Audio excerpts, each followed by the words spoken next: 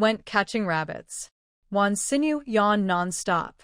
As soon as they heard about catching a rabbit, the others put down what they were doing and came over. Jiang Yunshu folded his hands in front of his chest and said very confidently, "I didn't catch it, right?" Wan Xinyu, who was always tough-talking, didn't want to embarrass himself in front of everyone, so he said, "Master, I will go out and catch rabbits with ease." Jiang Yunshu suggested, "That's just right. Thanks to all the educated youths, we have a good meal today. But yesterday's roast rabbit was a bit greasy, so we might as well change it to braised diced rabbit." The braised rabbit dices were delicious just thinking about it. Everyone swallowed their saliva and looked at Wan Xinyu with eager eyes. For a time, Wan Xinyu, who had boasted a bit too much, was unable to get off the horse.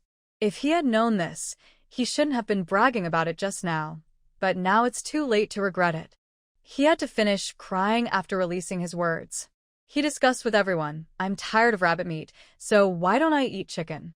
The grilled chicken is outstanding."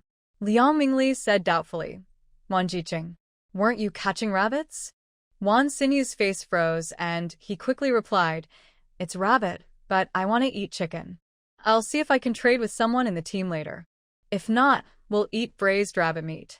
Trading rabbits for chickens is not a worthwhile deal. The people in the team probably won't agree. Wan Jiqing, if you didn't catch it, you didn't catch it. There's nothing wrong with admitting it openly. There's no shame in it at all. Jiang Yunshu has been professing troublemaking for 800 years. I didn't lie. Wan Xinyu, who was stared at by several pairs of eyes, turned red from the neck up. Now he didn't dare to admit it. The child refused to listen and liked to pretend. Jiang Yunshu had no choice but to let him go. But what made her curious was how Wan Xinyu obtained meat in a short period of time. It is true that money can make a fool of himself. After work at noon, Wan Xinyu's family didn't even bother to go back. They went to the house of an acquaintance and bought a chicken for 6 yuan. With the important matter on his mind solved, Wan Xinyu was called Dis. While he was working in the afternoon, he said to everyone, "You all come to my house for dinner tonight, and I will show you my skills." Jiang Yunshu and Du Meili readily agreed, but Liang Mingli and the others seemed a little hesitant. "Wan Jiqing, if you eat, we won't go. If someone in the team sees it, it won't be good for you." Jiang Yunshu knew their concerns, thought about it, and said, "Well, just cook and eat here. Wan Jiqing, wait and see what you are missing. I will go home to get it." As soon as the sun set, the cowshed started to get busy. Liang Mingli took over the job of butchering chickens. Wan Xinyu was the cook, and the others helped, selecting, washing, chopping, and the like. Jiang Yunshu asked, "Did you buy this chicken with the team members? How much does one cost? Now that I have money, I will buy one and make soup. 6 yuan is not expensive." After Wan Xinyu finished speaking, he realized that he had been tricked by Jiang Yunshu. He felt extremely regretful and his face was filled with anger. "Are you willing to admit it now? Jiang Jiqing, I beg you, don't tell them. I can't afford to embarrass this person. You said it was great that you admitted it so generously, but you had to pretend to be so. Now it's fine. The $6 are gone. Let's see if you dare next time." Wan Xinyu said nonchalantly, "If it's gone, it's gone. I don't care. I have plenty of money. After I spend it, I can ask my mother for it, but I can't lose face." Faced with such Versailles speech, Jiang Yunshu suddenly didn't want to talk to him anymore. There was meat, wine, and vegetables. The food today was even harder than last night, and the wine made from sorghum was extremely spicy.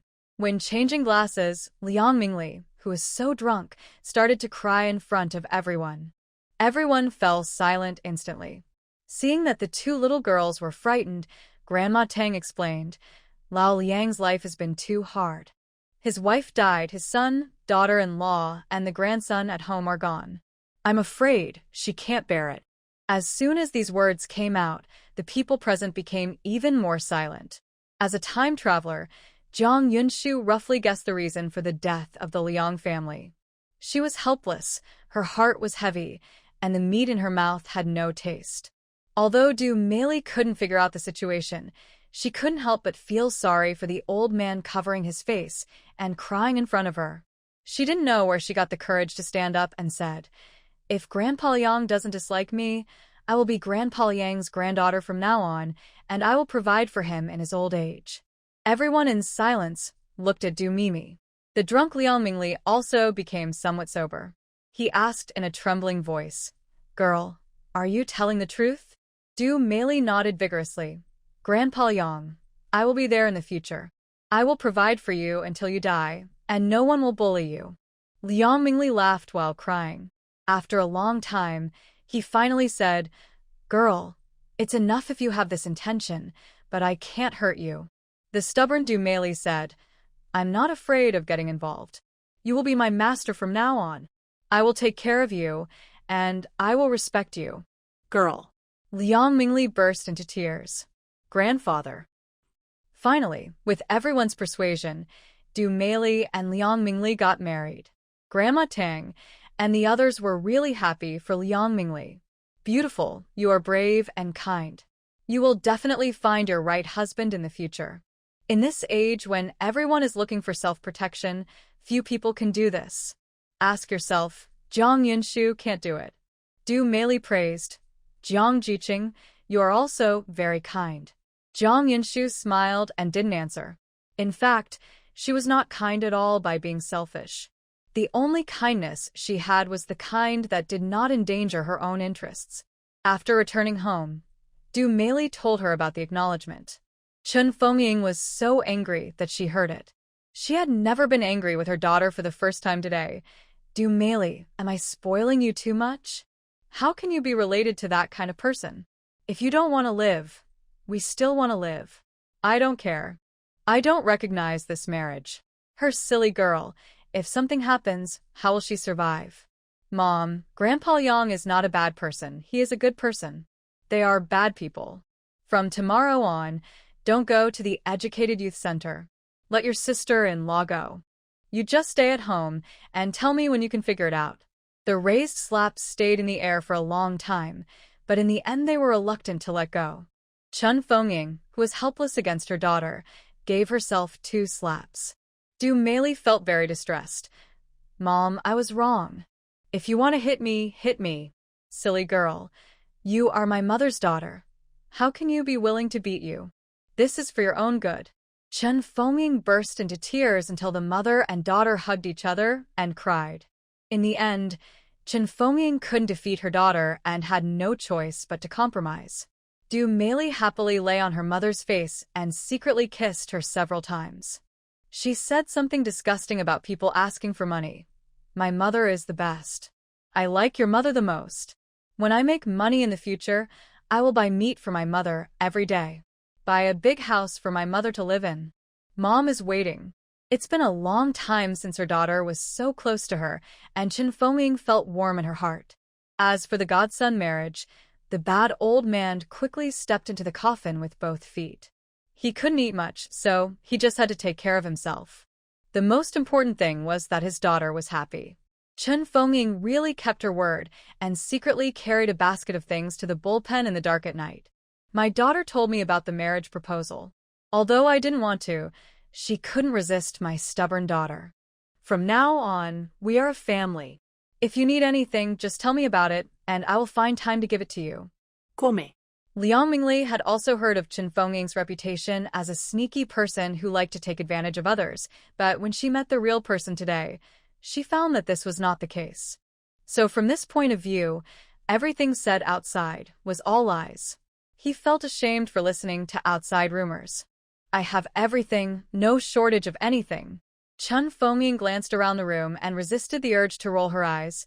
"Come on, it's okay for you to lie about her beauty, but you can't lie to me. In a few days, I will ask my eldest daughter-in-law to make clothes and shoes for you. Come on, wear something so cold, it will make you feel bad to see it beautiful. That's it for now. It's not too early for me to come out. If anyone sees me, I'll be finished." Chen Fengying came in a hurry and left in a hurry. Liang Mingli looked at her leaving back and shed 2 tears. "Old lady, have you seen it? I have met a good person. Jiang Jiqing is a good person. Wan Jiqing is also a good person, and the Du family and his wife. If you have souls in heaven, please keep them safe for me." The only answer to him was the wind of the past. On the other side, Gu Juyen couldn't bear the harassment from his family. Thinking that he still had business to do, he hurriedly bought a ticket to Engshi. At this moment, he was sitting on the train heading to Engshi, and there were only less than 15 days before he returned to the team. Because of the pig-raising incident, Jiang Yunshu's reputation in the brigade is getting better and better. There are even rumors in the brigade that the captain intends to give her a place to go back to the city to go to school. This made everyone who was an educated youth very jealous, especially Wang Songshan, who is eager to return to the city. In terms of seniority and age, the spot for returning to the city this year should be his, but now it has been taken away by that little witch Jiang Yunshu. He hates her so much. If he misses this return to the city, he doesn't know when he will have to wait until next time. The more he thinks about it, the angrier he becomes. Wang Songshan feels that he can no longer sit back and wait for death, and he has to take the initiative. Everyone in the team was praising Jiang Yunshu for how well she fed the pigs. If the pigs got sick and died accidentally, then Jiang Yunshu would be the sinner of the Red Flag Brigade. She wanted to return to the city, which was simply wishful thinking. In the end, the place to return to the city can only be his. Action Faction Wang Songshan borrowed some money from other people in the educated youth camp, then took leave and went to the county seat. When he came back, he had the medicine he bought at a high price in his pocket. On a dark and windy night, Wang Songshan sneaked out on the pretense of having diarrhea and trotted all the way to the pig pen. After observing that no one was around, he took out the medicine in his pocket. Liang Mingli, who had gotten up to urinate at night, saw someone standing in front of the pig pen in a daze, sneaking around and not knowing what he was doing. He immediately woke up and yelled, "Who is standing there?" Wang Songshan was so frightened that he trembled all over and ran away. The medicine bag he had not yet used fell to the ground, and he did not dare to pick it up. He couldn't be caught, otherwise his life would be ruined, so he ran and ran as hard as he could. Liang Mingli, who realized that there was a thief in the pig pen, quickly chased after him and shouted loudly, "Catch the thief! Someone stole the pig! Catch the thief quickly!" Wang Songshan, who was already panicking, became even more frightened. He only cared about running and did not look at the road under his feet. Not long after running, he tripped over a branch and fell to the ground. When Liang Mingli saw this, he was afraid that he would run away again, so he risked his life to catch up with him, rode on him, and hugged him tightly with both hands. "You old thing, get out of here." Wang Songshan, who was trying to escape, hit Liang Mingli's stomach with his elbow. Liang Mingli's face was grim in pain, but he refused to let go. When Grandma Tang and the others heard Liang Mingli's cry for help, they ran out without even bothering to put on their shoes. When they saw the person pressing under Liang Mingli, they hurried forward to help. Others helped Liang Mingli hold him down to prevent him from escaping, while Grandma Tang jogged all the way to Zhang's house and knocked on the door of Zhang's house. Jiang Yunshu, who stayed up late reading novels in the space, heard shouts outside. Realizing that something had happened in the pig pen, she quickly came out of the space, put on her clothes, and hurried to open the door. "Jiang Jiqing, someone stole a pig." Lao Liang and the others held the pig thief down. "Go and have a look." "Grandma Tang, I'll go over now, and you go call the captain." After Jiang Yunshu finished speaking, the two of them acted separately. Wang Songshan, who couldn't escape, was heartbroken and stared at Jiang Yunshu, who was not far away from him. It's all her fault. If it weren't for her, he wouldn't have done this. It's all her fault. Why didn't she die? After feeling this strong hatred, Jiang Yunshu, who is not a vegetarian, was not someone to be trifled with. She walked up to him and slapped him several times, saying, "You seem to hate me, right?" Wang Songshan's mouth was full of blood after being slapped, and several of his teeth were knocked out. However, the eyes he looked at Jiang Yunshu still showed resentment and unwillingness. So Jiang Yunshu slapped him again, this time, knocking him unconscious. It was the first time for everyone else present to see such a violent Jiang Yunshu, and they were extremely frightened. However, when they thought about it, they had done nothing to apologize to Jiang Yunshu, and the fear in their hearts disappeared. When he saw Wang Songshan's swollen face like a pig's head clearly, Liang Mingli took a breath of air. When the captain comes over later, I'm afraid it won't be easy to explain when he sees this man fainting. It's simple. After Jiang Yunshu finished speaking, he brought a basin of cold water from somewhere and poured it on Wang Songshan's head. Just when Wang Songshan opened his eyes and woke up, Du Shochuan also rushed over with people, men and women, old and young. They were very angry when they heard that someone was stealing pigs. Some had sticks in their hands, some had wheat cutting sickles in their hands, and some had shovels in their hands. Tonight they must teach the pig thief a lesson. Jiang Yunshu pointed at Wang Songshan on the ground and complained, "He is the captain of the brigade. He wants to steal our brigade's pigs." The furious team members took action before Du Shochuan could say anything. They were about to kill someone, so Du Shochuan quickly stepped forward to stop them. The team members were not relieved and gave Wang Songshan another kick, while Du Shou was not paying attention. Wang Songshan was beaten to the point where he was lying on the ground dying. At this moment, his hatred for Jiang Yunshu reached its peak. Du Shochuan also had disgust on his face. Everyone in the team knew what the more than 20 pigs in the pigsty meant to the team. He knew clearly, but he still took advantage of those pigs. He was really the weak Wang Songshan defended. I didn't give your father's shoot for staying up late at night and running around the pig pen. If he wasn't stealing pigs, could he be taking a walk? You think I am a 3-year-old child? Chen Fengming was so angry that she kicked him twice, then turned around and complained to Du Shochuan, "Captain, this man can't be kept here. If you want to see me, I will kick him out of our brigade. Kick him out. He is not welcome in our brigade. If you steal a pig today, you will dare to steal a person tomorrow. This person is a disaster and cannot be kept, so drive him out. Get out." For a moment, there was a huge uproar, and the team members shouted with indignation to drive Wang Songshan away. After learning that something happened in the pig pen, the educated youths who came later saw Wang Songshan lying on the ground, covered in blood. They were afraid of being implicated by him, so they hid behind the team members and acted like a turtle.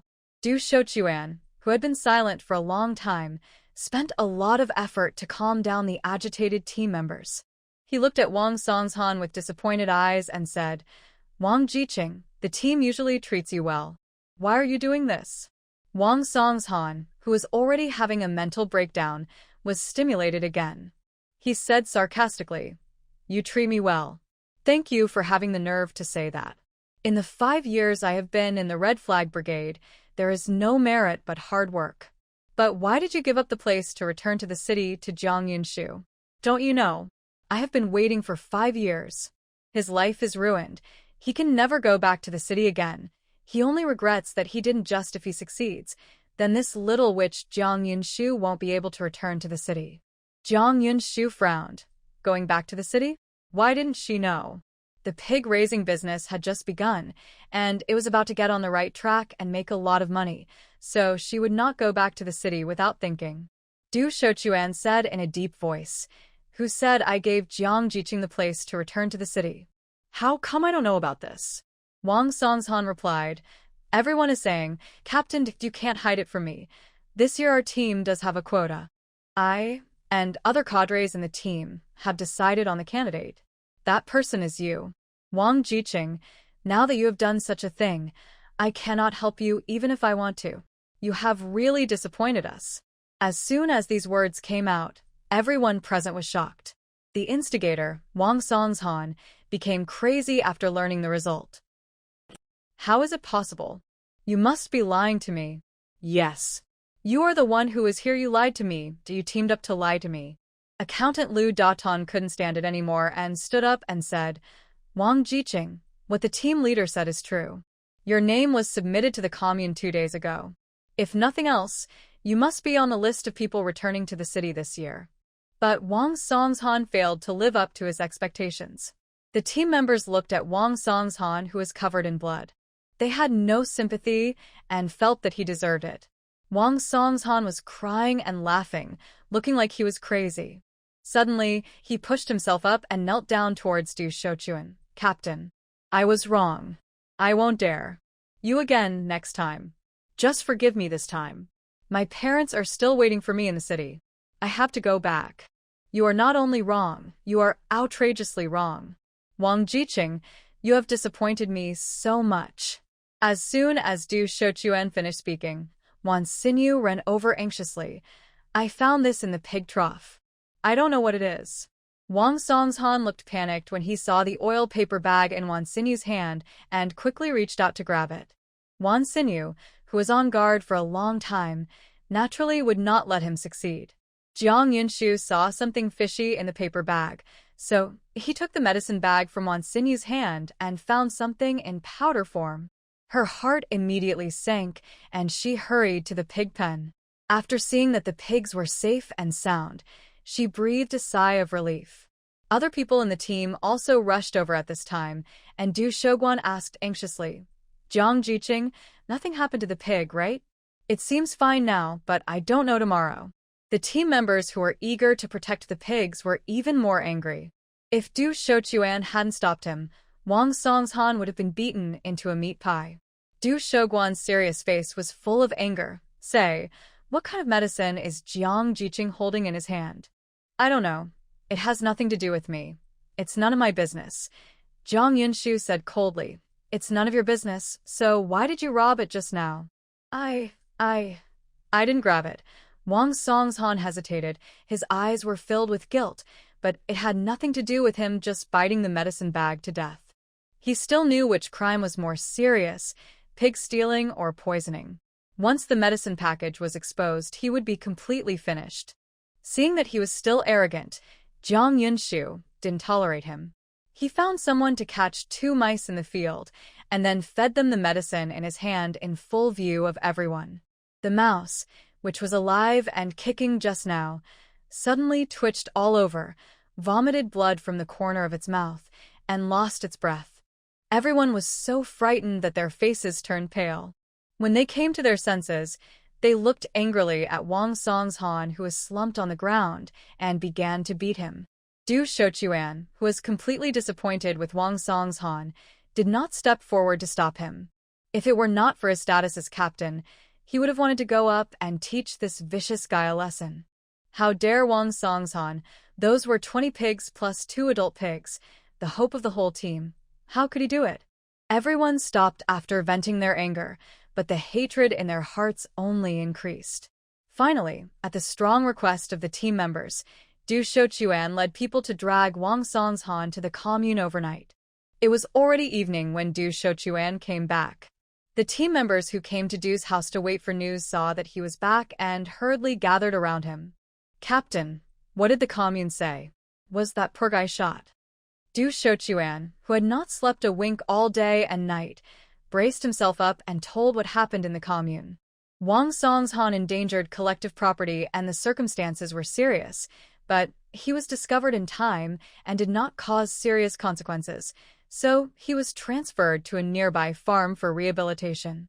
When the team members heard this result, they were very dissatisfied and clamored to go to the commune to seek justice. Du Shochuan finally persuaded them to stop. In addition to the farm renovation, Wang Songshan suffered 3 broken ribs and a broken leg. The doctor said that even if he was cured, he would still be ill in the future. This was considered a self-inflicted disaster, and he could not blame others. Du Shochuan felt sad in his heart. If this hadn't happened, Wang Songshan would have returned to the city to be his college student in the near future. It was just a pity. Jiang Yunshu couldn't sympathize with Wang Songshan's experience. What's more, he did this just to frame his marriage. It's her fault. She raised the pig, and if something happens to the pig, the team will only cause trouble for her. Captain, what happened last night was thanks to Liang Mingli and the people in the bullpen. Without them, so many pigs in our team would have been poisoned to death. Do we have to thank them properly? The team members who were originally dissatisfied with Liang Mingli could not find fault with him now, because what Jiang Yunshu said was true. Chen Fengying, who was protecting the calf, also jumped out and said, I think Jiang Jiqing is right. A person must know how to repay kindness. You haven't seen it. In order to protect Wang Songshan and prevent him from escaping, The old Liang Tu was covered with blood. I'm so injured that I can't even get out of bed. This is true, but why does it sound so awkward when it comes out of Chen Fengying's mouth? How can Chen Fengying, who is a habitual villain, be so kind? The team members who couldn't figure it out and didn't bother to worry about it simply didn't think about it. However, for what happened last night, we really have to thank those people. It turned out that they were not that bad after all. In the end, it was Du Shouchuan who made the decision.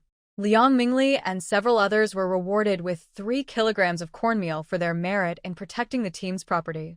In addition, the injured Liang Mingli was also allowed to stay in bed for a week to recuperate.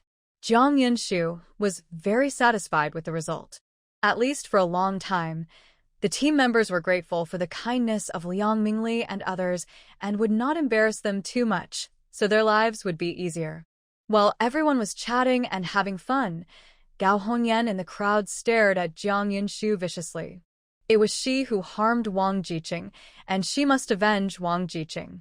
Soon, Gao Hongyan found an opportunity.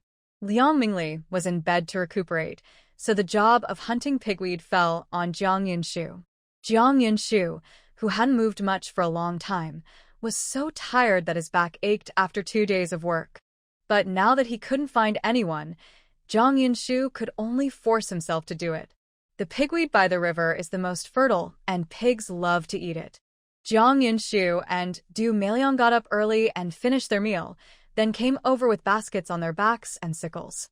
After a while, a large basket full of pigweed was cut. Seeing that the basket on her back was full, Du Liang said, "Jiang Jiqing, you are cutting here. I will send this basket of pigweed back, and I will be back in a moment." Jiang Yunshu warned, "Okay, please go slower on the road." After Du Meili left, Jiang Yunshu continued to cut pigweed. When she raised her head to rest, she found a big carp along the river. It looked quite small. The impatient Jiang Yunshu quickly poured out the pigweed from the basket on his back and walked toward the big carp quietly. When she came to the front, she squatted down and put the bamboo basket into the water. Just when Jiang Yunshu was about to take the bait, suddenly, a black shadow appeared from behind and pushed Jiang Yunshu into the water. The river looked very shallow, but it was very deep. A few years ago, some playful children in the team accidentally fell into the river and drowned. Jiang Yunshu, who did not understand water, had a lot of water in his mouth and nose, and he was about to die. She subconsciously flashed into space. However, at this critical moment, Jiang Yunshu couldn't sense the space. She tried many times to no avail. In despair, she could only shout for help. Gao Hongyan on the shore looked at Jiang Yunshu desperately calling for help with hatred and indifference. Now she wished Jiang Yunshu was dead. Only if Jiang Yunshu dies will she be happy. Jiang Yunshu in the middle of the river was exhausted, but he still managed to stay awake and shouted for help. Mrs. Wang, who was over 60 years old, heard a cry for help from the river and ran over. When she saw the people in the river, she was almost scared out of her mind. "Jiang Jiqing, hold on, I'll call someone." After that, she ran to call someone in a hurry. When Gao Hongyan saw someone coming, she quickly ran away with a guilty conscience, but she was happy in her heart, because she avenged her sweetheart. Gu Juyen, who came to the Red Flag Brigade to search for someone, heard the cry for help and subconsciously looked towards the river to the west. When he saw the person in the river clearly, he felt a strong pain in his heart for some reason. Gu Juyen, who was eager to save people, ignored the discomfort in his heart and hurriedly jumped into the river to save people. With his efforts, the unconscious Jiang Yunshu was fished out of the river. At this time, a red thread invisible to others tightly wrapped the wrists of Gu Juyen and Jiang Yunshu and even tied them in a tight knot. Looking at the unconscious villain, Gu Juyen's heart hurt even more. He only knew that he didn't want her to die. Mrs. Wang also rushed here with everyone, including the anxious Du Meili.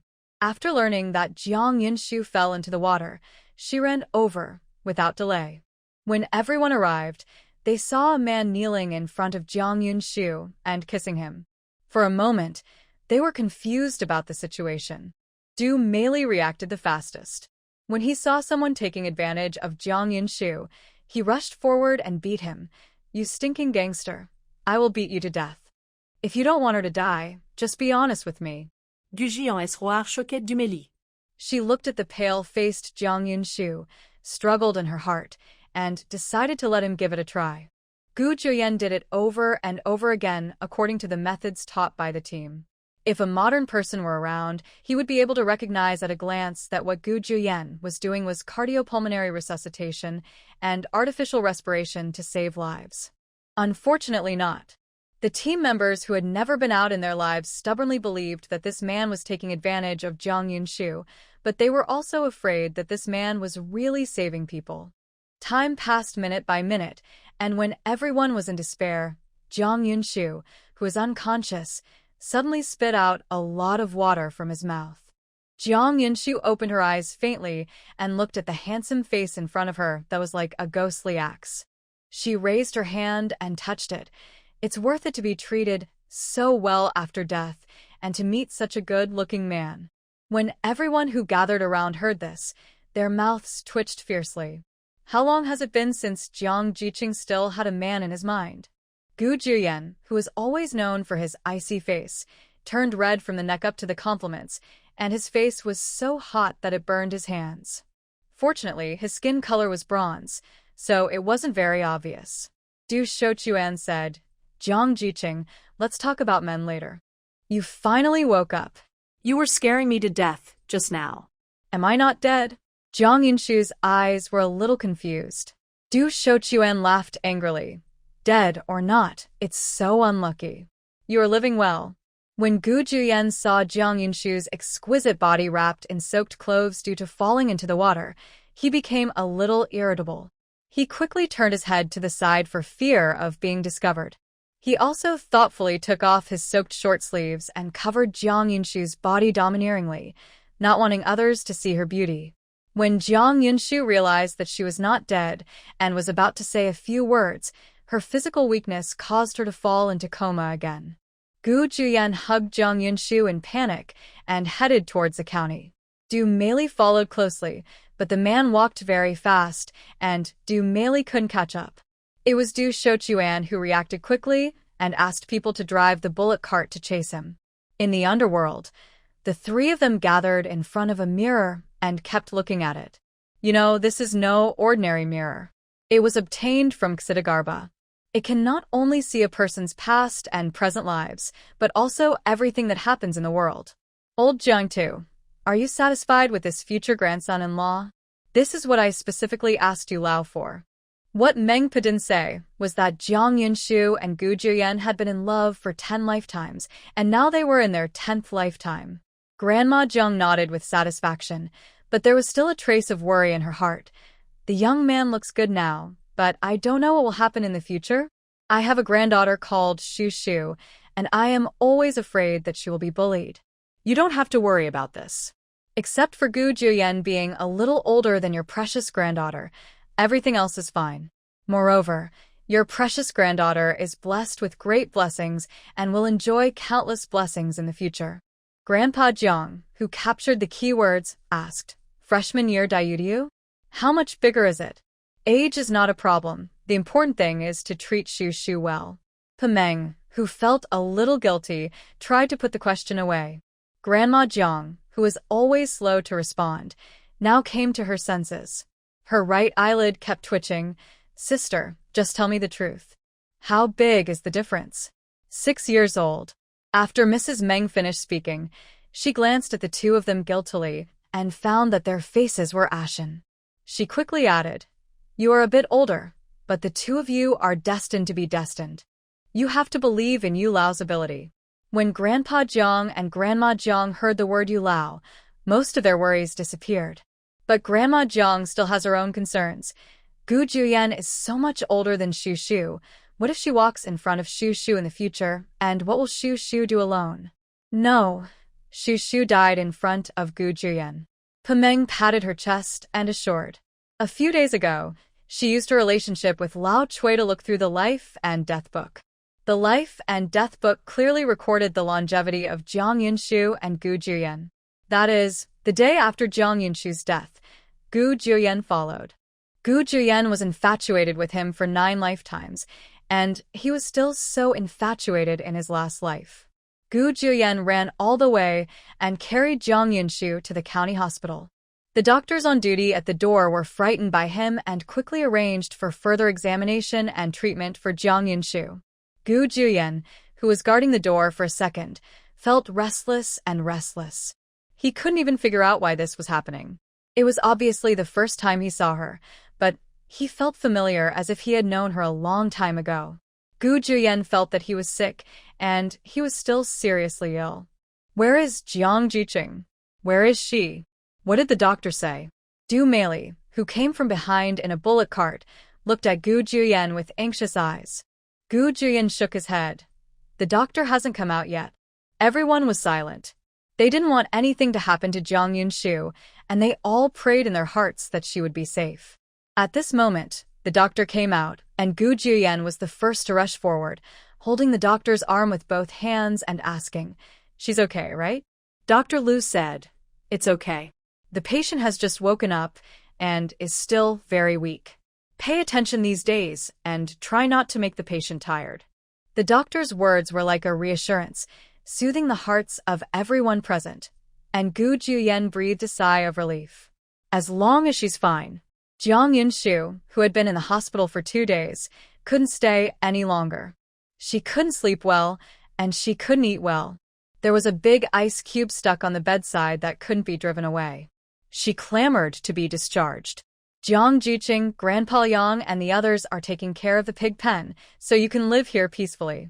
What happened this time really scared Du Meili. Beautiful. Mine is so beautiful. Just promise me. No. Gu Juyen, who was returning from eating outside, saw the conversation between the two and said, "I'll go get discharged from the hospital later." Real? Jiang Yunshu's eyes were filled with stars, but Du Meili was extremely disapproving. "Comrade Gu, Jiang Jiqing's body has not recovered yet. I asked the doctor, and the doctor said she could be discharged from the hospital. Besides, she just wanted to be happy." Having said this, Du Meili didn't know what to say anymore. After eating, she started packing her things, while Gu Juyen went to handle the discharge. "Comrade Gu, thank you for saving me. When I get better another day, I will thank you in person." After Jiang Yunshu finished speaking, he took Du Meili and ran away in a panic. People say that beautiful women are dangerous, but in Jiang Yunshu's opinion, beautiful men are even more dangerous. Seeing Jiang Yunshu's hastily running away, the smile on Gu Juyen's lips froze instantly. She was afraid of him, but Gu Juyen didn't want her to be afraid of him. After getting on the bullock cart of the team next door, Du Meili hesitated and said again and again, "Jiang Jiqing, are we going too far? It is indeed a bit too much. I deserve to die, and I will reflect on it. Jiang Jiqing, that's not what I meant. I am. The extremely anxious Du Meili didn't know what to say for a moment. She was almost crying, for fear that Jiang Yunshu would misunderstand her, be angry with her, and ignore her in the future. "Silly girl, I'm teasing you. You should put your tears back quickly, or else when you go back later, your mother will see you crying and think I'm bullying you. Aren't you angry with me? Why am I angry with you? You worked hard these 2 days in the hospital to take care of me." Seeing that Jiang Yunshu was not angry with her, Du Meili smiled happily. "I'm not working hard. It's Comrade Gu who is working hard. I haven't even slept with him for the past 2 days. Jiang Jiqing, do you know Comrade Gu?" "Don't know." Jiang Yunshu told the truth that it was precisely because she didn't know him that the man was too kind to her that she was afraid and wanted to run away. After all, she has a lot of secrets. Du Meili said firmly, "If you don't know him, then if he treats you so well, Comrade Gu must be a good person." Jiang Yunshu didn't know whether he was a good person or not, but it was a fact that she owed him her life. How could she repay him as she disliked owing favors the most? This is another headache. The team members who were chatting in the team room saw Jiang Yunshu and swarmed forward. "Jiang Jiqing, you're finally back, and all of us are worried. Jiang Jiqing, it's a good thing that you're fine. You'll learn a lesson from the experience. Don't go to the river next time. The river is so dangerous. If you don't pay attention, You can fall in. I didn't fall in by myself, I was pushed in. Jiang Yunshu's words were like thunder on the ground, instantly exploding in the crowd. Even Du Meiliang on the side was surprised, because she had never heard Jiang Yunshu mention it before, and she always thought Jiang Yunshu fell into the water accidentally. But after the surprise, there was anger. The person who pushed Jiang Jiqing clearly wanted Jiang Jiqing's life. Without Comrade Gu's timely rescue, I'm afraid Jiang Jiqing. Du Meili didn't dare to think about it anymore. Tian Suehua was shaking with anger. Jiang Jiqing, can you see clearly who the person who pushed you is? He wants to harm you. We can't let her go. Gao Hongyan, it was she who pushed me into the river when I wasn't paying attention. The reason why Jiang Yunshu knew her was from the time when she first went to the countryside. Before the new house was built, she had to live in the educated youth spot. Gao Hongyan would come to the educated youth spot every evening with her books in hand to ask Wang Songshan for advice. As time passed, it was difficult for Jiang Yunshu to recognize her. But now that she thought about it, she could probably guess the reason why Gao Hongyan pushed her into the water. Gao Hongyan liked Wang Songshan, but Wang Songshan failed to live up to his expectations and went astray. As a result, his promising future was lost, and he was even sent to a nearby farm for renovation. But Gao Hongyan was born with hatred because of love. She loved Wang Songshan and hated her. Gao Hongyan pushed her into the water because she wanted her to die. It's a pity that she was lucky and didn't die. I think Gao Hongyan would be very disappointed when she found out. Gao Hongyan's mother-in-law, Ma Dinyo, was also in the crowd. She immediately denied it and said, My daughter is so honest. How could she do something like that? You must be slandering her. Jiang Yunshu laughed angrily. Is she worthy of my slander? If you don't believe it, let's go to the county town and ask the police to investigate and find out. You can't go. If her daughter really did this and was caught, which man would dare to marry her in the future, and how would her family's Yaozu find a wife? Didn't you say that I slandered your daughter? If you don't call the police, how can you clear up your daughter's grievances? Do you know that your daughter is committing murder? What kind of person kills people and doesn't kill people? Aren't you still alive now? Let me see. Let this matter go. If it is really my daughter who did it, my old lady will look down on you and apologize to you, and we will just let this matter pass. I can't get over this matter. How could you, an educated youth, do this? I've already apologized to you, old lady. Is it possible that you would be satisfied if my daughter died? Yes, as long as she dies, it will be over. Don't go too far. Ma Dinyo almost fainted from anger. It's too much. Isn't your daughter too much? If I hadn't been lucky enough to be saved by kind people, I would have died long ago. You understand, it was your daughter who wanted to kill me. Everyone who originally thought Jiang Yunshu was a bit aggressive immediately turned to her side and looked accusingly at Ma Dinyo, who was rolling around on the ground. Jiang Yunshu didn't have that much patience to accompany Ma Dinyo to cause trouble.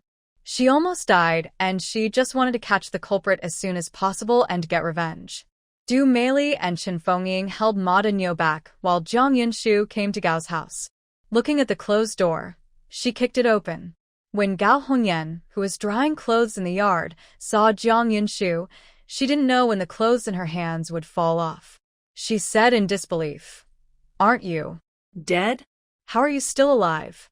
Gao Hongyan, I have no enmity with you, but you pushed me into the river and almost killed me for a dog man. You are really vicious. I didn't do it. You got the wrong person. It wasn't you, just follow me to see the police. After Jiang Yunshu finished speaking, he grabbed Gao Hongyan's arm and dragged him out. Seeing that Jiang Yunshu was serious, Gao Hongyan was scared and cried for Jiang Yunshu to let go. Jiang Yunshu looked at Gao Hongyan, who was crying and making trouble with sharp eyes, and said, "As long as you admit that you did it, I won't drag you to see the police." "I did it." If you are satisfied, let go. "I only said I wouldn't take you to see the police, but I didn't say I would let you go."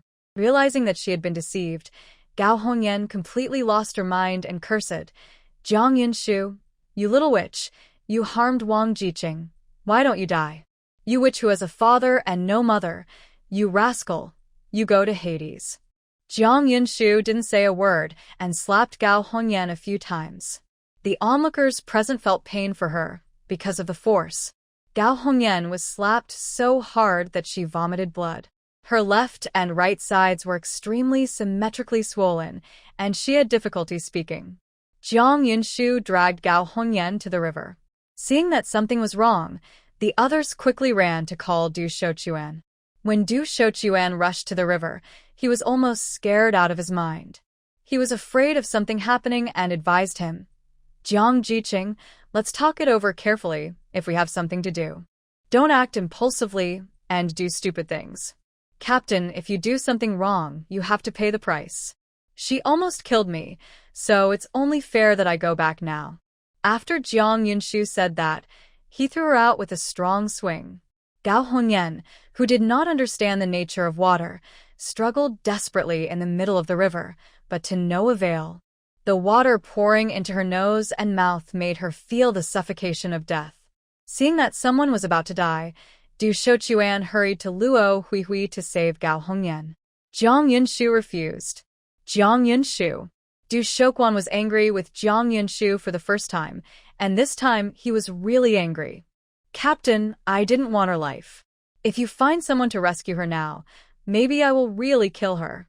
Today, even if I, the King of Heaven, come, I can't speak easily." Without Jiang Yunshu's nod, no one can get into the water. Time passed minute by minute. Seeing that Gao Hongyan was almost dead in the river, Jiang Yunshu opened his mouth. The people who had been waiting by the river for a long time jumped into the river to save her. Zhang Yuzhen, who had been a bachelor for more than 30 years, was the most active in rescuing people.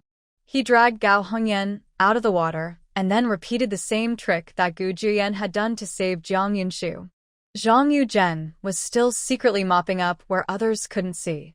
When he thought that Gao Hongyan was about to become his wife, he was so happy that his big yellow teeth that hadn't been brushed in 30 years were exposed. Jiang Yunshu, who fell into the water, was rescued by this method. When everyone saw Zhang Yuzhen rescuing people, they didn't stop him, but it was a pity. After being hugged and touched, Gao Hongyan was no longer clean. If she didn't marry Zhang Yuzhen, no man in the world would want her. Ma Daniu rushed over and saw someone playing hooligan against her daughter. She rushed up and slapped Zhang Yuzhen. Zhang Yuzhen was not angry at all. He looked at his mother-in-law with a smile. "Sister Ma, I am saving your daughter. Why are you beating me? We will still be a family in the future." Ma Daniu scolded. "The toad wants to eat swan meat, Zhang Yuzhen.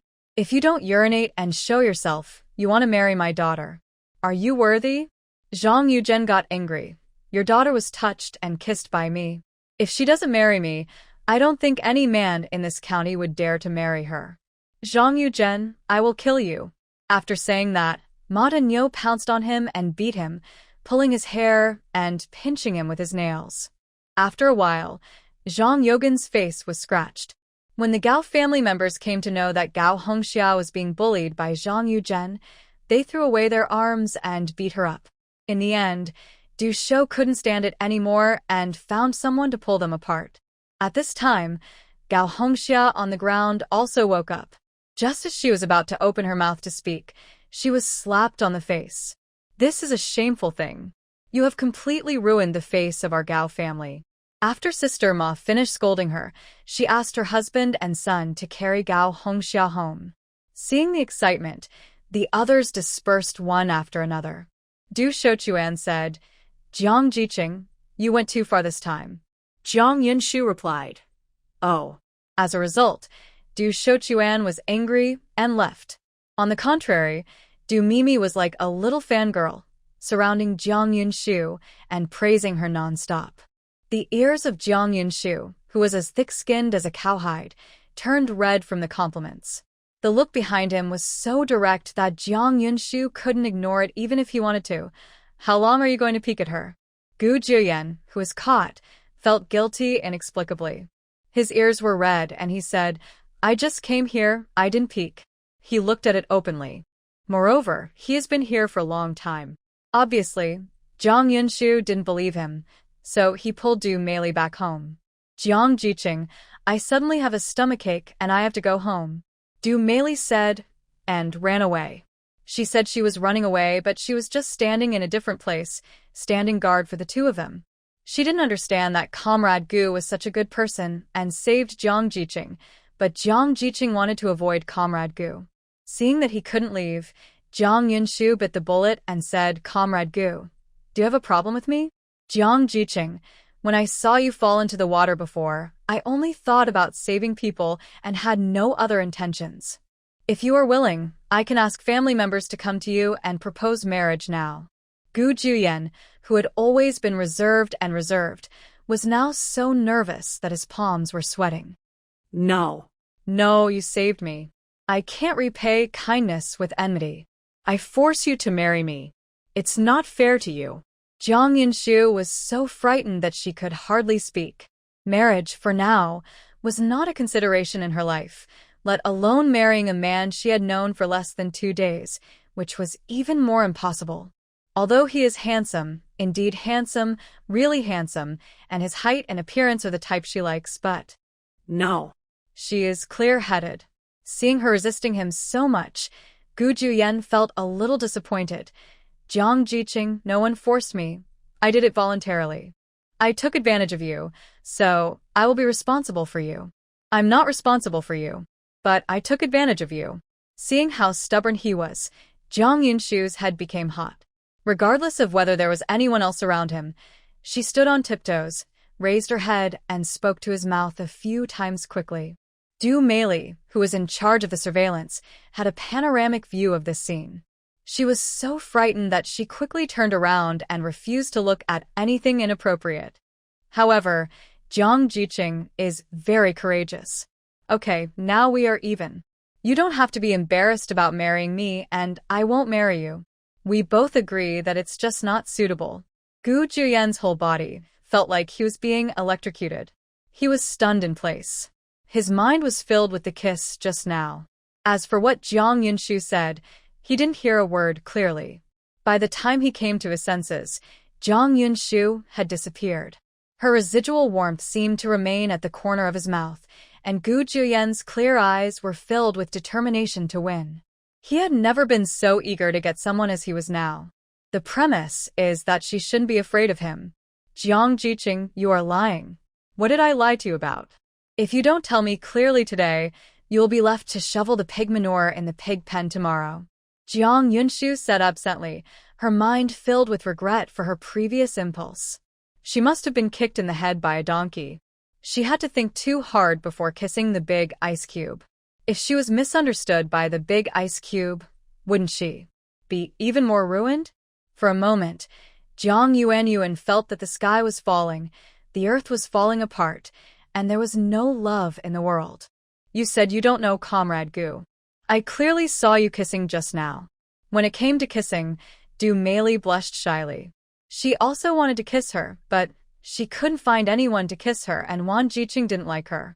Jiang Yunshu said categorically, No, you got it wrong. That's right, I clearly saw you. Before she could say the word kiss, Jiang Yunshu, who had quick eyes and quick hands, blocked her mouth with his hands. Are you still talking about it? Du Mei shook her head, and Jiang Yunshu relaxed his hands with relief, not forgetting to say, Next time you talk nonsense, I will punish you by shoveling pig manure and spreading pig manure. In short, all the work of pig manure is yours. Du Mei, who breathed in the fresh air, murmured dissatisfiedly, It was obviously just a kiss, I saw it. Who would have thought that? All the complaints went into Jiang Yunshu's ears, and she was angry. I'm going to shovel pigs tomorrow. Feces, no need to discuss. Du Mei criait. It was late at night, and all the members of the Red Flag Brigade were asleep. Gu Juyen came to the bullpen alone and knocked on the door. Liang Mingli and others, who had just laid down, heard a knock on the door outside and thought something had happened in the pig pen, so they immediately stood up and got out of bed. Looking at the strange man in front of him, Liang Mingli blocked him from the door and asked warily, Who are you? Gu Juyen said coldly, I have something to do with Sun Qingda. As for what happened, he didn't say. Under the moonlight, Sun Qingda also recognized who was in front of him. After informing some of his old partners, He took Gu Juyen outside to talk. It's very dangerous here. Juyen, you shouldn't come. It's okay, Grandpa-san, are you okay here? I'm okay. You don't have to worry about me, but your grandfather and the others are not implicated by me, right? Gu Juyen shook his head. They are very good, Grandpa-san. I am here this time. Sun Qingde knew what he was going to say and interrupted him quickly. Follow me. Gu Juyen did not speak anymore, but followed Sun Qingde. The two stepped into the cowshed with their front feet and smelled the smell of cow dung with their back feet. Juyen, look out for me. After saying that, Sun Qingde squatted down and started digging things with his hands. Gu Juyen looked around. It wasn't until Sun Qingde dug out the things that the two of them left the cowshed. Juyen, you must put this thing away and be sure not to be discovered by others. If one day, unfortunately, I die, you must give it to the country. After saying that, Sun Qingde solemnly handed the oil paper bag in his arms to Gu Juyen, as if he was asking for help on his deathbed. Until now, he has never regretted it. Gu Juyen, who knew the things were of great significance, put the things in his arms and assured him, Grandpa-son, don't worry, I'm with it. Okay, you are worthy of being that old cunning grandson. If you meet your grandfather and say hello to him for me, I wonder if we will see each other again in this life? We'll see you. You have to take care of yourself. Grandma's son and the others are still at home, waiting for you to go back. Sun Qingde's eyes turned red when he heard about his family. It was all himself that had harmed them, but from the moment he set foot on this road, he had no chance to look back. The two chatted for a while under the moonlight. Just when Sun Qingde was about to go back to rest, Gu Juyen stopped him. Grandpa-son, I want to ask you about someone. Who to inquire about? You say. Jiang Yunshu. Why are you asking that girl? Gu Juyen knew he couldn't hide it, so he told everything about rescuing people by the river 2 days ago. Sun Qingde said cheerfully, It turns out that you are the one who saved people. You are lucky. That girl is nice, but she has a sharp mouth and a soft heart. She looks cold, but in fact she has a softer heart than anyone else. It's because of her that we old men have such an easy job of hunting hogweed. Your family will definitely be very happy if they know about it. Gu Juyen's marriage has always been a worry for the Gu family. She is very nice. When Jiang Yunshu was mentioned, a hint of tenderness appeared in Gu Juyen's eyes. You protected her before you got married. If you get married, that's okay. Boy, if you really marry that girl in the future, treat her well and don't let her down. Otherwise, I won't be able to spare you. She doesn't like me. Sun Qingde was stunned for a moment and then laughed loudly. Your boy also has today, how about it? It feels bad to be rejected by the girl you like. Gu Juyen looked downcast. Seeing how uncomfortable he was, Sun Qingde couldn't laugh anymore and hurriedly advised, That girl is beautiful and knowledgeable. It's normal that she doesn't like you, but you don't have to be too anxious. We have to take our time with emotional matters. Grandpa-son, does she have a sweetheart? In the end, Gu Juyen did not hold back and spoke out what was in his heart. She refused him so simply. This was the only reason Gu Juyen could think of, but he didn't want to hear that answer. To be precise, it was fear and jealousy. Jealousy of the dog man who could be with her for the rest of her life. You asked, and I suddenly remembered that as soon as that girl went to the countryside, many people came to propose marriage, but the girl kicked her out, saying that she had a fiancé and would get married when she returned to the city. Is her fiancé nice to her? No, he had no reason and no position to ask such a question. Gu Juyen felt as cold as if he was in an ice cellar. I think that girl is lying. If she really has a fiancé, why does she have to wait until she returns to the city to get married? Why can't we get married before going to the countryside? After getting married, we don't have to go to the countryside. You know, going to the countryside is not just playing house. Going to the countryside is hard and tiring. As long as the man is responsible, he will not let his fiancée go to the countryside alone. Sun Qingde finally figured it out. The authorities were obsessed with this emotional matter. It was clear to onlookers that this young man who usually looked quite smart had become so stupid. Grandpa's son, you are right. At this moment, Gu Jiuyan's dead heart came to life again. If she really does, then he just wants to let her go. He only wants her to be good. As for the rest, he wants nothing else. If the man treats her badly, then he will beat him until he relents and treats her well. If there is neither of the above, it would be best if he has a lifetime to wait for her, and wait for her to look back at him. The victorious general who used to strategize on the battlefield is now willing to imprison himself in an emotional cage. Sun Qingde saw that he had figured it out. While he was happy for him, he also mentioned something. That girl is usually close to the grandson of the Wan family. If you are not in a hurry to go back, you can talk to him.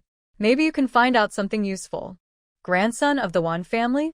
Gu Jiuyan couldn't remember who it was for a moment.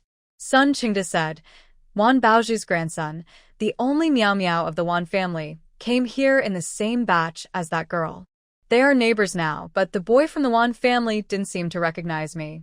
He was still a neighbor who could not see him without looking up. Gu Jiuyan felt sour as if he had broken the old jealousy, because he also wanted to be a good neighbor who could not see him without looking up. Thank you, Grandpa Sun. After Gu Jiuyan asked him for Wan Xinyu's address, he immediately walked away. Wan Xinyu was lying in bed having a sweet dream.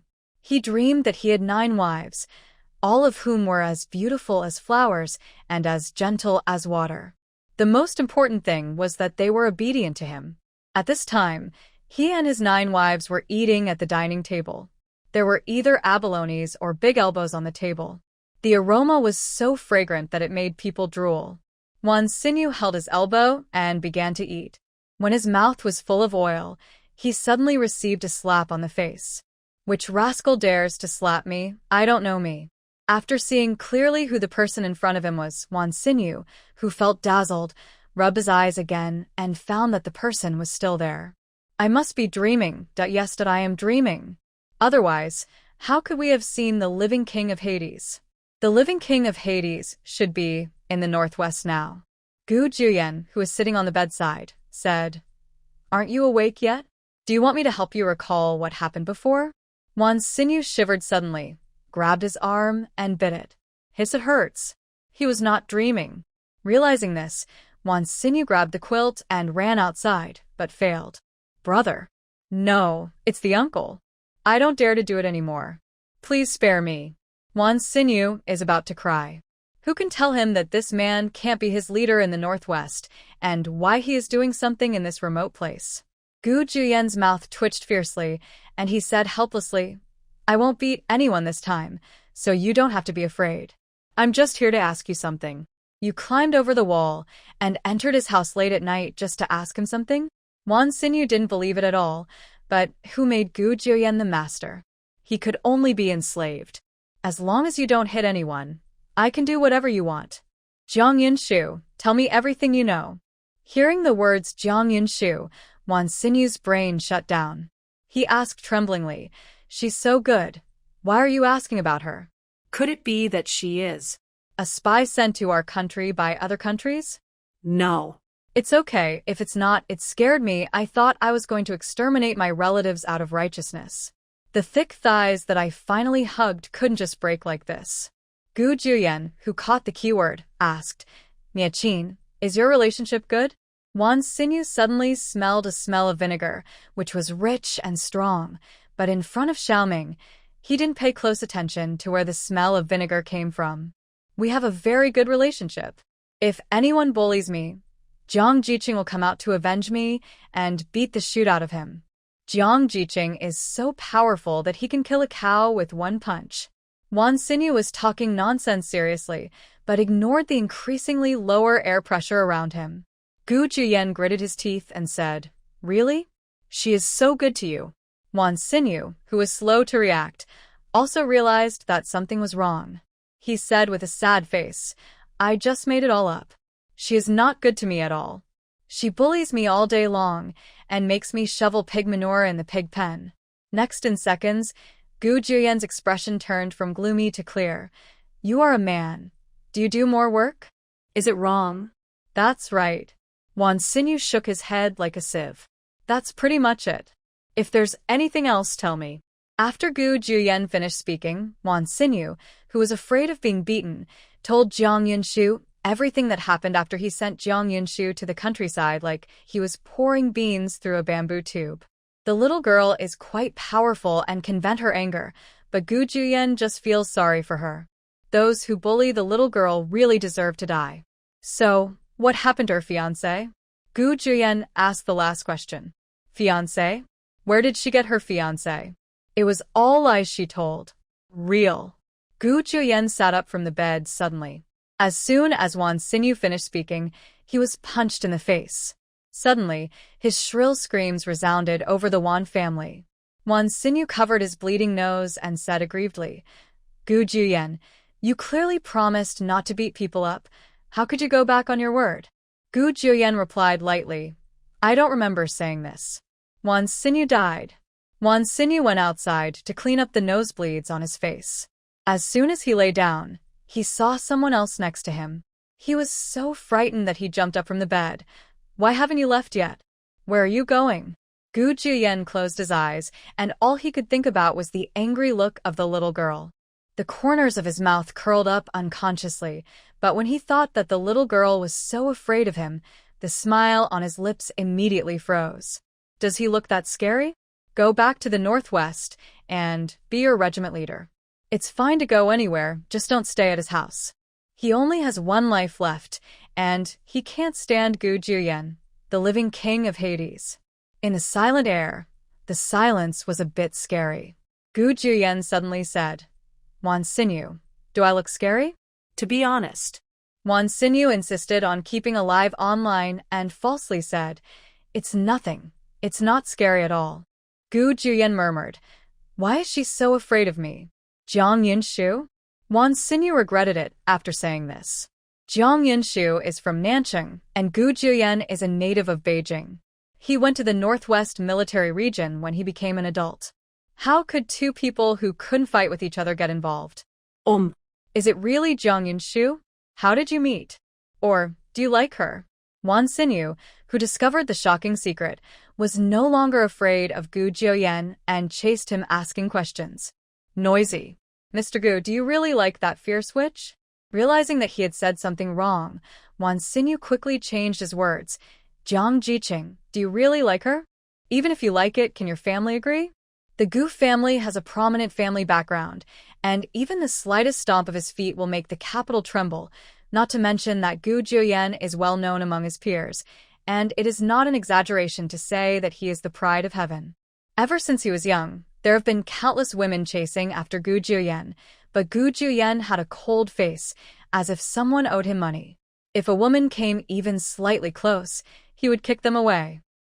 The granddaughter of Zhang Guang'an's family has been in love with Gu Juyen since she was a child, so she asked someone to trick her into cooking rice. Unexpectedly, she failed and was sent to the hospital by Gu Juyen. From then on, the Zhang family's youngest granddaughter hid when she saw Gu Juyen, and the decades-old friendship between the Zhang family and the Gu family was ended. The Gu family has no control over my marriage. If they don't like him, they can cut off the relationship in the future. The prerequisite is that the little girl likes him and is willing to marry him. You're awesome, class. Wan Xinyu would not be able to do such a thing even if he died to cut off ties with his family for the sake of the woman. But she doesn't like me. Gu Juyen looked a little lonely. It was rare for Wan Xinyu to see Gu Juyen being defeated, and he was very happy in his heart, but he didn't show it on his face. If he doesn't like you, that's your reason, Mr. Gu. You need to reflect. Gu Juyen, who didn't sleep all night, was reflecting on himself, but in the end he couldn't figure it out. Wan Xinyu was so happy that he went to work the next day with 2 huge dark circles under his eyes, followed by followers who couldn't get rid of him. Du Meili was surprised to see Gu Juyen. Comrade Gu, why are you here? I'm here to help. Gu Juyen thought of those fleeting kisses yesterday and felt grateful to the chubby girl in front of him. You can't do the work in the pigsty. You are resting aside while we are there. Fortunately, I have nothing to do. Wan Xinyu on the side felt a little irritable when he saw the two talking and laughing. When did this fat girl become so familiar with Gu Juyen? Or maybe she fell in love with Gu Juyen because of his good looks. What a bad guy who forgets his friends. At this moment, Jiang Yunshu came over, and when she saw Gu Juyen was there, she was stunned for a few seconds. Why is this witch still haunting her? She said she doesn't need him to be responsible, so what else does he want? Jiang Jiqing, good morning. Gu Juyen's face turned red after just one encounter. Comrade Gu, we have to work, you. The implication is that you can stay wherever it's cool. Jiang Jiqing, I'm here to help. Don't drive me away. Gu Juyen was as docile as a big dog that Jiang Yunshu had raised before. Whenever she made mistakes, the big dog would look at her pitifully like this. For a moment, Jiang Yunshu softened her heart. Gu Juyen smiled after succeeding. Only then did Jiang Yunshu realize that he had been deceived by him, and it was too late to regret it. Gu Juyen jumped into the pig pen and was helping Wan Xinyu shovel pig manure. He works neatly, and coupled with his angular face, there is a kind of beauty that people can't take their eyes away from. Jiang Yunshu, who had a guilty conscience, looked away with difficulty and silently recited the heart-cleaning mantra 100 times in his heart before he calmed down. Why is this witch so handsome? What a sin. Gu Juyen was as busy as a little spinning top. Even during mealtime, he was immersed in work, shoveling pig manure, repairing the cow sheet, and even built a pavilion with bamboo not far from the pig pen for Jiang Yunshu to go up. Work breaks. The bamboo used to build the pavilion was specially polished. Gu Juyen was afraid that the burrs of the bamboo would scratch her hands. Everyone saw this and felt happy in their hearts. From Liang Mingli's perspective, Jiang Yunshu was a blessing in disguise, and their marriage was a certainty. Only Gu Juyen knew that the little girl was still hiding from him. Jiang Jiqing, why are you ignoring people today? Du Meili couldn't stand it any longer and defended Gu Juyen. No. Jiang Yunshu denied it. There's something wrong with your eyes. I'll take you to the hospital tomorrow and see an ophthalmologist. Let the doctor take a good look at you. Jiang Jiqing, I don't want to pay attention to you, I'm angry. Du Meili stamped her foot and walked away angrily. Jiang Yunshu looked at Du Meili's leaving figure and sighed. Why is this little girl turning her elbows outwards towards that witch man? For those who don't know, she thinks she is receiving the benefit of that witch man and is helping to say nice things. Jiang Yunshu was too lazy to make dinner, so she went directly to the space to eat, a sweet and sour pot of pork paired with a pot of seafood in a pot that was bigger than her face. Finally, he didn't forget to have a cup of her sweet water, commonly known as Fat House Happy Water. Jiang Yunshu's stomach was round after eating, and he lay down on the ground and burped happily. Just thinking about what happened in the river that day, her expression became solemn. When she fell into the water, Jiang Yunshu wanted to hide in the space and wait for others to find her before coming out, but she couldn't sense the existence of the space, and she couldn't enter the space. However, when she woke up in the hospital, the first thing she did was lie that she had an urgent need to urinate and went to the toilet as if she had a fit and she could get in again. So, was that incident in the river an accident or something else? Jiang Yunshu felt that she needed to find out. If she, a landlubber, accidentally fell into the water next time, couldn't enter the space, and couldn't find anyone to save her, wouldn't she be waiting to die? On the other side, after Gu Juyen learned that the little girl liked to eat rabbit meat, he took Wan Xinyu to catch rabbits on a nearby hillside after work. Gu Juyen, who has a strong ability to survive in the wild, is very good at catching rabbits. In less than an hour, he caught 4 rabbits. Wan Xinyu, who came with him, was shocked, thinking that he had spent the whole night here and not caught a single rabbit. Go back and pack up the rabbit and roast the rabbit. While the little girl is still awake at this moment, I will bake it and deliver it to her later. She should like it, right? Gu Juyen didn't have much confidence. When Wan Xinyu heard that he wanted to eat meat, Wan Xinyu, who had been decadent just now, immediately became angry. I am good at cooking, I will bake it. Jiang Jiqing likes to eat what I bake the most. No need for you, I'll do it. Jealous and unaware, Gu Juyen carried the rabbit and left angrily. The rabbit meat he roasts is also very delicious. Can the little girl like his roasted meat instead of other people's craftsmanship? No matter how angry she was, she didn't offend him. Wan Xinyu, who couldn't figure it out, simply gave up and chased after him, fearing that if he was too late, he wouldn't be able to eat the hot roast rabbit. Of the 4 rabbits, Gu Juyen only had 1, and Wan Xinyu roasted the remaining 3. Moreover, Gu Juyen repeatedly told Wan Xinyu that after the rabbits were roasted, he would give one to the chubby girl and thank her. In a few days, Gu Juyen will return to the team. If he is not here in the future, he still hopes that the chubby girl can say more good things about him in front of the little girl. In front of Turu, Wan Xinyu had no reason not to agree, so he quickly waved his hand to him and told him to leave quickly. Faced with an ice cube face, no matter how fragrant the rabbit meat is, it will have no taste in your mouth.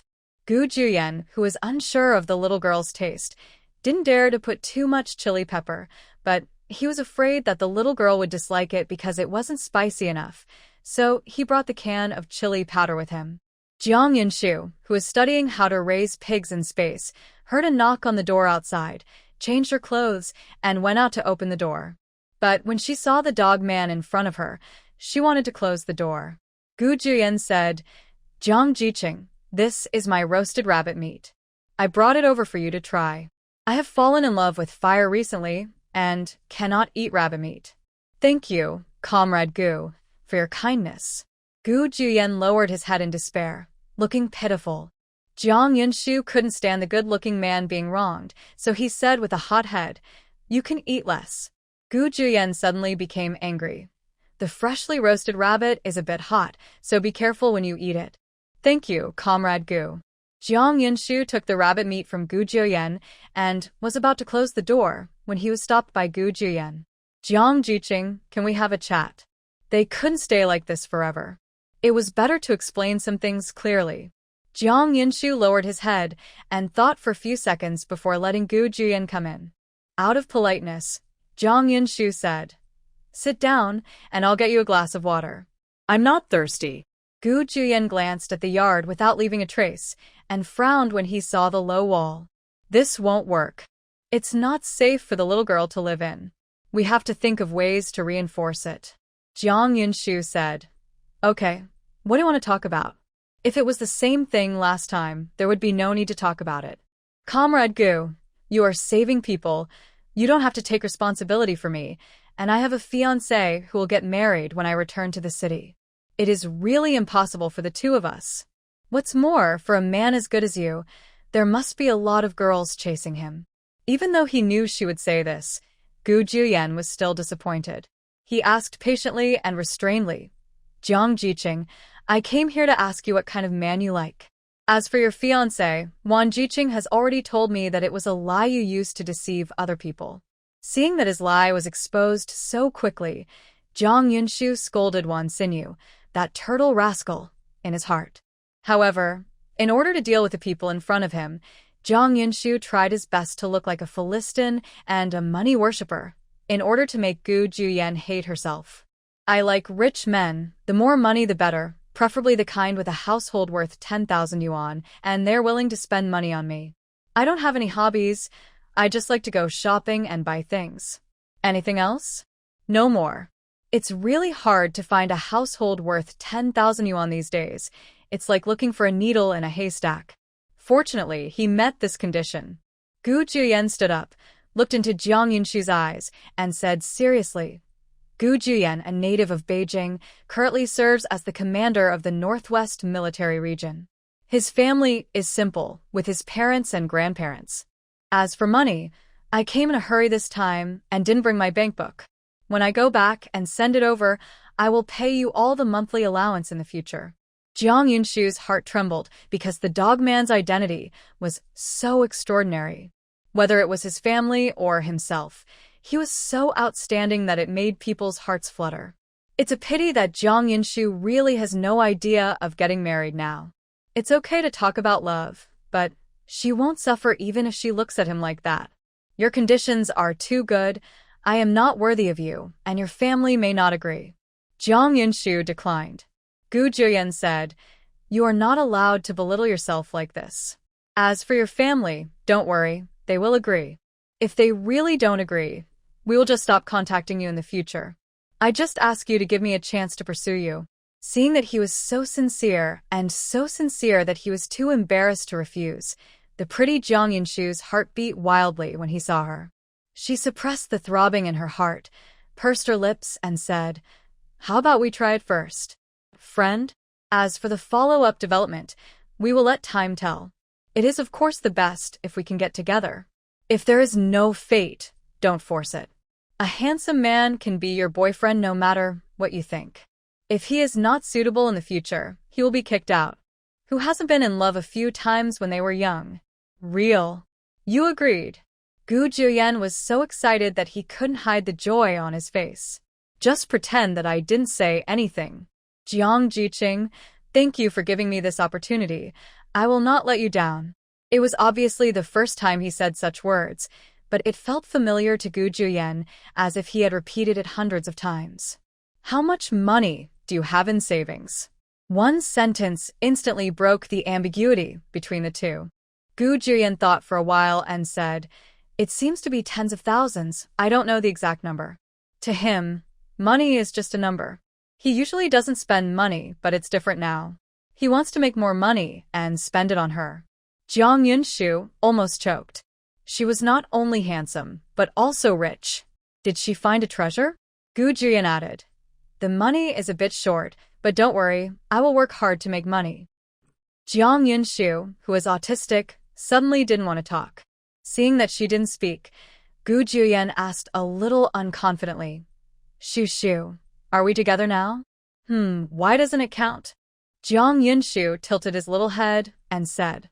It felt like he had been waiting for these words for 100 years. Gu Juyen was so excited that he was shaking all over. He stretched out his hand to hug Jiang Yunshu, but felt it was too abrupt and was afraid of scaring her. He quickly took his hand back and solemnly promised, Shu, I will definitely do it." "Good for you.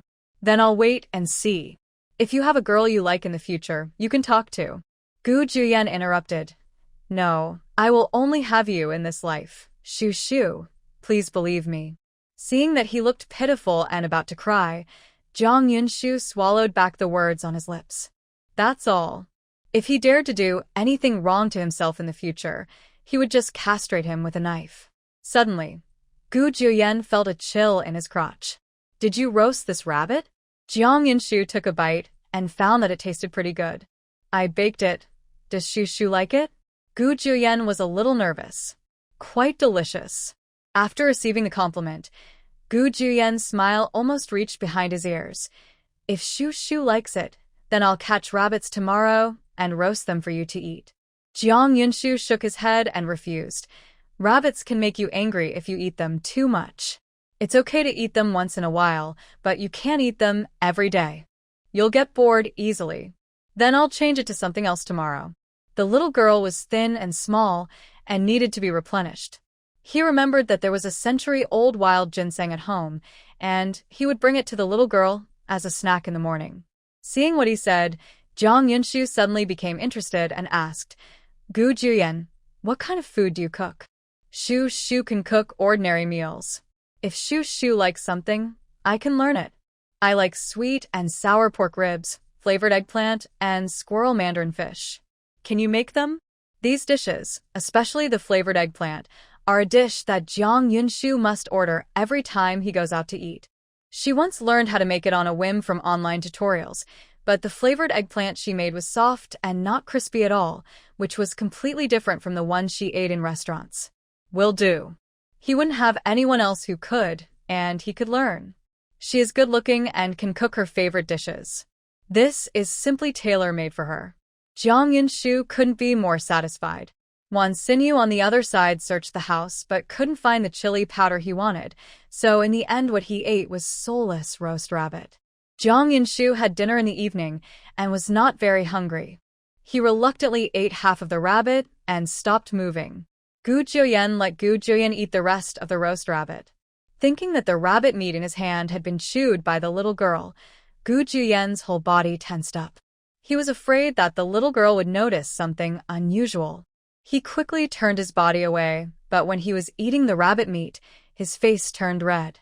Eating a piece of rabbit meat with the little girl was considered kissing. When Gu Juyen thought about her initiative that day, his whole body felt frighteningly hot. Before leaving, Gu Juyen said, Shu, I will come over tomorrow to reinforce your house. You also need to dig a well in your yard. It will be more convenient to use water on weekdays. Facing her boyfriend's kindness as her girlfriend, Jiang Yunshu had no reason not to agree. She raised her fingers at Gu Juyen and said, Gu Juyen, lower your head. I have something to tell you. Gu Juyen obediently bent down and kissed Jiang Yunshu. At this moment, Gu Juyen's mind was setting off fireworks. Just when Jiang Yunshu succeeded and was about to run away, he was unexpectedly hugged by Gu Juyen and deepened the kiss. Gu Juyen's kissing skills were very immature, so immature that their teeth were chattering, but Gu Juyen's ability to comprehend was very strong, and he quickly defeated his opponent and gained the upper hand. I don't know how long it took before Gu Juyen was willing to let Jiang Yunshu go. He said shamelessly, Shu, I like it very much. It's getting late, you should go back to sleep. After that, Jiang Yunshu, who threw it away after use, mercilessly kicked Gu Juyen out of the house. Is this guy a dog? Her mouth was swollen. Gu Juyen was not angry, but was happy that Jiang Yunshu accepted him. The joy in his heart swept through his body, so much so that after returning home, Wan Xinyu was as scared as if he had seen a ghost. Gu Zhou banquet and laugh. Don't be kidding. He keeps a cold face all day long, as if someone owes him hundreds of dollars and hasn't paid him back. Mr. Gu, when will you go back? Wan Xinyu's voice was trembling, mainly because he cherished his life and wanted to live a few more years if he hadn't lived enough. 5 days later. So fast, so good. Oh no, how could I say what was in my heart when I was happy? Wan Xinyu looked at Gu Juyen tremblingly and found that he was not angry, and the stone in his heart suddenly fell to the ground. While I'm away, please help me take care of things so that the little girl doesn't get bullied. As for Wan Jia, I'm here, so you don't have to worry. Wan Xinyu, who was originally careless, suddenly became serious. As the only eldest grandson of the Gu family, what he said was naturally somewhat credible. Wanting to understand this, Wan Xinyu immediately looked at Gu Juyen with gratitude, patted his chest, and promised him, Don't worry, I will take good care of Jiang Jiqing. If anyone bullies her, I will fight with that person. As long as if Jiang Jiqing is happy, he can treat me like a dog and ride on it. Gu Juyen's mouth twitched. That's not necessary. If the little girl wants to ride a dog, he can also turn into a dog. No one else needs to do it for her. The next day, Gu Juyen got up early to cook. As a descendant of the royal chef, Wan Xinyu is very picky about what he eats. Plus he has money, so he has all kinds of white noodles, eggs, and dried noodles at home. Now these ingredients are convenient for Gu Juyen who wants to cook. White flour egg pancakes, thick millet porridge, and a plate of pickles dripping with sesame oil. Lured by the fragrance, Wan Xinyu got up from the bed with difficulty and rushed to the kitchen. As a result, when he arrived in the kitchen, Wan Xinyu saw Gu Juyen serving food, which made him feel like he had seen a ghost in broad daylight. Mr. Gu, did you cook? There is still something in the pot, so I have to go beforehand. After Gu Juyen finished speaking, he held the freshly served rice in his hands and went out. After Gu Juyen left, Wan Xinyu, who was too lazy to wash his face, quickly served himself a full bowl of millet porridge. He was so anxious that he didn't even bother to boil it, so he put it in his mouth. It was better now, but his tongue was burned, and the pain made him burst into tears. But Wan Xinyu couldn't help but feel happy because what he just drank was porridge cooked by Gu Juyen himself. If the people in the capital knew about this, they would envy him to death. Gu Juyen, who was worried about the cold porridge, thought for a while and raised his hand to knock on the door. Jiang Yunshu, who had just woken up and was still a little dazed, heard the knock on the door outside. He didn't even have time to change into his pajamas and hurried out to open the door. Why come here so early in the morning? After Jiang Yunshu finished speaking, he covered his mouth and yawned. Just because of the kiss last night, she couldn't sleep well all night. Her dreams were full of scenes of the two fighting on the bed. It was really beautiful and seductive. Just as Gu Juyen was about to speak, He saw the little girl's exposed skin, which was as white as snow and seemed to turn purple with just a little effort. It was so delicate that it was unbelievably delicate. He swallowed uncomfortably and quickly turned his head to the side. After breakfast, go to work. You put it in the kitchen, I'll eat it later. It wasn't until Jiang Yunshu entered the room that Gu Juyen dared to look up and breathed heavily. It seemed that he had underestimated the little girl's attraction to him. After Jiang Yunshu went back to the house and changed his clothes, he came out and saw Gu Juyen starting to work with a shovel he got from nowhere. Jiang Yunshu ignored him and went into the kitchen to eat the breakfast he brought over.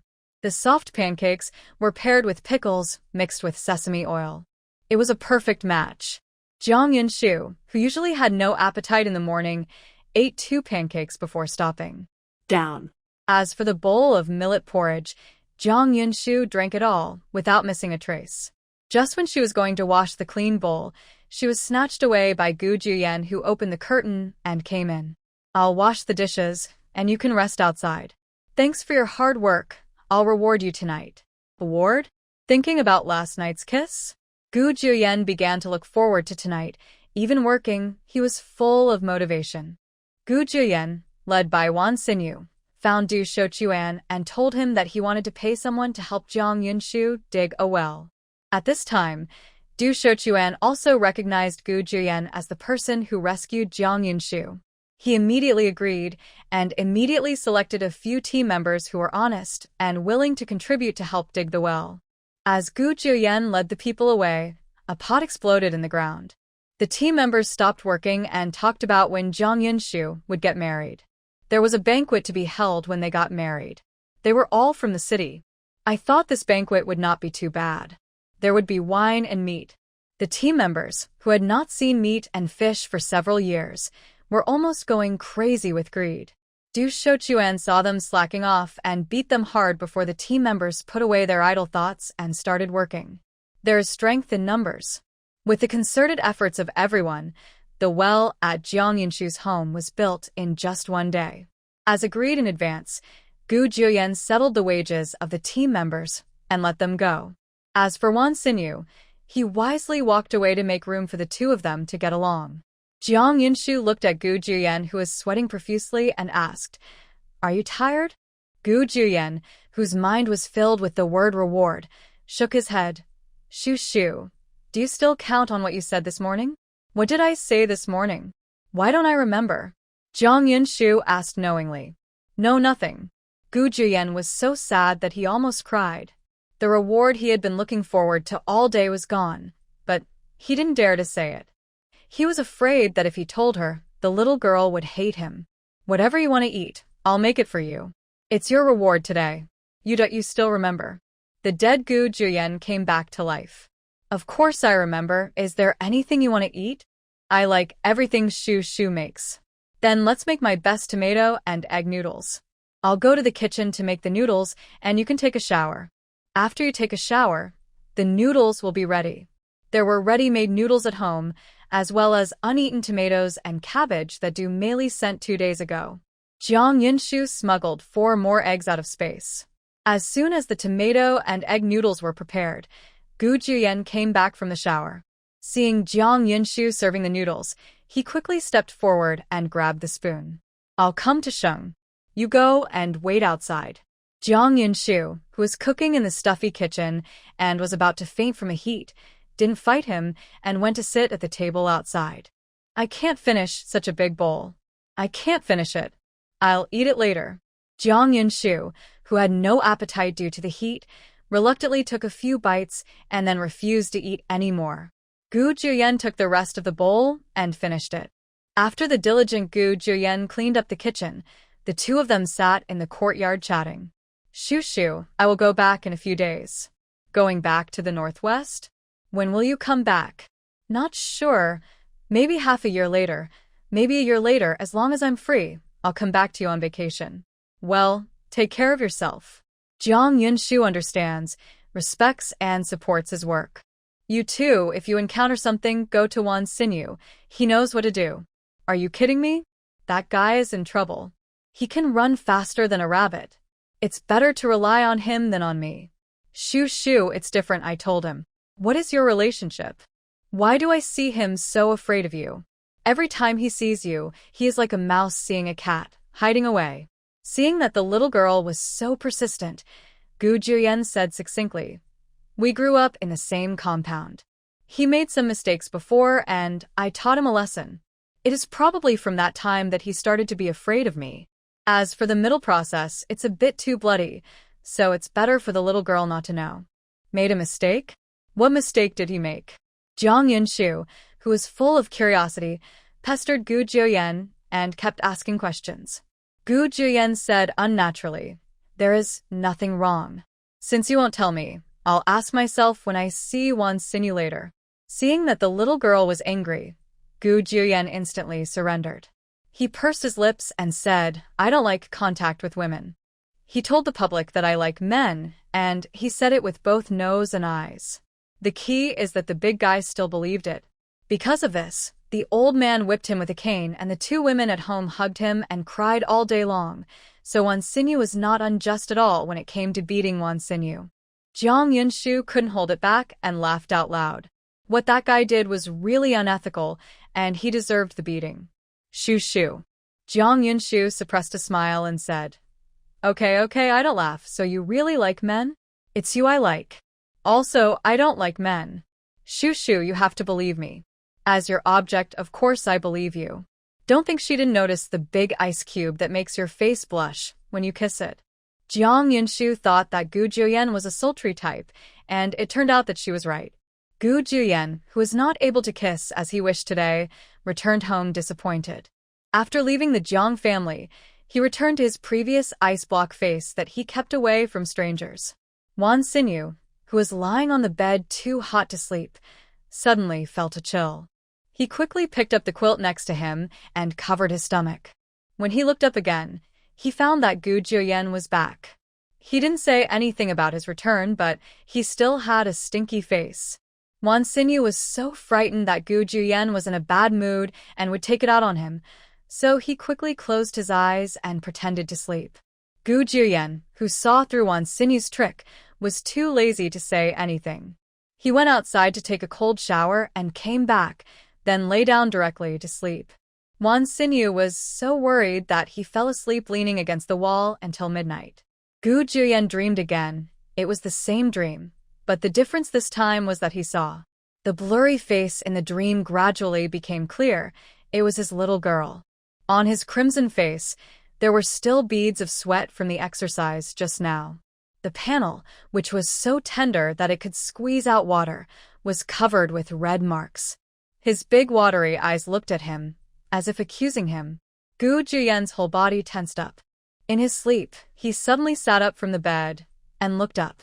He could still see the bright moonlight outside through the window. It turned out to be a dream, and Gu Juyen felt a little disappointed. Wan Xinyu, who was sleeping against the wall, was frightened awake. Thinking that he had encountered a ghost in the middle of the night, he rolled out of bed, grabbed the broom behind the door, and played with Cuckoo. The sky is moving and the earth is moving. The Supreme Lord is about to appear, and the demons and ghosts are leaving quickly. Seeing that the broom is about to hit his face, Gu Juyen, who looks unhappy, snatches the broom from Wan Xinyu's hand and throws it away. On the ground. Wan Xinyu, don't force me to throw you out. Why is it you, Mr. Gu? I thought it was. Halfway through the words, Wan Xinyu, who realized that he had said the wrong thing, quickly covered his mouth. What is it? What the Hades? Let me tell you, this is feudal superstition. Gu Juyen mercilessly exposed the little thoughts in his heart. These days, you can't say this. Wan Xinyu, who was frightened, quickly begged for mercy. Mr. Gu, I was wrong. I acted like a bull and a horse for you. Please forgive me this time. Gu Juyen was too lazy to talk to him. The heat in his body made him a little irritable. He changed his clothes and was about to go out.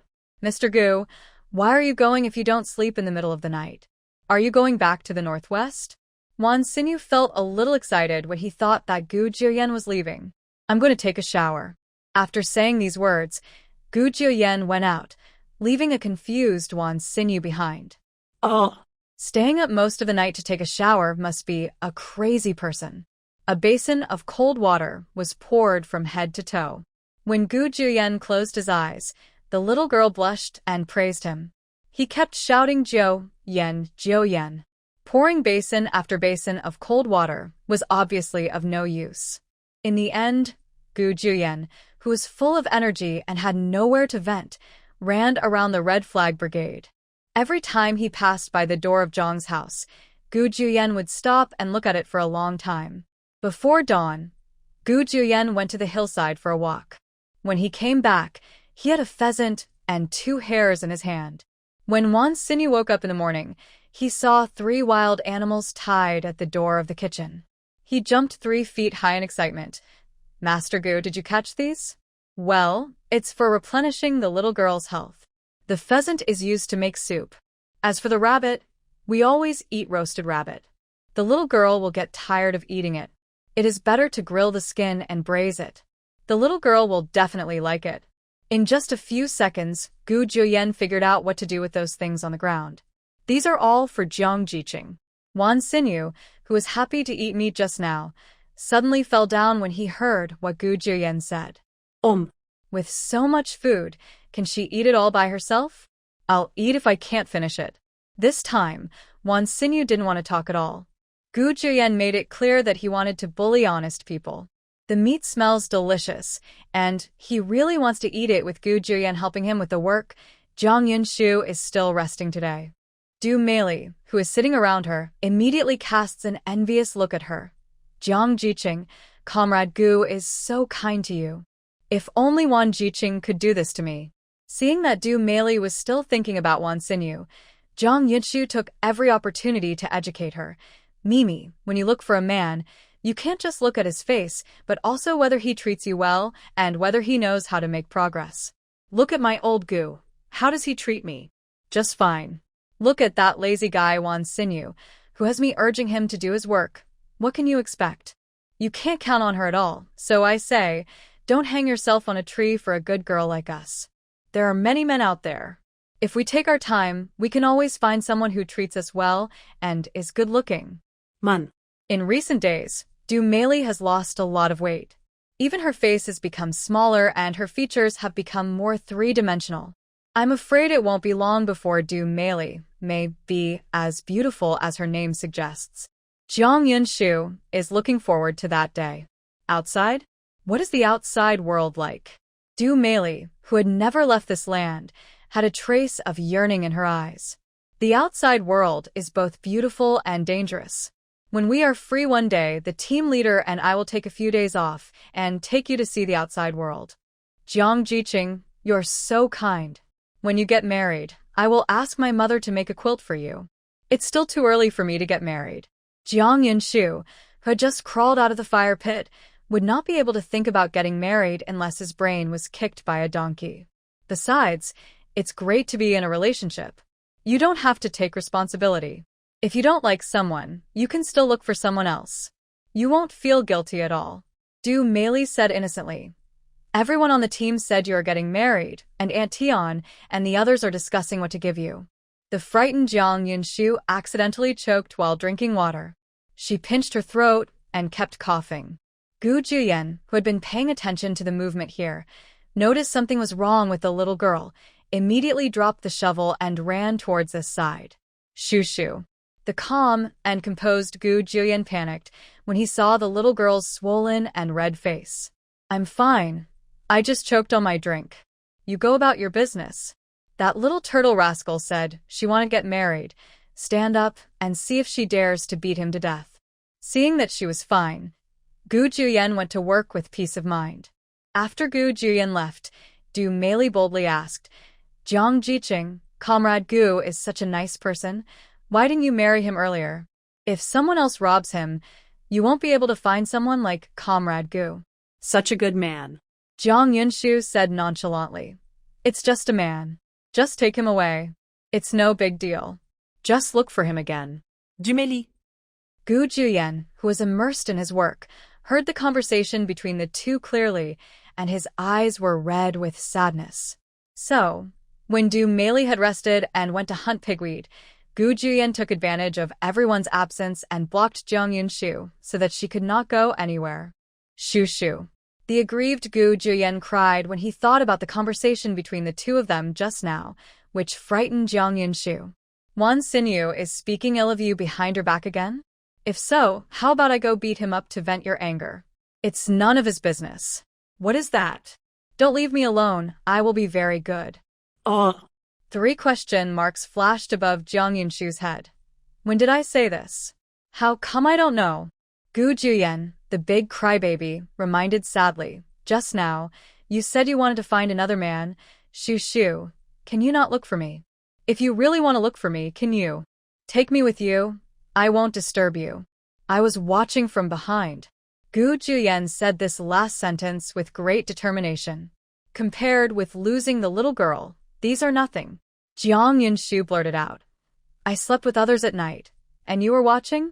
Unexpectedly, the poor little man who was aggrieved just now seemed to be a different person in an instant, and he held Jiang Yunshu in his arms domineeringly.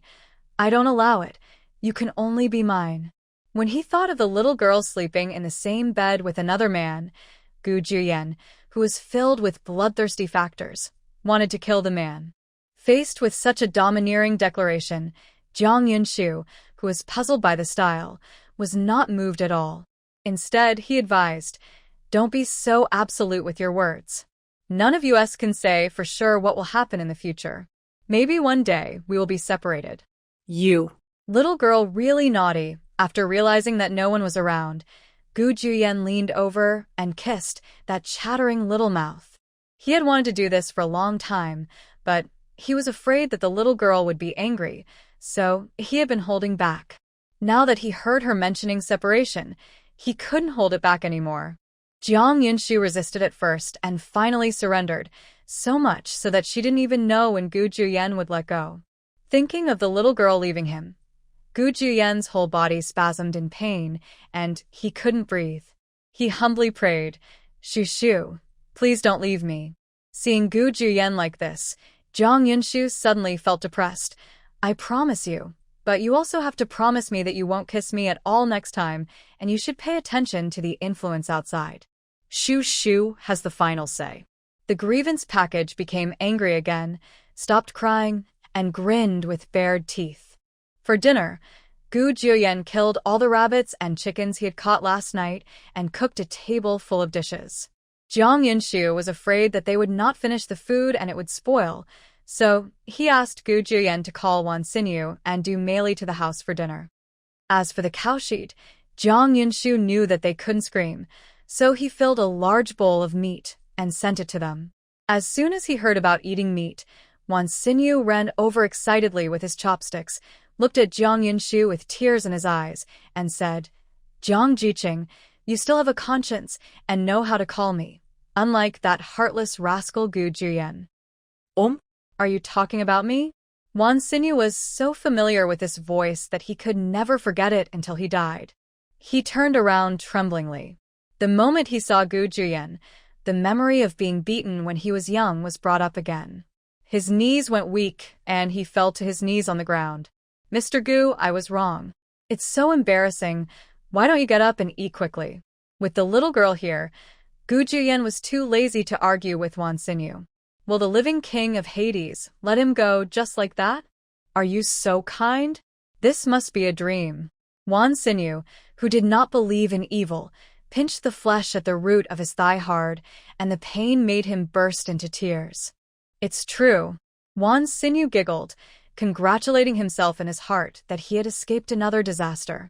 Du Meili, who was sitting opposite Wan Xinyu, felt for a moment that the man she liked was not handsome at all, a little cowardly and a little stupid. During the meal, Gu Juyen was busy picking up vegetables for Jiang Yunshu, but he didn't take a few bites himself. Jiang Yunshu ate very much, but there was still a lot of food left in the bowl. Gu Juyen brought Jiang Yunshu's bowl over to eat without hesitation. Seeing the scene, Wan Xinyu was so shocked that his jaw almost dropped. That is the living king of Hades.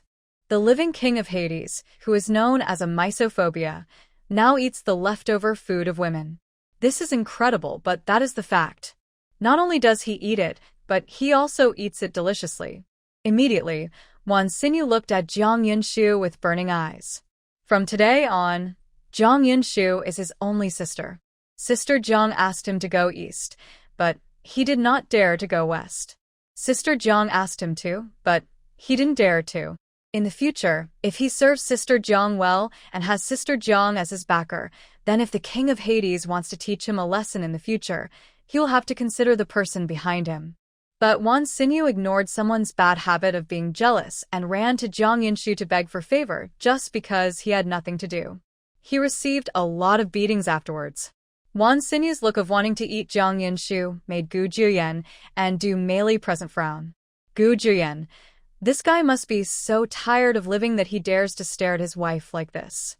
Du Meili, is it possible that Wan Jiqing also likes Jiang Jiqing? One of the two people understood the wrong meaning. One was angry, and the other was sad. After finishing the meal, Du Meili helped pack the things, and went back gloomily. As for Wan Xinyu, Gu Juyen took him away, saying he went to the hillside to catch rabbits. In fact, Wan Xinyu was repaired by someone. In the end, he went home crying with a bruised nose and face. However, less than 3 hours after he lay down to sleep, he was lifted out of bed. Wan Xinyu said bitterly, "Mr. Gu, I didn't mess with you this late at night. Teach me how to cook." He was going back in 3 days. Before leaving, he wanted to make some dishes that the little girl liked. Staying up late at night, learning to cook my mind. With a look from Gu Juyen, the anxious Wan Xinyu immediately calmed down. Finally, Wan Xinyu got up and dressed honestly, and then went to the kitchen to teach others how to cook. Gu Juyen was worried about making mistakes, so he prepared a lot of ribs, eggplants, and fish. Wan Xinyu was willing to teach, and Gu Juyen was willing to learn. On Gu Juyen's 4th try, he succeeded.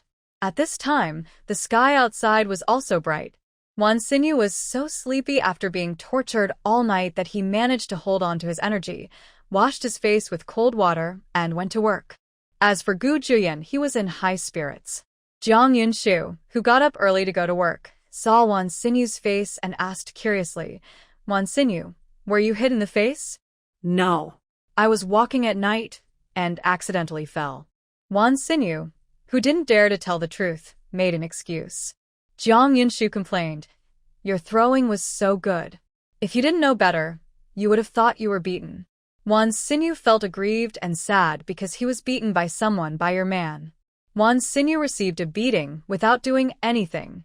Now he looks forward to it every day and night, counting the days with his fingers when he has nothing to do, praying that the living king of Hades will leave quickly, otherwise his little life will have to be handed over here sooner or later.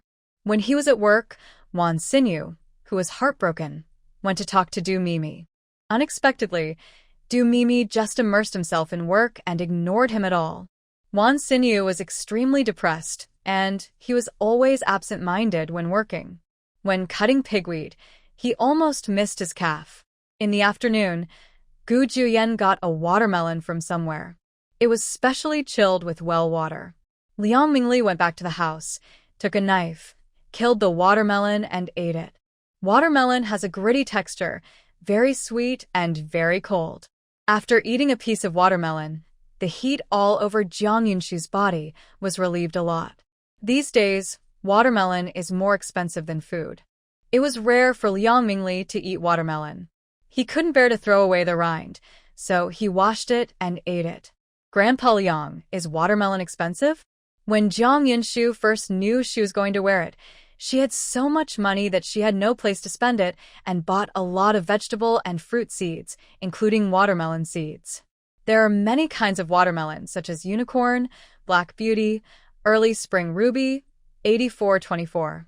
If this is feasible, she can take it out and make a 30-70 split with the team.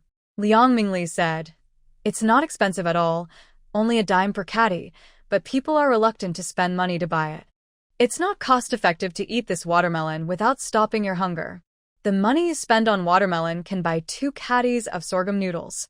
Jiang Yunshu nodded in agreement. That's true. Now everyone's crotch is so windy that they can't wait to bite anyone they see. There are 2 extremes in everything. Some people are poor, Others are rich, and what she wants to do is the rich man's business. It's only July now, so it's still not too late to grow watermelons. You just need to pay special attention to the selection of watermelon varieties and daily field management. Watermelons planted in July will mature in October. Compared with now, the watermelons will definitely be sold at a higher price by then. The Red Flag Brigade is mostly sandy land, and sandy land is the best choice for growing watermelons. Sandy soil has strong water permeability and good air permeability, which is conducive to the growth of watermelons and can also help the accumulation of sugar in watermelons. When the time comes, the watermelons produced will definitely be big and sweet. The more Jiang Yunshu thought about it, the more feasible it became.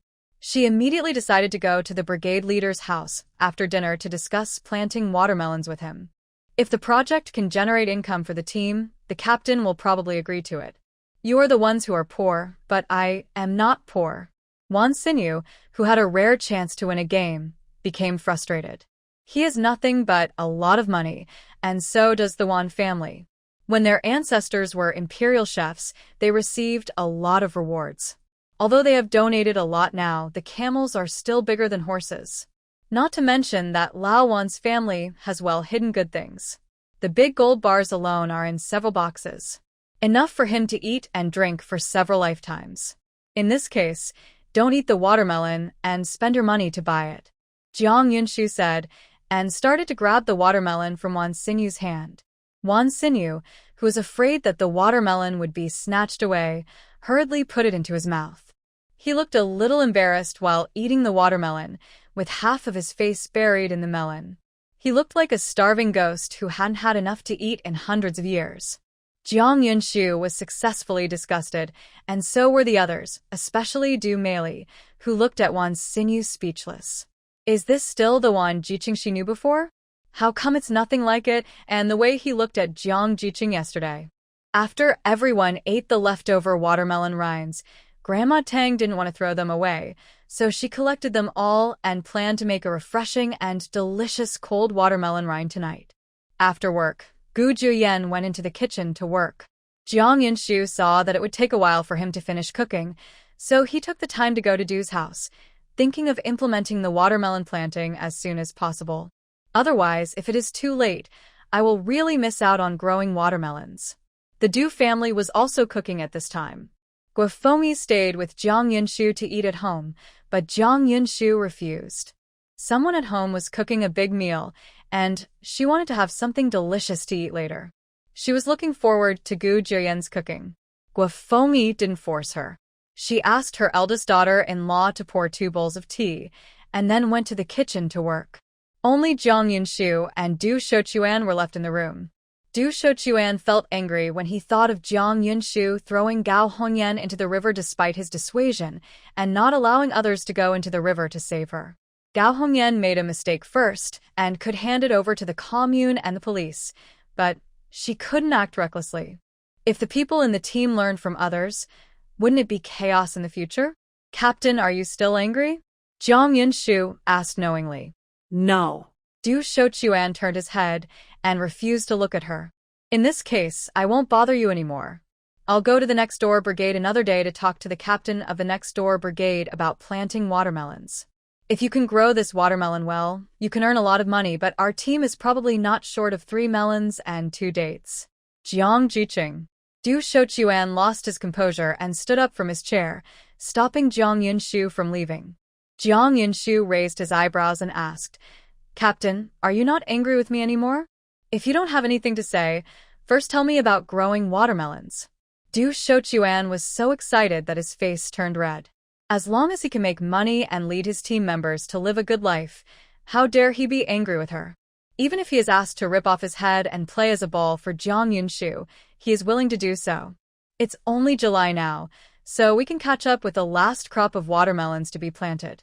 In addition, our brigade is in sandy land, so the yield of the watermelons grown will not be too low.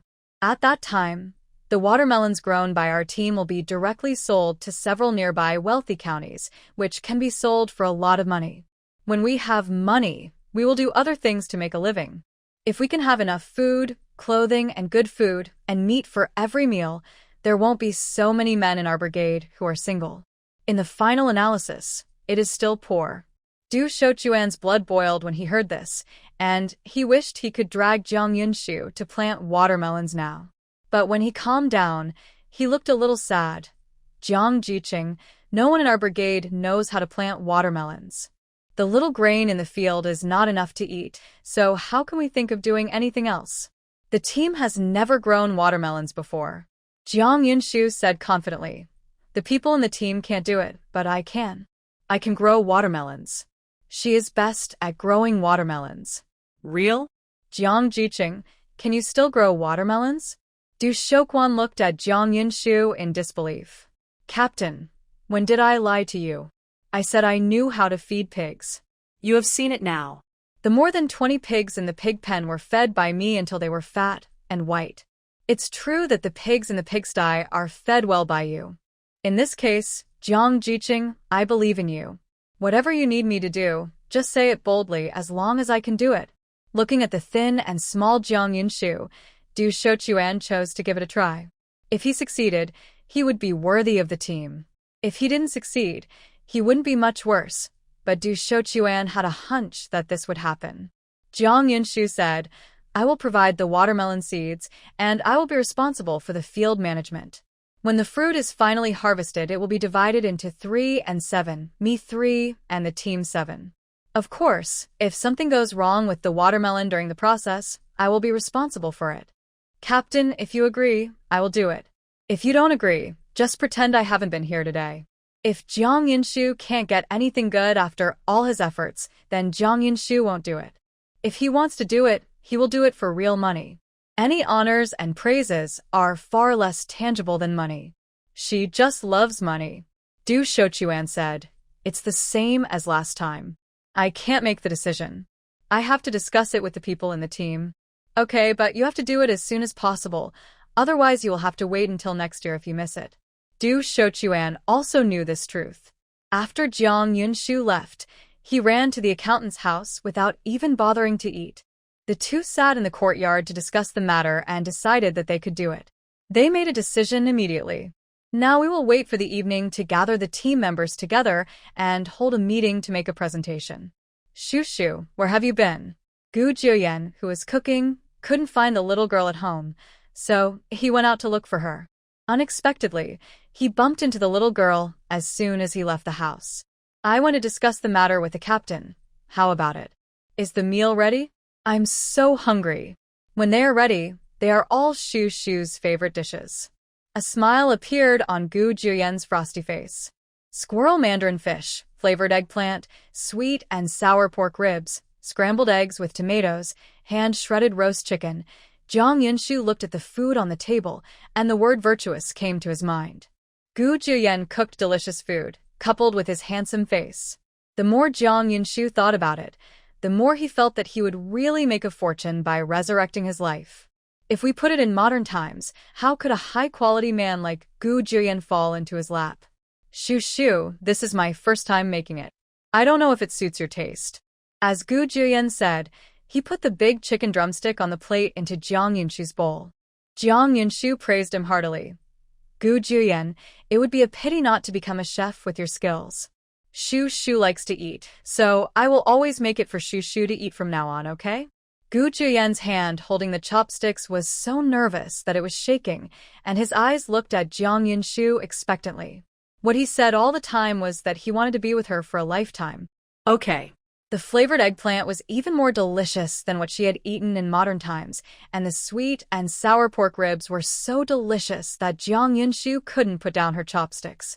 The word okay echoed in Gu Jiuyan's mind, and the stern Gu Jiuyan laughed out loud. He had really heard just now that his little girl was going to stay with him forever. Jiang Yunshu, who only had food in his mind, looked up at Gu Jiuyan, who was in a daze, and urged, Gu Jiuyan, don't be so stupid. If you don't eat, the food won't taste good when it gets cold. Gu Jiuyan, who had come to his senses, was filled with excitement. Looking at the rice grains at the corner of the little girl's mouth, he stretched out his hand to remove the annoying rice grains. The two looked at each other, and for a moment, they were a little ambiguous. Jiang Yunshu felt her face was hot. Looking at the thin lips that were so close, she couldn't help but kiss them. Facing Jiang Yunshu's initiative, Gu Jiuyan was surprised and happy. Then he hugged Jiang Yunshu's slender waist and unconsciously deepened the kiss. This kiss lasted for a long time. Jiang Yun lay in Gu Jiuyan's arms out of breath.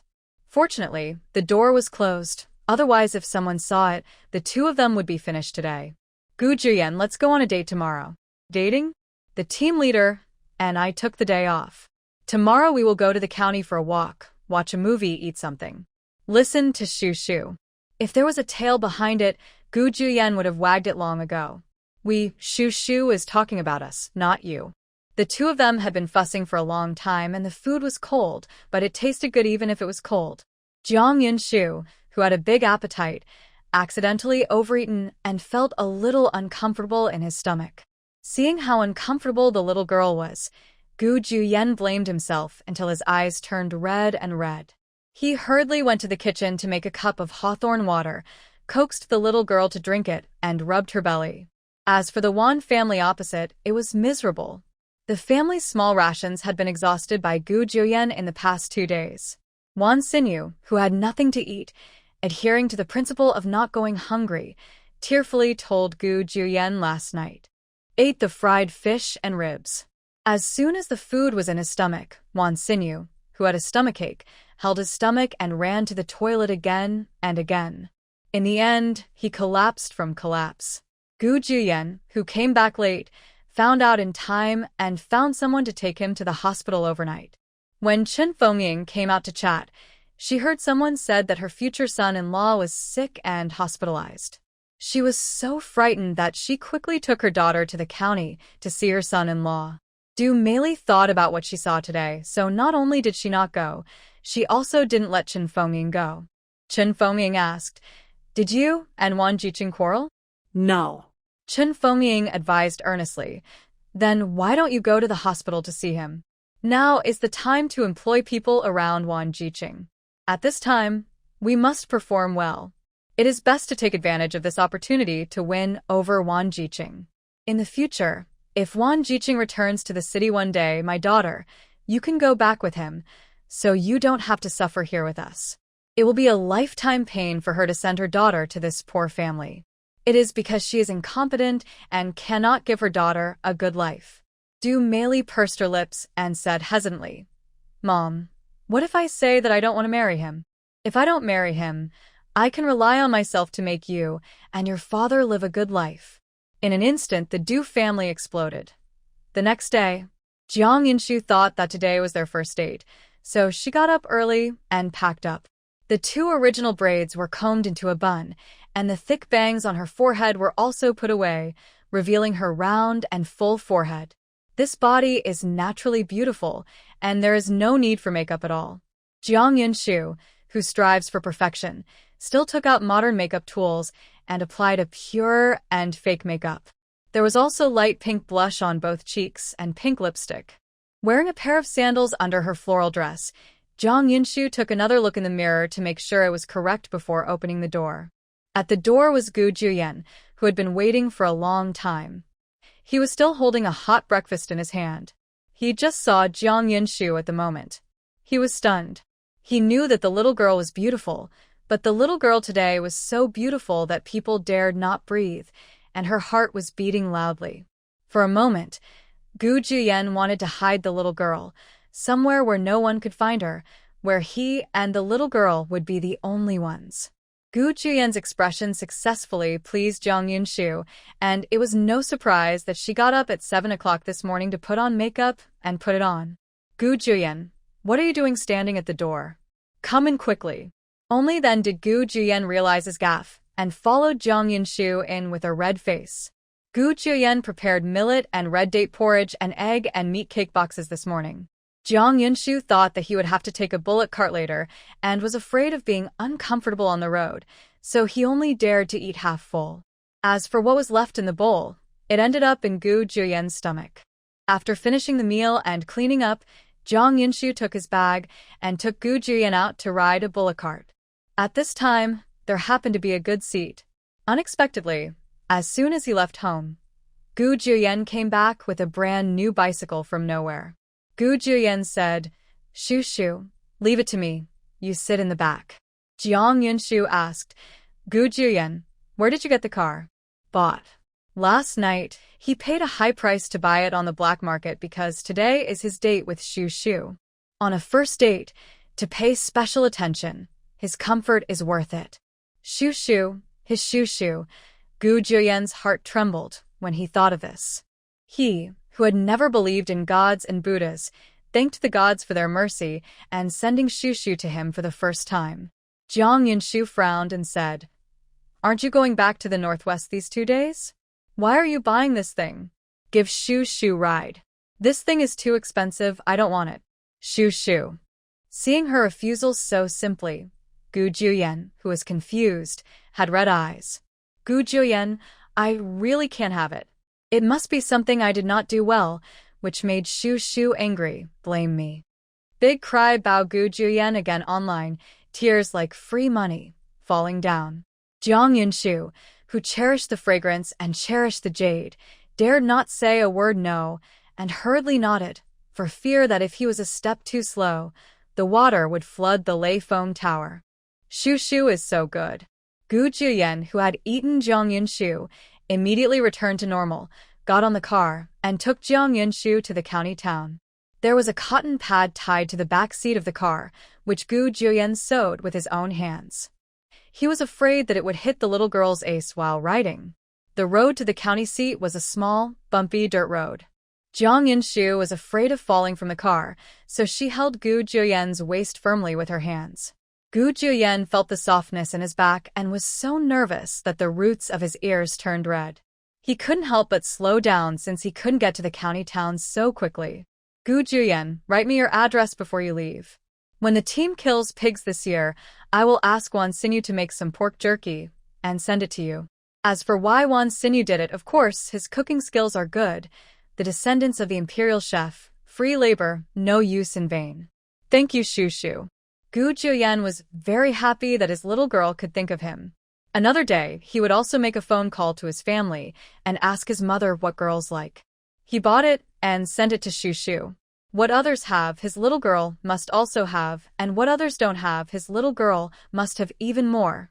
The road was so long, and despite how slowly Gu Juyen rode, the two of them arrived at the county town, which was crowded with people. Jiang Yunshu, who knew the pros and cons, hurriedly loosened the hand around Gu Juyen's waist. Gu Juyen felt a little disappointed in his heart, but it didn't show on his face. It was just his first date with someone, and he didn't know what to do as a girl. He looked at Jiang Yunshu with both eyes and let her make up his mind.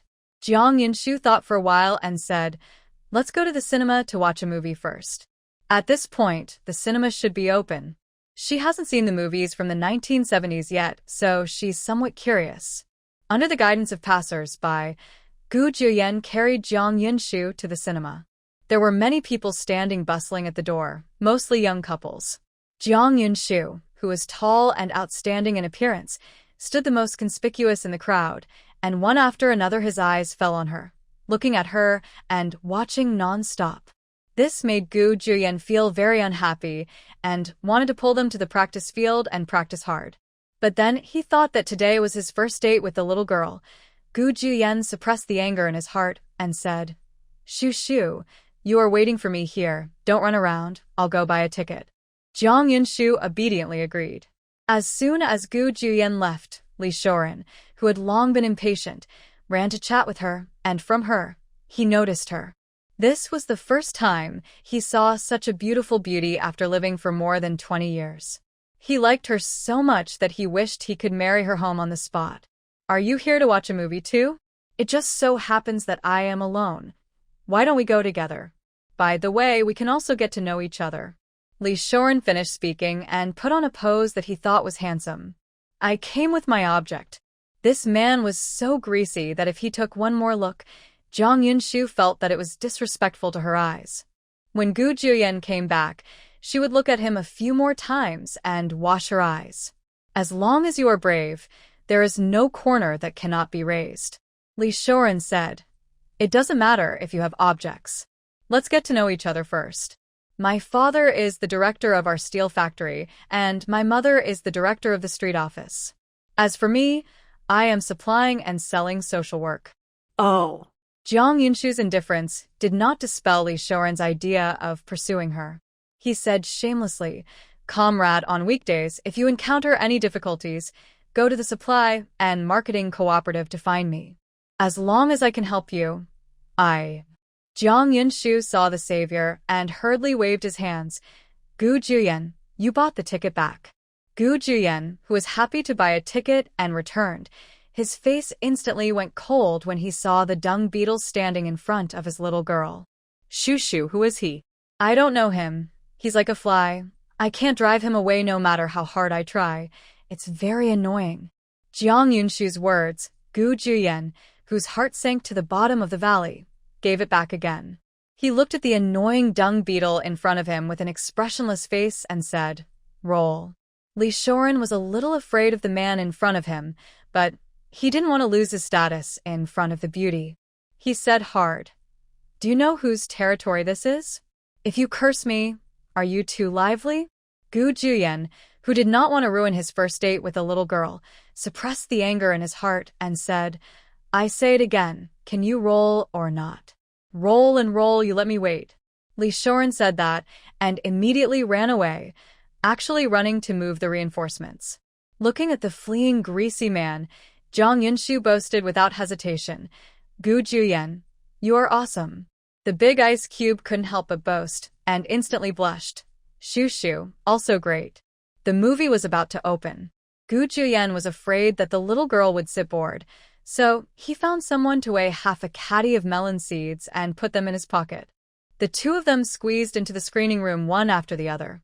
The screening room was small and crowded.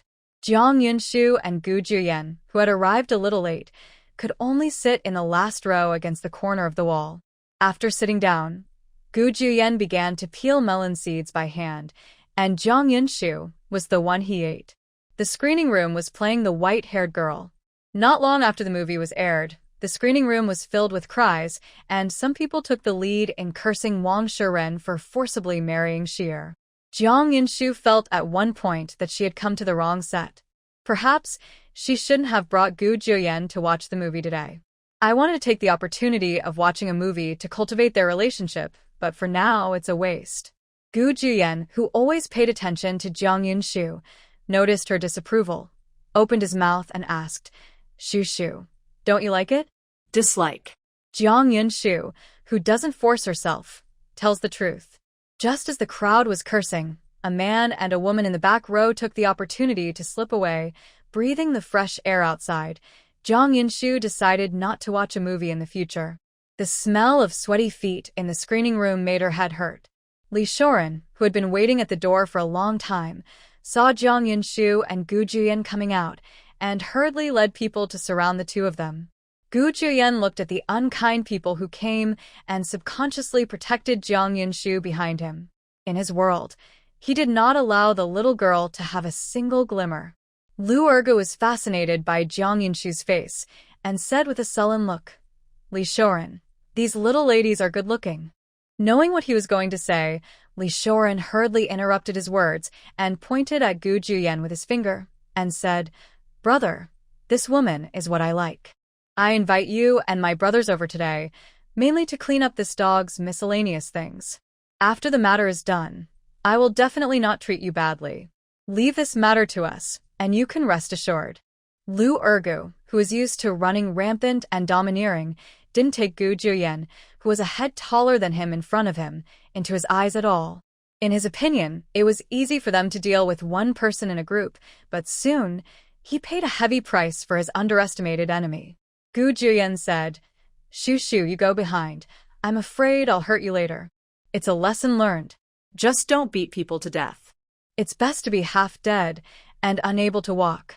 Gu Juyen, who had turned his back, then put on another face, his eyes filled with bloodthirsty madness, and his attack was even more desperate. Lu Ergu was beaten so hard that he lay on the ground, unable to get up. Li Shoren lay on the ground and kowtowed and begged for mercy, but it was useless. He couldn't escape the fist that should fall on him. As for the others brought by Li Shoren, when they saw that they could not beat, they all dropped their picks and ran away. Gyu Juyan, I'm hungry. Gu Juyen, who was squatting on the ground and beating someone, stopped immediately, fearing that the blood on his face would scare the little girl, so he wiped the blood on his face with a silk hand before he dared to turn around. Shu Shu is hungry, let's go eat. It wasn't until Gu Juyen and Jiang Yinshu were far away that the onlookers dared to move forward, when someone recognized that lying on the ground was the son of factory chief Li, and the crowd hurriedly sent him to the hospital in a hurry. Shu Shu, I'm not usually like this. I just think about the way they look at you, and I can't control it. Can you please stop being afraid of me? Being seen by her in such a violent and unbearable side, Gu Juyen was nervous and scared, fearing that she would be disgusted with him. Jiang Yinshu said, Why be afraid? Gu Juyen, you are protecting me. I am very happy. Really? Shu Shu, don't lie to me. I didn't lie to you. Gu Juyen smiled. His Shu Shu was the best person in the world. He liked Shu Shu the most.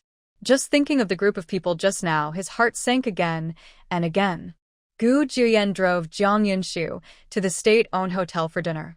It had just arrived at mealtime, and there were not many people. Gu Juyen ordered 2 bowls of rice and a few meat dishes. Jiang Yinshu looked at the table full of dishes, sighed, and said, Gu Juyen, there are so many dishes that we can't finish them. If you can finish it, if you can't finish it, you'll pack it and take it back to Wan Xinyu to eat. The little girl is so thin, how can she do it if she doesn't eat much? Mentioning Wan Xinyu, Jiang Yinshu suddenly thought that he was still in the hospital. As his direct boss, it was still necessary to care. Seeing that the little girl moved her chopsticks late and was in a daze, Gu Juyen said, Shu Shu, what do you want to do? Eat quickly. You can accompany me to the hospital later, okay? Go to the hospital. Is Shu Shu feeling uncomfortable somewhere? Gu Juyen suddenly became nervous.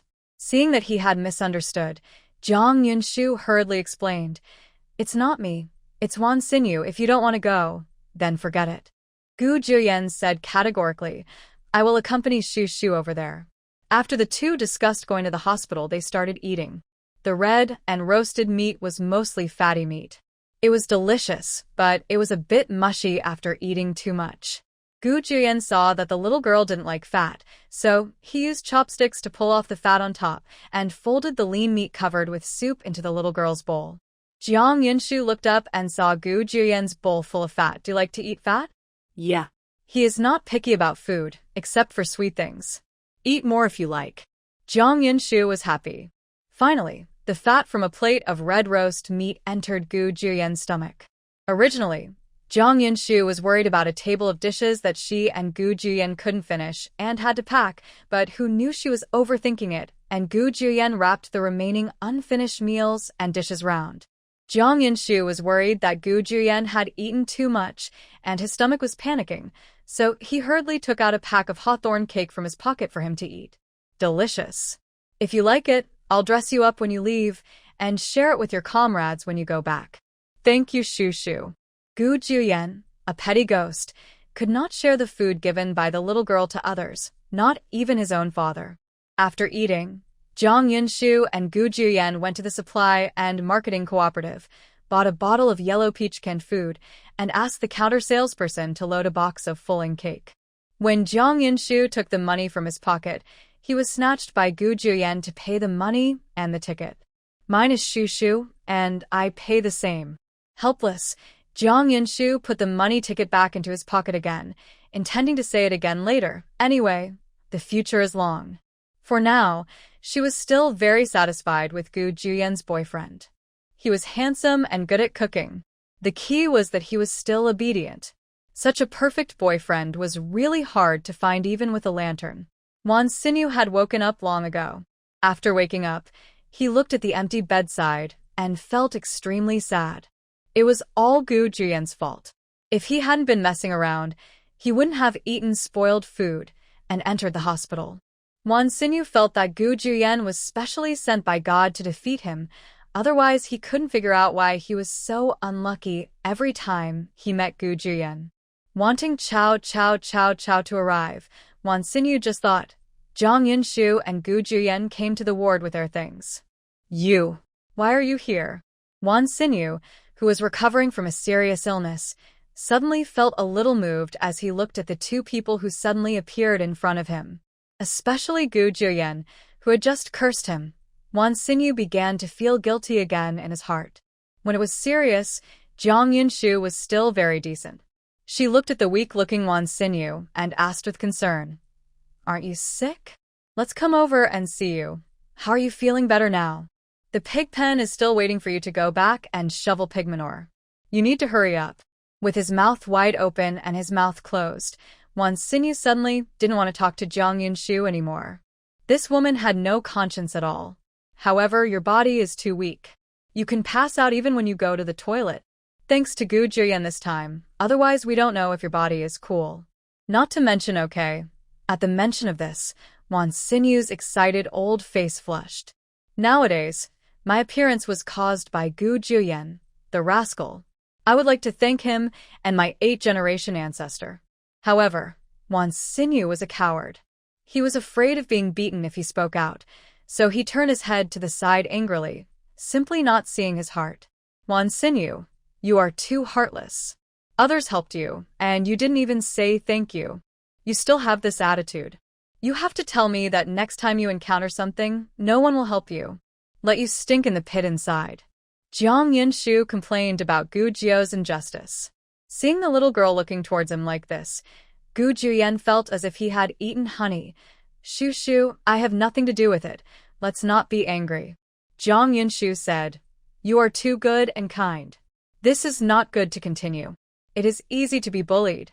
The oppressed Wan Xinyu couldn't hear anyone describe Gu Juyen like this. His brain was so angry that he jumped out to accuse him regardless of the occasion. Are others good? Is he kind? He was bullied? Jiang Yunshu, which eye did you see it? You are still blind. Dare to curse his little girl. Wan Xinyu was really daring and owed repairs. Gu Juyen raised his hand to teach Wan Xinyu a lesson, but was stopped by Jiang Yunshu. At this time, Wan Xinyu also realized in hindsight that he had just done something stupid. His knees softened, and he knelt down in the direction of Gu Juyen, holding his head in his hands and begging for mercy, while his heart was crying. "From now on, I will never be mean anymore, Wo." Jiang Yunshu said, "Wan Xinyu, you are a man. Let's not be shy." Their old Wan family is counting on him to carry on the family line and spread their branches and leaves, but they can't be folded in Gu Juyen's hands. Wan Xinyu, who was so frightened that he almost peed his pants, lay paralyzed on the bed, glad that he had escaped again. Aha! Gu Juyen, this living Hades king, hurry up. From the hospital, Jiang Yunshu chattered. Gu Juyen, nothing you smile more, don't always have a face, look quite scary, when that guy Xinyu was scared to tears by you. Gu Juyen suddenly stopped, looked at the little girl who was up to his shoulders, and asked cautiously, "Is Shu afraid of me?" Jiang Yunshu said sincerely, "You are so good-looking, I can't kiss you enough. How can I be afraid of you? I'm worried about others." Gu Juyen was glad for the first time that he had a good skin to get the little girl's like. His face flushed over his ears. He said very seriously, "Give Shu kiss. Shu kiss as long as you want." After rubbing, Jiang Yunshu's face turned as red as a monkey's ace. Feeling guilty, she looked up and glanced around. She found that no one noticed the two of them, and she relaxed a little. Can this guy's words pay attention to how to affect this in case others hear how to look at her? Shu, aren't you willing? It was Shu who said kiss or not. Willingly willing. Let's go home and kiss enough, not let go until the evening. For the first time, Jiang Yunshu felt that sometimes it was not good to be too real, such as Gu Juyen in front of her.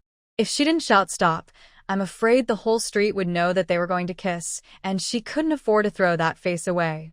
Gu Juyen looked at the little girls escaping back, and when he succeeded, a smile appeared at the corner of his mouth.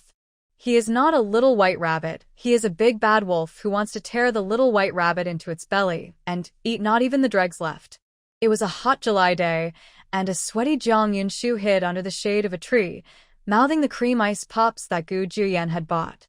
As for Gu Juyen, he found a fan from nowhere and stood opposite Jiang Yunshu. fanning her. With a popsicle in her stomach, the heat on Jiang Yunshu's body subsided a lot, but it was not enough. She looked at Gu Juyen eagerly. Without the little girl opening her mouth, Gu Juyen's heart was as soft as a pool of water, and her voice was a little hoarse. Shoo shoo, the last one. Otherwise your stomach should be uncomfortable later. A popsicle is always stronger than nothing, Jiang Yunshu readily agreed. After telling the little girl not to run around, Gu Juyen trotted and bought the popsicle back. The cream popsicle was delicious. Jiang Yunshu had just taken 2 bites when he saw Gu Juyen's clothes soaked with sweat. This guy was fanning himself and running around. It must be very hot. Jiang Yunshu, who had a conscience, said, "Open your mouth."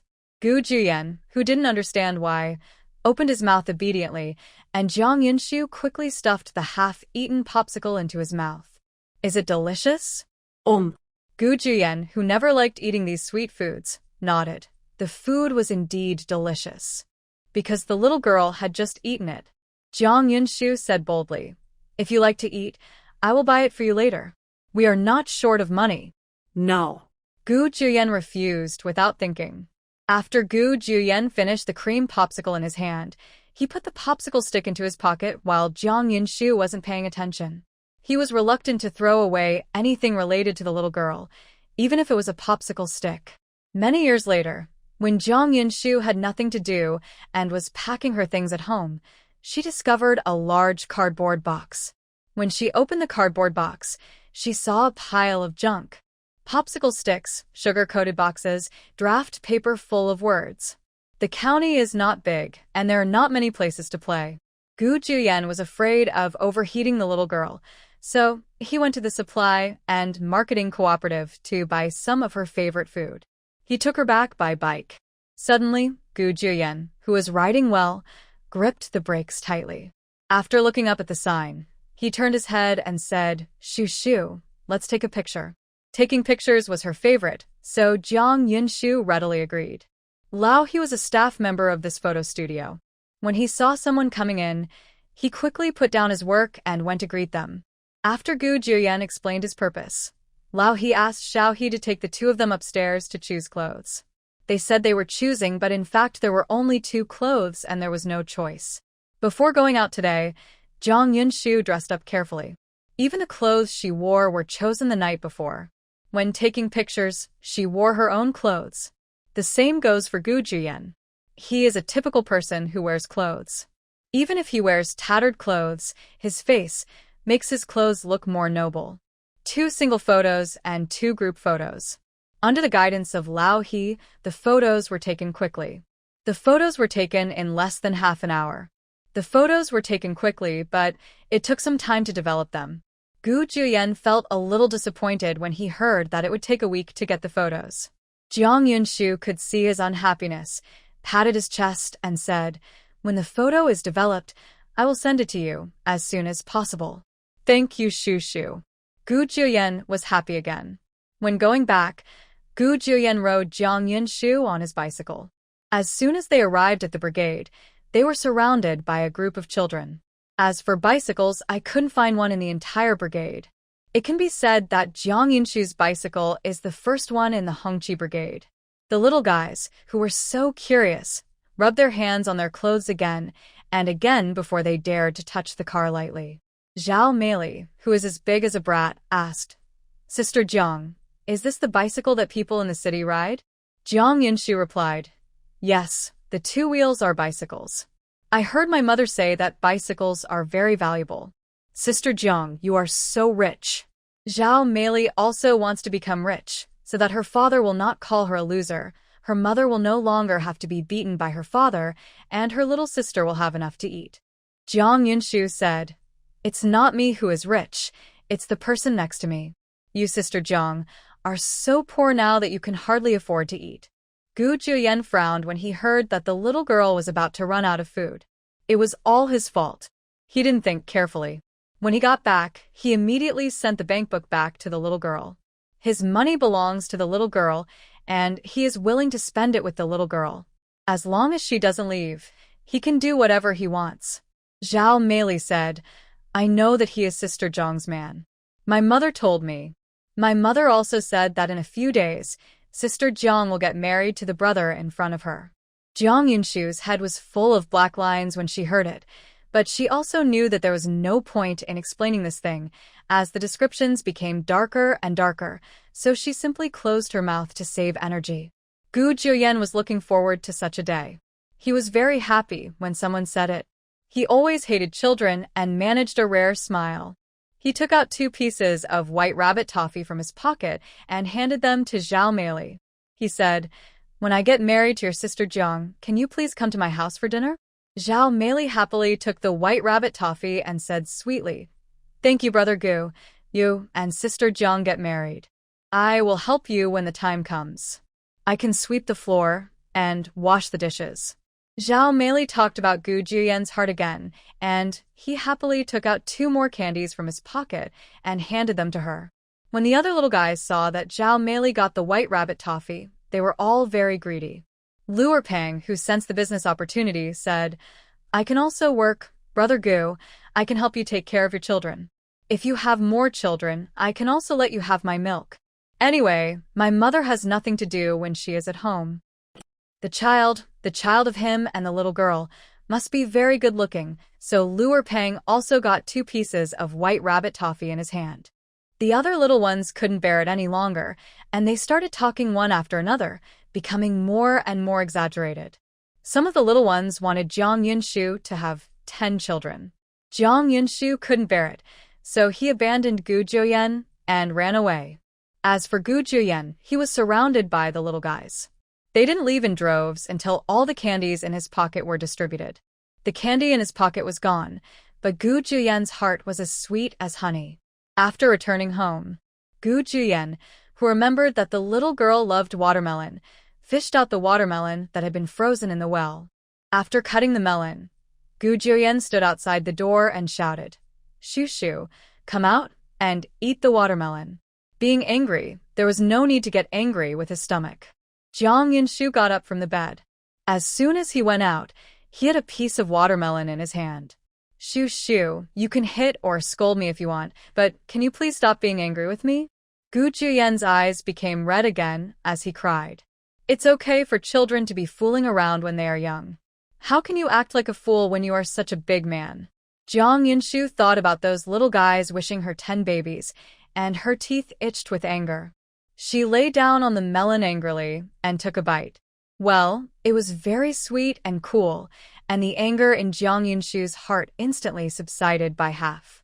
Shu Shu doesn't like me, so he won't think about marrying me. It's all my fault. It's my fault. I didn't satisfy Shu Shu. Shu Shu. Gu Juyen burst into tears as he spoke. It fell down with a crash and hit Jiang Yunshu directly in the heart. "I like you. And when the future is right, we'll get married." Shu Shu, is everything you said true? Don't lie to me? Really, if the relationship is cultivated well, we will get married. If she dared to say no, he would cry her to tears the next day. Gu Juyen immediately turned from the thunderstorm to clear weather, and he was so happy that he couldn't close his mouth when he thought about getting married. From Jiang Yunshu's point of view, Gu Juyen, who had always been aloof, looked like a fool from a landlord's family and could hardly see. "Shu Shu, can I tell my family about our relationship? If you are not ready, just pretend that I didn't mention it." So fast? Jiang Yunshu admitted that she was shocked. How could she suddenly meet her parents when she was in a relationship? What Wan Xinyu did made the family a little scared, and they pressed for blind dates and marriages every day. But don't worry, I really haven't seen anyone. Shu Shu, you have to believe me. When he returned to Beijing 2 days ago, the old lady at home pretended to be sick and tricked him into going back. He did go back, but he didn't agree and packed up his things and ran away overnight. Of course I believe you. Jiang Yunshu still had this kind of trust. As far as Gu Juyen was concerned, if he wanted to get married, he would have gotten married long ago, so why wait until now? The stone in Gu Juyen's heart finally fell to the ground, and he continued, "Shu Shu, they will like you very much. What if your family doesn't like me? Should we separate?" Jiang Yunshu is a person who will not wrong himself, let alone because of a man. She can't do such a useless thing. I don't allow you to say this. We will never be separated in this life. Every time he heard the word separate, Gu Juyen would be so painful that he couldn't breathe. Jiang Yunshu shut up knowingly. It was too far to think about the future now. It was better to enjoy the present. Maybe one day, she would no longer like or love her. Seeing the little girl escaping, Gu Juyen said, "Shu Shu, even if there is a problem, it is my problem, not yours. If I can't even handle this small problem, I am not worthy of standing next to you, believe me." Jiang Yunshu was a little touched, thought for a while and said, "I promise you. Then can you also agree to my request?" Shu Shu, you say. Not to mention one, he would agree to 100. If you really want to get married in the future, can you please listen to me? I don't want to get married so early. For now, I want to focus on my career and earn a lot of money. Shu Shu, I promise you. Jiang Yunshu saw that Gu Juyen was so obedient, so she leaned into his face and gave him a smack. Gu Juyen, whose ears were red, suddenly started to tremble. Shu Shu, do what you said at noon today still count? I said a lot of things today, which one did you say? When he asked him so suddenly, the forgetful Jiang Yunshu really didn't think about it. Shu Shu said, "Go home and kiss her enough." I seem. Looking at Gu Juyen, who was like a hungry wolf, Jiang Yunshu, who had a tough mouth, gave in for a rare moment and subconsciously wanted to run away. Gu Juyen, who had long expected that she would run away, immediately blocked the road. Jiang Yunshu could not escape now, like a lamb waiting to be slaughtered, waiting to be eaten up by the big bad wolf. Gu Juyen, let's talk carefully, if we have something to say. Just kidding, if we really want to kiss until dark, how will she see anyone tomorrow? Jiang Yunshu swore that she would never get high again, at least not in front of a doggy man. Shu Shu said, "Be honest and do what you say, Shu Shu, you're not good." Gu Juyen couldn't wait for Jiang Yunshu to answer, and took her in his arms with a big wave of his hand. Looking at the delicate lips in front of him, Gu Juyen, who had long been unable to hold back, kissed her accurately, and the two of them locked lips and teeth. The bedroom has such a big bed. The bed is 2 meters wide. At this time, Jiang Yunshu was clinging to Gu Juyen's chest like a boneless body, her hands groping in front of his 8 chest muscles. Gu Juyen's big hand tightly grasped the restless little hand, and his voice was hoarse after, "Shu Shu, don't make trouble. I didn't make a fuss." Jiang Yunshu refused to admit guilt and stared directly at Gu Juyen's nose. The novel did not deceive her. This time she was satisfied. At least she no longer had to worry about happiness for the rest of her life. She just didn't know how good his quality was. She would look for an opportunity to test the quality herself in the future. If the quality was not up to par, she would kick him. Jiang Yunshu didn't want to be a widow for the rest of her life just after getting married, no matter how handsome the man was. "I am a man." Gu Juyen, whose whole body was stripped except for a pair of big pants, sighed. There was really nothing he could do with the little girl. On the other hand, Jiang Yunshu on his chest was well dressed, except for her clothes, which were a little messy.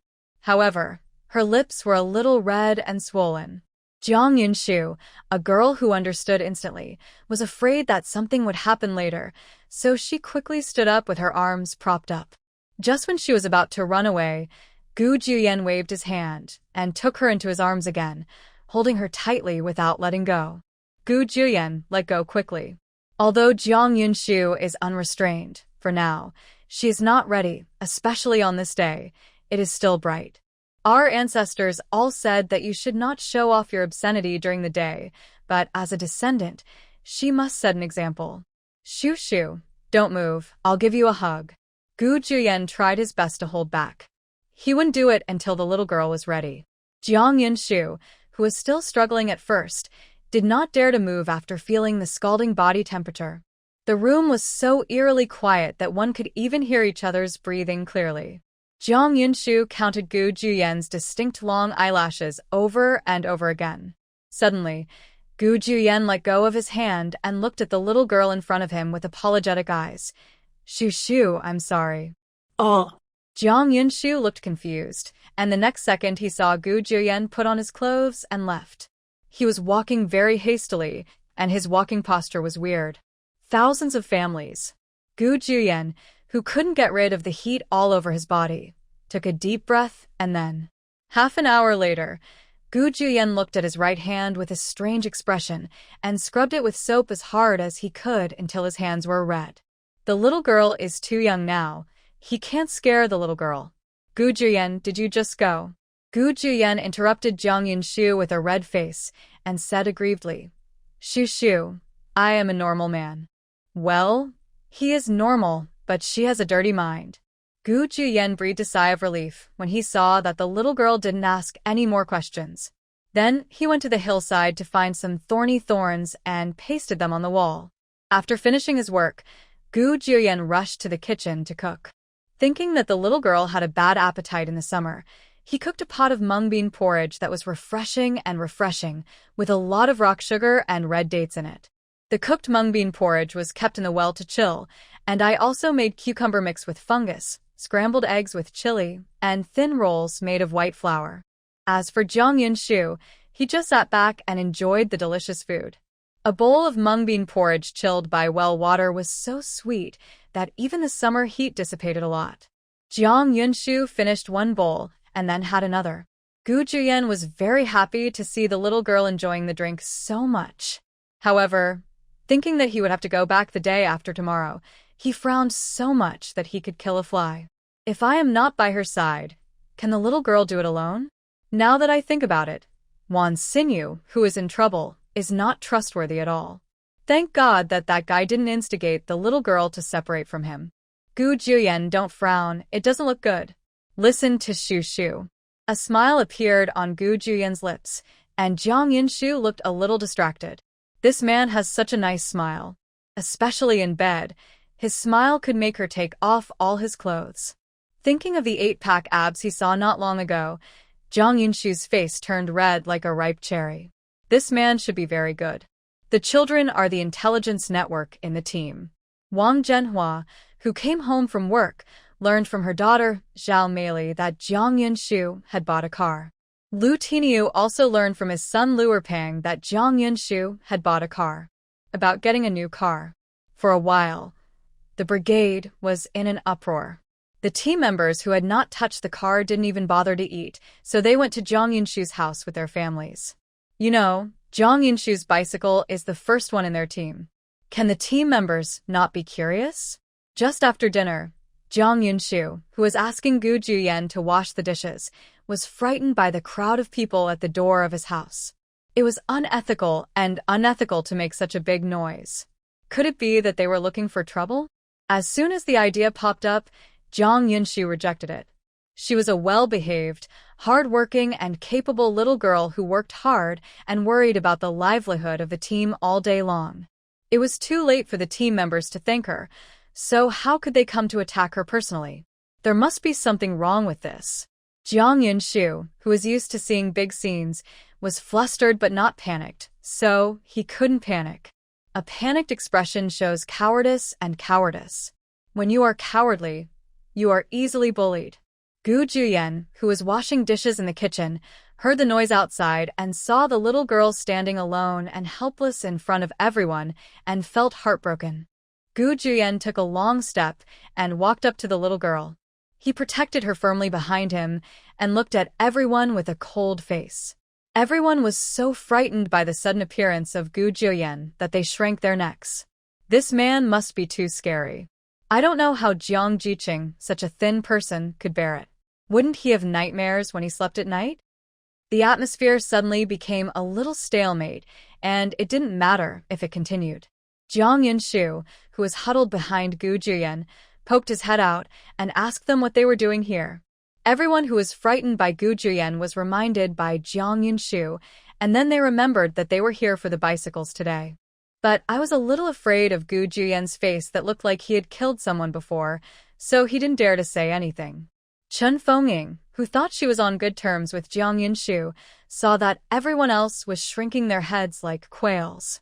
After cursing a coward in her heart, she opened her mouth and said, Jiang Jiqing, we heard that you bought a bicycle. We are all curious. Just come and take a look. Once someone opened up about this matter, there was no way to stop it. Everyone was talking about it. Everyone wanted to see the brand new bicycle. Jiang Yunshu, who was stunned, hurriedly shouted to stop and at the same time winked at Gu Juyen. It means letting him handle it. After all, the car is his, and he is the one who caused the trouble. In fact, even if Jiang Yunshu hadn't said anything, Gu Juyen would have stepped forward to resolve the matter. Jiang Jiqing is my fiancé, and we'll get married soon. I gave the car to Jiang Jiqing. Because of the nature of my work, I can't stay with her for a long time and take care of her. This is my fault. I would like to ask you all to take care of me in the days to come. I, Gu Juyen, am very grateful. The cold Gu Juyen's face only softened slightly when he mentioned Jiang Yunshu's name. Comrade Gu, what do you do? You're so rich when you just give away a car? This made Du Pingping, who had been a bachelor for more than 30 years, a little jealous. If he had money, he wouldn't have waited until now for his mother-in-law to fall in love with him. In the army. 3 simple words caused an uproar in the room. Everyone was shocked at first, and then looked at Jiang Yunshu with envy. In fact, these 3 words have too much value these days. Jiang Yunshu's life is really good. He can get a golden son-in-law even if he falls into the water. They also want to have such a good life. Looking at the tall and handsome Gu Juyen and thinking of the irritating daughter at home, Chen Fengying's eyes rolled around. The army is good, there is a bright future, and I can join the army when I get married in the future. Regarding the relationship between her daughter and that stinky girl, it wasn't too much for her to ask Gu Juyen to help her daughter set up a connection and act as a matchmaker, right? The more Chen Fengying thought about it, the happier she became. When her daughter became the wife in the future, who would dare to look down on the Du family again? As for her favorite future son-in-law Wan Xinyu, she had already forgotten about her. Chen Fengying patted her chest and said, Comrade Gu, don't worry, as long as my old lady is here, no one dares to bully her. I treat Jiang Jiqing like my own daughter. The corners of Jiang Yunshu's mouth kept twitching, and she didn't know what happened earlier. He calls her a stinky girl, but because she stands up to speak for him every time, he won't expose her. At this time, Gu Juyen also recognized that the lady speaking in front of him was the little fat girl's biological mother, because the big face, nose, and eyes were exactly the same. Thinking of this, he thanked Chen Fengying seriously for taking care of the little girl. This ruined Chen Fengying's beauty. She showed off everywhere like a peacock. The people who came here for the bicycle didn't want to hear Chen Fengying bragging, but they didn't dare to offend Gu Juyen. Especially after learning his identity. They didn't dare to offend him. Just when they thought they would be in vain this time, Jiang Yunshu asked Gu Juyen to go inside and push the car out for everyone to see. Lao Wang, who had rubbed his hands over and over on his clothes, gently touched the handlebars and said with tears in his eyes, I used to see people in the city riding this thing, but I didn't expect that now that I'm old, I can actually touch it. My life is worth it. Me too. This is all thanks to Jiang Jiqing. When I get rich, I will go to the county to buy one. If I don't ride it, I will just leave it at home and watch it. Everyone laughed when they heard what Lin Erga said. Chen Fengying jumped out and said, Erguzi, do you know how much this thing costs? It costs 150 yuan to buy one to go home, and you also need a bicycle ticket. Even if I sell you, it won't be enough to buy a bicycle. While she can still work, she and the old man will work hard to buy a car for her daughter when she gets married in the future, so that she will not be looked down upon by her husband's family when she gets there. Chen Fengying understands these principles. Lin Erga said angrily, I don't believe it. I, Lin Ergo, can still be poor for the rest of my life.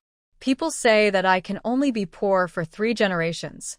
Our Lin family has been poor for several lifetimes, but we can't be as poor as me. As soon as these words came out, everyone fell silent. Because compared with Lin Ergo, they are not much better off. Their ancestors have been poor for generations, and in their generation, they are even poorer and cannot even eat enough. Obviously, they worked hard and did a lot of work in the fields, but they just couldn't have enough to eat. Apart from blaming God, they couldn't figure out what went wrong. This is our fate, poor fate. We have to accept our fate.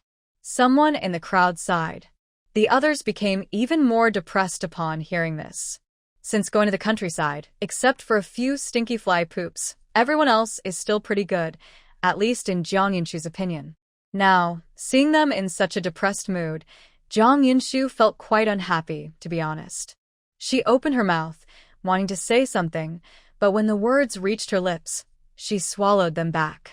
At the moment, it is all in vain to say anything.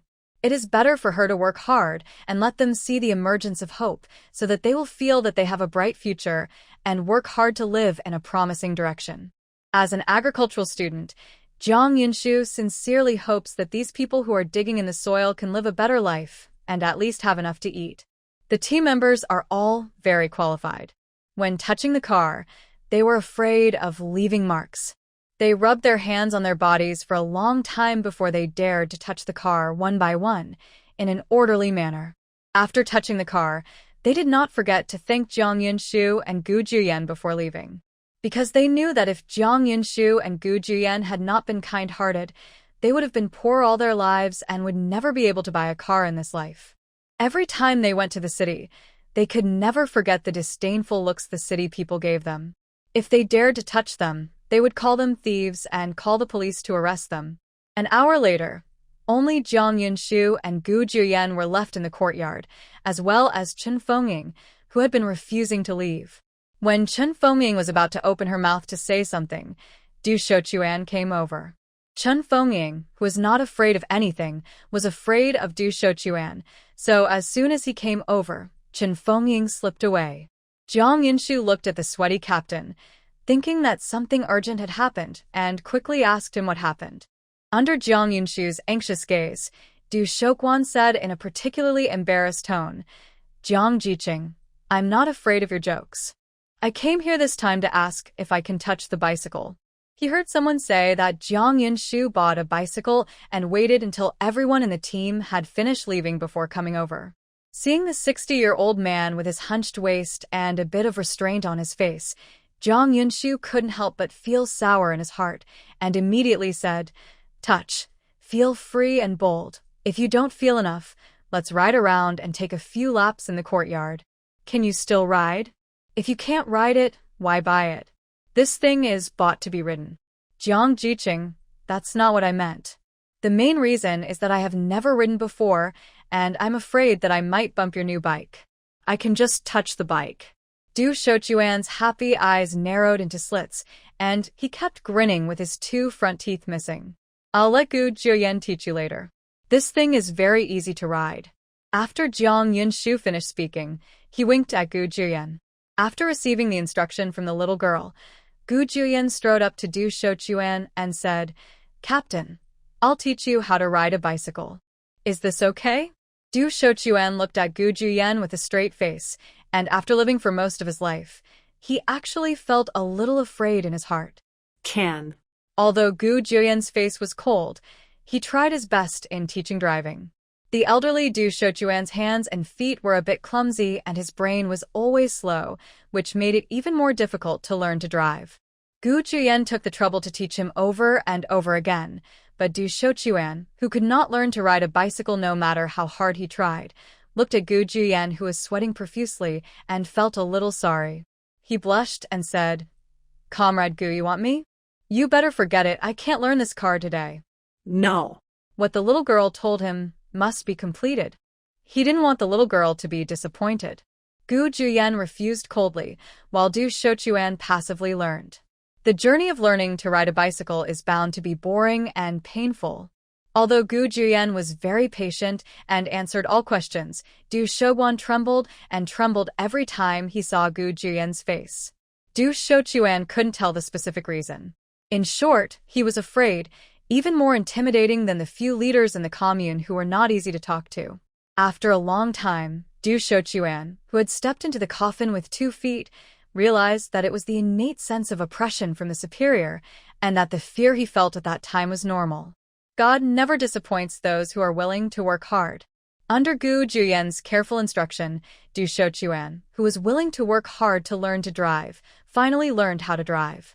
There was no need for Gu Juyen to follow behind and support the bike with both hands. The trembling Du Shochuan rode the bicycle independently. After 2 laps around the Jiang family courtyard, he quickly stopped. After Du Shochuan put the car in place, he checked around. When he found that the car had no signs of stumbling, his heart dropped into his stomach. Jiang Yunshu stepped forward and praised, "Captain, you learned to drive so quickly." Her former college roommate looked a bit stupid in comparison. When he was in college, Jiang Yunshu and another girl also taught their roommate in the dormitory how to ride a bicycle on this hot day. It took him a week to learn how to ride a bicycle. Jiang Yunshu was exposed to the sun for a week because of learning to drive, and he tanned several degrees. When an elder was praised by a junior, Du Shoguan scratched his head in embarrassment. It's all thanks to Comrade Gu's teachings. Jiang Jiqing, thank you very much for today. I'll leave first if I have something else to do. If you don't leave, your old lady won't be able to see anyone else at the dinner table, so she will start scolding you.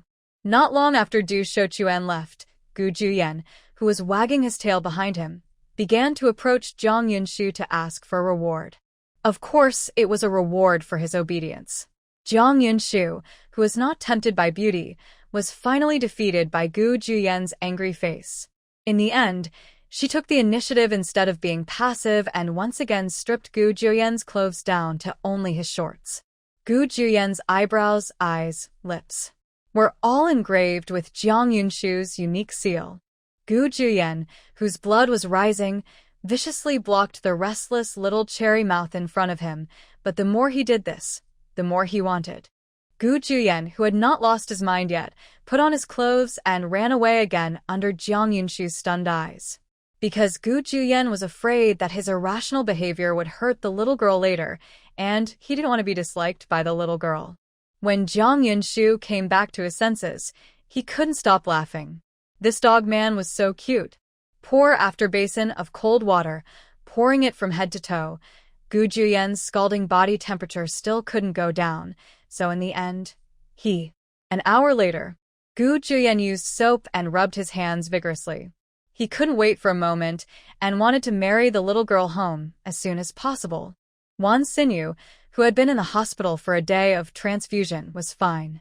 The doctor also said he could be discharged from the hospital at any time. However, Wan Xinyu stayed in the hospital and refused to leave. Frankly speaking, Wan Xinyu was afraid that his own life would be in danger and did not want to go home to meet the living king of Hades who could kill him at any time. In 2 days, the living king of Hades will return to the Northwest military region. By then, he will be discharged from the hospital, just in time to coincide with the living king of Hades. Just when Wan Xinyu felt that the future was promising and life was wonderful, an uninvited guest suddenly broke into the ward. After seeing the person in front of him clearly, Wan Xinyu's smile suddenly froze. Why is this rascal? Wan Xinyu still lingering? Mr. Gu, I was wrong. Wan Xinyu, who couldn't run away, didn't know where he went wrong, so he just had to admit his mistake. Where did you go wrong? Gu Juyen looked at Wan Xinyu, who was half buried in the quilt with playful eyes. There was a smile on his lips, but it made people feel chilled all over. This guy is so tired of daring to ruin his reputation in front of a little girl. I don't know, at this moment, Wan Xinyu wanted to die. Are they good to others? Is he kind? He was bullied. Gu Juyen repeated word for word what Wan Xinyu said this noon. But in Wan Xinyu's case, these words became a reminder to kill him. He shivered and hid in bed, waiting for the storm to come. Gu Juyen would not kill him, but would make him feel more uncomfortable alive than dead. Gu Juyen, who had lost his patience, waved his hand and took off the quilt wrapped around Wan Xinyu. Wan Xinyu, who had no protective umbrella, said bravely, Mr. Gu, I really don't dare to do it anymore. Give me a chance. Want to be a good person? Gu Juyen said coldly, You know I am the most vengeful person. There was only a clang sound, and Wan Xinyu squatted on the ground. He subconsciously protected his head with his hands, but after waiting for a long time, he didn't see his fist fall. Wan Xinyu cautiously raised his head to look at Gu Juyen, only to see him sitting calmly in front of the hospital bed, holding his hands on his chest, looking at him with a half smile. You won't beat me? When did I say that I was going to beat you up? Wan Xinyu. You haven't grown up at all in these years. Gu Juyen started to complain, his mouth still as vicious as ever. In the face of saving his life, everything Gu Juyen said was right, and Wan Xinyu did not refute. Gu Juyen said with a cold face, "Let me let you go this time, and let me know next time. You are trying to instigate a relationship between me and the little girl behind my back. You know the consequences." Wan Xinyu nodded wildly, like a chicken pecking at rice. Afraid that Gu Juyen wouldn't believe it, he directly raised his hands and swore a poisonous oath at the expense of his Wan family's descendants.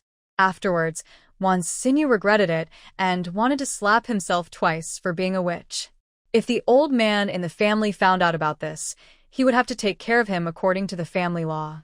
He warned Wan Xinyu that he was just on his way. The purpose of Gu Juyen's coming to the county today was actually to eliminate the little girl's worries. In the days when he was not with her, he hoped that the little girl's life would be comfortable and safe. For now, this is the only thing he can do, and the most important thing to do. Li Dagua and Chao Xuehua have such a precious son as Li Shouren.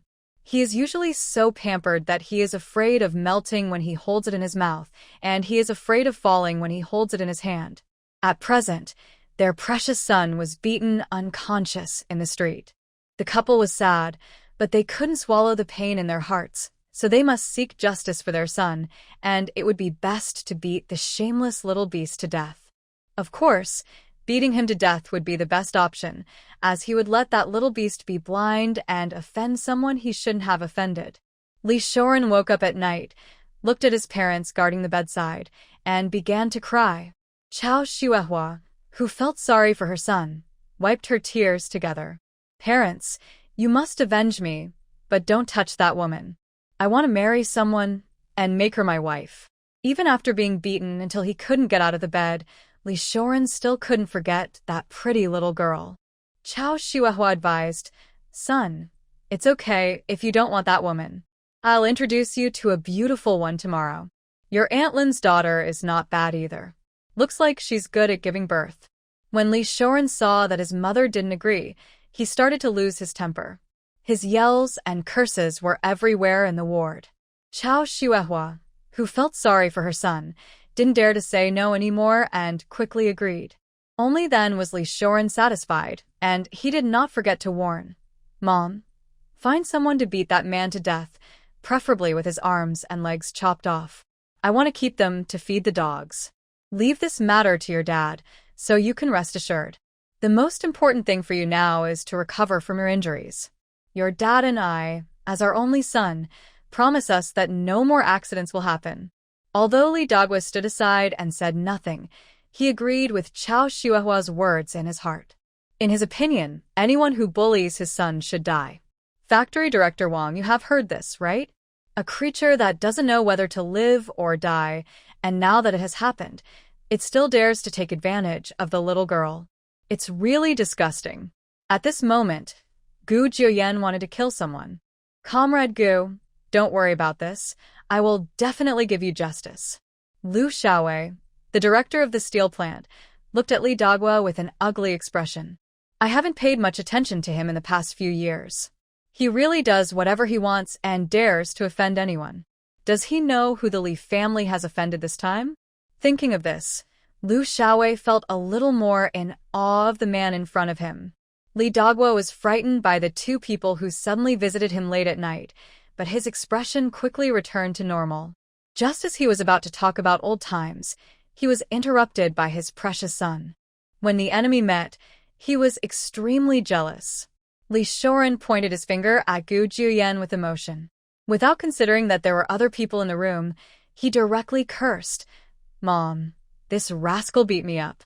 Please find someone to beat him up. Take it out on me." As soon as these words came out, Lu Xiaowei's expression immediately changed. He looked at Gu Juyen cautiously and found that his expression was as usual and his heart was beating wildly. On the contrary, Li Dagua, who was good at observing words and expressions, noticed something was wrong with the leader's expression and hurried in front of Chao Xuehua and said, "Director, Shouren is still young and not sensible, so don't take it to heart." "Lao Li, Chao Xuehua became anxious when she saw her man's elbow turned outward. Shut up. After Li Dagua finished yelling, Chao Xuehua, who knew his temper, immediately shut her mouth and looked angrily in the direction of Gu Juyan, wanting to tear him to pieces. Lu Xiaowei said with a straight face, Li Shoren is young? Li Dagua, I'm afraid you're joking. People his age would have already started a family and started a business, and their children would run away. As smart as Li Dagua, he also saw at this time that Lu Xiaowei was coming with bad intentions, but due to Lu Xiaowei's status as the factory director, he did not dare to do anything and could only laugh with him. Gu Juyan, who came to solve the problem, had no time to listen to the two of them reminiscing about old times. He coughed lightly as a reminder.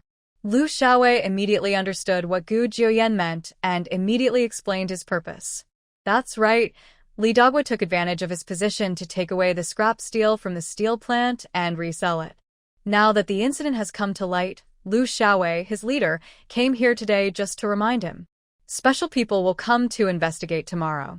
In the face of absolute evidence, it is basically impossible to retract the confession. Li Dagua was extremely flustered. His plan, which he thought was flawless, was now discovered. Having been a director for many years, he naturally knew what would happen to him if the matter was revealed. Factory Director Lu, this is all a misunderstanding. There is no way we, old Li, would do such a thing. As the person next to her, Chao Xuehua naturally knew what Li Dagua had done, but she couldn't admit it. Once admitted, their family, including her, would be destroyed. Gu Juyan, who had not spoken for a long time, opened his mouth and said, Don't worry, there are you, come one by one. Your family of 3 will not be able to escape. As long as he wanted to investigate, there was nothing he couldn't find. The 3 members of the Li family were really vicious and would do things like animals. In terms of human lives, they had 3 in their hands. Therefore, they deserved to die. You. What do you mean? Chao Xuehua suddenly felt panicked. Gu Juyan said with a cold face, It's not interesting. I just looked at you all to see if you were unhappy. Tonight is probably the last reunion of your family of 3. The next reunion will probably be in the next life. He dealt with them before leaving, so his little girl no longer had to worry. This time, not only Chao Xuehua and Li Dagua were scared, but also Li Shoren, who was lying on the hospital bed, was scared. He didn't want to die and wanted to run, but he couldn't move a bit. Also, where to escape? In this era where letters of introduction are needed everywhere, there is no way to escape. Li Shoren stared at Gu Juyan with a pale face, his eyes a little vicious. Gu Juyan snorted coldly, stepped forward, dragged Li Shoren off the bed without saying a word, slapped him twice, and stepped his injured right leg. A shrill scream came from the ward. Chao Xuehua, who was eager to protect her son, saw her precious son being pushed to the ground and beaten violently. She was so angry that she rushed forward and tore Gu Juyan apart. Gu Juyan, who never liked being touched by others, naturally would not give her this chance. When she was close, he kicked her to the ground. Li Dagua, who was accustomed to being domineering, became angry when he saw his wife and son being bullied in this way. Knowing that he could not beat him, he threatened. This comrade, 30 years to the east of Hedong, 30 years to the west of Heshi, no one can tell what will happen in the future. Maybe, you are still young, don't go too far. Li Dagua, what are you talking about? Seeing that Li Dagua was on his way to death, Lu Xiaowei quickly interrupted him for fear that he would be implicated. If he wants to die, he can hit the wall, but don't drag himself into the water. Factory Director Lu, this is our business. It's better for you, an outsider, not to get involved, so as not to get into trouble. In addition to hating the man in front of him, Li Dagua also hated Lu Xiaowei, the factory director. What are you doing now, hypocritically? It's obvious that you are here to see his joke. Lu Xiaowei looked at the unrepentant Li Dagua, and his lungs almost exploded with anger. In the end, he simply gave up and didn't care. The family ended up in this end by themselves, and they couldn't blame anyone else. It is true that the roots of a family are bad from the inside out. Gu Juyan didn't take Li Dagua's threat to heart at all. It should be said that their family was not worth his trouble. In a few days, their family would disappear from this world. Disappearance is such a good thing. Seeing that Gu Jiuyan was silent, Li Dagua began to panic. For the sake of his family's life, he pretended to be calm and said, "Comrade, can we take a step to speak? I have something to say to you." Gu Jiuyan sneered and refused. "Who are you? How dare you order me? Who gave you the courage?" Li Dagua's face was as black as the bottom of a pot. He wanted to get angry, but he held back. "I'm not a thing, so can I trouble you and lend me a step to speak? I have something important to tell you. I don't talk to trash." After Gu Jiuyan finished speaking, he turned around and left, taking long and urgent steps. For him at this moment, meeting the little girl is the most important thing. When Li Dagua saw Gu Jiuyan leaving, he hurried to chase him. He was stopped by Lu Xiaowei after taking only 2 steps. "Li Dagua, your family has hit a brick wall this time. That man just now is someone you can't afford to offend. I advise you not to ask for trouble." After Lu Xiaowei finished speaking, he hurried away, completely ignoring how ugly Li Dagua's face looked behind him. Li Dagua's heart felt cold. He thought that all his hard work for many years was ruined, and now his life was at stake. He was so angry that he accidentally caught a glimpse of the mother and son lying on the ground. He lost his mind and immediately beat someone up. "It's all your fault. You used to spoil him, but now he's fine. Our whole family is going to die. It's all your fault, you vicious woman." The stick with a thick arm hit Chao Xuehua on the head, one stick after another, and Li Dagua became angry and his eyes turned red. Chao Xuehua, whose head was covered with blood, had no time to speak before he fainted. Li Dagua, who realized what had happened, put his finger on the tip of Chao Xuehua's nose tremblingly. With a pop, Li Dagua sat limply on the ground, crying loudly at first, then stood up from the ground and staggered away from here. Just when he went home to pack his things and prepare to run away, there were several police officers waiting for him outside the door. As for the reason for the long wait, of course it starts with Gu Jiuyan. Gu Jiuyan, who had expected that Li Dagua would do this, had someone notify the Public Security Bureau in advance. Right now, if Li Dagua makes a mistake and wants to run away, then his crime will be aggravated. That is, what Gu Jiuyan did not expect was that Li Dagua would beat Chao Xuehua to death on impulse. Gu Jiuyan said, "Director Liu, thank you very much for this matter today. Say thank you and go out. The girl is an educated youth in our commune. If anything happens in the future, please come to the steel factory to find me. Don't be polite to me." Chongguan was so angry that what he saw in the storybook was actually seen in reality. Lu Xiaowei was not only shocked but also shocked. On the one hand, the Li family brought it upon themselves, and on the other hand, they were unlucky enough to miss someone else's fiancé. However, this person is still something that others cannot afford to offend. When Jiang Yinshu was mentioned, Gu Jiuyan's expression softened a little. "Let me say thank you on behalf of Xu Xu."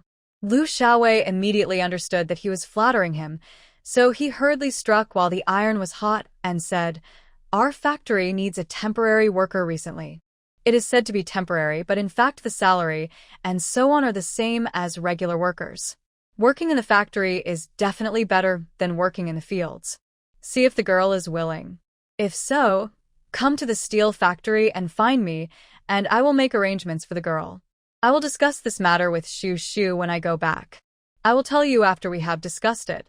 Gu Jiuyan, who originally wanted to refuse, finally agreed. In fact, if the little girl wanted to go back to the city, he could do it, but every time the little girl mentioned raising pigs, her eyes would light up. He had never seen such a little girl before. He liked fresh little girls who were full of life. Therefore, in everything, Gu Jiuyan will respect the little girl's choice without hesitation.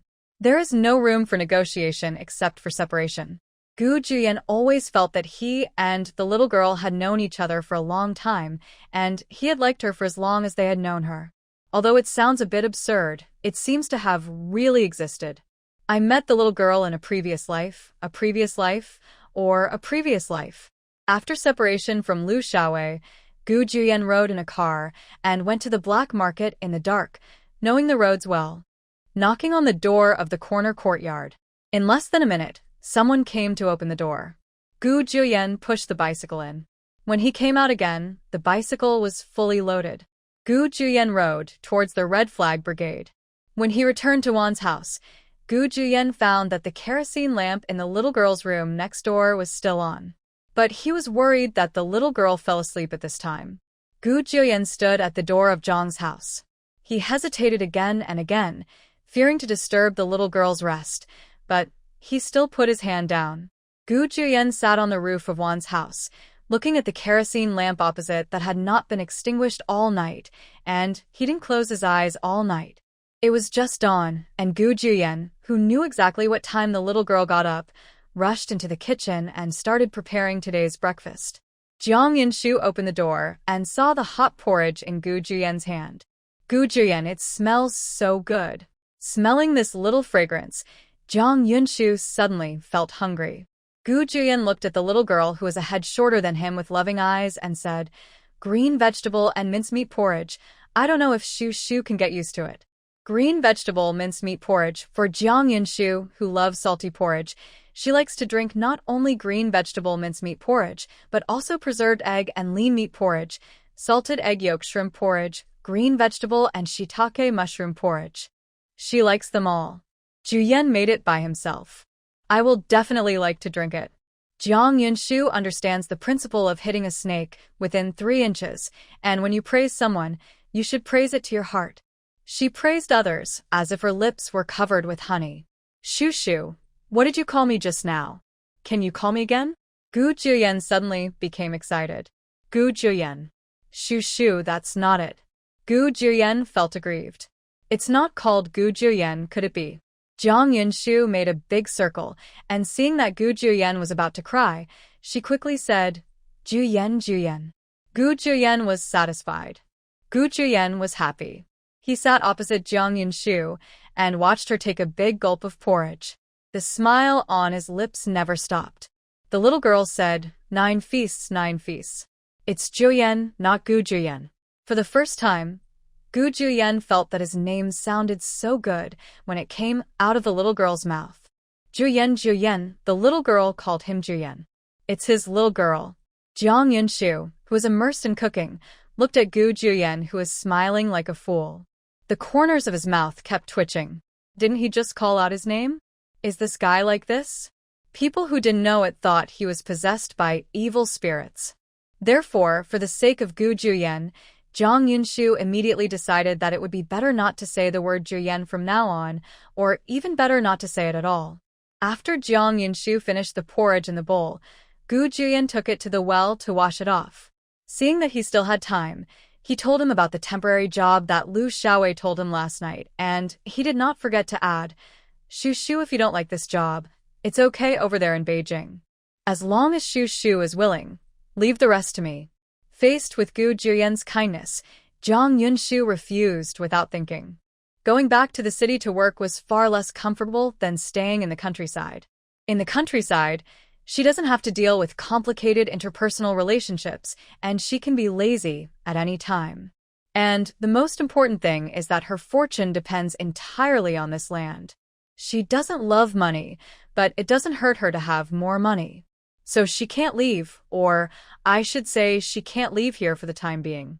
Gu Juyen had long expected that the little girl would say this, but then he thought about the fact that he would take the car back to the northwest tomorrow, and he still felt a little worried about the little girl.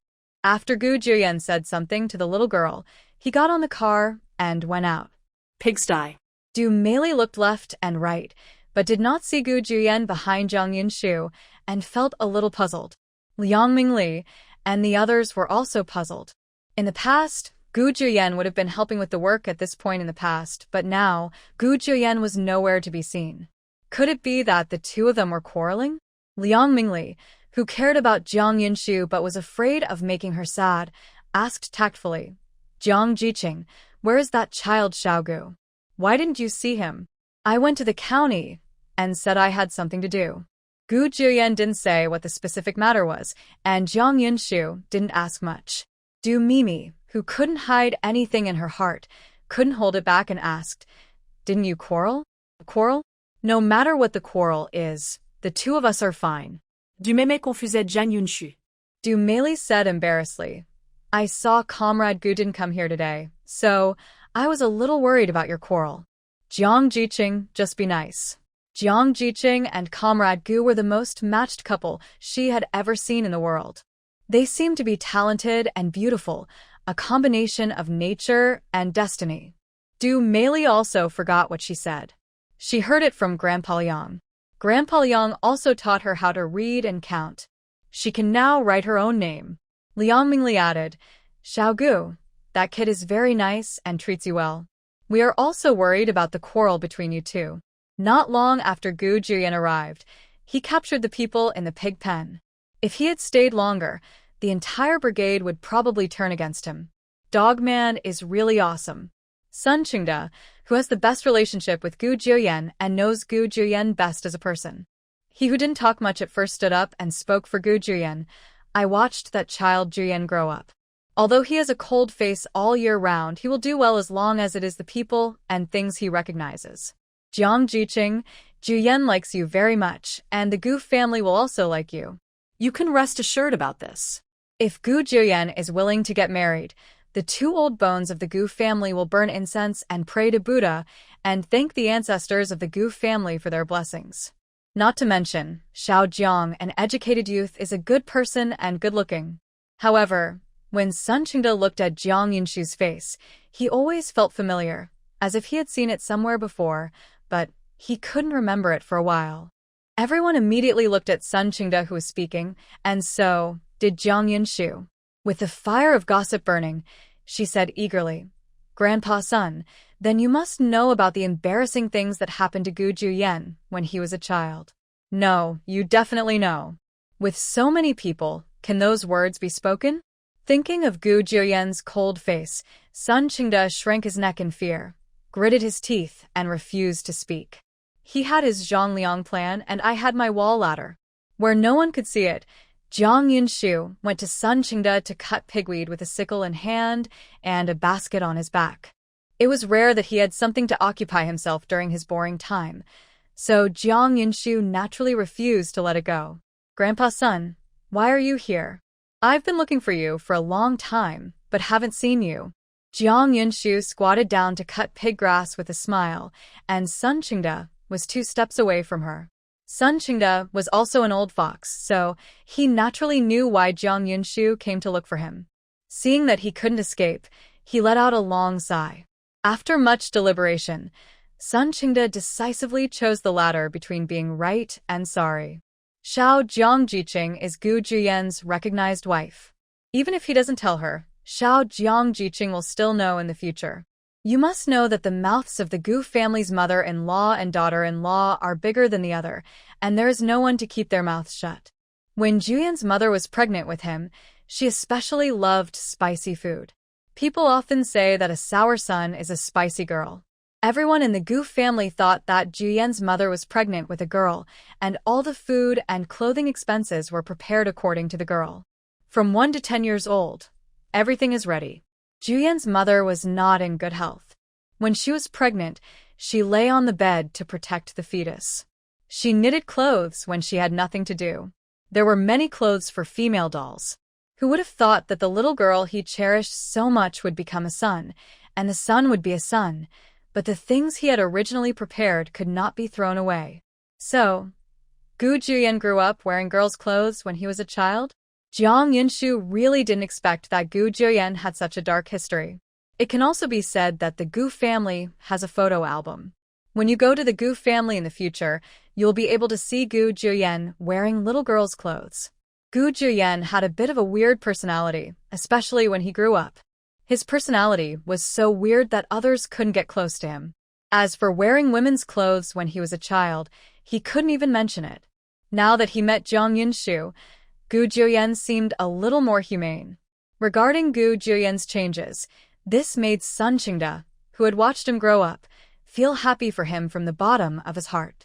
The picture of little Gu Juyan wearing women's clothing and a stinking face was so beautiful that Jiang Yunshu's brain capacity was limited and she couldn't imagine it, but she couldn't help but be curious. If she were to find an opportunity in the future, Jiang Yunshu would definitely take a photo of little Gu Juyen wearing women's clothing with his mobile phone and keep it for observation. Soon, Jiang Yunshu found an opportunity. After finishing the work in the afternoon, Jiang Yunshu, who was too tired and hot to move, closed the door, ducked into the space, and finished lunch on the spot.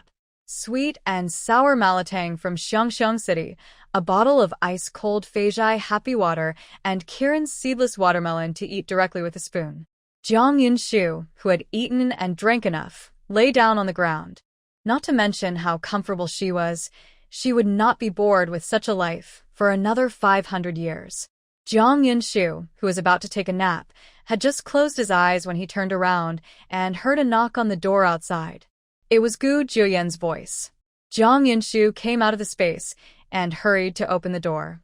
He ran into Gu Juyen, who was sweating profusely, and the dog in Gu Juyen's arms. To be more precise, he should be called a son of a witch after all. He was only a little bigger than a slap. At this time, he was looking at Jiang Yunshu fiercely, making a whining sound from his mouth. Jiang Yunshu was instantly captured by this gadget. He touched the little cub's head with his hand. After reluctantly taking his hand away, he asked, "Gu Juyen, where did you get this little cub? Can you get one back for me too?" She is the only one in the family who is out of breath, has a dog by her side, can talk to relieve boredom, and can also look after the home and care for the home on weekdays. It's for Shu Shu, as long as Shu Shu likes it. After Gu Juyen handed the little boy in his arms to Jiang Yunshu, he began to unload things into the courtyard. The things I bought last night were also brought to Jiang's house. There were a lot of refined grains such as rice and white flour. There were also red dates, brown sugar, and malted milk to replenish qi and blood. Gu Juyen also bought a lot of them.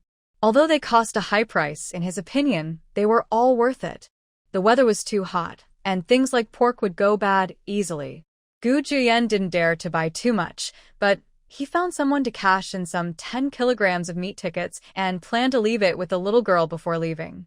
Places like the black market are too dangerous. It would be best if the little girl doesn't go there. When he goes back this time, he can find someone to redeem some national food stamps and the like, and mail them to the little girl.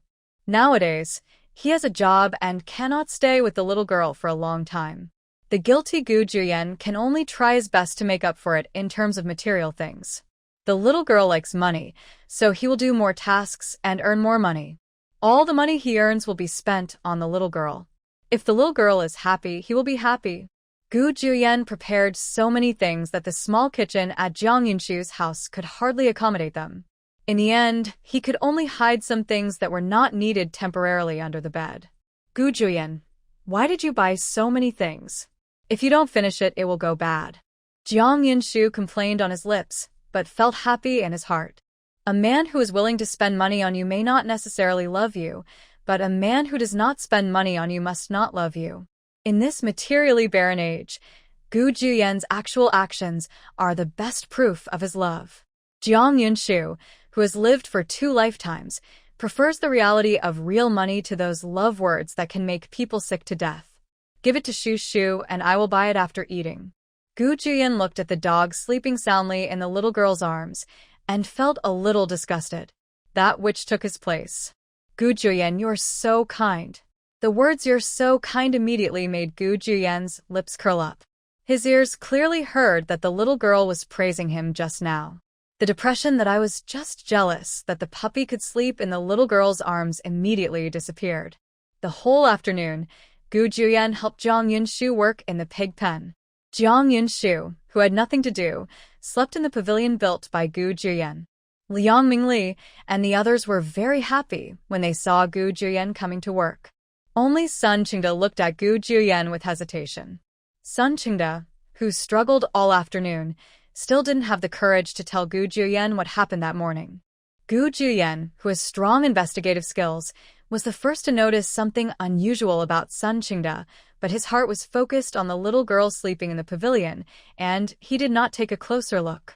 As soon as work time came, Jiang Yunshu immediately took Gu Juyen away. The watermelon that had been placed in the well last night was fished out by Gu Juyen. There would be no summer without watermelon. The cold watermelon was cut into 2 parts from the middle. Jiang Yunshu held half of the watermelon and sat in the yard to eat it with a spoon. Gu Juyen sat aside, holding a fan to fan the little girl. The conscientious Jiang Yunshu not only ate it himself, but also fed it to Gu Juyen from time to time. After a while, the bottom of the half watermelon was gone. Jiang Yunshu, who had eaten too much watermelon today, did not dare to eat anymore for fear of getting upset at night. Gu Juyen asked Gu Juyen to take the remaining half of the watermelon to the pig pen for Liang Mingli and the other elderly people to eat. Gu Juyen left home, and Chen Fengying came over sneakily. When she came up, she asked Jiang Yunshu where Gu Juyen was. "Aunt, what are you doing with him?" The evil-minded Jiang Yunshu refused to say anything. "You stinky girl, of course I have something to do with him. Otherwise, why would I be looking for him? Where is Comrade Gu? Please tell me quickly. I have something urgent to see him." When her daughter came back from work, she mentioned that Gu Juyen was going back to the army tomorrow. Chen Fengying, who didn't even bother to cook, immediately put down her food and came here in a hurry. She was afraid that if she took one step too late, her precious daughter's marriage would be ruined. "If you don't tell me, forget it, then I won't tell you either."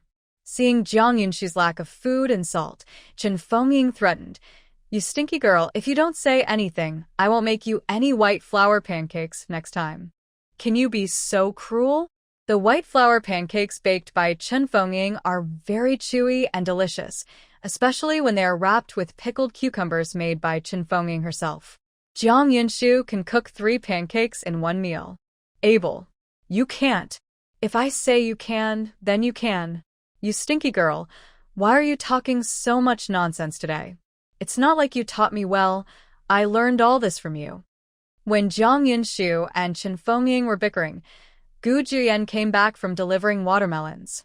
Looking at the 2 people who were arguing, he walked forward quickly, protecting Jiang Yunshu behind him, and looked at Chen Fengying with hostile eyes. Chen Fengying's legs were so frightened that she almost knelt down on the spot before Gu Juyen, but Jiang Yunshu saw something was wrong and stepped forward to rescue Chen Fengying. The fierce Chen Fengying is the one who likes Jiang Yunshu the most in the team, and Jiang Yunshu doesn't want anything to happen to Chen Fengying. Chen Fengying immediately cast a grateful look at Jiang Yunshu, and for the sake of the bratty girl talking to her, she baked a few more white flour pancakes for her to eat. Gu Juyen's anger dissipated instantly, and he sincerely admitted his mistake and apologized to Chen Fengying. The frightened Chen Fengying quickly waved her hands and said, "Comrade Gu, if you want to blame me, blame me. Why are you saying that I am a bad old woman and a little girl is so cute? White flour pancakes are not a rare thing. She wants to eat them, and I give them to her. Just brand it." Hearing this, Gu Juyen's face immediately became serious, and he corrected him. "Jiang Jiqing is Jiang Jiqing, not a little girl." Yes, look at my mouth, I'm talking nonsense again." Chen Fengying's legs were trembling a little. She was afraid of saying the wrong thing, and she didn't dare to say anything even if she was accidentally punched. Gu Juyen's face was a little gentle. "As long as Annie knows that she was wrong, don't say that again next time." Facing Gu Juyen's seriousness, Chen Fengying nodded wildly, like a chicken pecking at rice. She would never scold that stinky girl next time. No, it was Jiang Jiqing. She would never dare to do it again. As for Jiang Yunshu, who was watching at the scene, his desire to laugh reached its peak when he saw Chen Fengying, who was rarely embarrassed, and Gu Juyen, who was serious about correcting mistakes. However, Jiang Yunshu also knew that it would make him look unkind. After all, Chen Fengying was almost scared to tears by Gu Juyen. Therefore, Jiang Yunshu resisted the urge to laugh, but her little face turned red. Gu Juyen thought Jiang Yunshu was too hot, so he quickly picked up the cattail leaf fan on the table and fanned Jiang Yunshu. Chen Fengying, who was frozen on the spot, was a bit of an eyesore as the big light bulb between the 2 of them. Gu Juyen, who didn't have much time to spend with the little girl, looked at Chen Fengying, who never left or spoke, and his face became more and more disgusting. Chen Fengying, who was a little afraid of Gu Juyen, wanted to run away, but then she thought about her daughter's marriage. She loved her daughter so much that she suppressed the fear in her heart and said, Comrade Gu, I have something to ask you. Can we go out and talk? Gu Juyen said nothing, but looked down at Jiang Yunshu. Auntie is looking for you. It must be urgent. You guys chat first while I go to the toilet. Jiang Yunshu left knowingly, but the real situation was that she had eaten too much watermelon and wanted to go to the toilet. Auntie, Miss Du and Shu Shu are friends. If you have anything to say, just ask. After Jiang Yunshu left, Gu Juyen returned to his usual cold demeanor. When Chen Fengming saw what he said, she started to climb up the pole. My family is beautiful. I have reached the age to get married in the past 2 years. She is good-looking and smart and virtuous. The matchmaker, who came to ask for a match, almost broke the threshold of my family. But I am just a beautiful and precious daughter, and a mother always wants her daughter to marry well. I think Comrade Gu can understand this. Understand. Gu Juyen suddenly thought of him and the little girl. He was now in a relationship with the little girl. He didn't know if the little girl's family would agree with it. After all, he is so much older than the little girl. If you don't agree, what to do? Gu Juyen didn't want the little girl to be in trouble between them, but it was even more impossible for him to give up on the little girl. Gu Juyen, who had always been in trouble, started to have difficulties for the first time. So I thought about finding a good man for my beautiful girl, so that after getting married, I would feel relieved. Comrade Gu, could you please help me find a similar man for my beautiful girl? As for me, my requirements are not too high. I just need to be the same as you in appearance and height. It would be best to have only one son in the family. Too many will not do. If there are too many mothers-in-law, they will be partial. My family will be wronged for being beautiful. Last but not least, Chen Fengming, who has been through this, has the most say. People say that the daughter-in-law who has been a mother-in-law for many years has lived like this. Knowing how hard life is, she naturally does not want her daughter to follow her old path. After hearing the request clearly, Gu Juyen carefully searched in his mind and found that there was really nothing that met Chen Fengming's request. Most people in his position are married and have children. Even if they are not married, they still have fiancés.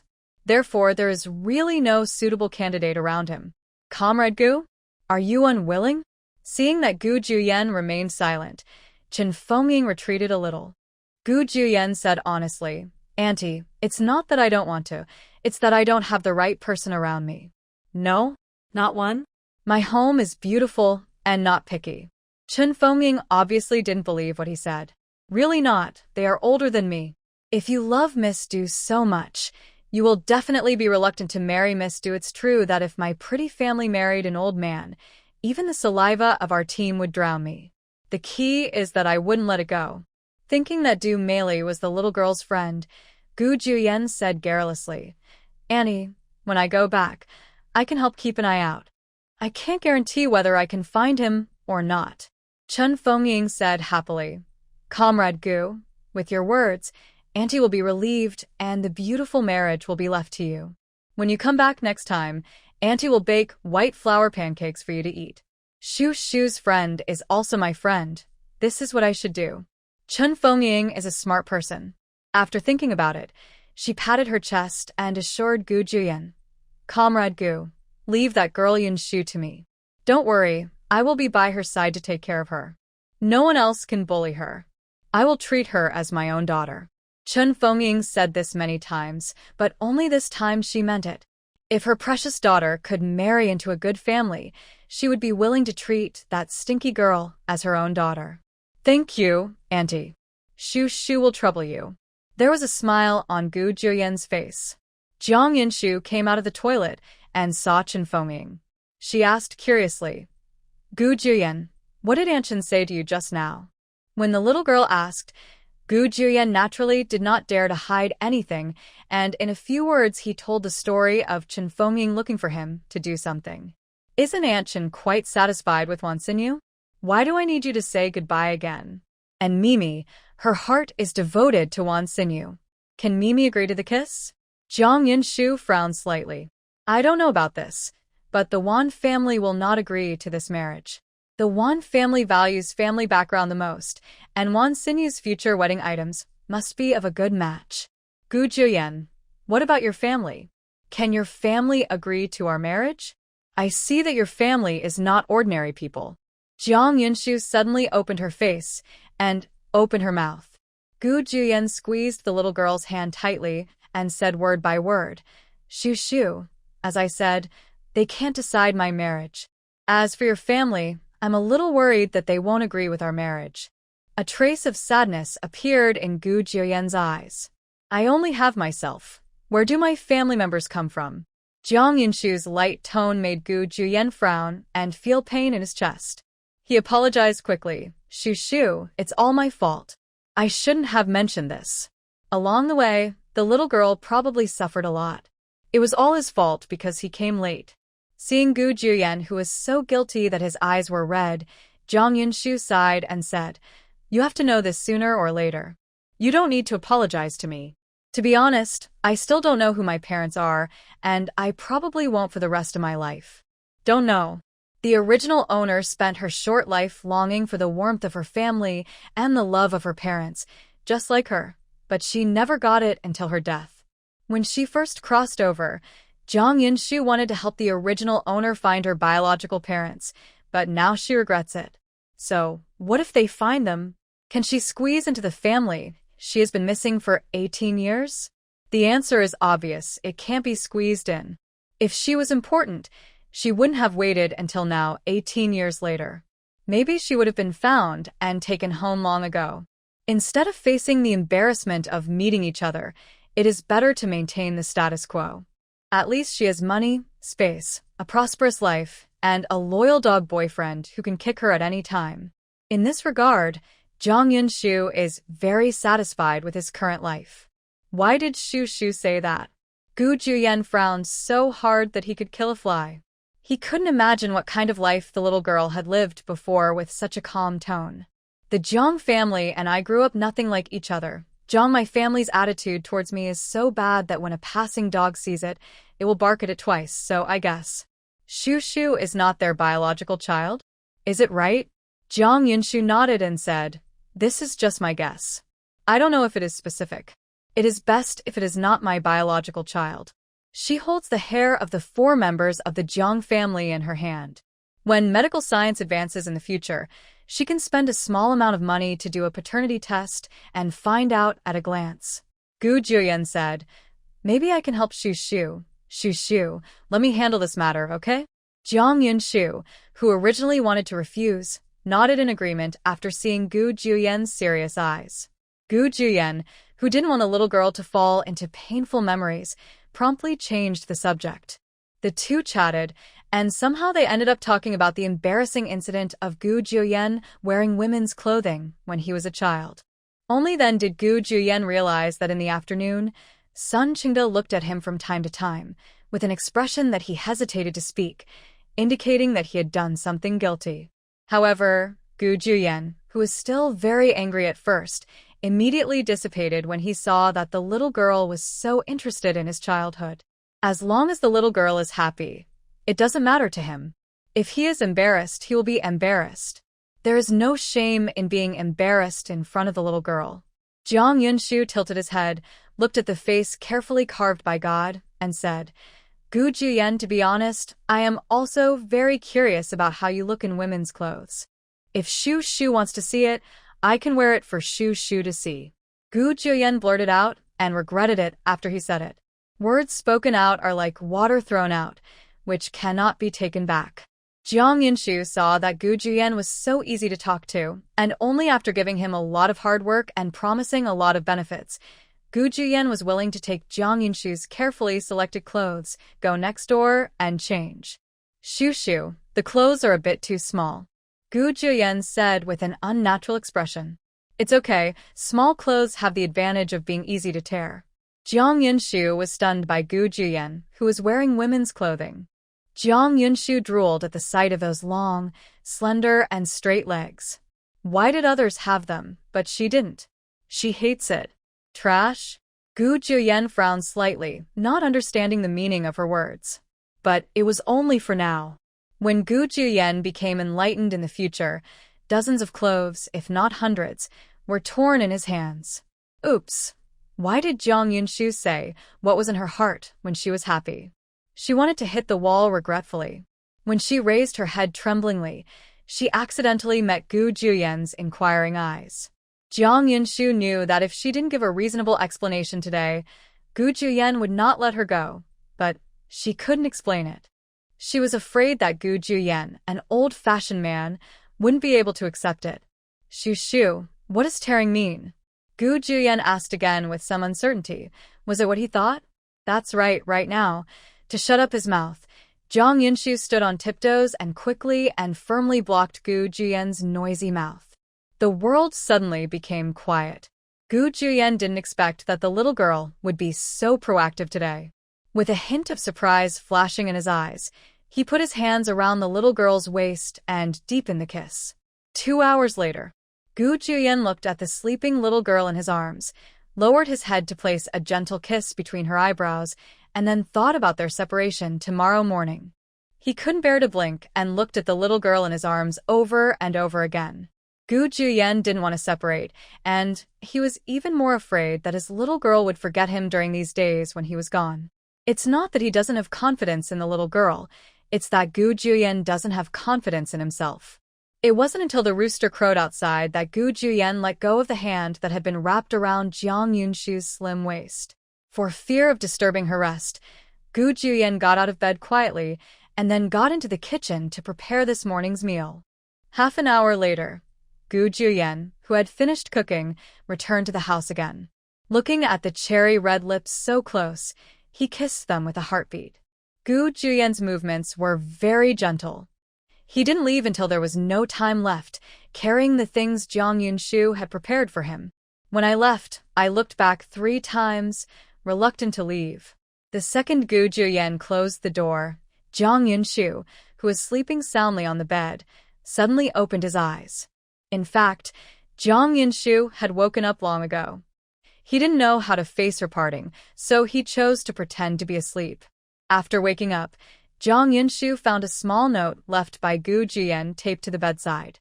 The densely packed words on the note were Gu Juyen telling Jiang Yunshu to take care of himself. There was still warm breakfast in the pot, and the line of small words at the end of the note. Shu, can you not forget me? I like you very much. Gu Juyen, you are really an idiot. After Jiang Yunshu finished complaining, she threw the note into the space. Without any sleepiness, she thought of the still warm rice in the pot and immediately got up from the bed. Egg custard, cabbage fried in lard, egg pancakes baked with white flour and red dates, and millet porridge cooked underneath. Jiang Yunshu had no appetite, so she simply ate a little and then put away her things. She had left some unfinished white flour pancakes and red dates and millet porridge, adhering to the virtue of saving food, and planned to save them for next time. The next time I want to try Gu Juyen's cooking, it will probably be a long time later. As soon as he started work, Du Meili opened his mouth and asked, Jiang Jiqing, Comrade Gu is gone? I left this morning, so I guess I should be in the car by now. After Jiang Yunshu put on the mask, he started to jump into the pig pen and shovel pig manure. The work in the pig pen is a carrot and a pit. Wan Xinyu, who is responsible for shoveling pig manure, is currently staying in the hospital and refuses to come back. The job of shoveling pig manure naturally falls on Jiang Yunshu. The pigs looked the same every day they could eat but if they were not clean for a day, they pooped everywhere. Du Meili was worried that Jiang Yunshu would be too busy, so she jumped into the pig pen to help. The two of them were sweating profusely while working in the pig pen, cleaning out shovel after shovel of pig manure. Looking at Jiang Yunshu, who was too silent today, Du Meili pursed her lips and explained, Jiang Jiqing, don't be too sad. Comrade Gu will come back. Jiang Yunshu said, I'm not sad. But you look just sad. Yeah? Why didn't I feel that? If you feel really uncomfortable, just cry. Grandpa Liang and the others have gone to the river to cut pigweed, and they won't be able to come back for a while. If you cry, no one will know. Looking at the serious Du Mimi, Jiang Yunshu sighed and said, Mimi, I don't feel bad, and I don't want to cry. He goes his way and I go mine. It's not like the earth can't turn around without him. She doesn't know how to cry, let alone cry for a man. Besides, What's the use of crying? If she cries, Gu Jiuyan won't come back to cry for her. We are all adults, so we might as well be more sensible and clear-headed. It would be better for everyone. Seeing that Jiang Yunshu didn't seem to be lying, Du Meili asked suspiciously, Jiang Jiqing, are you really not feeling uncomfortable? Let me say it one last time. I don't feel bad. Jiang Yunshu got angry. Seeing that Jiang Yunshu was angry, Du Meili didn't dare to speak anymore. She thought that when she got home later, she would ask her mother to bake some white flour pancakes and send them to Jiang Yunshu. Jiang Jiqing loves to eat pancakes made by her mother. After eating white flour pancakes, Jiang Jiqing will be happier. Liang Mingli and others were also worried about Du Meili. During work, they tried different ways to make Jiang Yunshu happy. Jiang Yunshu, who was fine at first, became upset when they did this to him. When he went to bed at night, he lay on the bed tossing and turning and couldn't sleep. All he could think about was Gu Jiuyan. At the same time, Gu Jiuyan was looking at the little girl's handkerchief. Although they had just separated, Gu Jiuyan felt that they had been separated for a long time. He missed his little girl very much. Wan Xinyu, who was counting the days before Gu Jiuyan's departure, packed up his things the next day after confirming that Gu Jiuyan would return to the northwest, and decisively went home from the hospital. A place like the hospital is gloomy, people die every day, and there is no place to stay. When Wan Xinyu came, he had nothing. When he left, there were large and small bags, all of which were food. The doctors and nurses in the ward fed him. Jiang Yunshu ate the oil fruit that Wan Xinyu brought back from the hospital and sighed. Wan Xinyu, you are so popular that you will never starve to death wherever you go. Of course, young master, I am the one who sees flowers bloom. You have never seen how enthusiastic those female nurses are. I almost couldn't come back. Gu Jiuyan was not around, so Wan Xinyu put on his clothes again, like a peacock in full bloom, showing off that he was very popular. Du Mimi, who was silent, felt confused, then pretended that nothing happened, picked up the shovel, and went to work. Miss Du, where are you going? There's still time to eat first, and then work. Seeing Du Mimi leaving, Wan Xinyu shouted anxiously at the top of his voice. No, you can eat. Du Meili went into the pig pen to work without raising her head. As for Wan Xinyu, she never looked at him again from beginning to end. Wan Xinyu, who had been rejected, complained in front of Jiang Yunshu. Why do I think she is angry? Who provoked her? Why does it look different than usual? No one talks to me anymore. The person who made her angry was you. Wan Xinyu, do you really not know, or are you pretending not to know? I don't know what you think when you mention these things in front of a beautiful woman. After Jiang Yunshu finished speaking, he returned the half-eaten oil fruit to Wan Xinyu and left. You beautiful silly girl. Why can't you think about it? Hurry up and write a letter to Gu Jiuyan and ask him to have some snacks. Such a beautiful girl cannot be ruined by Wan Xinyu. Seeing Jiang Yunshu leave angrily, Wan Xinyu felt even more depressed. He looked at Liang Mingli and the others for help. Grandpa Liang. Snort. Liang Mingli was too lazy to pay attention to this idiot who made his granddaughter angry. Others were walking around and eating, but they refused to pay attention to Wan Xinyu. Everyone's indifference made Wan Xinyu so anxious that he almost cried. In the end, Sun Qingde couldn't bear it and called Wan Xinyu aside. Silly boy, can't you really see that Miss Du is interested in you? As if being struck by lightning, Wan Xinyu looked at Sun Qingde in astonishment. Grandpa Sun, no way. Sun Qingde looked at the confused Wan Xinyu and hurriedly cursed. You don't know how. You are a pig brain. What? You know how to eat all day long, and you deserve to be ignored by that little girl. Wan Xinyu, who was scolded, felt aggrieved. Grandpa Sun, I have no other intentions. I have always regarded Miss Du as my sister. Sun Qingde said with a sneer. Sister? Well, from now on, stay away from other girls, and if you can, don't mess with her. It's just your family, whoever gets in will be unlucky. Grandpa Sun, you can scold me if you want. Why are you scolding our Wan family? We, the Wan family, have not provoked you. It was about family reputation, and Wan Xinyu was angry. All of you are rascals. None of your grandfathers, including your father, are good. If you have any conscience, just remember what I said and stay away from this little girl." After Sun Qingde finished speaking, he left, leaving a confused Wan Xinyu behind. Jiang Yunshu looked at Du Mimi with red eyes and said, "Mimi, I will take you to catch rabbits on the hillside later. When I catch it, I will make braised rabbit meat for you to eat." Gu Juyen, that witch, has never tasted it. What are they going on? The beautiful little girl was the one who teased her in the morning, and in the afternoon she became the little girl who teased her. Jiang Yunshu felt depressed. Du Mei hesitated for a moment and said, "Jiang Jiqing, I don't eat rabbit meat. I want to lose weight." Jiang Yunshu deliberately said with a straight face, "Isn't it a day to lose weight? Or do you look down on me and don't want to go catching rabbits with me on the hillside?" Seeing that Jiang Yunshu was angry, Du Mei hurriedly explained, "Jiang Jiqing, I didn't." Do you believe me? "I really didn't." "Then accompany me to catch rabbits. Maybe if you are lucky today, you can catch pheasants." "Good." Du Mei agreed. Wan Xinyu is like a transparent person. Everyone ignores him. Even if he takes the initiative, no one is willing to talk to him.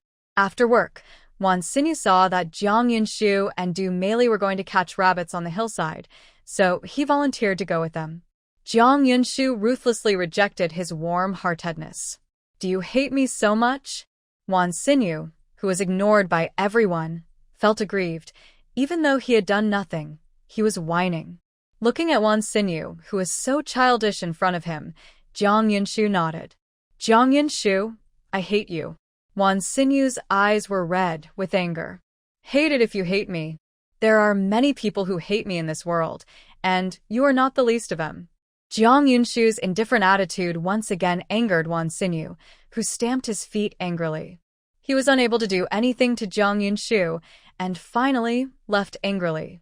He hates Gu Juyen, hates Jiang Yunshu, and hates the people who work in the pig pen.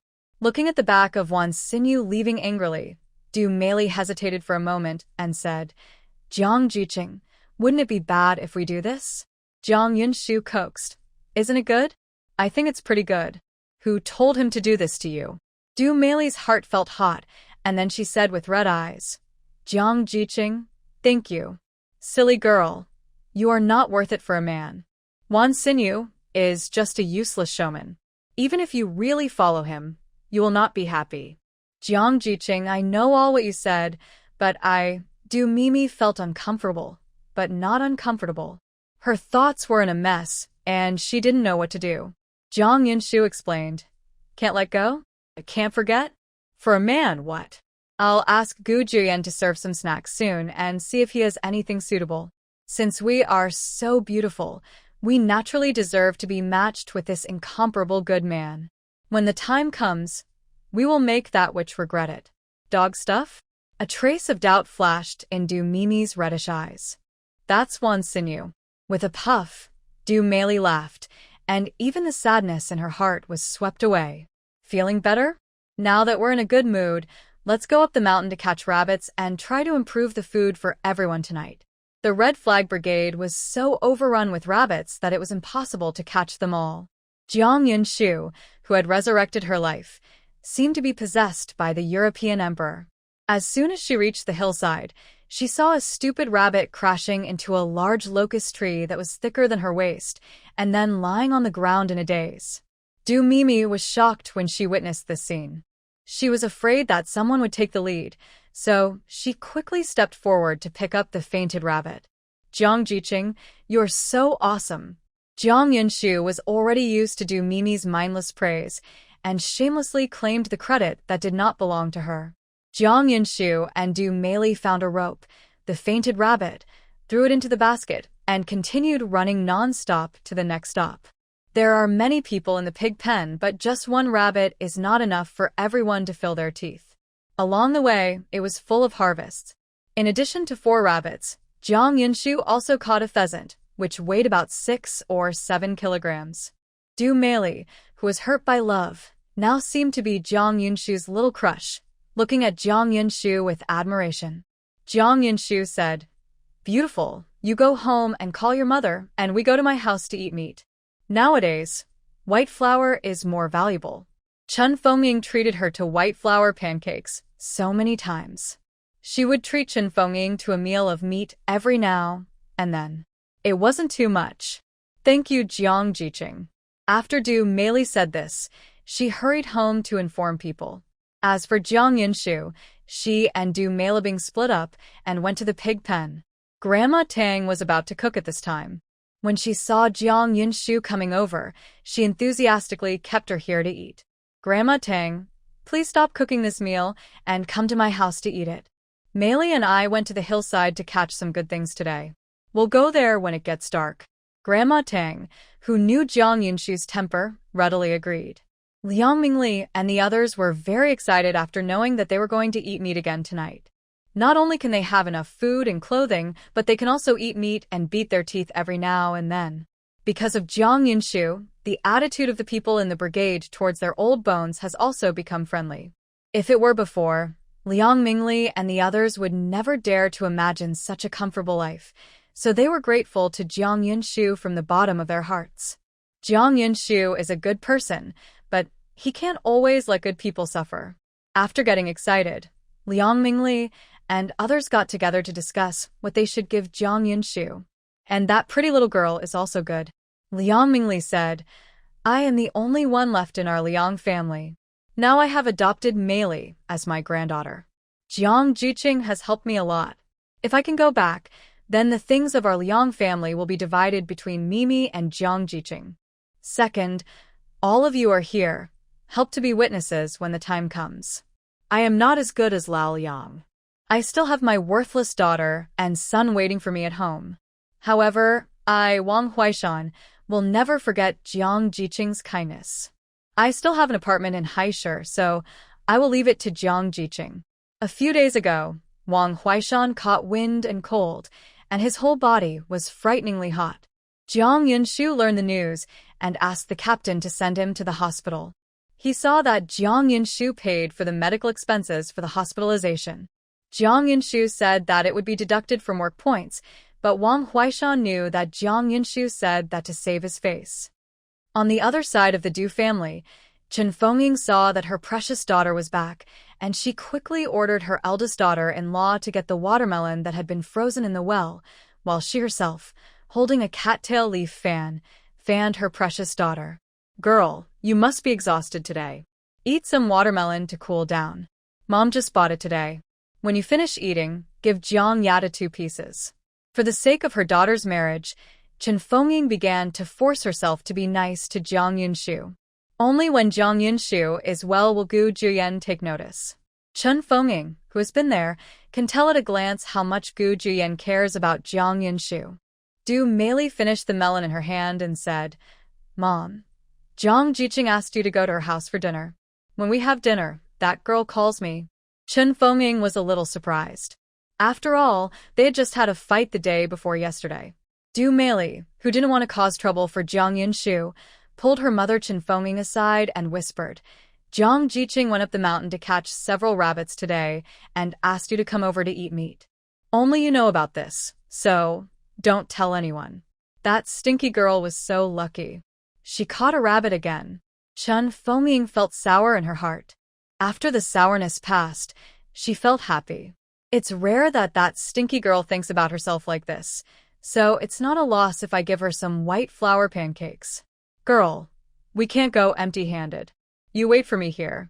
I'll pick some vegetables from our vegetable garden and bring them to Jiang Jiqing later. After Chen Fengying finished speaking, she ran away, and together with her eldest daughter-in-law, she picked a basket full of beans and brought them to Jiang Yunshu. When Chen Fengying and Du Meili arrived, Jiang Yunshu was lying on the bed and resting. Seeing that they came so early, he quickly went to the kitchen to pour a bowl of cold boiled water for them. Jiang Jiqing, look what good things I brought you. Chen Fengying, who was eager to show off, showed the backpack to Jiang Yunshu. When Jiang Yunshu saw clearly that there were beans in the basket, his face fell instantly. What's the beans? You must know that the vegetables she hates the most in her life are onions and beans. The former is because she can't stand the spicy taste, and the latter is just hurt by eating them. The production of green beans is extremely high. Jiang Yunshu, who grew up in a province, had a lot of green beans on the dining table at home when he was a child. Her milk is even more amazing. The beans can be cooked in different ways: fried, cold, wrapped in noodles, and steamed in a pot. In short, there is nothing I can't think of. Only her milk can't do it. For Jiang Yunshu, no matter how delicious the dish is, she can't help but eat it every day. It makes her feel sick to her stomach. After that, she can no longer look directly at the dish of beans. Du Meili, who noticed that Jiang Yunshu was in a bad mood, said, "Jiang Jiqing, what's wrong? Don't you like it?" Jiang Yunshu, an honest man, said truthfully, "I ate too much of this thing before, and it hurt me a little." This time it was Chen Fengming's turn to be surprised. "Why do city people eat the same food as us country people? Do you also eat beans?" Jiang Yunshu explained, "This city is really not as good as you think. You will still be hungry when you should be hungry, and not having enough to eat is a common occurrence.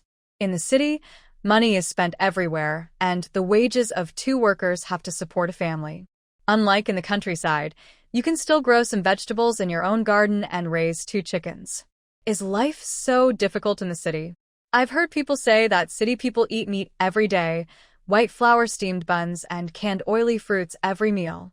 Chen Fengming's eyes were a little confused. That's why she tried so hard to send her daughter to the city. If the situation in the city is really as the stinky girl said, then her daughter is still getting married. She might as well stay at home and be an old girl. At least there will be someone. You don't have to go hungry to serve. What I say is true, believe it or not. Seeing someone questioning himself, Jiang Yunshu became angry. "Mom, Jiang Jiqing will never lie." Du Meili helped Jiang Yunshu speak in front of her mother. Chen Fengming came to her senses and said with a smile, "Of course Mom knows that Jiang Jiqing is telling the truth. Mom was just distracted, thinking about how to eat these rabbits in the yard." Jiang Yunshu suggested, "Braise it in braise, cut up a few potatoes and throw them in to make up for it. Otherwise it won't be enough for everyone." Chen Fengming frowned and asked, "Who else? Isn't it just the 3 of us? Grandpa Liang and the others will come over later. They are all employees under her, and the palms and backs of her hands are full of flesh." Jiang Yunshu is impartial. Chen Fengming said nothing, went to the kitchen to boil a pot of hot water, and started squatting on the ground to handle the rabbit. Seeing that Jiang Yunshu couldn't help, he found a pony to sit next to Chen Fengming and asked her about interesting gossip about the team. Chen Fengming is a good gossip in the team. She knows very well about private matters such as the old bachelor in the team raiding the widow's bed in the middle of the night. When Jiang Yunshu asked her, she really asked the right person. When it comes to the fields in which she is good at, Chen Fengming talks about everything she knows. Since then, Jiang Yunshu has never returned to the road of eating melons. Chen Fengming said enthusiastically, "Look at that silly son from Wang Genfa's family. Who does he look like?" Jiang Yunshu really didn't pay attention to this matter, but Du Meili frowned and thought for a few seconds and said, "It's a bit like Uncle Wang." Jiang Yunshu turned around and asked, "Who is the second Uncle Wang?" Du Meili explained, "Second Uncle Wang is Wang Genfa's younger brother." In this way, Jiang Yunshu understood immediately. Are they all so courageous? If you look up but you don't see it, you can see it when you look down. If someone discovers this, how can Wang Genfa, who has been cuckolded, endure it? Jiang Yunshu couldn't do such a thing as helping others raise children. Chen Fengming said, "Everyone in our team knows this very well, but no one dares to say it out loud. Wang Genfa also knows that his stupid son is not his son, but there is nothing he can do. He is so broken that he cannot give birth even if he wants to. Rather than being scolded for being extremely poor, it is better to raise other people's seeds, not to mention that this kind of thing belongs to their old Wang family, so it is not a disadvantage." Just when Jiang Yunshu thought the matter was over, Chen Fengming revealed another big thing. "I heard that the old lady of the Wang family helped broker this matter when she was still alive. Wang Genfa and his mother-in-law initially disagreed, but then she agreed somehow. To this day, the relationship is still there, and they often sleep in the same bed."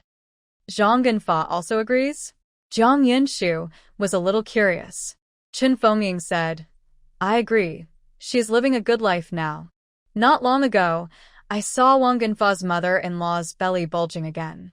I thought she was pregnant again, and she was still pregnant with Wang Genfa's brother's seed. So, awesome, Jiang Yunshu could only say. Just when the three of them were chatting enthusiastically, Liang Mingli and the others came over. Jiang Yunshu quickly stopped the gossip. Chen Fengying, who wanted to continue chatting, felt uncomfortable holding it in. While everyone was busy in the kitchen, she pulled Jiang Yunshu aside and started chatting. Jiang Yunshu was also very helpful. She only listened but did not speak. It was not until Chen Fengying finished telling the gossip she had heard recently that Jiang Yunshu spoke. Annie, come home if you have nothing to do. I am too bored staying at home alone.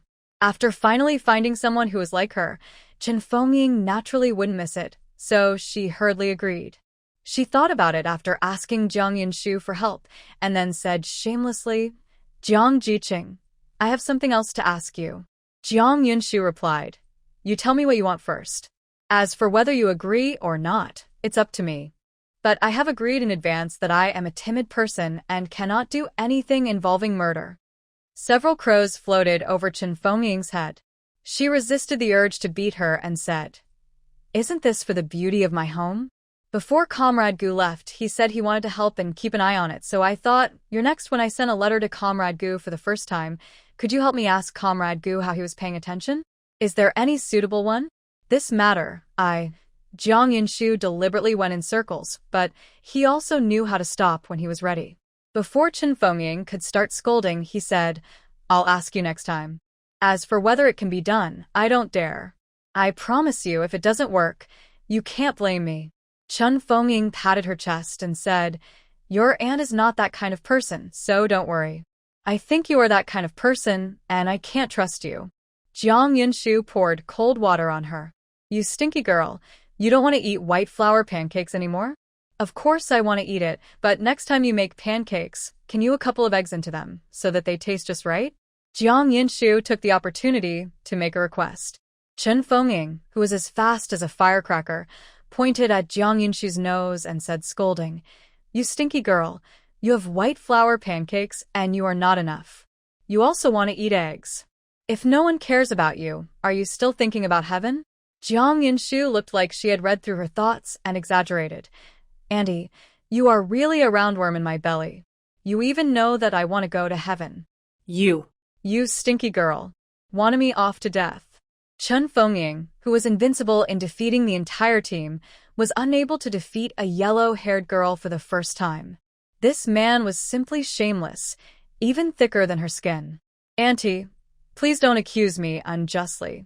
I am the only one in the team who wishes you well. When Jiang Yunshu said this, the angry Chen Fengying's face softened a little.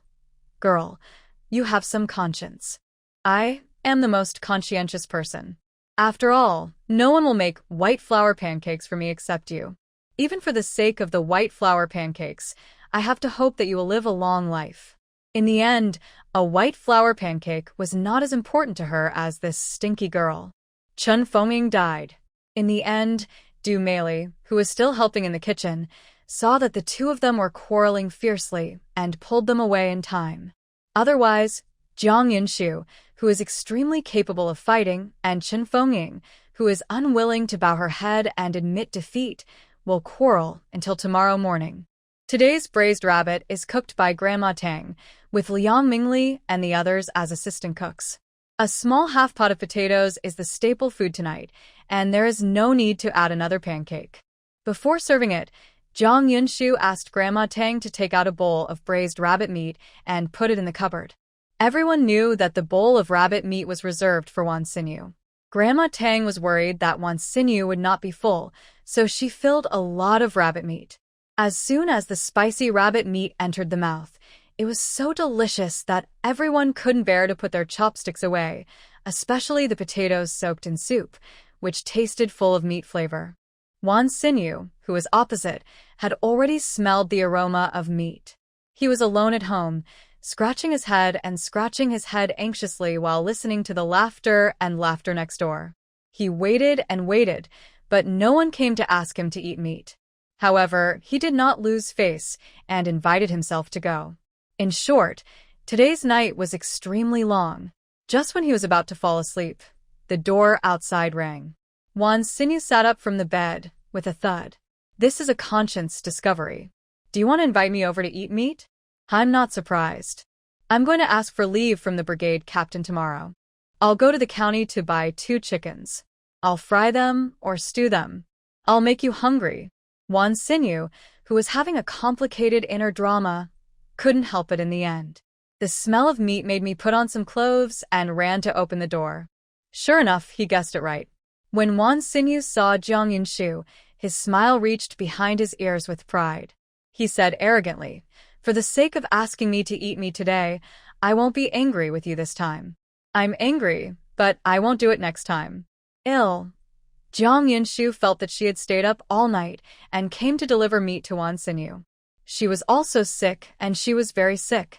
Jiang Yunshu, don't think that because you have Gu Juyan's backing, I can't do anything to you. Let me tell you, Master, I will be ruthless. How about being ruthless? Is it possible that you still want to kill me? Do you dare? I have nothing to fear. The coward Wan Xinyu's calves were shaking when Jiang Yunshu glanced at him sideways. If you want to kill me, I will rush to bring you meat. If others see it, they will think that I am a witch. It happens that my rich family is still hungry, so I will bring it home for it to eat. Fugui was the pup that Gu Juyan picked up from outside. Jiang Yunshu named it Fugui, which means great wealth. Although the name is ridiculous, Jiang Yunshu likes it. When Wan Xinyu saw Jiang Yunshu leaving, he was so greedy for meat that he quickly stepped forward and snatched his meat from Jiang Yunshu's hand. If the meat is brought here, there is no reason to take it away again. Wan Xinyu held the precious meat in his arms, fearing that it would be taken away by Jiang Yunshu. Looking at Wan Xinyu, who was extremely protective of his food, Jiang Yunshu said, "Wan Xinyu, has anyone ever said that you are quite shameless? If you're shameless, you're shameless. I'm a shameless person, and I'm used to it." Wan Xinyu sat at the gate, happily eating rabbit meat, his mouth full of oil. This skill of roasting meat is almost catching up with him, a descendant of the royal chef. It is not bad, and such good ingredients are not wasted. As a cook, you are afraid of people spoiling your food. After a while, the bowl full of rabbit meat was all gone. The polite Wan Xinyu washed the bowl and returned it to Jiang Yunshu. Jiang Yunshu said garrulously, "What are you going to do about the beauty thing?" Mentioning this, Wan Xinyu's face looked like a man who had been constipated for 10 years, and he said uncomfortably, "I have always regarded her as my sister, and I never expected that she would like me." Wan Xinyu, can you believe this? The beauty hangs around in front of you every day, helping you with work and bringing you food. Anyone with eyes can see that she likes you, but I don't believe it because you can't tell. When Wan Xinyu's lie was exposed, his face turned red and he hesitated at what to say. If you don't like it, just say it. It's good for everyone. If you two continue like this, my pigsty will be replaced by someone else. When the time comes, you both will get out. Jiang Yunshu, who cared about the pigsty, left after speaking, leaving Wan Xinyu in a daze. The next day, when it was time to start work, Wan Xinyu didn't come to work, so the job of shoveling pig manure naturally fell on Jiang Yunshu. Jiang Yunshu shoveled all the pig manure in the pig pen, but Wan Xinyu didn't come to work. Jiang Jiqing, is it because of me that Wan Jiqing didn't come to work? A hint of loneliness flashed through Du's beautiful and bright eyes. It has nothing to do with you, don't think too much about it. Although Jiang Yunshu said this, she still felt a little worried about Wan Xinyu. After work, Jiang Yunshu didn't even return home. He went straight to Wan Xinyu's house and knocked on the door many times, but no one responded. Jiang Yunshu, who was worried about something happening to Wan Xinyu, was just about to break in when he saw Wan Xinyu coming leisurely from there carrying a boss must be considerate of his employees. Jiang Yunshu suppressed his anger and asked, "Wan Xinyu, where have you been?" "I won't come to work today either." Wan Xinyu replied, "Jiang Jiqing, I won't go to the pig pen. You can find someone else." "Because it's beautiful?" "It's not because of her, it's because I think clearing the land is better than shoveling pig manure." Wan Xinyu didn't feel tired at all after a long day's work, and he didn't have to be oppressed by Jiang Yunshu. He was almost overjoyed. Jiang Yunshu asked, "Are you serious? If you don't go, I will find someone else, and it will be useless for you to regret it then." Wan Xinyu replied quickly, "You can find it. I won't do it anymore." Jiang Yunshu didn't force herself anymore. After she separated from Wan Xinyu, she went to Du's house and found Du Shouquan, who hadn't eaten yet. At present, the pigs in the pig pen are getting bigger day by day, and they all need to be taken care of. She and Du Meili are the only young laborers. As for Liang Mingli and the others, their bodies are not strong enough. They can just make pig grass and cook pig food. Therefore, Jiang Yunshu urgently needs to find someone to replace Wan Xinyu. "Captain, I need someone who is honest, obedient, and strong. Of course, a woman is best. These days, the world is difficult for women." Jiang Yunshu, who is also a woman, naturally wants to help if he can help without affecting his own interests. Du Shouquan plucked the few remaining hairs on his head, thought for a while and said, "I really have a daughter-in-law, Wang Hongxia, who is honest and doesn't talk much and works hard, but her life is not good. Bad luck." Although Jiang Yunshu's time in the Red Flag Brigade was not short, she spent most of her time in the pig pen. There were some people in the brigade that she really didn't know. That girl also had a hard life. She was sold by her stepmother to Wang Hongxia as her daughter-in-law at a young age. She was about to live a good life. Who would have thought of wearing a plug, and got sick? Wang Hongxia cried her eyes out because of this. Blind. That girl carried the house by herself, went to work during the day to earn money to pay off her debts, and went home to take care of the blind Wang Hongxia at night. Jiang Yunshu asked, "Is there anyone else in her family?" "No more. Lao Wangtu has been dead for many years. His health is not good. They have had no children since they got married. Now they are the only two people left at home, their mother-in-law and daughter-in-law, who depend on each other. Captain, can you take me over to have a look?" Jiang Yunshu couldn't rest assured without seeing each other with her own eyes. The pig pen was her first pot of gold, and she didn't allow mistakes to happen. "That's easy to say. I'll take you there now." Du Shouquan informed his mother-in-law and took Jiang Yunshu out. Although the house is dilapidated, it is very clean. This is Jiang Yunshu's first impression when he steps into Wang's house. The pig pen needs such talents, so 2 points for satisfaction. When He Jianyu saw someone coming from home, she quickly went back to the house and brought out 2 stools and said, "Captain, sit down quickly. I'll get you a bowl of water." Du Shouquan quickly stopped him and said, "I won't drink any more water. We came here today to talk to you about something." Mentioning this, He Jianyu showed a hint of restraint and uneasiness on her face. "Captain, you say. The pigsty is short of someone to clean the pigsty. Jiang Jiqing, and I recommended you. I wonder if you are willing." He Jianyu blinked her eyes and looked at Jiang Yunshu. "Can I do it?" She didn't dare to think that such a good job as a pig pen could fall on her. Jiang Yunshu said, "Of course, the work in the pig pen is dirty and tiring. I wonder if you can do it?" Girl He Jian was afraid that Jiang Yunshu would regret it, so she hurriedly agreed. "Yes, I can. Working in the pigsty earns more than working in the fields. Once she earns money at the end of the year, she can take her mother-in-law to the county to have her eyes checked. As for whether it is hard or not, she is the one who can endure hardship the most. As long as she has money, she can do anything." Jiang Yunshu said, "Okay, you can go to work in the pigsty tomorrow. If it's not appropriate, we'll talk about it later." He Jianyu bowed deeply to Jiang Yunshu and said gratefully, "Thank you, Jiang Jiqing. I will definitely work hard and never be lazy."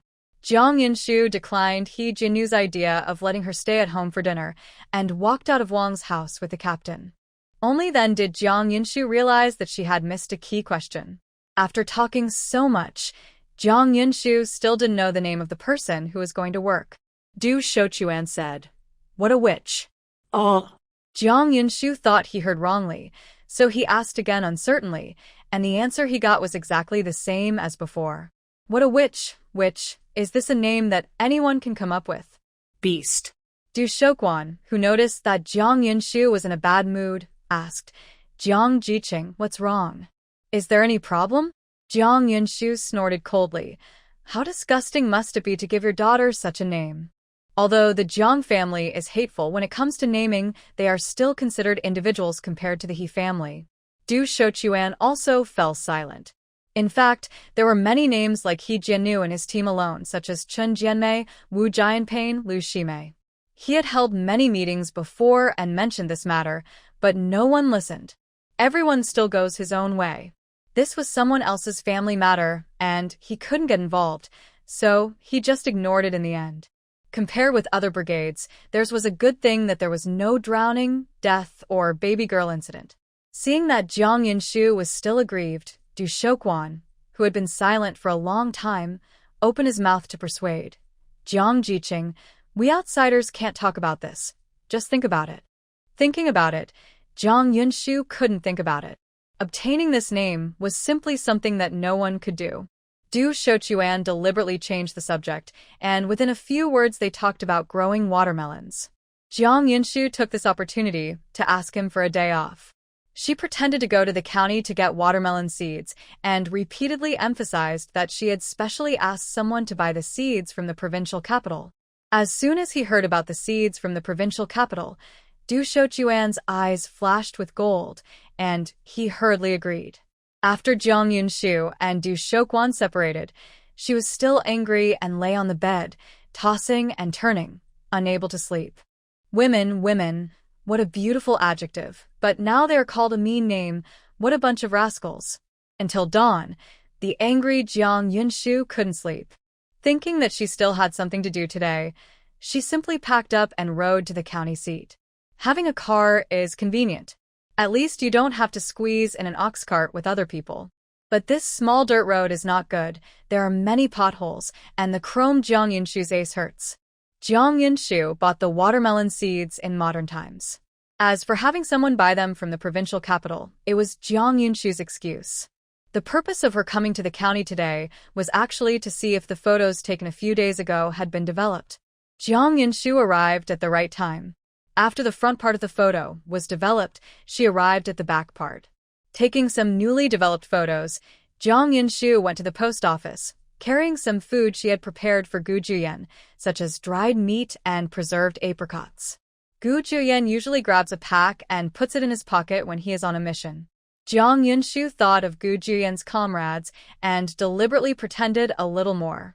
After all, Gu Juyen was generous to her, so she couldn't be stingy with Gu Juyen.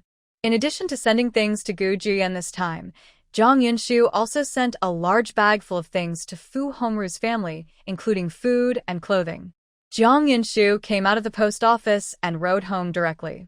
On the first day of work, He Jiannu was a little cautious, especially since she didn't see Jiang Yinshu. She was even more at a loss when she was stunned. Du Meili and the others were a little confused when they saw He Jiannu, because Jiang Yinshu didn't tell them in advance that a newcomer was coming to the pig pen. The crowd didn't know how to arrange He Jiannu's work, so they asked her to rest in the pavilion and wait for Jiang Yinshu to come back and arrange work for her. He Jiannu came here to work and was not willing to take a break. When she saw Du Meili jumping into the pig pen to shovel pig manure, she also followed in to help. Jiang Yinshu, who came back from the county town, saw He Jiannu and Du Mimi shoveling pig manure, and they didn't stop, and their satisfaction kept rising. Pigsty needs such talents. Du Mimi, who was the first to discover Jiang Yinshu, quickly threw down the shovel in his hand and said, "Jiang Jiqing, you are back." Hearing this, He Jiannu quickly raised her head, followed Du Meili timidly, and greeted Jiang Yinshu. "You guys are busy. I have something to do with the captain. I'll come back later." After Jiang Yinshu finished speaking, he left, and He Jiannu, who was clutching her heart, let out a long sigh of relief. Du Meiliang, who noticed He Jiannu's abnormality, asked, "Sister-in-law, are you afraid of Jiang Jiqing?" He Jiannu hurriedly denied, "No. No. She is not afraid of Jiang Yinshu. What she is afraid of is that she did not do a good job and lost this hard-earned job. You know, there are many pairs of eyes in the brigade now, staring at the pig pen. She needed this job so much that she wanted to take her mother-in-law to the county to have her eyes checked. Before her husband left, she promised him that she would take good care of her mother-in-law." Du Meili said understandingly, Jiang Jiqing looks fierce on the outside, but he is actually a very nice person. You don't have to be afraid. As long as you work well here, Jiang Jiqing will not treat you badly. Beautiful. Thank you. He Jinnu had no idea that Du Meili would be so considerate. In her impression, Du Meili grew up being pampered by Chen Fengying. Who is Chen Fengying? A well-known powerful person in the 10 miles and 8 streets who cheated to take advantage of others. The brigade could not find another such person. Of course, Chen Fengying's daughter is definitely better than her predecessor. Although the two families are not close to each other, they are in the same brigade. He Jinnu, who works hard all day, has also heard about Du Meili's character. But now, after getting in touch with him, He Jinnu discovered that Du Meili was not at all as coquettish and unreasonable as the people in the team said. On the contrary, he was very warm-hearted. Thinking of this, a trace of shame appeared on He Jinnu's face. In order to atone for her sins, she took the shovel from Du Meili's hand and said, "Meili, I'm here. You go sit outside and rest." Du Meili said, "Sister-in-law, I'm not tired. Let's do it together. That way we can go faster. Listen to your sister-in-law and go and have a rest."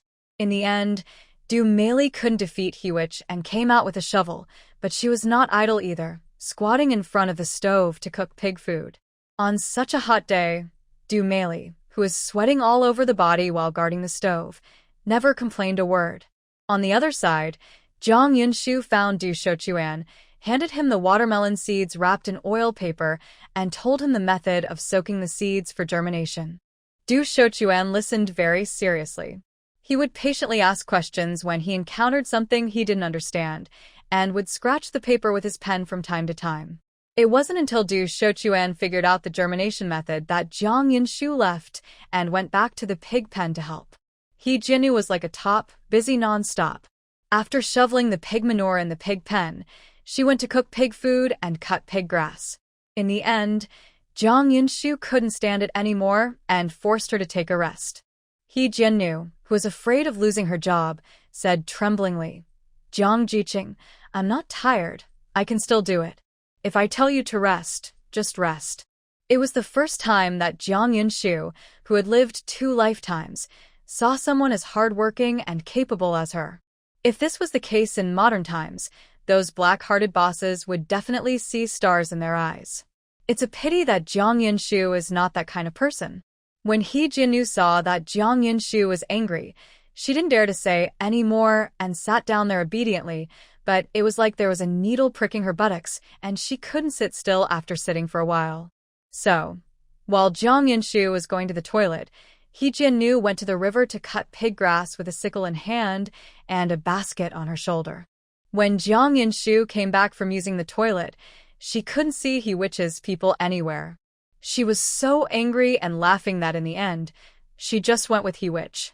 When the end of the year comes, Jiang Yunshu will give her a big red envelope because of his enthusiasm for this job. Northwest. After riding the train for 4 days and 3 nights, Gu Juyen finally arrived. Before arriving, Gu Juyen had spoken with Jiang Chun on the phone. At this time, Jiang Chun was holding a sign with Gu Juyen's name on the train. "I'm guarding you at the exit." Jiang Chun was as showy as the brand in his hand. It was hard for Gu Juyen not to pay attention. He was afraid that the food the little girl gave him would be destroyed by the crowd. Gu Juyen tightly protected his chest and strode to Jiang Chun. In front of Chun. But when he saw the woman next to Jiang Chun, Gu Juyen frowned so hard that he could pinch a fly. "Jiang Chun, this is something you need to deal with again.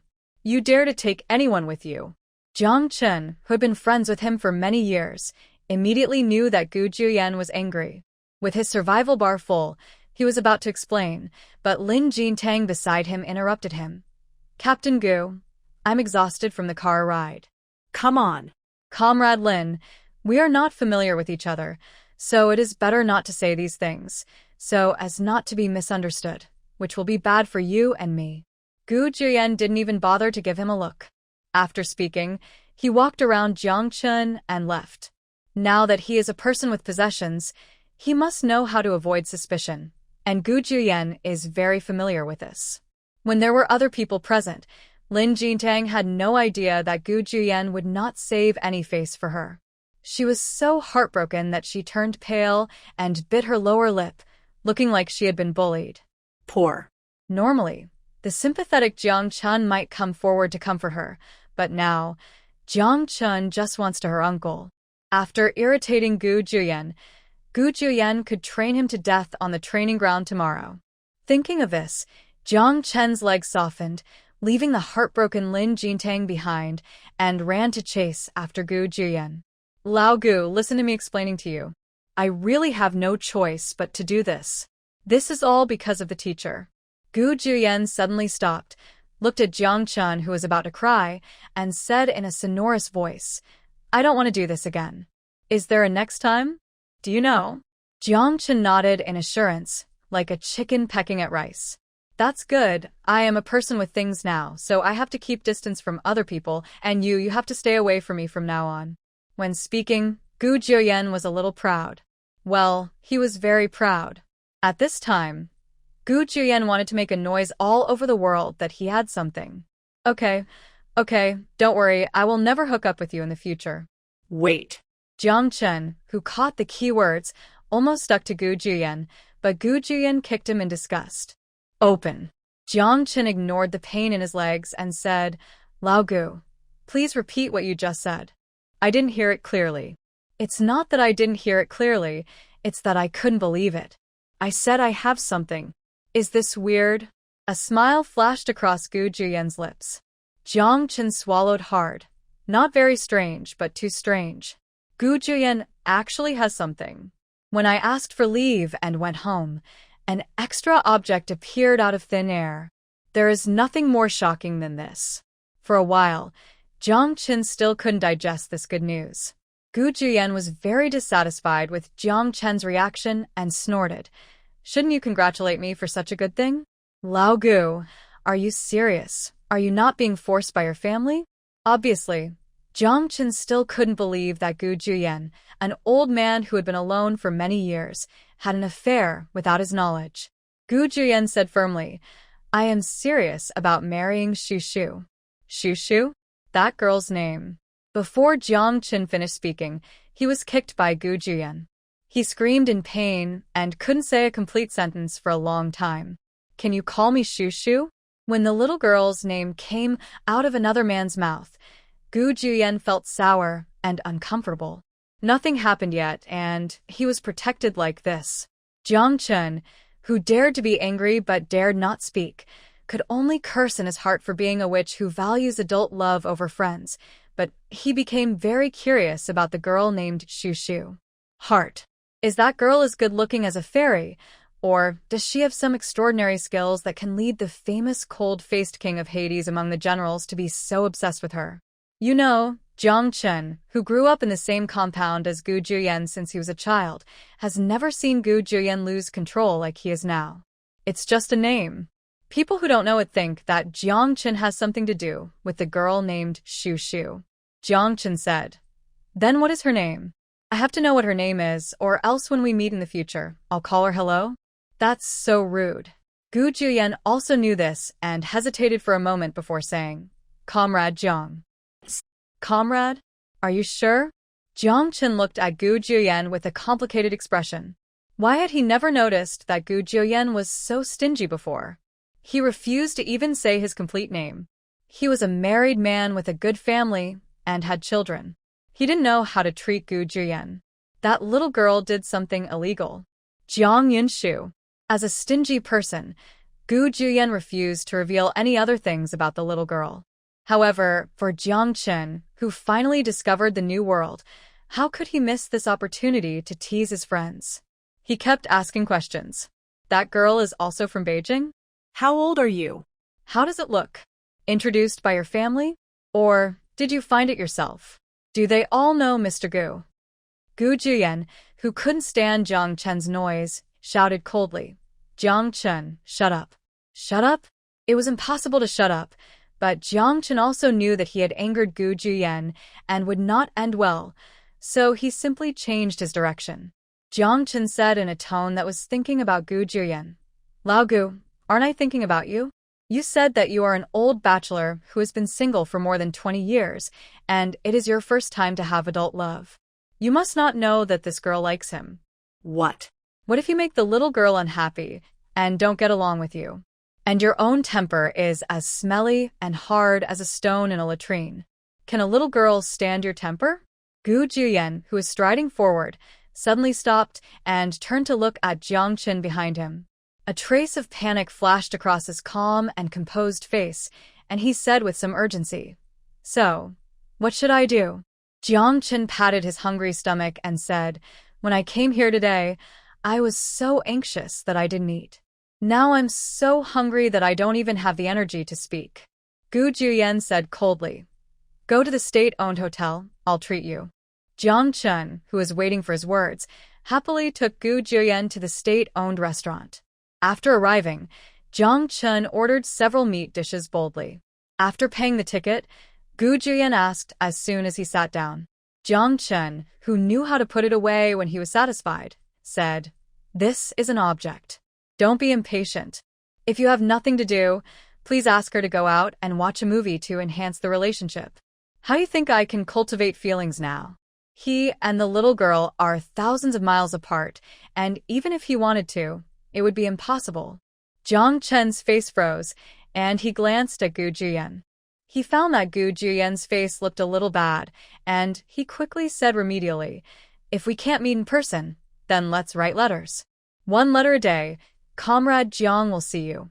I will definitely be moved. When the time comes, ask Comrade Jiang to come by train to see you. Anyway, you are not short of money. If you come a few times a year, it will be done."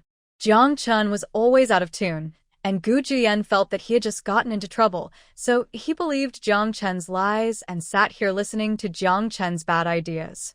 The journey was long, and the train ride would take several days and nights. Gu Juyen couldn't bear to see the little girl suffer, let alone the sky full of yellow sand in the northwest.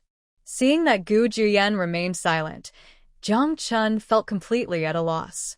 It happened that the food they wanted was ready at this time. Jiang Chen looked at the oily braised pork, feeling greedy, and just immersed himself in eating. Suddenly, Gu Juyen asked, "Jiang Chen, am I good-looking?" The little girl seemed to particularly like his face. When no one was around, she would start touching him non-stop. Several times, the two of them almost went off. Jiang Chen's hands holding meat stopped in midair. After confirming that he heard correctly, he dared to speak. "Lao Gu, you have no choice in this face. Otherwise you wouldn't be obsessed with the mainstay of the art troupe." Gu Juyen frowned and warned, "Don't mention her in front of me in the future." Sensing Gu Juyen's anger, Jiang Chen immediately gave in.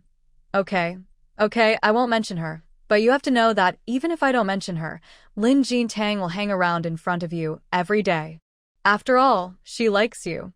At this time, Gu Juyen also realized the seriousness of the matter and frowned without saying a word. Jiang Chen didn't rush to get into trouble and took the time to immerse himself in the meal. In the end, 3/4 of the food on the table went into his stomach. After eating and drinking, Jiang Chen burped with satisfaction. You must know that this is the most sumptuous meal he has eaten in recent times.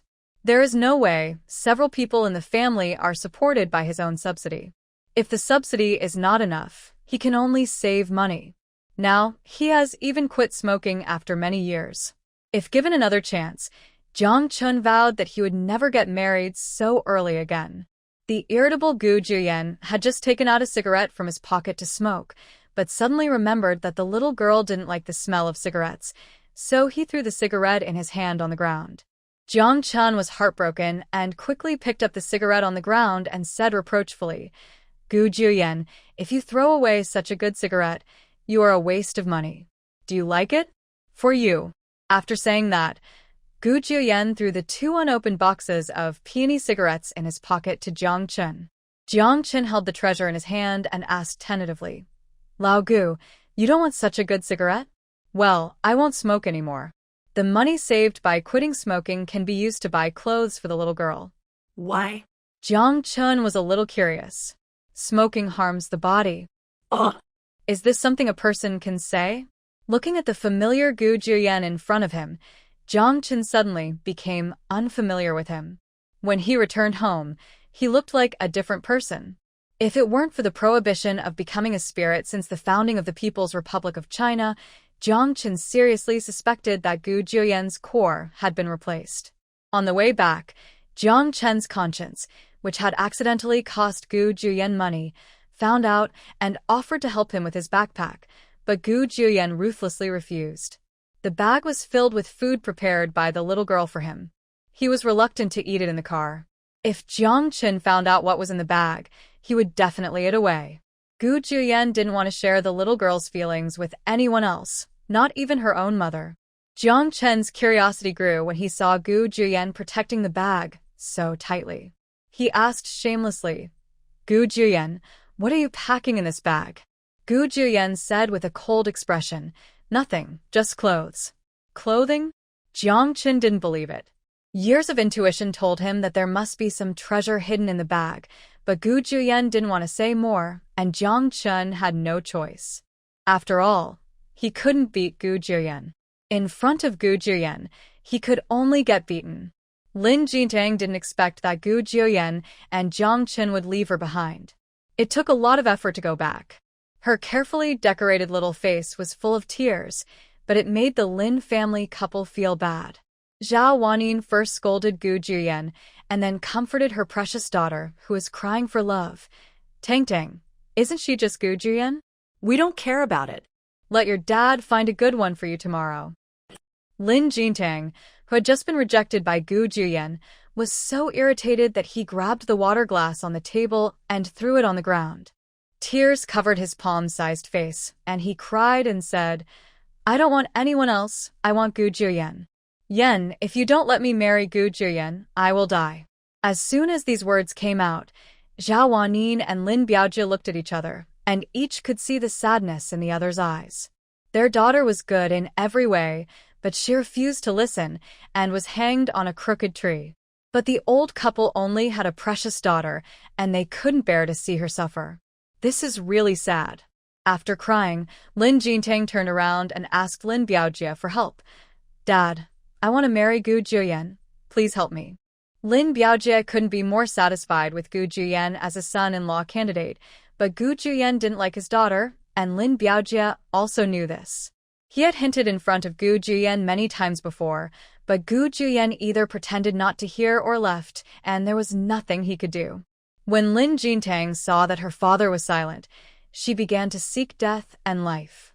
Seeing that the knife was about to fall on her neck, the old Lin family couple, who were almost scared out of their wits, quickly agreed.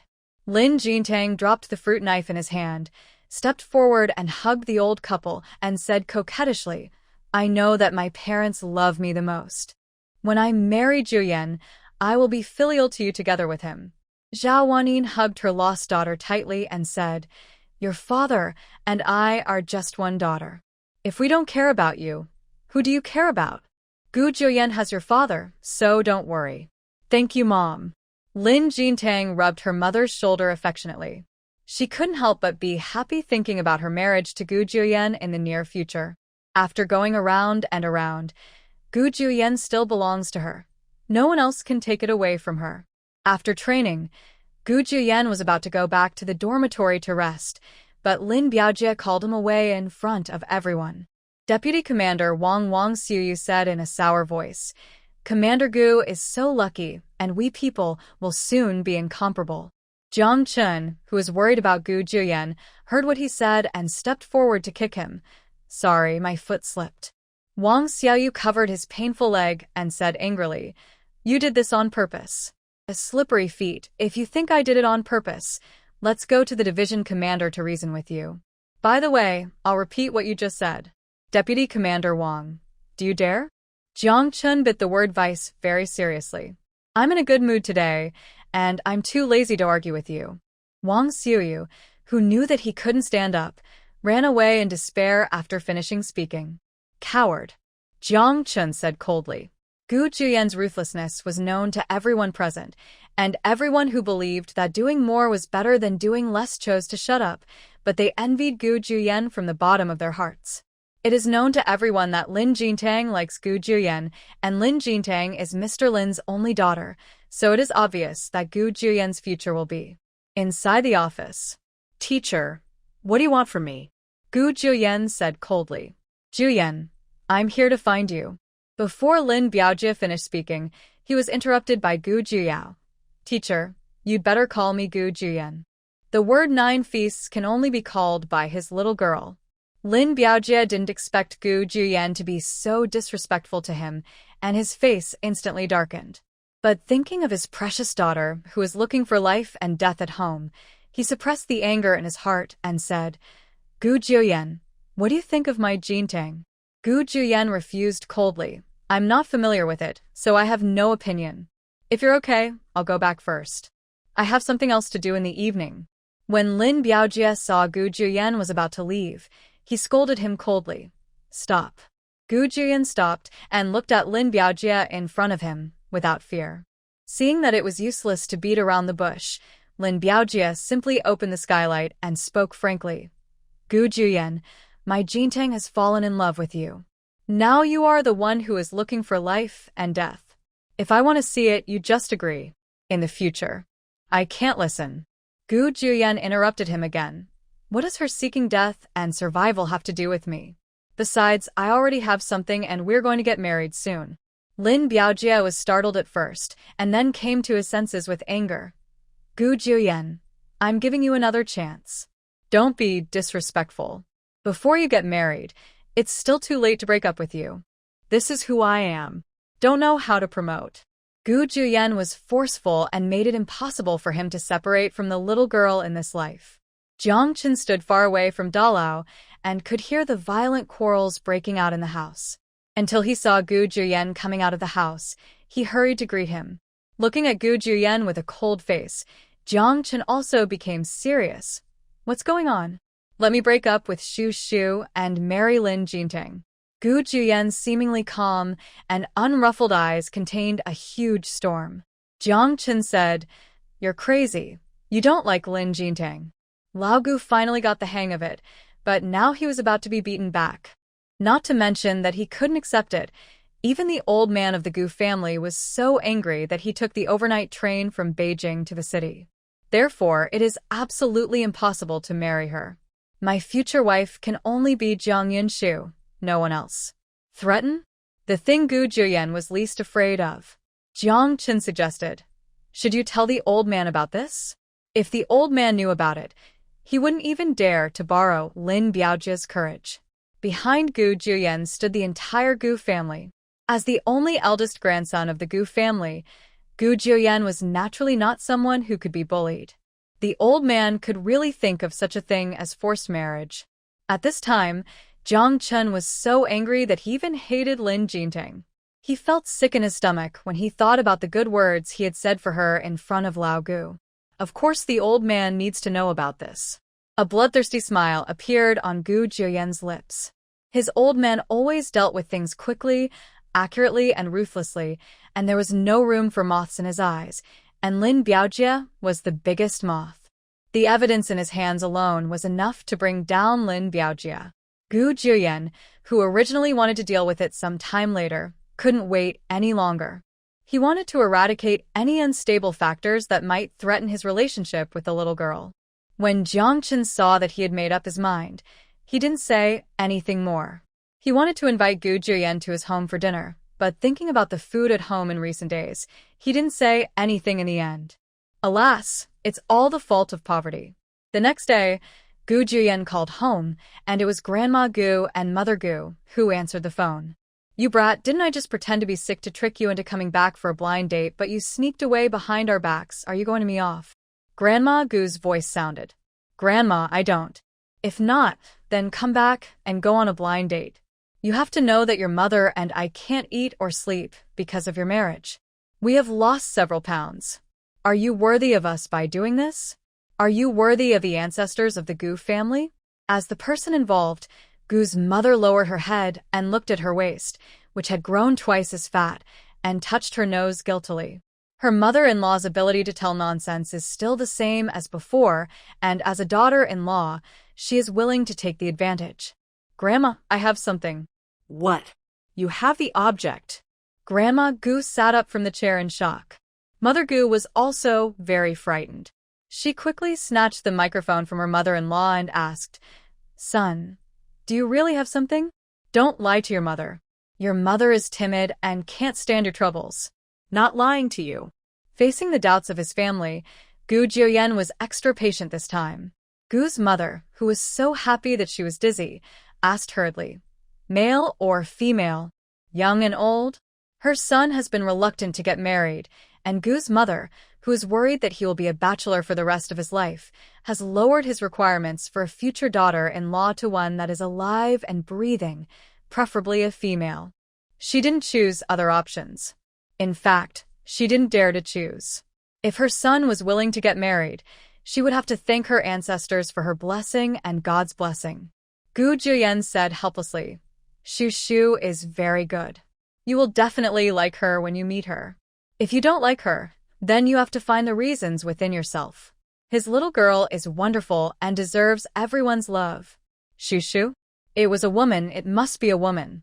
After realizing that her son was a serious person, Gu's mother cried with joy and quickly assured her on the phone, "Son, don't worry, we will definitely treat Xu as our daughter."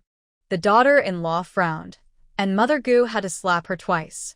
This was not an exaggeration, but Mother Gu had been looking forward to this daughter-in-law for too long. Grandma Gu, who couldn't hear what was said on the other side, couldn't bear it any longer. She stepped forward to grab the microphone and asked quickly, "Jiuyan, is the Xu in your mother's mouth the object you just mentioned?" Gu Jiuyan said, "Grandma, Xu is my object, you will like it." "I like it, Grandma will definitely like it. When will you bring my grandson-in-law back?" "Let me take a look. You also know that Grandma's old bones are getting worse every year, and she doesn't know if she can live to see you get married." Grandma Gu, who is eager to see her grandson-in-law, simply plays the emotional card. "I also want to take Xu back, but..." Gu Jiuyan suddenly stopped talking in the middle of his words. This made the Gu mother-in-law and daughter-in-law on the other end of the phone very anxious. The hot-tempered Grandma Gu said, "Xu disagrees? Or what?" Seeing that his goal was successful, Gu Jiuyan told everything that happened yesterday afternoon. The mother-in-law and daughter-in-law of the Gu family were furious. Grandma Gu, who was afraid that her grandson-in-law would run away, immediately said, "Your grandpa and I are old, not dead. Don't worry, our Gu family only recognizes Xu, our grandson-in-law." Gu Jiuyan said, "Grandma, I want to thank you for Xu." Grandma Gu, who was anxious to meet her future granddaughter-in-law, said seriously, "It's our Gu family who felt sorry for Xu and caused her to suffer injustice for nothing. How about this? You tell me Xu's address, and your mother and I will go and apologize to Xu so that Xu knows our sincerity in taking care of our family." Gu Jiuyan refused coldly and said, "The little girl is not ready yet. When the time is right, I will take her to see you." "Little girl?" Grandma Gu's eyes brightened when she caught the key words. She asked, "If you don't bring her to see us, then we have to know her name? How old are you? Where do you live? This way we can be prepared so that when we meet in the future, we won't be too rude and make our granddaughter-in-law unhappy." Gu Jiuyan thought deeply for a moment and said, "Jiang Yunshu, an educated youth who went to the countryside in Engshi, is 18 years old this year." Gu's mother on the other end of the phone quickly took a pen to write down on paper. She just heard that her future daughter-in-law was 18 years old. At that moment, my fingertips were trembling. Her son was clearly an old cow eating young grass. How could he do it? Grandma Gu also had the same idea as Gu's mother. After the shock, she was happy. After all, she finally had the granddaughter-in-law she had been looking forward to for so many years. How could she be unhappy? She is young, and she will indeed be wronged if she has to marry Gu Jiuyan, who is much older than her. However, the Gu family will try their best to make up for the wrong she has suffered in other places. Before the person met, Grandma Gu began to think about what to give her when they met. When Grandpa Gu and Father Gu came back from outside, they saw Grandma Gu and Mother Gu laughing nonstop in the hospital. Father Gu, who thought something had happened to them, was about to send them to the hospital for treatment. Mother Gu gave Father Gu an angry look and said, "You're just sick." I'm just happy. Father Gu was not angry and said with a smile, "What makes you so happy? Come and listen?" Grandpa Gu also poked his head curiously to listen. Naturally, Gu's mother would not hide such a happy event. She was eager for the city to announce that she had a daughter-in-law. Who would have thought that just as Mother Gu was about to speak, Grandma Gu, who couldn't hold back her words, beat her to it and said, "Old man, you have a grandson-in-law." As soon as these words came out, Grandpa Gu and Father Gu both looked at Grandma Gu. "Old lady, don't try to trick me." Obviously, Grandpa Gu didn't believe it. Grandma Gu, who was in a very good mood, was not angry when he faced his doubts. "Why should I lie to you about this kind of thing? Juyen just called me and said it herself. You'll be able to answer my grandfather's question soon." Gu's mother also spoke up in time to testify for Grandma Gu, and Grandpa Gu and Father Gu could barely digest this great news. "This brat is worthy of being my grandson, Gu Xinting. He made me worry so much in vain." Grandpa Gu smiled so happily. At this moment, the stone that had accumulated in his heart for many years was finally lifted. All these years, Gu Juyen had refused to look for her and had treated women coldly. Grandpa Gu was really worried that Gu Juyen would be like the grandson of the Wan family said.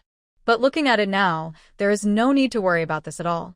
The granddaughter-in-law is just too young, but it doesn't matter. The Gu family just takes good care of her. As for the forced marriage that Grandma Gu said, Grandpa Gu didn't take it to heart at all, but he still talked to Gu Juyen on the phone in the evening. After hearing about Lin Biaojia's various crimes, Grandpa Gu was so angry that he slapped the table and immediately said that he would handle the matter. "Grandpa, thank you." Grandpa Gu's face turned red when Gu Juyen thanked him. If it had been normal, he would never have heard such humane words from his cold grandson. This sudden change in the brat is probably related to his granddaughter-in-law. It must be related to her. Thinking of this, Grandpa Gu's satisfaction level with the granddaughter-in-law he has never met increased to 100%.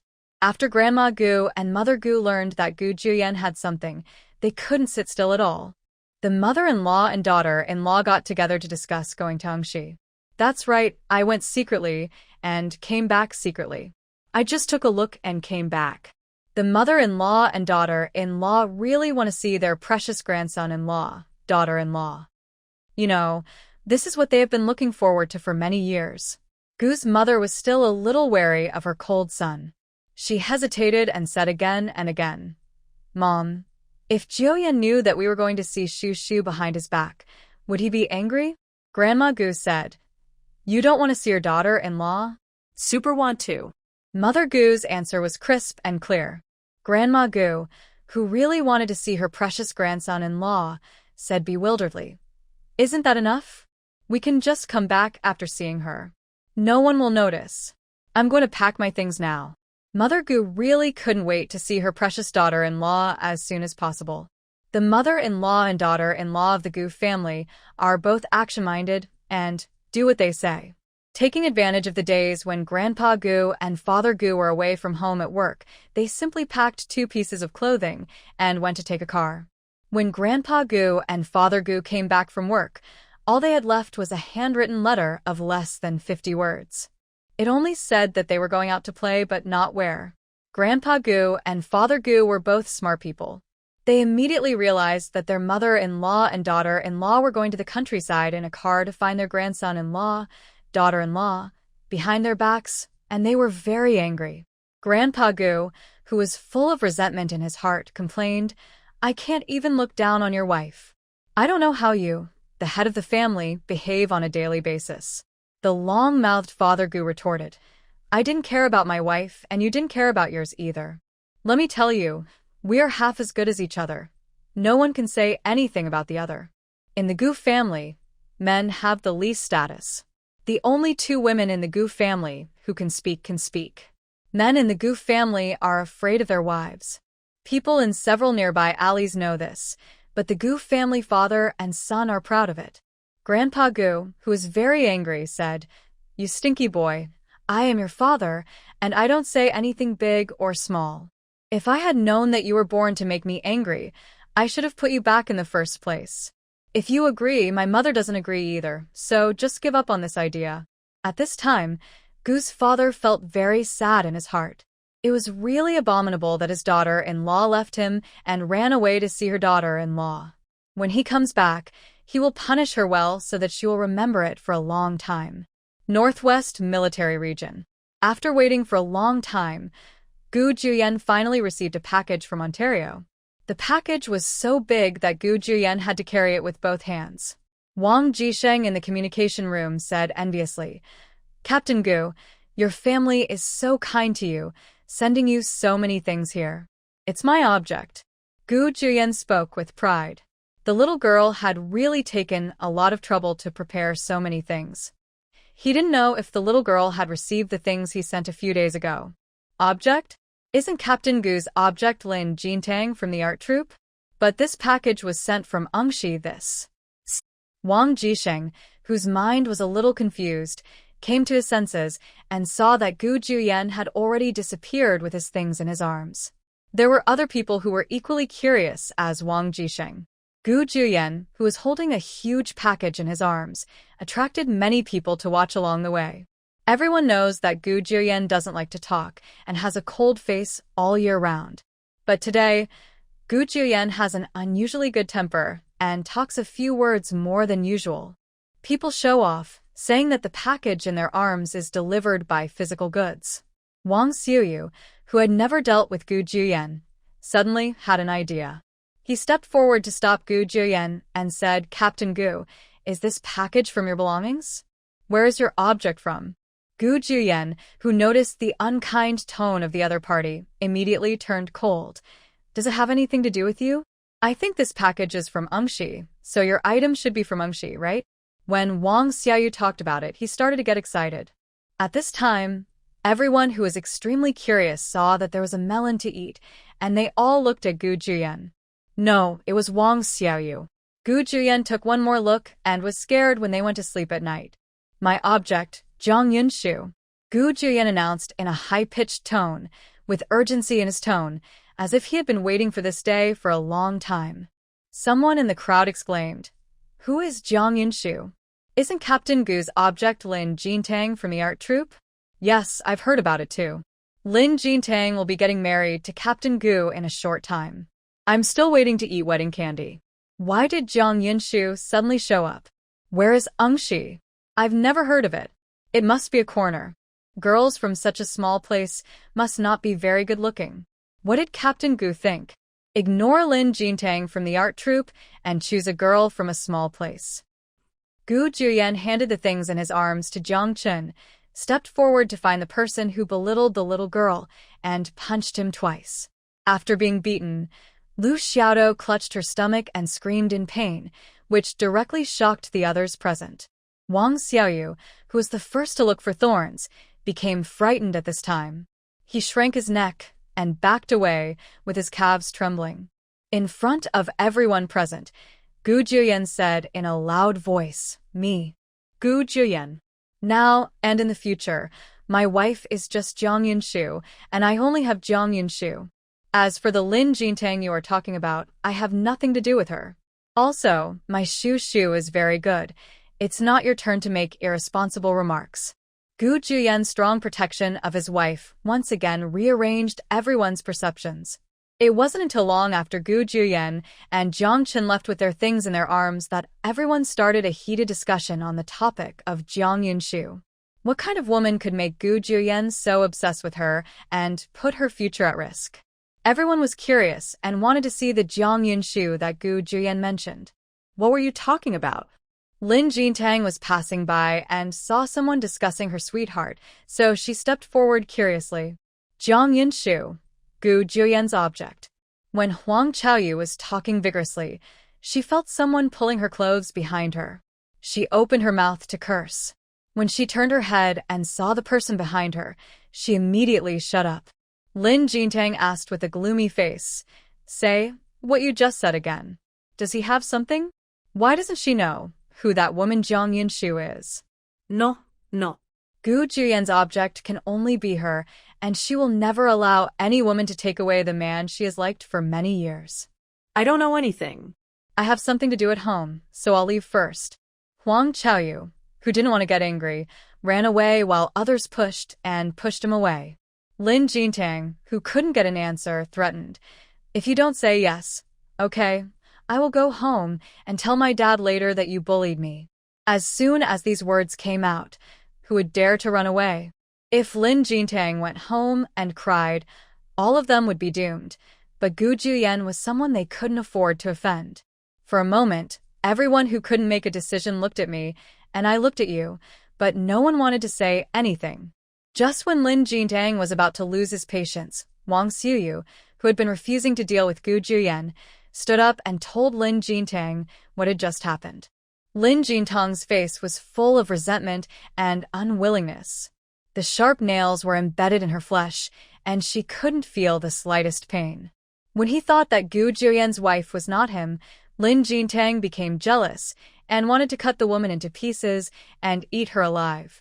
Wang Xinyu took advantage of the situation and comforted him. "Comrade Lin, let me see. Captain Gu is not good enough for you. You deserve better." In fact, he had fallen in love with Lin Jintang a long time ago, but Lin Jintang's heart fell on Gu Juyen, and she never wanted to look back at him. Now was his best opportunity. When Lin Jintang was sad, he showed his concern and asked her for help, so he didn't worry about not being able to win over Lin Jintang. By that time, not only would he have a beautiful woman in his arms, he would also be Master Lin's only son-in-law. As for Gu Juyen, no matter who he compared to him, he was destined to be trampled under his feet. Just when Wang Xiaoyu was secretly proud, someone suddenly slapped him in the face. Wang Xiaoyu covered the right half of his face that was slapped red and looked at Lin Jintang in disbelief. However, Lin Jintang, who had already seen his intention, said sarcastically, "Who do you think you are? Can you even say that to Captain Gu? Next time, I'll smash your mouth." Feeling the humiliation, Wang Xiuyu lowered his head and apologized to Lin Jintang with a face full of reluctance, and Lin Jintang let him go. Looking at Jiang Chen, who was stubbornly staying in the room and refusing to leave, Gu Juyen frowned and said, "Why don't you leave?" "Lao Gu, these things must have been sent by your sister-in-law. Your sister-in-law is very kind to you." Jiang Chen's answer was off the mark and successfully pleased Gu Juyen, bringing a smile to his usually serious face. His shushu is naturally very good to him. Seeing this, Jiang Chen pressed forward and said, "Lao Gu, open the package quickly and let me see what my sister-in-law has sent you. It will also make me jealous." After Jiang Chen's repeated pleas, Gu Juyen opened the package sent by Jiang Yunshu. Jiang Chen, who was very fast, saw the dried meat inside. His eyes lit up. He grabbed one and ate it. It was delicious. Halfway through the meal, Jiang Chen didn't forget to stuff 2 pieces of dried meat into his pocket, intending to give it to his wife and children to taste. Anyway, there was so much dried meat that Gu Juyen couldn't finish it all by himself. As a friend, it wasn't too much for him to help share.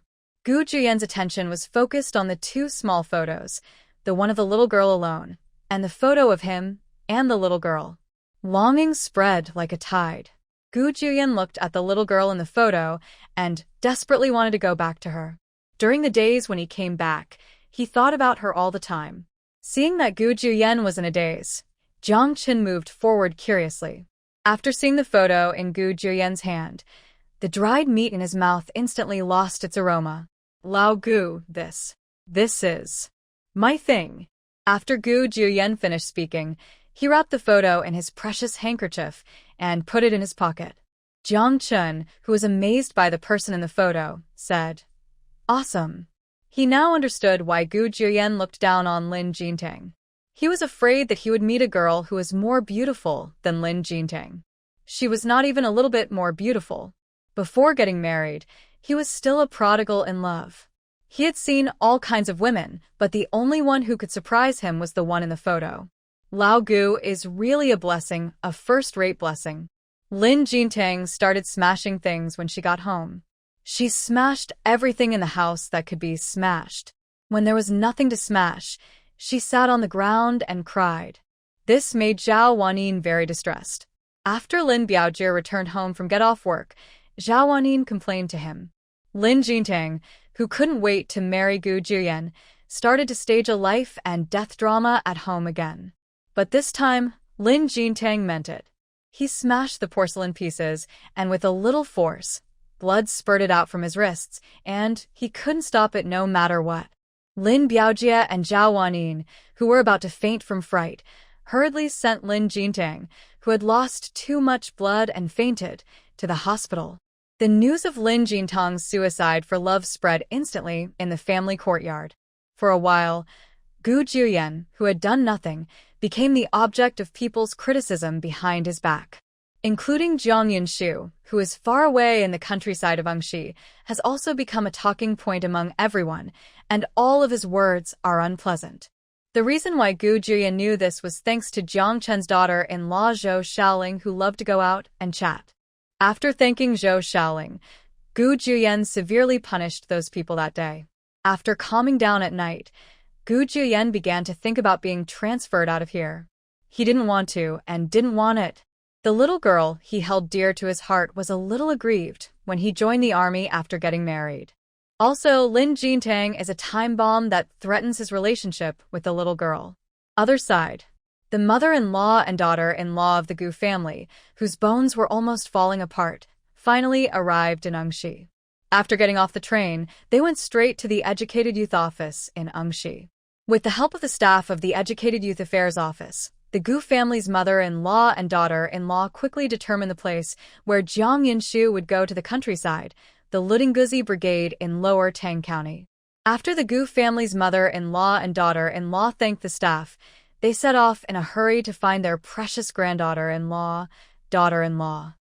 Not long after the Gu family's mother-in-law and daughter-in-law left, when the staff was sorting out the files of Educated Youth, they suddenly discovered that there was another person named Jiang Yunshu, who was also 18 years old, but in Zhou County.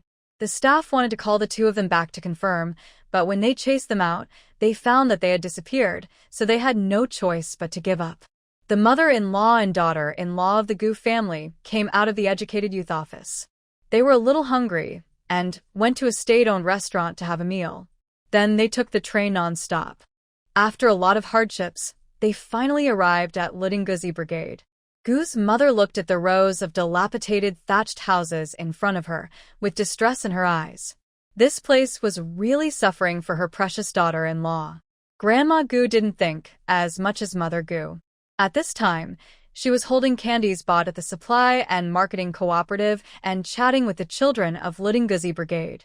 It is difficult for the children on the team to have enough to eat and clothing, let alone snacks such as candies. Now that they see the candies in Grandma Gu's hand, they are so excited that they are scrambling to answer questions. After a few rounds, Grandma Gu got what she wanted, but it was not okay to go to meet her grandson's wife rashly. After all, she had promised her grandson before coming. It would also seem a bit disrespectful to her grandson's wife. Grandma Gu thought for a while and found an excuse to spend money to stay at the team member's house. Before it got dark, Grandma Gu took Mother Gu and squatted near the Educated Youth spot.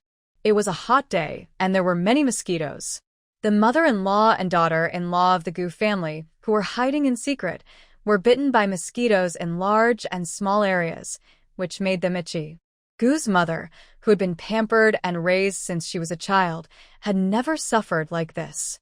Just when she felt aggrieved and wanted to cry, she turned to her beloved daughter-in-law, and her fighting power immediately soared. As long as I can see my precious daughter-in-law, this little hardship is nothing. Fortunately, the emperor paid off, and the Gu family's mother-in-law and daughter-in-law finally arrived. Outside the Educated Youth spots, Jiang Jiqing, take this egg and eat it. Wang Dazhuang handed the egg to Jiang Yunshu shyly. Jiang Yunshu, who had never had any oil or water in his stomach since he moved to the countryside, accepted the egg and said shyly, "Thank you, Brother Dazhuang." Mother Gu, who was squatting beside her, was no longer calm. There was only one female educated youth named Jiang in the Ludingguzi Brigade, and that was her precious daughter-in-law Jiang Yunshu. Now this strong man calls this woman Jiang Jiqing. Isn't she her precious daughter-in-law? But what are they, a man and a woman, doing?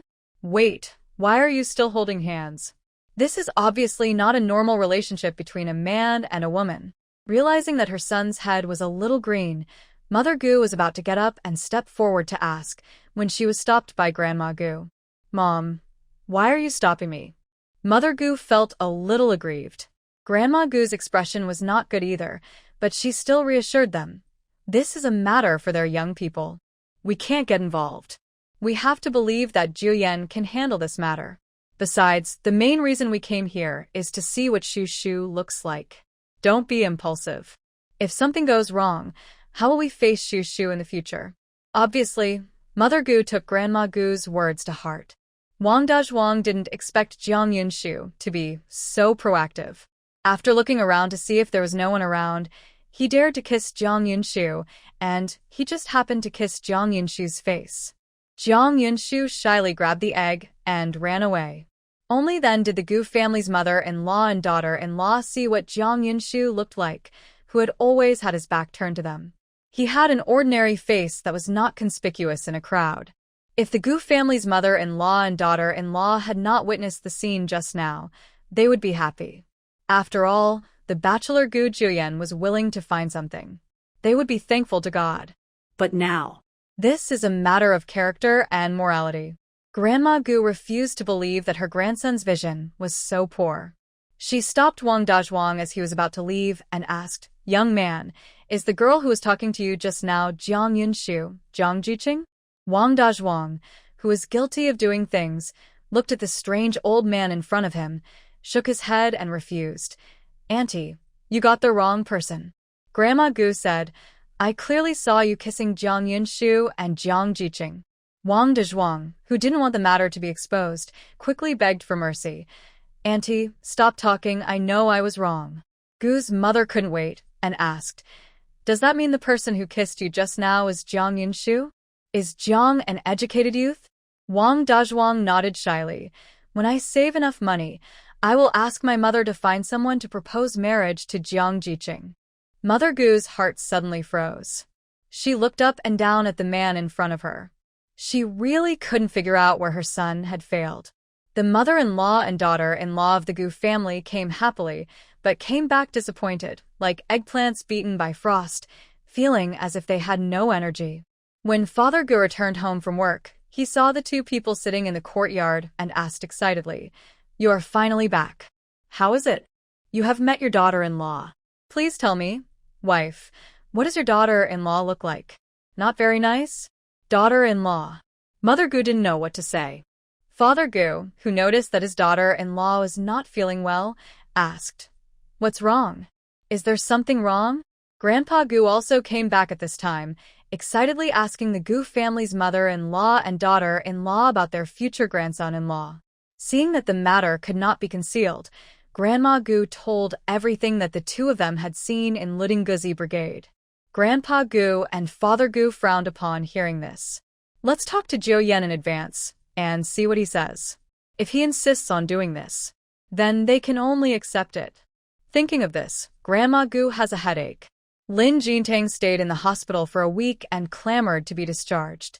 Lin Biaojie and his wife couldn't resist her, so they simply went through the discharge procedures and went home.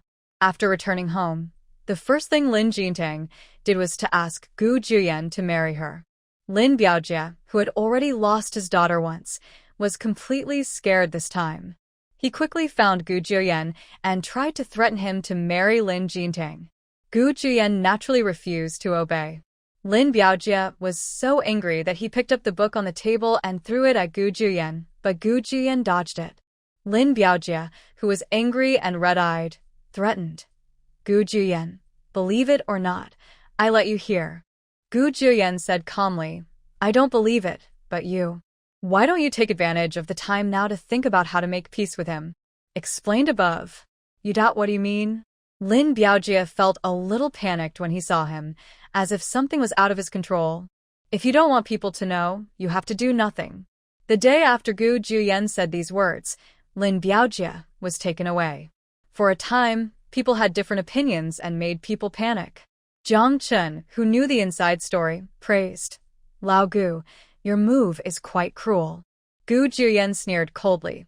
Are you cruel? He just brought it upon himself. After Lin Biaojie was arrested, the Lin family was in chaos. Zhao Wenyi was looking for someone to smooth things over, but it was of no use. Lin Jintang was still looking for life and death and insisted on marrying Gu Juyen. An angry Zhao Wenyi slapped Lin Jintang several times. Because of this, Lin Jintang started a hunger strike. 3 days later, Lin Biaojie's punishment came down and Gu Juyen and Jiang Chun received transfer orders to the Beijing military region. Lin Biaojie was convicted of a series of crimes such as falsely claiming credit, colluding with hostile forces, and was eventually sentenced to death. The house where the Lin family currently lives was also repossessed. Zhao Wenyi, who had lost her husband, was crying all day long. Lin Jintang, who was shouting that she would not marry anyone other than Gu Juyen, had also calmed down a lot recently, but after hearing that Gu Juyen was about to be transferred away, she became crazy again. At night, Lin Jintang knocked on Gu Juyen's door. Gu Juyen mistakenly thought it was Jiang Chun who had just left and returned halfway. He opened the door unprepared and saw Lin Jintang dressed in cool clothes. At this moment, Gu Juyen felt dirty and quickly closed the door. Regret and self-blame spread in his heart. Lin Jintang didn't expect Gu Juyen to lock her out so cruelly and cried out in pain. Not wanting to miss this opportunity, she could only knock on the door desperately. Gu Juyen, could you please open the door? I have something to talk to you about. Gu Juyen, who was on the other side of the door, said coldly, Get out. I beg you, please open the door, please, Gu Juyen. If Gu Juyen doesn't open the door, she won't be able to cook the rice. Coming here today, Lin Jintang made a lot of determination. Gu Juyen ignored Lin Jintang, who was crying outside the door. He turned over on the bed and held a photo in his hand, looking at it over and over again. He missed his little girl. After a long time, Lin Jintang's crying woke up the others. The people's eyes looking up and down made Lin Jintang feel as ashamed as if they were choosing pork on the chopping board. She was so ashamed and angry that she covered her face and ran away. Su Xiaohong shouted, You are wearing so little at night. Could it be that you came here to Captain Gu? This is too shameless. Captain Gu is now a wealthy person, so she doesn't want to urinate to see what she looks like and whether she is worthy of being with him. Zhou Lili, who thought Su Xiaohong's words were unpleasant, stood up and spoke for Lin Jintang. Su Xiaohong, please speak less at night. No one will treat you as a mute. Not to be outdone, Su Xiaohong said, If she can do such a shameless thing, then I can say that in our hometown, women like this who are immoral will be dragged into the pig cage. Before, Su Xiaohong would never dare to say this, but it was different now. There was no one behind Lin Jintang, and she no longer had to behave with her tail between her legs in front of Lin Jintang. She wanted to get back all the anger she had suffered from Lin Jintang and her daughter. I'm too lazy to talk to people like you. Zhou Lili, who am I? If you don't tell me clearly today, will you want to leave? Su Xiaohong angrily grabbed Zhou Lili's hand and refused to let her leave.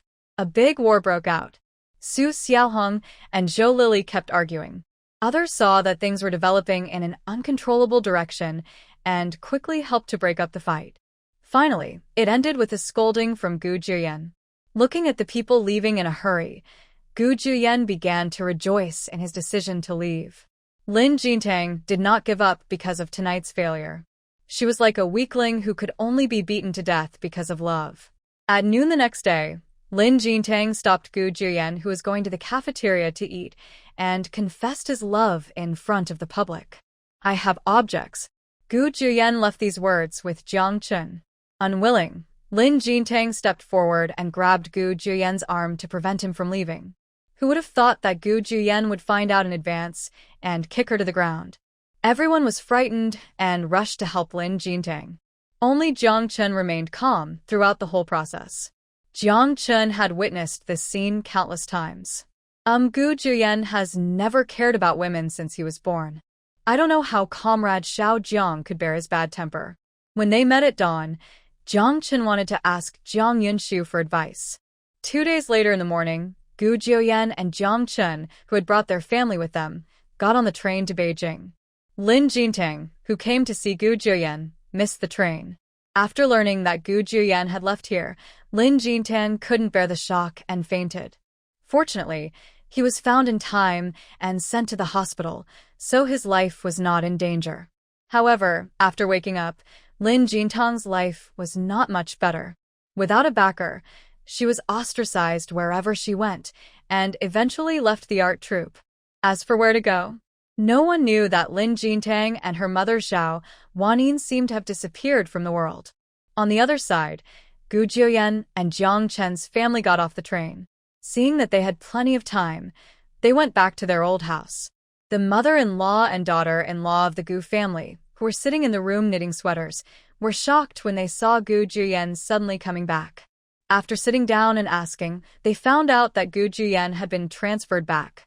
Because of this, the mother-in-law and daughter-in-law of the Gu family were overjoyed. Grandma Gu said with a smile, "It's good to come back. This way you can be closer to home. Your mother and I miss you, and we can visit you at any time. Grandma, give me the small century-old ginseng at home." Gu Jiuyan didn't talk much and expressed his intention on the spot. He came home today just for the ginseng. The little girl's body is too weak and she needs good food to keep her healthy. What do you want ginseng for? Grandma Gu's right eyelid suddenly twitched. Gu Jiuyan said, "Of course it is useful." Seeing that her grandson didn't want to say anything, Grandma Gu didn't ask any more questions. She got up and went back to the house, took out a ginseng, handed it to him, and asked, "Is one ginseng enough? If it's not enough, I'll get it for you." The ginseng was a dowry given by her mother-in-law when she got married. Except for one ginseng used by her daughter-in-law when she gave birth, the rest were placed at the bottom of the box. Ginseng was not a rare thing, so it was a rare occasion that her grandson asked her, so she naturally wanted to give it to her. "That's enough. Thank you, Grandma." After getting the ginseng, Gu Jiuyan stood up and left.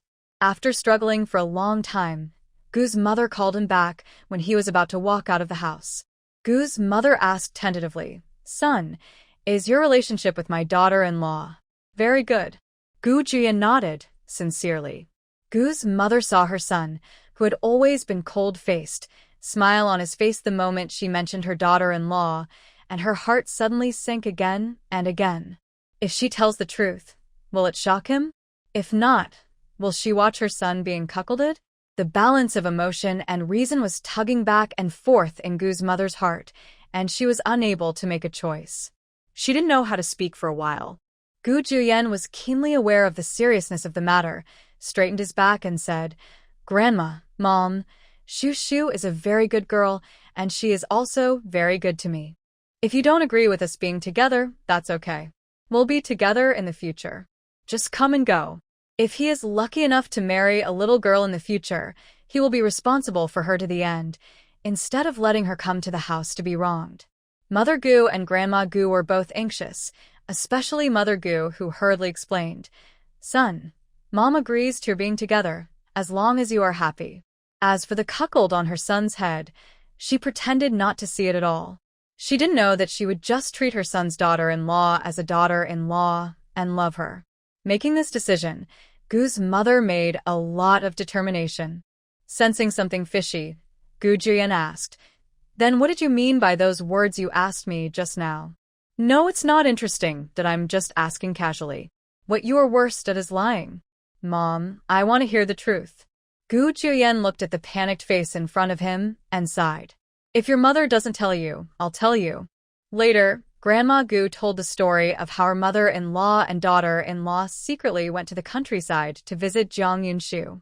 Mother Gu noticed something was wrong on Gu Jiuyan's face and quickly comforted her. "Son, don't be sad. Maybe we were wrong. My daughter-in-law is not that kind of person." She didn't even believe the words that came out of her mouth. After all, she saw the evidence with her own eyes. She held hands and kissed him. It was clear that he was cheating. Shu is not that kind of person. You must have mistaken the person." Gu Jiuyan always maintained unreasonable trust and favoritism towards Jiang Yunshu. Gu's mother nodded quickly and said, Yes, you just admitted the wrong person." My daughter-in-law is definitely not that kind of person. Seeing that her daughter-in-law had been fighting with each other, Grandma Gu shook her head in disapproval. In her opinion, it would be better to clarify the matter now. If her grandson still insists on being together after knowing who the other person is, then she, as a grandmother, can only support her, but she'll feel a little disappointed. Juyen, your mother and I did not admit the wrong person. Jiang Yunshu, Engshi Ludingguzi Brigade, 18 years old. Before Grandma Gu could finish her words, she was interrupted by Gu Juyen. Grandma, which brigade? Grandma Gu said, Ludingguzi Brigade. Your mother and I went to Engshi to investigate the educated youth. Gu Juyen said categorically, Shu is not in the Ludingguzi Brigade. You have recognized the wrong person. What? My daughter-in-law is not from the Ludingguzi Brigade. Where is she from? Gu's mother rushed to Gu Juyen in shock. Shu is from the Red Flag Brigade of Zhou County. Mother Gu turned to look at Grandma Gu tremblingly. Mom, it seems that we are not going to Zhou County, but to Tang County. Grandma Gu nodded and said, according to what Juyen said, we really got the wrong person this time. Mother Gu was happy. With a silly smile on her face, Grandma Gu was also happy, and the gloom of many days was swept away at this moment. Gu Juyen started the post-autumn settlement mode. He said with a straight face and very seriously, didn't you say that you are not allowed to go to Shu? What should you do if you go so rashly and scare Shu? Fortunately, the two of them were reckless and found the wrong person. From this point of view, Gu Juyen was still very happy.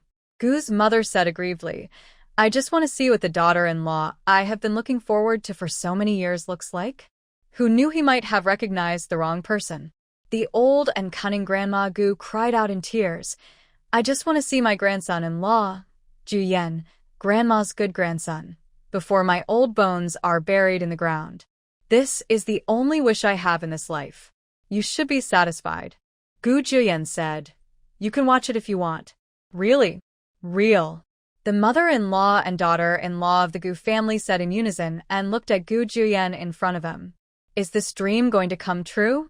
Gu Juyen took the opportunity to make a request, but you must promise me that you will not run to see the real person after seeing the photo. You too will scare Shu. Mother Gu, who couldn't wait to see her precious daughter-in-law as soon as possible, urged, I promise. Please hurry up. Grandma Gu followed closely, patting her chest and promising. Only then did Gu Juyen feel relieved and showed the photo to the two of them. Mother Gu snatched the photo away quickly and lay on the table with Grandma Gu to study it. Grandma Gu was worried that she was too old to see what her grandson-in-law looked like, so she went back to the house to take out the reading glasses she had not worn for many years. This is my daughter-in-law. After seeing the person in the photo clearly, Gu's mother was so excited that she couldn't say anything. Go Beilong Dedong. Her precious daughter-in-law must be so beautiful, delicate and soft. The daughter she has always dreamed of looks like this. She has grown into her heart. Woohoo, what should I do? She likes her baby daughter-in-law so much and wants to buy her beautiful clothes so that she can dress up beautifully every day. Grandma Gu is also the same. She could not be more satisfied with her grandson-in-law, and she can hardly close her mouth when she smiles.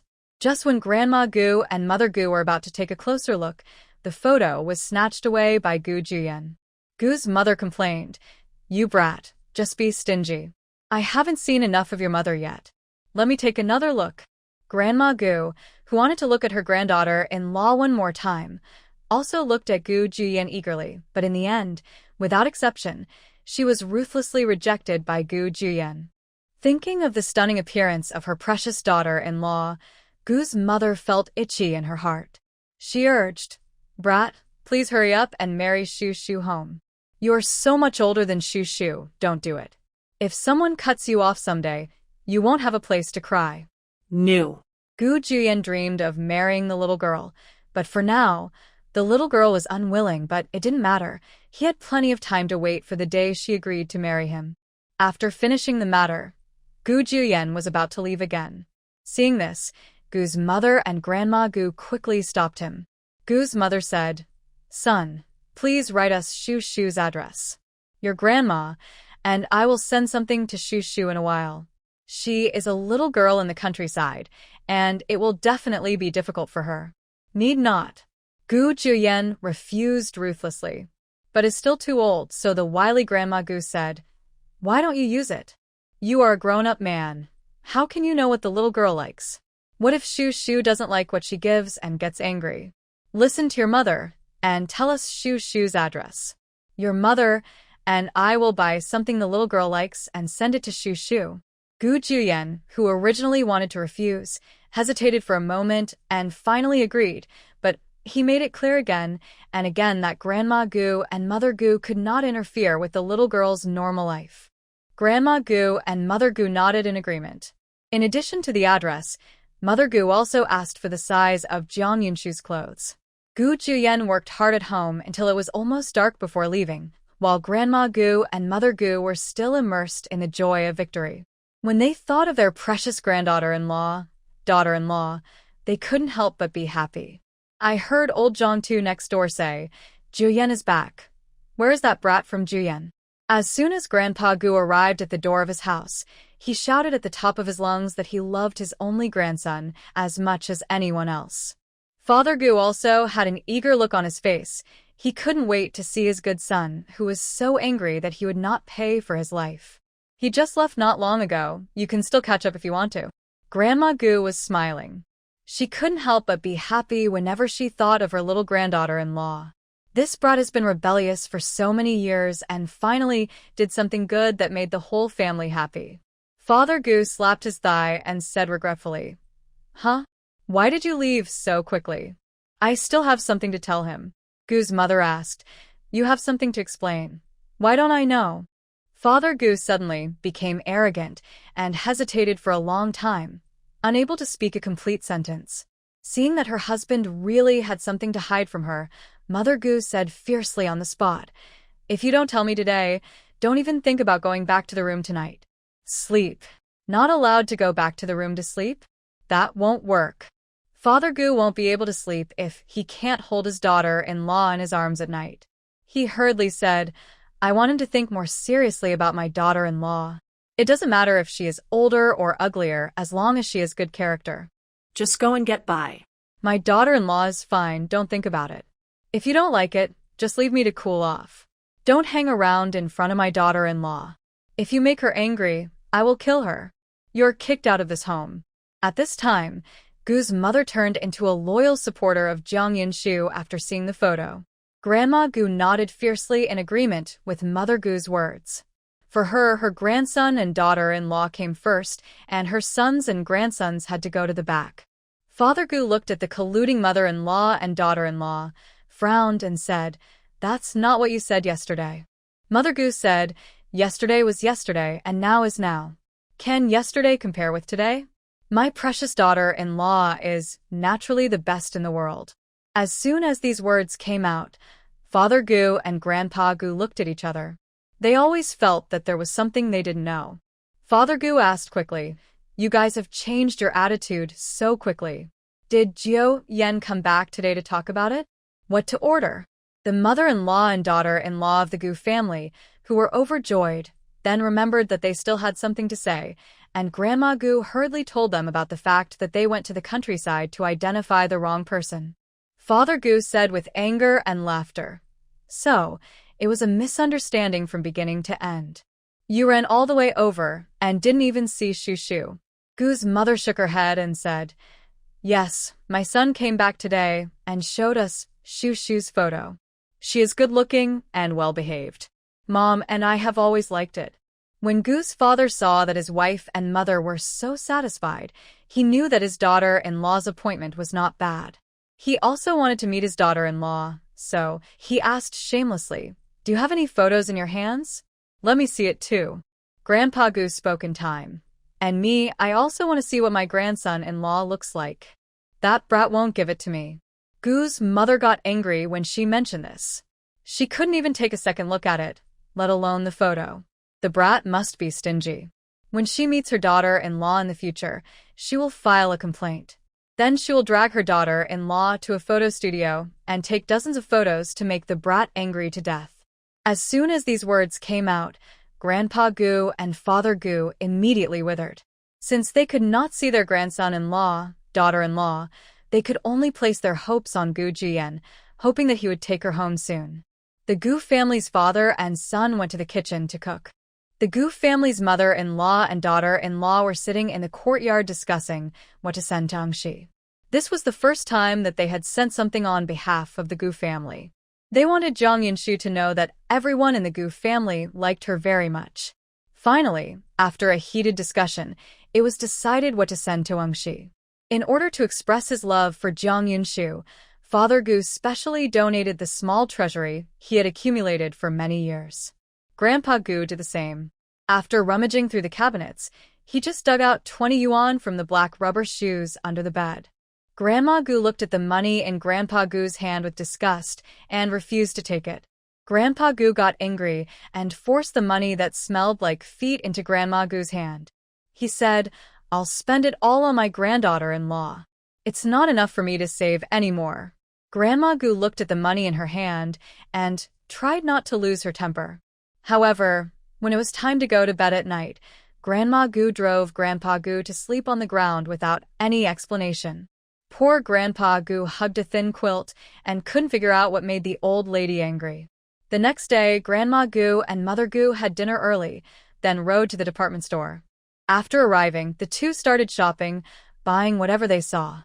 "This dress will definitely look good on you. These sandals are also good-looking. Shu will definitely like them. There are also chocolates, which Shu always carries in his pocket when working, so he doesn't have to worry about being hungry." The two of them went there in the morning and returned in the afternoon. They bought all the food and clothing. Even the sanitary belts that women need to use every month. Gu's mother took it into consideration.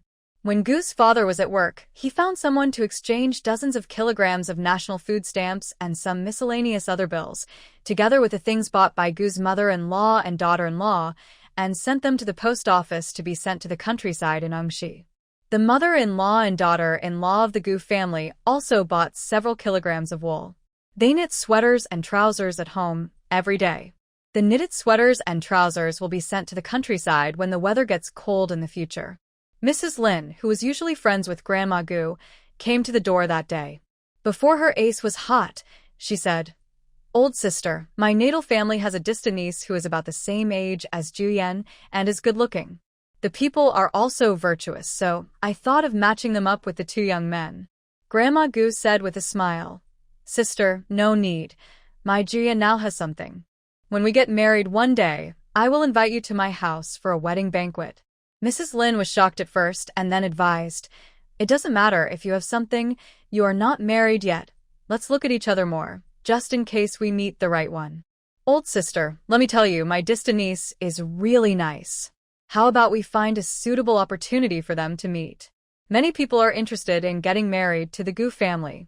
If her distant niece succeeds and is favored by Gu Juyen, her future wealth will be self-evident, and their family will also be able to get some blessings from it."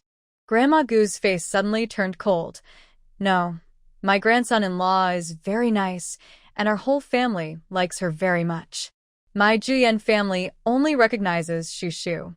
If you have nothing to do, go back first. I'm still busy here." Obviously, Mrs. Lin didn't want to give up such a good marriage. Even though she knew that Grandma Gu was angry, she still said reluctantly, "Old sister, my distant niece is really nice. If you didn't." Gu's mother went down and interrupted her. "Your distant niece is a nice person, and my Shu is not bad either. Auntie, I'll just pretend that you haven't been here before. If you mention it again, don't blame me for kicking you out."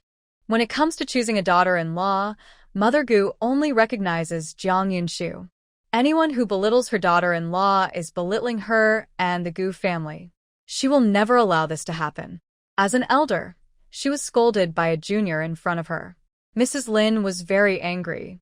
She looked at Grandma Gu for help and said, "Sister, look at what your daughter-in-law said. She doesn't take me as an elder seriously at all. If you continue to let me go like this, what will happen? One day it will be on your head." Grandma Gu snorted coldly. "My daughter-in-law's attitude is my attitude. Lin Qingping, you are not welcome in my home. You should not come here from now on." Lin Qingping really thought she was stupid for belittling her grandson's wife and trying to sow discord between her and her daughter-in-law. Couldn't she tell? Old sister you. This time it was Mrs. Lin's turn to be dumbfounded. She came here to get married, not to make enemies. Mother Gu held a big broom in her hand and said angrily, "Didn't you hear what my mother said? You are not welcome in our home. Please leave quickly. If you don't leave, I will blast you away with a broom." In the end, Mrs. Lin, who did not want to completely offend the Gu family, left in despair. "Mom, this kind of thing will happen again. Xu is so much younger than Jiuyan and has already been wronged. We can't let her be wronged again." Gu's mother got angry when she thought of what happened just now. Grandma Gu, who realized the seriousness of the matter, said, "I know about this. When your father comes back, I will tell him to spread the word about Jiuyan's possession. Others in the province will come looking for him." Thanks to the Gu family's not-so-low-key publicity, half of the people in the capital knew that Gu Jiuyan had something, and the Gu family were quite satisfied. For a moment, those who originally wanted to get married to the Gu family lost all their thoughts. In contrast, they all developed a strong curiosity about Gu Jiuyan's legendary object. In recent days, Jiang Yunshu has been running between melon fields and pig pens and has lost weight. Fortunately, her career is on the right track. Jiang Yunshu, who took a break from his busy schedule, took a day off, asked the captain for a day off, and took Du Meili to the county. During this time, Du Meili lost weight. Her original clothes were so baggy that they could not fit more than two of her. So this time Jiang Yunshu came to the county. First, she was entrusted by Chen Fengying to accompany Du Meili to buy clothes. Second, she went to the post office to see if there was any letter addressed to her. Before he left, Gu Jiuyan said he would send her a letter when he returned. After such a long time, the letter should have been sent. Jiang Yunshu was very strong, so she drove Du Mimi on the way to the county seat. The two of them arrived at the county seat and went straight to the supply and marketing cooperative.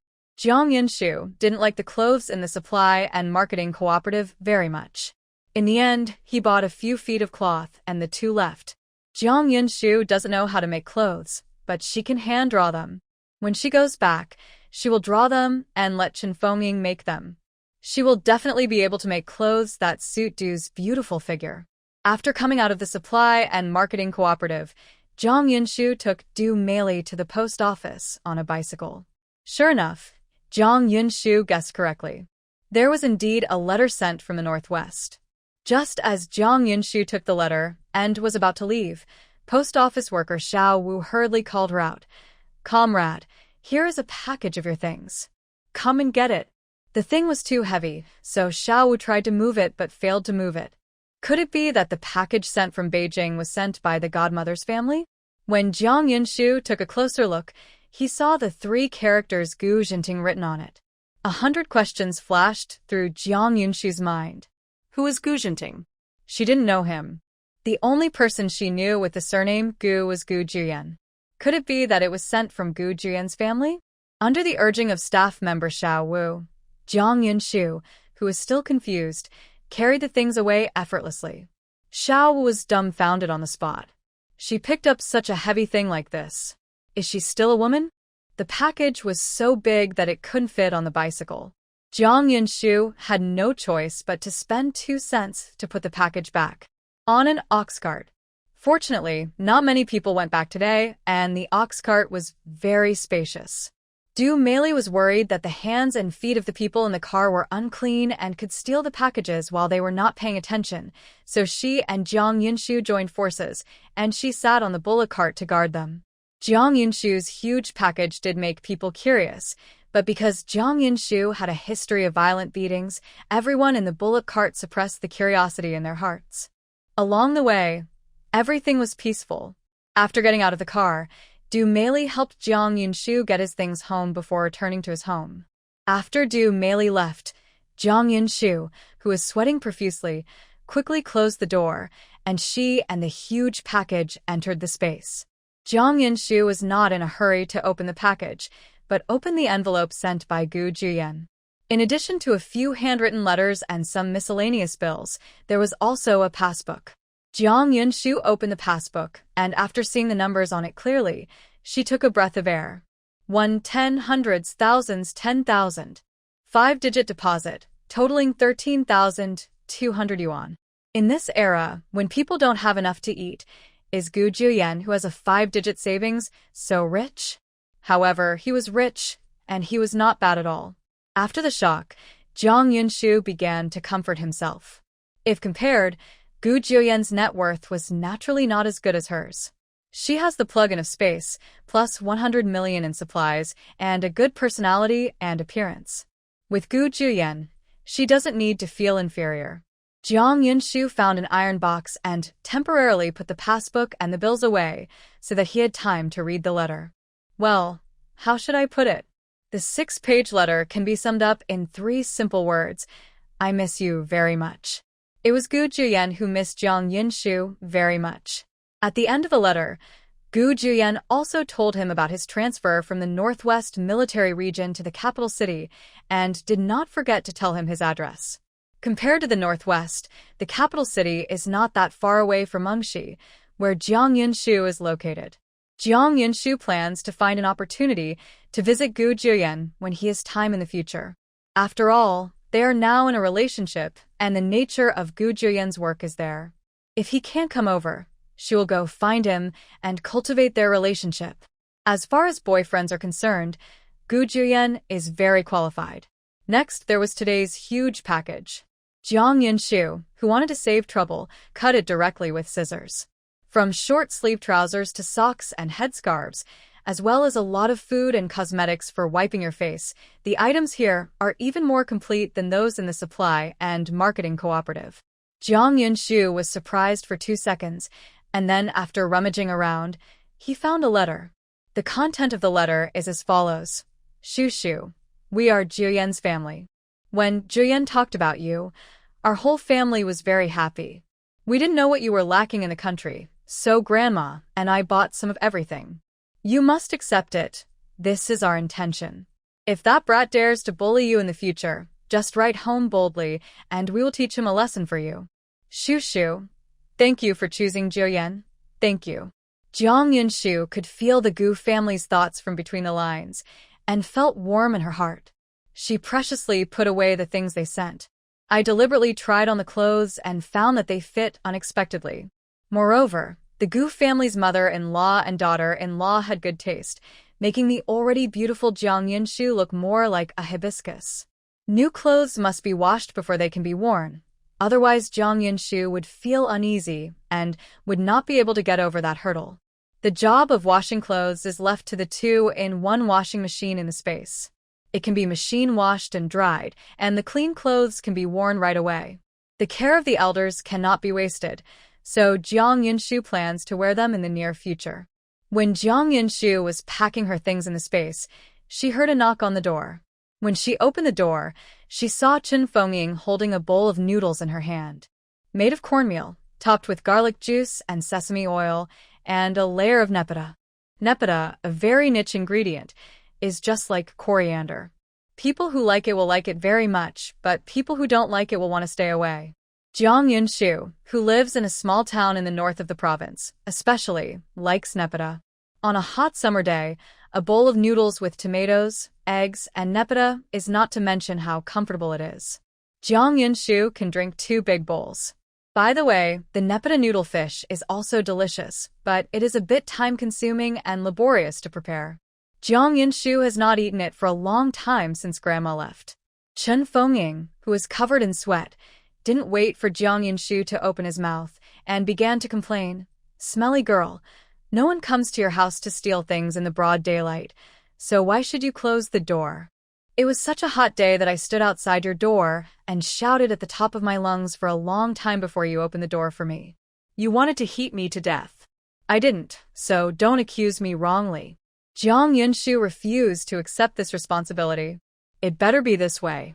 After Chen Fengying said that, she handed the noodle bowl to Jiang Yunshu. Greedy girl, hurry up and eat. Jiang Yunshu corrected. I'm not a greedy girl. Then give it to me. Chen Fengying bluffed and grabbed it, But Jiang Yinshu not only refused to give it, but also took a mouthful of noodles. After the noodles were in his stomach, Jiang Yinshu praised, "Aunt, you are so good to me. I can't bear to leave you." Glib tongue. Chun Fomying complained, but she felt very happy in her heart. It was rare for the stinky girl to say a human word today. It was worth noting that she didn't even eat, so she rushed over to deliver food to this stinky girl. Jiang Yinshu said with a smile, "No way, I am telling the truth. In our Red Flag Brigade, my aunt is the best to me."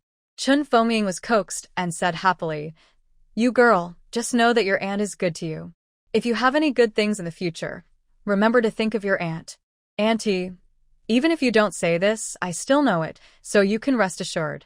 Chun Fomying struck while the iron was hot and said, "Have you received a letter from Captain Gu? How did he handle the matter of my beautiful home? Have you found the right one?"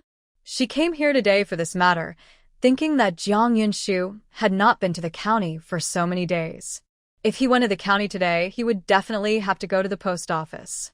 The young couple had just gotten together, and they were extremely sticky. They must have exchanged letters and other things frequently. She was worried about her daughter's marriage, and she had been so worried that she couldn't sleep all night recently.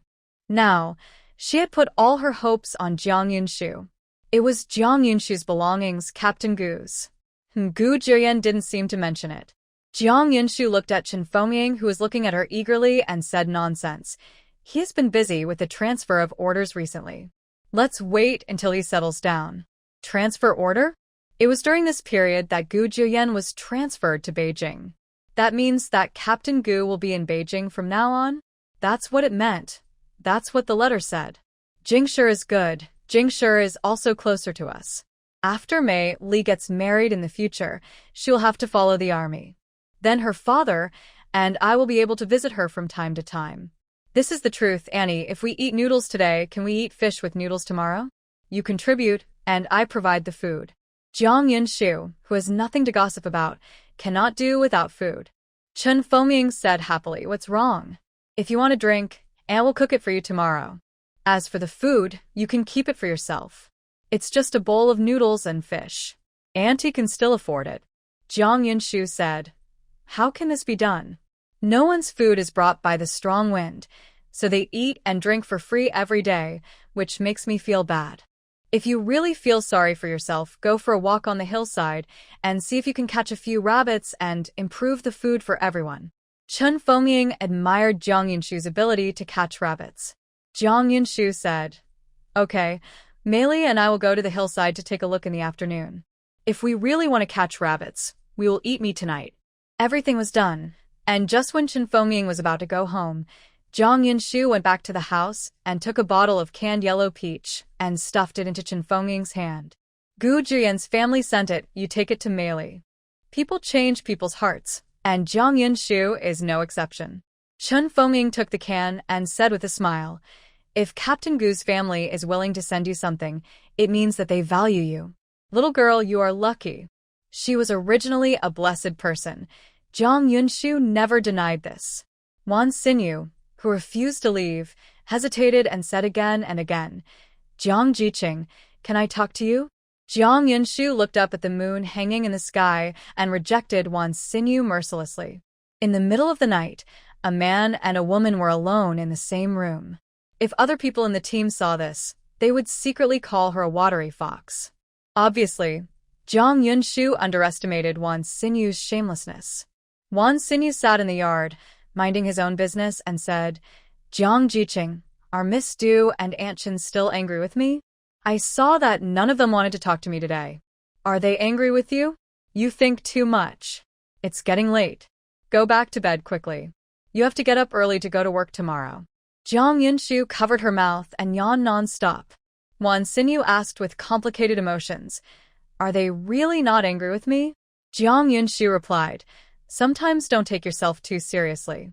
In their eyes, you are just an outsider at best. It is true that they like you, but that is all in the past." Hearing this answer, Wan Xinyu trembled and said with difficulty, "She now like someone else?" Jiang Yinshu said bluntly, "That's not true, but Aunt Chen asked Gu Zhiyan to look for an object for Mimi in the team." I guess there will be a reply soon. She is pretty, easy to work, and capable. Whoever marries her in the future will be blessed. Hearing this, Wan Xinyu's heart sank to the bottom, and his mind was so confused that he didn't know what to say. Doesn't she like him very much? How could she find someone else to marry? He is unhappy, very unhappy. Jiang Yunshu, who saw through Wan Xinyu, thought of what Gu Juyen said before leaving, and couldn't help but say, "That beautiful girl is simple. You and her are not from the same world. Even if you like her, your family won't agree. So for the sake of beauty and for your sake, just pretend that nothing happened."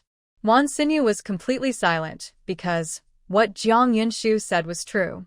His family background and his parents would never allow him to marry a country girl back home. Otherwise, their Wanja family will be laughed at behind their backs, and he will not be able to hold his head up. But du m'aimer? Wan Xinyu thought of the moment when the two looked at each other not long ago, and his heart skipped a beat. Before leaving, Wan Xinyu asked, "Jiang Jiqing, do you know Gu Juyen's family background? If you marry into such a family in the future, wouldn't you be afraid of the huge gap in status?" Jiang Yunshu said, "Afraid? Why should I be afraid? Gu Juyen is excellent, but I am also excellent. It was he who chose me, not me who chose him. If the two of us are not suitable in the future, we can just separate." The education she had received since she was a child told her that if you don't like it, you can separate. If you get married, if it's not suitable, you can get a divorce. The premise is that you want to be happy. Marriage is not a matter between two people, but a matter between two families. Whether Gu Juyen can do it or not is not yet said, but at least he has shown his attitude and is willing to break up the family for her. But Wan Xinyu couldn't do it. Behind his seeming hesitation, it actually showed that he was on the side of the family. Although he seemed to like Du Meili, he subconsciously thought that Du Meili was a country girl and not worthy of him. Even if they were together, Du Meili would not be happy. Under the obstruction of the Wan family, it was difficult for the two to get married. In the end, only Du Meili was hurt. It's better not to start than to do this. Wan Xinyu didn't get the answer he wanted, and left in despair. His heart was in a mess, and all he could think about was Du Meili.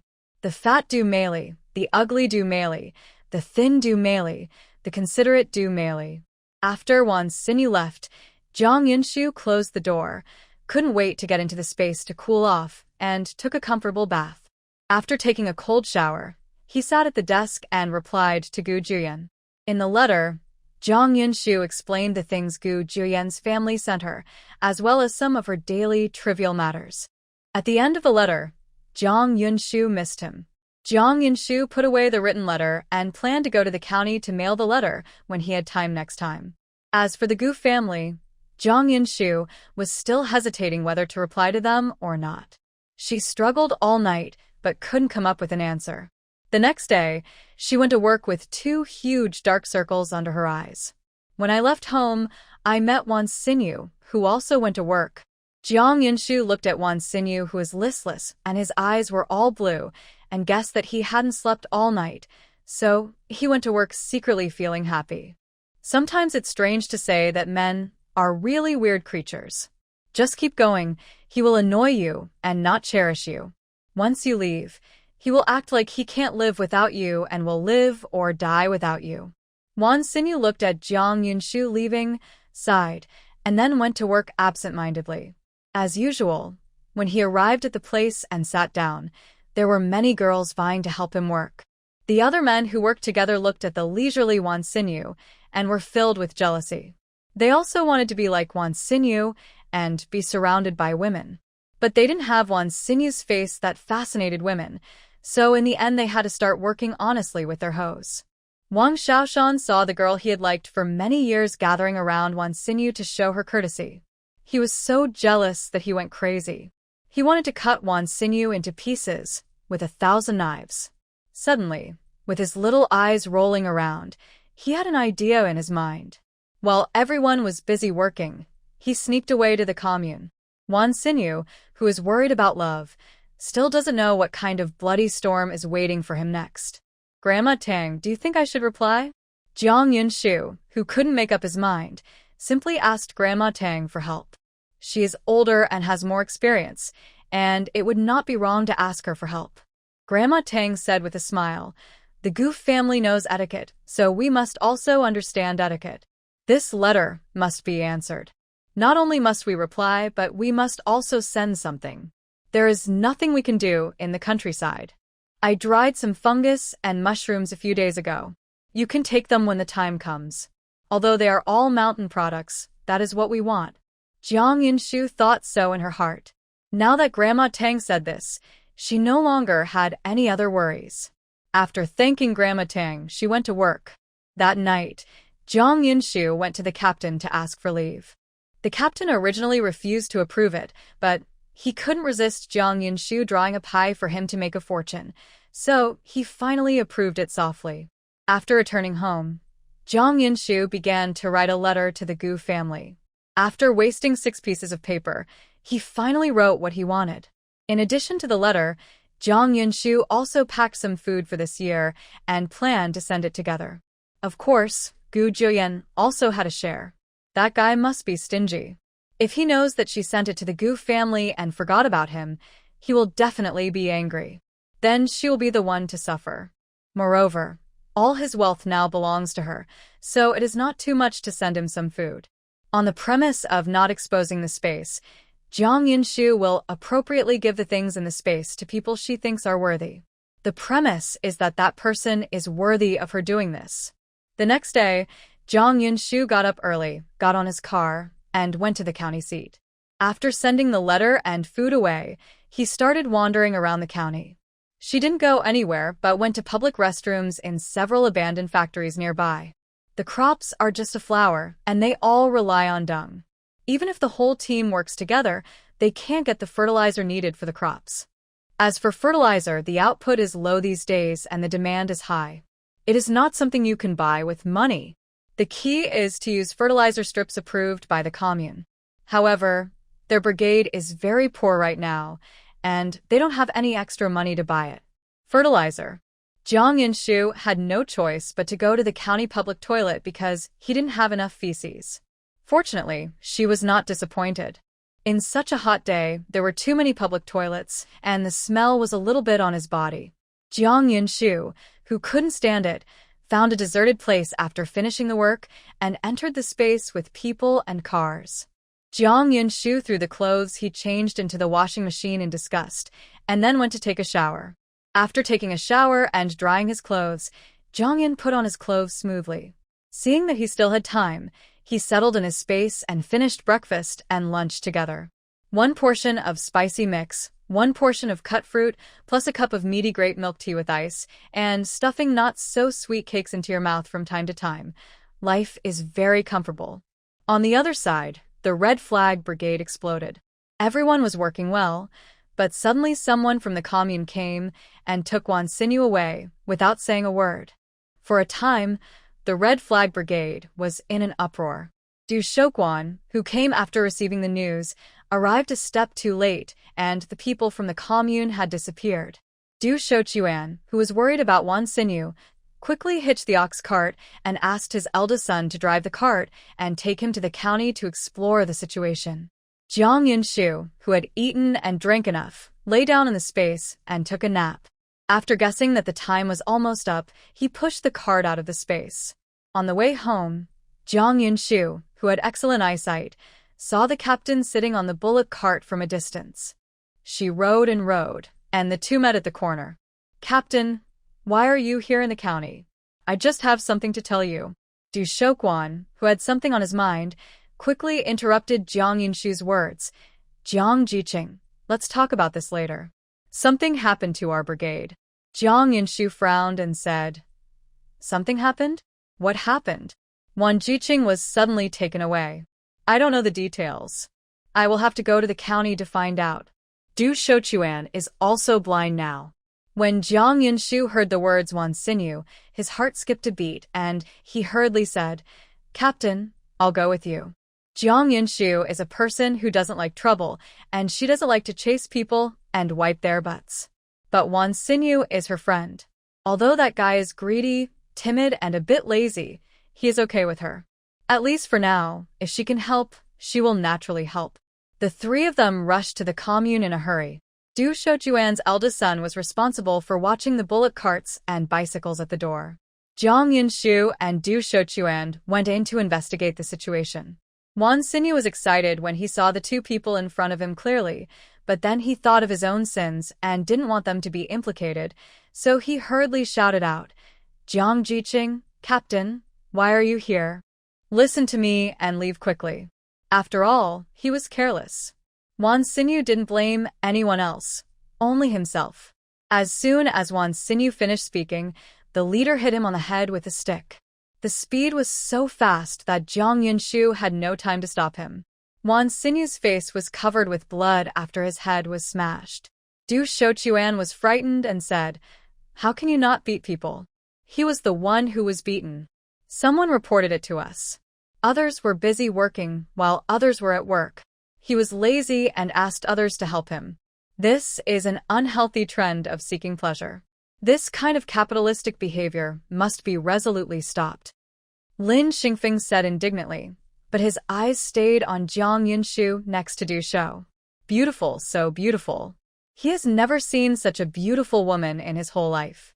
If he died under the peony flower, he would be a ghost. You want me to take the person to the hospital first? With your people guarding him, he can't go anywhere. Lin Xingyu was so confused that he didn't want to leave a bad impression on the beauty. He hurriedly agreed and quickly found someone to take Wan Xinyu to the hospital with a head injury. Jiang Yunshu and Du Shoquan were a little worried and went together. Lin Xingyu, whose heart was set on Jiang Yunshu, naturally did not forget to follow. Fortunately, it was delivered in time, and Wan Xinyu was fine except for a few stitches on his head. However, at Jiang Yunshu's insistence, Wan Xinyu stayed in the hospital for infusion, which would take 2 days. At first, Lin Xingfeng didn't agree. Wan Xinyu, a sinner, was already extra merciful when he came to the hospital for treatment. But as soon as Jiang Yunshu opened his mouth, he immediately agreed. Jiang Yunshu whispered, "Wan Xinyu, you stay here first. I and the captain will find a way to rescue you." Jiang Jiqing Yu. Say a friend in need is a friend indeed. Wan Xinyu looked at Jiang Yunshu with a serious face in front of him, with tears in his eyes. Sister Jiang is such a kind person. If he can still get out alive, he will definitely work as a horse for Sister Jiang and repay her kindness. Don't just be moved. When you come out, the pig manure and the work of cleaning the pig pen will be yours. Don't think about being lazy. Looking at the miserable Wan Xinyu, Jiang Yunshu still couldn't bear to say harsh words. I will do a good job. He wants to change his ways and start a new life. For the sake of Wan Xinyu's safety, Jiang Yunshu suppressed his nausea and said, "Comrade Lin, my brother will trouble you." "Is this guy your brother?" Lin Xingxing was a little surprised, and then he was ecstatic. Jiang Yunshu nodded and said, "Sorry to trouble you." Brother-in-law. Realizing that he had said something wrong quickly, Lin Xingfeng quickly changed his words. "Leave your brother to me. Don't worry. I will definitely take good care of your brother."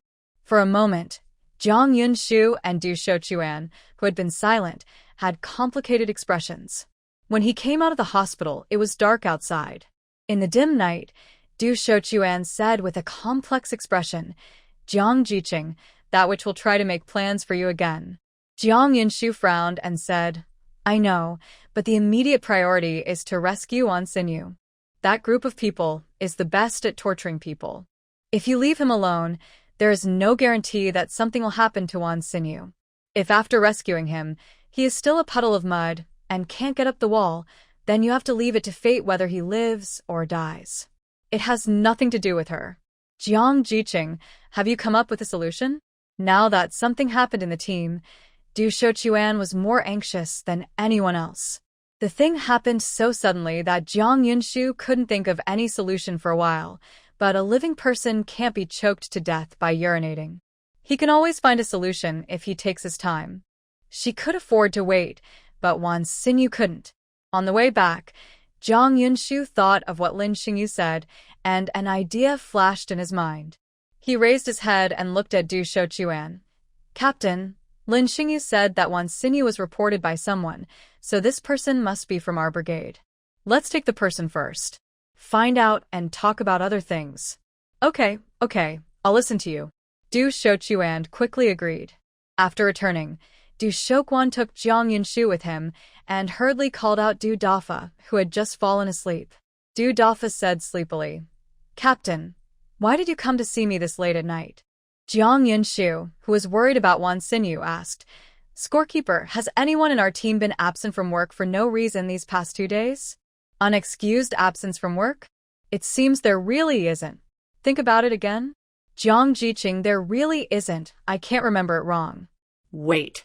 Du Dafa suddenly remembered that Wang Xiaoshan sneaked away at the beginning of work and didn't know what he was doing. He didn't see him until the afternoon. Wang Xiaoshan? Captain, let's go find him now. Jiang Yunshu's sixth sense told her that Wan Xinyu must be related to Wang Xiaoshan after being reported. After thanking Du Dafa, Jiang Yunshu and Du Shokwon rushed to find Wang Xiaoshan, and it was Wang Xiaoshan's mother who opened the door. Du Shochuan said, "Lu Yuling, where is Wang Xiaoshan? I have something to do with him." He's not at home." Lu Yuling, who had never lied before, felt a little guilty, and her eyes were wandering and she didn't dare to look at Du Shokwon. Her son only asked her to lie that she was not at home, without telling her the specific reason. She naturally did, as her heart was devoted to her son. The well-informed Du Shochuan didn't believe her at all and said with a straight face, "It's so late. He's not at home? Where? Lucy Lu, call your son out quickly. I really have something to do with him."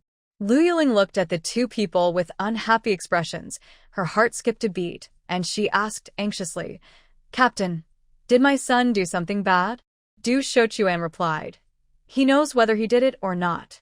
We came here today to ask him something and call him out quickly." Lucy Lu was frightened and hurriedly called out Wang Xiaoshan, who was hiding in the house, and refused to come out. Wang Xiaoshan, who was afraid of Du Shochuan, stumbled and said, "Captain." At this time, Du Shochuan felt like Ming Jing. Seeing Wang Xiaoshan's reaction, he knew that he was the one who was inseparable from reporting Wan Xinyu. The eyes that looked at him again were filled with disappointment. Now everyone wanted to stay away from that group of people, but he couldn't help but move forward. Does he know that if he does this, he will kill someone?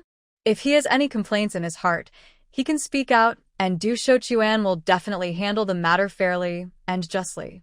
Du Shochuan, who has been the captain of the brigade for many years, has never favored anyone because of personal relationships.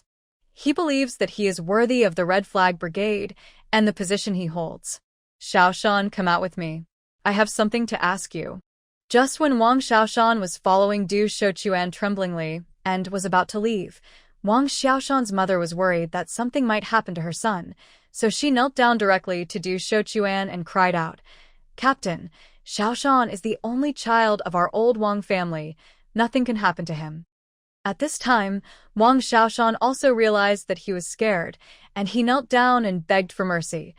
"Captain, I know I was wrong. I shouldn't have gone to the county to report Wan Jiqing. Just spare me. I won't dare to do it again next time." Jiang Yunshu, who had not spoken for a long time, asked sharply, "Why did you report Wan Xinyu? Or, do you have a problem with Wan Xinyu?" Although Wan Xinyu, a silly guy, likes to be lazy on weekdays, he is very generous to everyone in the team. From an 80-year-old bedridden old lady to a toddler who is babbling, they all like him. He. Wang Xiaoshan hesitated. "What is he? Do you know that because of your report today, Wan Xinyu was hit on the head with a stick and almost lost his life?" Speaking of this, Jiang Yunshu felt angry. If Wan Xinyu committed murder, set fire and robbed, it would not be a pity to die, but now he lost his life just because of laziness, and it was laziness on the basis of mutual consent. Jiang Yunshu thought it was not worth it. "It's very worthless. That is a living human life. I didn't mean to kill him, I just wanted those people to teach him a lesson. Who asked him to steal a woman from me? Captain, you have to believe me. I didn't mean to harm him." Wang Xiaoshan pulled Du Shochuan's trouser legs and cried non-stop. If he knew that reporting Wan Xinyu would cost him his life, he would not even kill him. "Steal a woman? You said Wan Xinyu stole women from you? That guy is only interested in eating. How can he do things like robbing people? Jiang Yunshu didn't believe this at all. He competed with me for Xiao Taohong. I have liked Xiao Taohong since I was a child. Ever since he appeared, Xiao Taohong ignored me and hung around him every day. So in a fit of anger, you went to the commune to kill him because of your love and hatred. Reported it, right? Well, but I really didn't want to harm him. Jiang Jiqing, Wan Jiqing, can he come back alive? Wang Xiaoshan carefully raised his head and looked at Jiang Yunshu. Leave it to fate. After understanding the ins and outs of the matter, Jiang Yunshu left with Du Shouguan. Wang Xiaoshan, who blamed himself, slapped himself wildly after the two of them left. Du Shouquan asked, Jiang Jiqing, what do you think we should do? This matter is a bit troublesome. It was reported by someone from our brigade. We can't change what is a done deal. Now we can only find someone to accommodate us. Captain, I will go to the county tomorrow to inquire about it. The matter has reached this point, so don't worry. Jiang Jiqing, this matter is troubling you. Wan Jiqing is also my friend and is not a problem. The two separated at a fork in the road. Under the moonlight, Jiang Yunshu, who was walking back, saw a group of people gathered in front of his house from a distance. When I got closer, I saw that it was the group of people from the bullpen, and Chen Fengying's mother and daughter were also coming. When everyone who had been waiting for a long time saw Jiang Yunshu coming back, they swarmed around him. Liang Mingli asked anxiously, Jiang Jiqing, how is Wan Jiqing? And what did the commune say? Jiang Yunshu said, Wan Xinyu's head was broken and he is currently undergoing infusion in the hospital. As for the commune, we don't know how to deal with it yet. Was your head broken? Injured so badly? A trace of worry flashed in Du Meili's eyes. Jiang Yunshu replied, Fortunately, it's just a few stitches. It should be nothing serious. Don't worry too much. How could we not be worried? What on earth did that silly boy commit? Why was he arrested by those people from the commune? Chen Fengying hated Wan Xinyu because of her daughter's affairs, but she didn't want to watch something happen to him. After all, that silly boy was good in other aspects and was generous with his gifts. He had stuffed candies into her hands many times before, and they were all expensive white rabbit candies sold in the county. Someone reported it. Report? Report. Everyone said in unison, all looking at Jiang Yunshu. Under their gazes, Jiang Yunshu told Wang Xiaoshan how he reported Wan Xinyu because of love and hatred. After hearing this, everyone looked away and looked at Du Meili. Chen Fengying also looked at her daughter with a worried look. Why are you all looking at me? Are there flowers on my face? Du Meili felt a little guilty when everyone saw her. Chen Fengying said, No flowers, we're just worried about you. Du Meili waved her hands and said, You really don't have to worry about me. I have figured it out now. The strong melon is not sweet. Since Wan Jiqing doesn't like me, then I don't want to either. Wan Jiqing is not the only man in this world. In the future, I will meet someone I like and someone who likes me. Jiang Jiqing comforted her with these words when she was sad, and she always remembered them. In the future, she wants to marry a man like Captain Gu, who only pretends to be himself. Liang Mingli said happily, Girl, it's best if you think so. During these days, it was unpleasant for him to see his little granddaughter, whom he had just met, being depressed all day long. Now that he saw that she had really come out, he felt happy from the bottom of his heart. As for Wan Xinyu's matter, everyone has been discussing it for a long time, but has not come up with a charter. Seeing the tired look on Jiang Yunshu's face, Grandma Tang knew that today's events had exhausted her, so she quickly called everyone back to let Jiang Yunshu have a good rest. As for Wan Xinyu, let's leave it to tomorrow. Jiang Yunshu returned home and went straight into the space. After running around all afternoon, she didn't even bother to eat dinner, and her stomach was almost starving. After eating 2 spicy chicken drumsticks in a row and a glass of ice-cold Feijai happy water, Jiang Yunshu felt like he was alive. She was too tired to move, so she simply took a cold shower and fell asleep. She slept until 7 o'clock in the morning, when the alarm clock on the bedside screamed frantically, waking her up from her deep sleep. Jiang Yunshu, who originally wanted to stay in bed, thought of that which Wan Xinyu, who was still suffering, so he jumped out of bed, put on his clothes, and went out with the cart. Du Shochuan, who had been sitting at the door of Zhang's house waiting for a long time, saw the door open and stood up quickly. He said, Jiang Jiqing, after thinking about it last night, I am still a little worried. Today I will go to the county with you. What he was afraid of was that Wan Xinyu failed to rescue him, and even got Jiang Yunshu in. You know, Lin Xingyu's eyes wanted to be glued to Jiang Yunshu yesterday. If the overlord were to force his hand, Jiang Yunshu, a little girl, would definitely not be able to handle it and would suffer a loss. Okay, Captain, you sit in the back and I will ride with you. Jiang Yunshu readily agreed. Not long after Jiang Yunshu drove Du Shochuan away, Liang Mingli and the others rushed over. After seeing the lock on Zhang's door, they knew that Jiang Yunshu had gone to the county. Liang Mingli and the others went back to work full of worries, but they were absent-minded while working.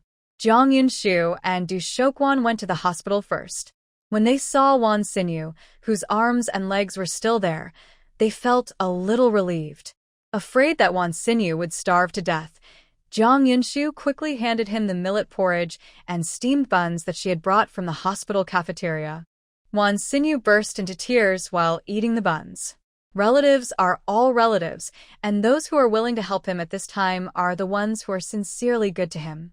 Jiang Yunshu, who couldn't stand anyone crying the most, said fiercely, Hold back all your tears and save some energy. Grandpa Liang and the others are still waiting for you to come back. Wan Xinyu obeyed and immediately stopped crying. At this moment, Lin Xingyo came over. The moment he saw Jiang Yunshu, his wrinkled face smiled like a flower. Sister, have you had breakfast? You didn't have breakfast. My brother invited you to eat. Not to mention eating breakfast, just looking at his face made Jiang Yunshu sick. But with Wan Xinyu still in his hand, Jiang Yunshu forced a smile and refused. Lin Xingyu, who was rejected by the beauty, was not angry and turned around to let the people behind him take Wan Xinyu away.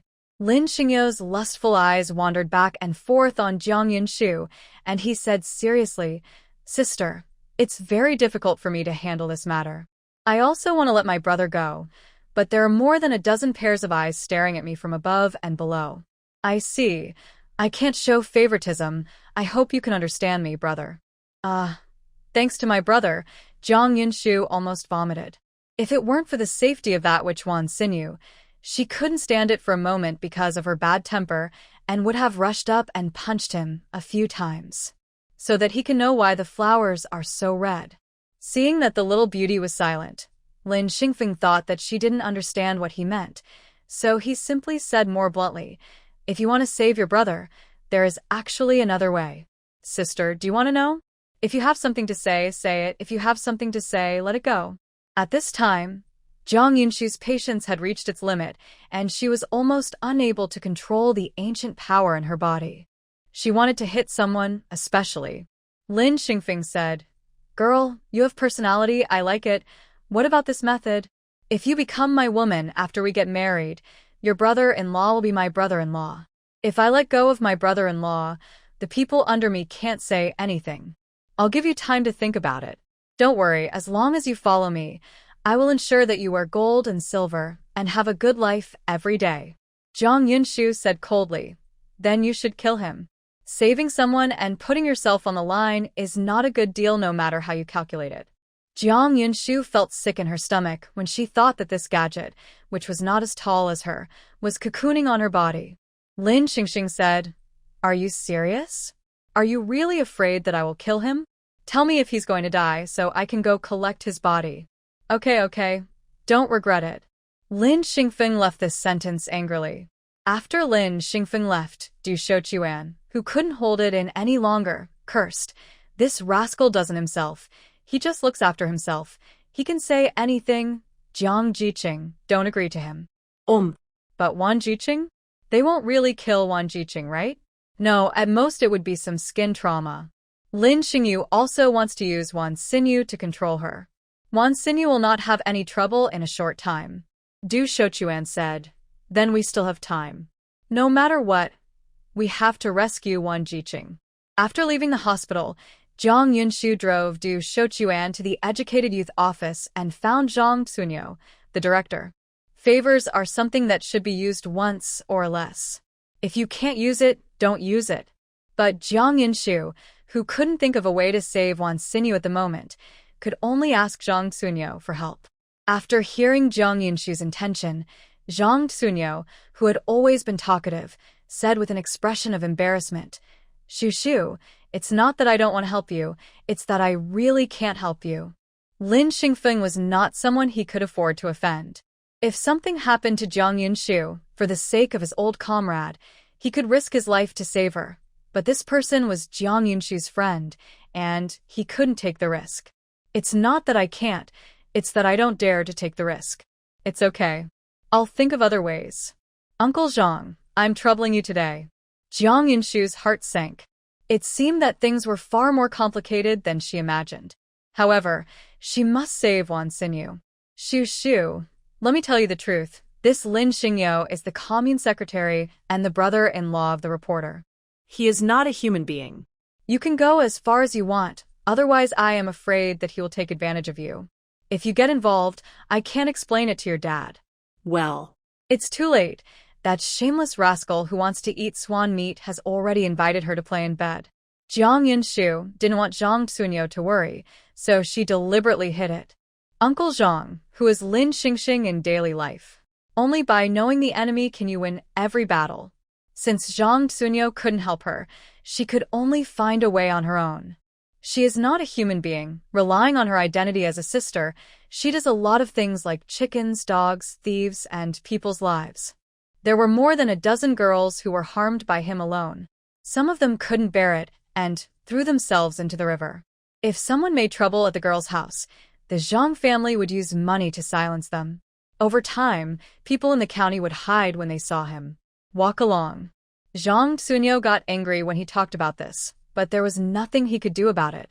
After listening to Zhang Tsunyo's words, Jiang Yunshu frowned so hard that he could kill a fly. It looked like that guy really deserved to die. Jiang Yunshu suddenly had an idea in his mind. Don't he like to play? Then she should play with him and keep it safe so that he can have enough fun at once and never dare to do it again. Jiang Yunshu declined Zhang Tsunyo's offer to keep her here for dinner and took Du Shochuan back by bicycle. After returning home, Du Shochuan asked anxiously, "Jiang Jiqing, are we not going to save Wan Jiqing? Rescue, but not now. Let Wan Xinyu suffer for 2 days in there first, so that he can remember it for a long time." Jiang Yunshu wanted to wait for Lin Xingxing to come to him in person. For several days, Lin Xingfeng didn't see the little beauty again. He was so worried that he couldn't eat well or sleep. When he closed his eyes, he could only see the little beauty. Finally, Lin Xingyu couldn't bear it anymore, found Wan Xinyu, and slapped him twice. Wan Xinyu's head was buzzing from the beating, and he gritted his teeth to keep from crying. Lin Xingfeng threatened, "If you don't come here, little beauty, I will kill you. She is not something you can afford to offend. I advise you not to act recklessly. You cannot touch her. Wan Xinyu is in state of stress." Lin Xingfeng said arrogantly, "What a joke. Are there still people in this world that I cannot touch? You won't let me move, but I insist on moving. I want to marry her home and let her be my wife, Lin Xingxing." Wan Xinyu looked at Lin Xingyu in disbelief and said, "I think you are crazy, you lunatic. Jiang Yunshu is Gu Juyan's woman and the daughter-in-law of the Gu family. How dare he dare to offend Gu Juyan and the Gu family?" The losers behind Lin Xingyu saw Wan Xinyu scolding their boss, so they beat Wan Xinyu violently. After the Lin family's parents learned about their son's accident, they rushed to the hospital. Mother Lin almost cried to death looking at her unconscious little son. Father Lin, who was getting angry, glanced at the trembling Wang Xiaojian and others and said calmly, "Tell me, who made my son look like this? I'm not done with him."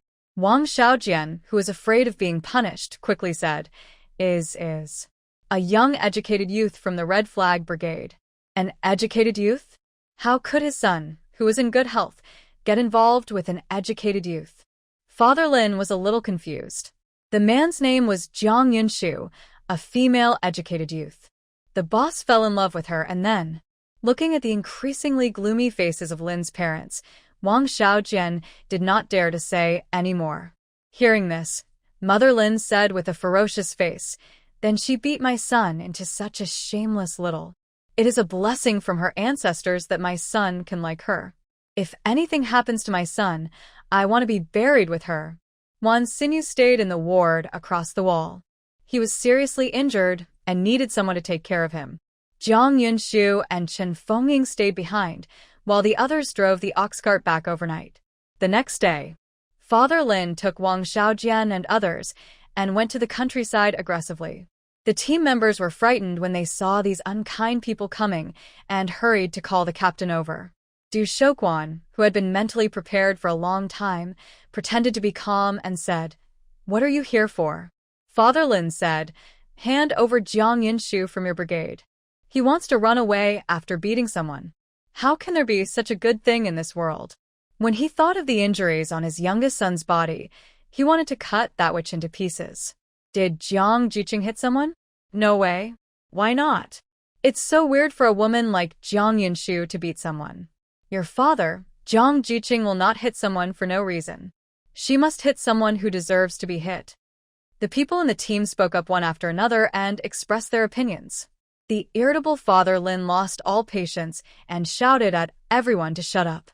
He turned to look at Du Shouquan and said, "Captain, please hand over this person to me quickly. Otherwise, don't blame me for being rude to you." Du Shouquan said firmly, "There must be some misunderstanding here. How could Jiang Jiqing, an honest and responsible person, hit someone? I don't believe it. When you say that, aren't you just saying that our brothers are lying?" Following Lin Xingxing, Wang Xiaojian, who was used to being arrogant and domineering, saw someone questioning himself, so he went up and gave Du Shouquan a stick. There was blood all over Du Shou's head, and his body was shaky, as if he might fall down at any time. Seeing the captain being beaten, the people in the Red Flag Brigade immediately became bloody. They all picked up their work tools and wanted to step forward to avenge the captain. When Father Lin and the others saw that the situation was not right, they immediately ran away. As for Du Shouquan, who got a stick on his head, in order to save money, he did not go to the hospital. Instead, he went home and put some plant ash on his head and asked his mother-in-law to find a rag to simply bandage the wound on his head. Guofomi asked worriedly, "Old man, Jiang Jiqing won't really hit someone, right? You stay at home, I have to go to the county. If Jiang Jiqing is caught by these people, he will die." After that, Du Shouquan sighed, got up, and left. An hour and a half later, Du Shouquan found Jiang Yunshu in the hospital ward. Jiang Yunshu, who was lying lazily on the bed to rest, immediately sat up after seeing the injury on Du Shouquan's head. "Captain, why is your head injured? Did the Lin family go to the team to cause trouble?" Du Shouquan said anxiously, "It's just a little bleeding, it's not a big deal. Jiang Jiqing, what matters right now is you. I will open a letter of introduction for you now. You will go back to your hometown to hide for a few days and then come back after a while. During this time, I will think of a way to see if I can fool this matter." Under such circumstances, Jiang Yunshu couldn't leave. If she left, Du Shouquan and the rest of the Red Flag Brigade would be affected. They are innocent. Wan Xinyu slapped himself wildly in guilt. He was the one who caused this. If he hadn't been lazy at work and didn't have the help of someone else, this kind of thing wouldn't have happened. He is a sinner. Jiang Yunshu scolded with a cold face. "That's enough. Do you still think things are not chaotic enough?" Wan Xinyu said guiltily. "Jiang Jiqing, I'm sorry for you. I promised Gu Juyan that I would take good care of you. I didn't expect that I would be the one who caused you trouble. In the future, if you realize your mistakes, just correct them, change your mind, and be a new person." Jiang Yunshu's expression softened a little. But the top priority, right now, is the wound on Du Shouquan's head. Use plant ash to treat the wound. In such a hot day, it will become inflamed and infected, which may lead to death. Jiang Yunshu was worried that something might happen to Du Shouquan, so she forcefully took him to see doctors and nurses to treat his wounds. Wang Xiaojian saw that the person in front of him seemed familiar. When he got closer, He saw clearly that it was Jiang Yunshu and quickly ran back to the ward to bring in reinforcements. After Lin's father learned of Jiang Yunshu's whereabouts, he immediately led people to look for him, and finally, they found him in the ward. Wang Xiaojian excitedly pointed his finger at Jiang Yunshu and said, "Uncle Lin, she is the one she beat. You must not let her go." Father Lin is also a lecherous person, even more lecherous than his son, Lin Xingxing.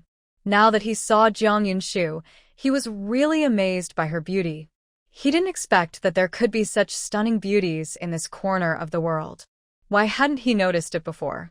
Father Lin, who was afraid of scaring the beauty, lowered his voice and said, "Are you Jiang Yunshu? Was it you who beat my son?" Jiang Yunshu said, "You said I was beaten? Is there any evidence? This case requires all personal evidence and material evidence. You can't put a shoot basin on my head, and I will admit it. The upper beam is not straight, and the lower beam is crooked. No one, old or young, is good." Jiang Yunshu felt sick to her stomach when she saw his leering eyes and almost vomited out yesterday's overnight meal. Wang Xiaojian said, "I saw it. It was you who beat our boss." Jiang Yunshu asked, "What did I use to beat him?" Use. If you can't say it, it proves that you are lying, and I am a weak woman. How can I beat a big man? You're a person who can't even tell a lie. Be careful if you do too many things. You may accidentally go out one day, hit by a car, and killed. Seeing that he couldn't defeat her, Wang Xiaojian turned to ask Father Lin for help. Father Lin, who was already fascinated by Jiang Yunshu's face, couldn't care about anything else at this time. He just wanted to be in bed with her and have adult love. Father Lin, who didn't want to leave a bad impression in front of the beauty, said, "There must be some misunderstanding here. Let's wait until I wake up. If this matter really has nothing to do with Comrade Jiang, I will come and apologize another day." Father Lin bit hard at the words visiting to apologize. "There is no need to come to apologize. I feel sick when I see you people." Jiang Yunshu made no secret of his inner disgust. Jiang Yunshu had finished talking to this point, but Lin's father was still not angry and still smiling. Before leaving, Father Lin, who was greedy for beauty, did not forget to look back at Jiang Yunshu every step of the way. After Lin's father left, Chen Fengying, who couldn't hold it in anymore, said, "This old man doesn't want to eat swan meat. He just likes the little girl's movie, right?" Wan Xinyu dissuaded. "It seems so, but Jiang Jiqing, you can't agree to him. If something happened to Jiang Yunshu, his 10 heads wouldn't be enough to pay for it, and the incident was originally caused by him, so nothing could happen to Jiang Yunshu." Jiang Yunshu didn't answer but asked, "Do you think I am a weak-minded person?" Wan Xinyu shook his head and said, "No." Jiang Yunshu said, "Then you still talk so much nonsense." At the same time, a group of people searched like crazy for Jiang Yunshu. They didn't find him until it was almost dark. Lu Taohan, who came on a tractor from the dusty Yangshi, asked with concern, "Comrade Jiang, are you okay?" "I'm fine, are you?" Jiang Yunshu looked at the middle-aged man in front of him, who was wearing a Chinese tunic suit and a pen on his chest with some confusion. Lu Taohan was still a little worried and asked, "No one bullies you?" Jiang Yunshu still shook his head. Lu Taohan looked Jiang Yunshu up and down. After making sure that she was not harmed, his frightened heart finally calmed down. God knows how scared he was when he received the call from his boss, fearing that something would really happen and he wouldn't be able to explain it. Wan Xinyu, who smelled the smell, immediately realized who sent the person in front of him. He quickly called Jiang Yunshu to his side and told him about the call he made to the Gu family. For a moment, Jiang Yunshu's face was a little complicated, but he still expressed his approval of Wan Xinyu's attempt to save him. Wan Xinyu, who was not sure what Jiang Yunshu was thinking, said anxiously, "Jiang Jiqing, you don't blame me, do you?" Jiang Yunshu said, "I don't blame you, but next time you shake someone, remember to shake it closer. Otherwise the day lily will be cold by the time someone comes over, and you'll have to collect the body for me. Fight if you can, run if you can't, and ask for help if you can't run." Jiang Yunshu has always adhered to this principle of life. Wan Xinyu said solemnly, "Jiang Jiqing, I remember." Jiang Yinshu looked at the few people standing at the door and refused to leave, and an idea suddenly came to his mind. Maybe he could use them to trip up the Lin family and his son. After all, the Lin family and his son have done countless bad things. After so many years, they should be punished by law. The hospital is not a place for talking, so Jiang Yinshu took a step to talk and invited them to a state-owned restaurant for dinner. When Lu Taohan paid the bill, Jiang Yinshu beat him to it and paid for the meal. Several bowls of rice, a plate of braised pork, cucumber mixed with peanuts, and scrambled eggs with green peppers. Lu Taohan and the others, who had been busy all day and night without eating any hot rice, were almost going crazy with hunger. Under Jiang Yinshu's hospitality, all the food on the table was eaten. After finishing the meal, Jiang Yin smoothly told the bad things Lin Xinyu had done. Lu Taohan's face immediately became serious, and he slammed his hand on the table angrily. These are just the things I know. You can check the details. The reason why Lin Xinyu dared to do this is simply because of the people behind him. Comrade Jiang, thank you. We will definitely handle this matter strictly. I would like to thank you. After some pleasantries, Lu Taohan took the people away, and Jiang Yinshu found 2 more yuan and a few food stamps out of thin air in his pocket. Knowing who stuffed these things, Jiang Yinshu murmured, "What a lovely group of people." The next morning, Father Lin, who was greedy for beauty, secretly went to the hospital cafeteria to prepare breakfast for Jiang Yinshu without telling his wife. Jiang Yinshu didn't eat, and all the food was eaten by Wan Xinyu and Chen Fengying. Just when Father Lin wanted to say something and cultivate a relationship with Jiang Yinshu, a group of people suddenly rushed out and took Father Lin away for investigation. Lin Xingxing, who was lying on the hospital bed, was also taken away. Jiang Yinshu and Wan Xinyu looked at each other. If nothing else, the Lin family father and son were completely frustrated this time. Wan Xinyu, who didn't like hospitals, stayed in the hospital for 2 days and clamored to be discharged. Jiang Yinshu couldn't resist him and went to go through the discharge procedures for him. Before leaving, Jiang Yinshu asked Wan Xinyu to take him with him and called the Gu family. Both emotionally and rationally, I have to thank the Gu family for this. Grandpa Gu rarely rested at home today. When the phone rang, he picked up the phone and said in a strong and resonant voice, "Who are you looking for?" "I'm looking for Gu Juyan's family. My name is Jiang Yinshu." It was the first time for the eldest girl to get on the sedan chair. Jiang Yinshu was a little nervous as she held the microphone in her hand. Jiang Yinshu. Why is the name so familiar? Grandpa Gu, who had recited it twice, suddenly slapped his thigh. Looking at his memory, he had forgotten his grandson's wife's name. Jiang Yinshu, isn't that the name of his precious granddaughter-in-law?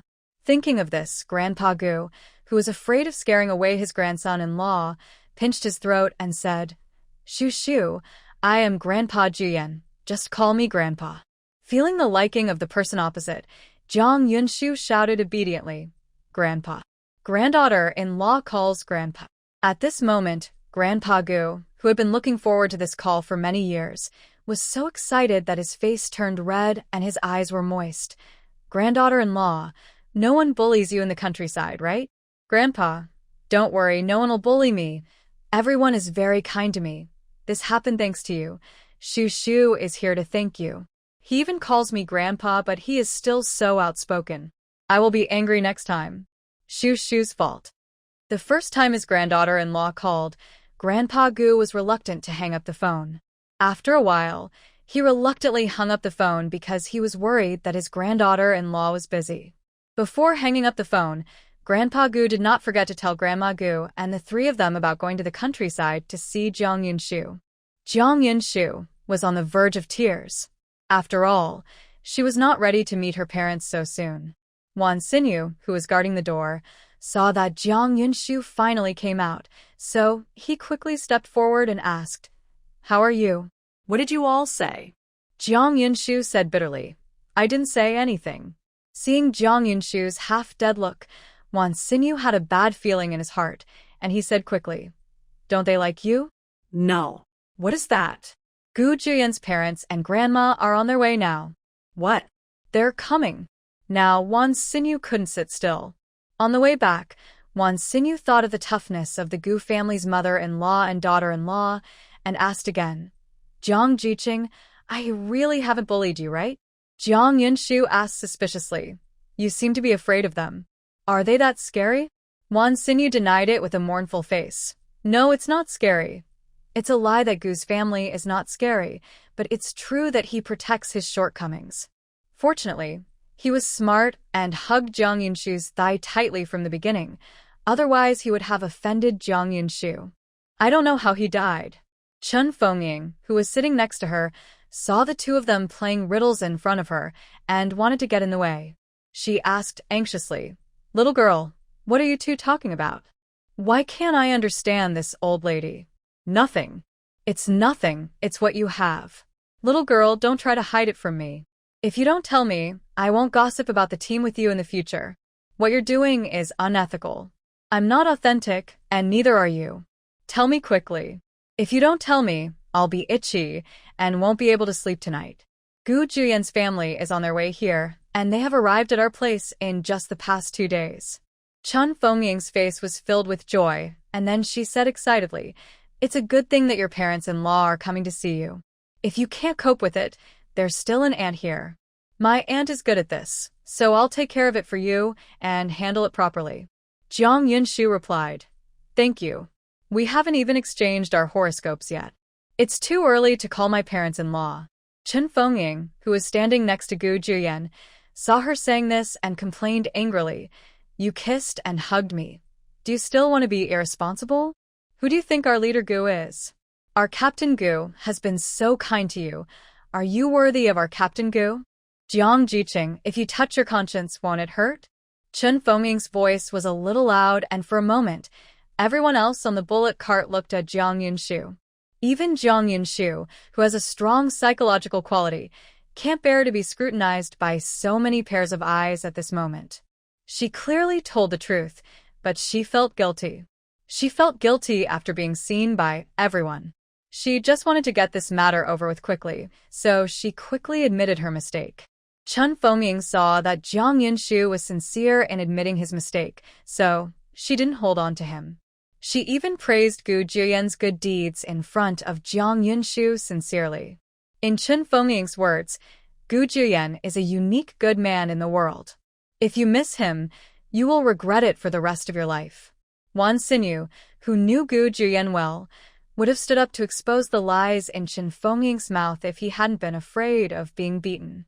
In his opinion, Gu Juyan was the biggest rascal in the world, a rascal among rascals who couldn't even compete with a good man. Jiang Yunshu, whose ears were about to get calluses, couldn't listen anymore. When Chen Fengying was talking endlessly, she interrupted. Annie, are you thirsty? Chen Fengying, who had talked too much today, smacked her lips and said, I am indeed a little thirsty. Do you have a kettle with you? Jiang Yunshu shook his head and said, No. You didn't bring any water, and you said nonsense. No, where did I just say it? Chen Fengying scratched her head and couldn't think of anything for a long time. You didn't say anything just now. Auntie, we will be home soon. We haven't seen Beauty for 2 days. Don't you miss her? Jiang Yunshu took advantage of the situation and changed the topic. She is my daughter. How can I not think about it? My heart aches when I think about it. When she mentioned her daughter, Chen Fengying's eyes lit up and she spoke eloquently, unable to stop at all. Jiang Yunshu, whose ears were being harassed, finally took a breather. Chen Fengying and Gu Juyan had only known each other for a few days, and they had only met a handful of times. She didn't know what kind of ecstasy drug Gu Juyan had given her to make her praise her so much, or to boast too much. Jiang Yunshu couldn't figure it out even if he thought about it. After getting off the car, the three of them parted ways at the intersection and went back to their homes. Jiang Yunshu, who didn't have much rest in the hospital, fell asleep and woke up at 6 o'clock in the afternoon. She was so hungry that she was about to eat spicy chicken drumsticks to satisfy her hunger when she heard a knock on the door outside. Jiang Yunshu reluctantly put down the spicy chicken drumstick in his hand and ran to open the door. Wan Xinyu said, Jiang Jiqing, come to my house for dinner later. I've made your favorite sweet potatoes and chicken stewed with mushrooms. Jiang Yunshu, who wanted to refuse, immediately agreed after hearing the words raw sweet potato.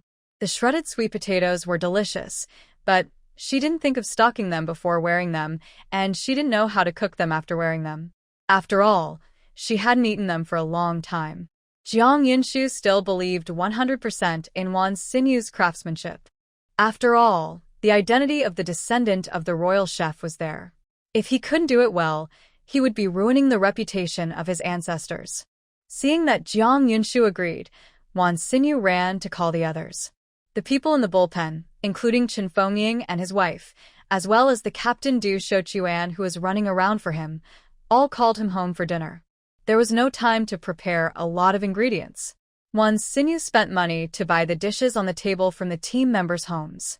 Although they were not good, they were all his wishes. Wan Xinyu thanked them for helping him in his critical moment. He will always remember this kindness. At the dinner table, Wan Xinyu, who was too drunk, toasted everyone with several glasses of wine. His face turned red, and he couldn't sit still. He looked at Du Meili sitting opposite him and laughed foolishly. Beautiful. Elika. Seeing that something was wrong, Jiang Yunshu quickly picked up a steamed bun and blocked Wan Xinyu's mouth so that his unspoken inner thoughts were stillborn. Everyone who had been having a lively meal just now stopped holding their chopsticks when they saw Wan Xinyu, who was drunk and crazy. Du Mimi's heart was even more confused. Wan Jiqing, did he just say he liked her? As soon as the idea came up, Du Meili rejected it. It is impossible for Wan Jiqing to like her. Seeing that the atmosphere was not right, Liang Mingli also stepped forward to rescue him. Wan Jiqing was drunk and talked nonsense. I helped him go back to the house to sleep. Wan Xinyu shook off Liang Mingli's hand on his waist and said drunkenly, I won't leave. I want to talk. I want to find beauty. I suddenly remembered that my chickens hadn't been fed yet, so I went back first. Du Meili was so upset that she couldn't stay any longer and ran away. It would make her daughter-in-law feel distressed if she tired her daughter-in-law from cooking on such a hot day, and she was not lying. In their Gu family, it was tradition for men to cook. Gu's father usually cooks all the meals at home. Yes, he has to rush back to cook after work. However, Gu's father never tires of doing it and has done so for decades. From Gu's father's point of view, it's all worth it. As long as his wife is happy, she can walk him like a dog. Father Gu took the words with a smile. Shoo shoo, I'll do it, just in time to let you have a taste of my craftsmanship. Uncle Gu, I will do it. There is no point in cooking when guests come to your door. Jiang Yunshu understands this. Just as the two were arguing about who should cook, Chen Fengying and her daughter Du Meili came over, holding fresh corn noodles in their hands. Chen Fengying said, It's just come out of the pot. I'm afraid it will be hot when I eat it, so I poured cold water over it. I don't know if you can get used to it. Gu's mother took the bowl of noodles from her hand and said gratefully, These noodles look delicious. Big sister. Thank you. Chen Fengying said, I just said thank you, and went away. Jiang Jiqiang is young, and her family is not around. Normally, I love her like a daughter. Now that I see you here, I am happier than anyone else. As soon as these words came out, the eyes of the three Gu family members when they looked at Chen Fengying changed immediately. Gu's mother held Chen Fengying's hand, and her words of thanks kept coming out. In the end, Du Meili, who was still shameless, couldn't stand it anymore and took Chen Fengying home in a hurry. The three members of the Gu family ate up all the noodles brought by Chen Fengying and her daughter. Gu's father took the bowls that the three of them had eaten to the kitchen and washed them, planning to return them tomorrow. At this time, the night was already very deep, and the elderly Grandma Gu couldn't hold on any longer and yawned non-stop. Seeing this, Jiang Yunshu quickly cleared the bed to let Grandma Gu and Mother Gu rest. As for where Gu's father will sleep tonight, there is still a question. Jiang Yunshu only has one room and one bed, and there is no extra room for Gu's father to sleep. Father Gu came all the way, so he couldn't let people sleep in the kitchen. That would be too bullying, and something Jiang Yunshu couldn't do. Seeing Jiang Yunshu in trouble, Gu's father said considerately, Shoo shoo, you guys sleep. I'll sleep in the pavilion outside later. It's still cool at night. Uncle Gu, please wait for me at home. I'll be right back. After Jiang Yunshu finished speaking, he left. Gu's father and Gu's mother were worried that something might happen to their daughter-in-law, so they quickly chased after them. When they went out, they saw their daughter-in-law knocking on the door of the neighbor's house next door. Father Gu said sheepishly, "Shu Shu, don't go to such trouble. I can just sleep in the pavilion. It's no trouble at all, you know this guy." As soon as Jiang Yunshu finished speaking, the door in front of them opened. Gu's mother saw the person in front of her clearly and exclaimed, "Wan Xinyu, that boy from the Wan family, you live here too." Wan Xinyu, who had just woken up and was still a little dazed, was instantly startled when he heard someone calling him. However, when he saw who the person in front of him was, his face wrinkled like a bitter melon. After all, he had spoken ill of their son behind their back before, and they had caught him on the spot. It would still be a bit awkward to meet him again. Although it had been several years since that incident, he just couldn't forget it. Aunt Yang, unple Gu. Wan Xinyu greeted the two of them bitterly. Mother Gu said, "Wan Xinyu, you seem to be very unwelcome to us." "Aunt Yang, it doesn't matter. I hope you come here every day so that I can see you every day." Wan Xinyu, who couldn't afford to offend anyone, could only flatter him like crazy. "Real? More real than bricks. In that case, your Uncle Gu will leave it to you." After Gu's mother finished speaking, regardless of whether Wan Xinyu wanted to or not, she took Jiang Yunshu's hand and went back. In the end, the helpless Wan Xinyu could only take the unwanted Father Gu home to sleep. But when he saw the messy room like a pig's nest, Gu's father couldn't stand it anymore. He picked up a broom and a rag and started working. Wan Xinyu, who was sleepy to death, was also dragged by him to tidy up the room. After tidying up the room and taking a shower, it was almost dawn outside. For Wan Xinyu, who had to go to work during the day, the most important thing was to race against time to get some sleep. The Jiang family, on the other side, Gu's mother, who was sleeping next to Jiang Yunshu, couldn't bear to close her eyes, for fear that her daughter-in-law would run away when she woke up. After an unknown amount of time, she couldn't resist the sleepiness and fell into a deep sleep. The next day, Jiang Yunshu woke up and saw that the person next to her was gone. She quickly got up from the bed, got dressed, and went outside to wash up. Mother Gu said, "Shu Shu, why did you wake up so early? Did we disturb you?" Jiang Yunshu replied, "You didn't disturb me. It's because I'm used to it. I usually work at this point." Hearing this, the three Gu family members looked at Jiang Yunshu with distressed eyes. She was really suffering in this countryside. Seeing their expressions, Jiang Yunshu knew that they had misunderstood and quickly explained, "Everyone wakes up so early. The weather's cool, and it won't be so hot to work." But the more Jiang Yunshu explained, the darker he got. In the eyes of the three Gu family members, Jiang Yunshu had suffered a lot. Gu's mother, who felt sorry for her daughter-in-law, took advantage of Jiang Yunshu's washing time to discuss with her. "Shu Shu, come back to the capital with us. You are here alone, and we and Julian are worried. Aunt Gu, I don't want to go back to Beijing for the time being. If Shu Shu doesn't want to go back, we won't go back. When you want to go back, tell Aunt Gu, and Aunt Gu will make arrangements. If you have a job, you can return to the city. Although it is hard to find a job now, you can buy it with money.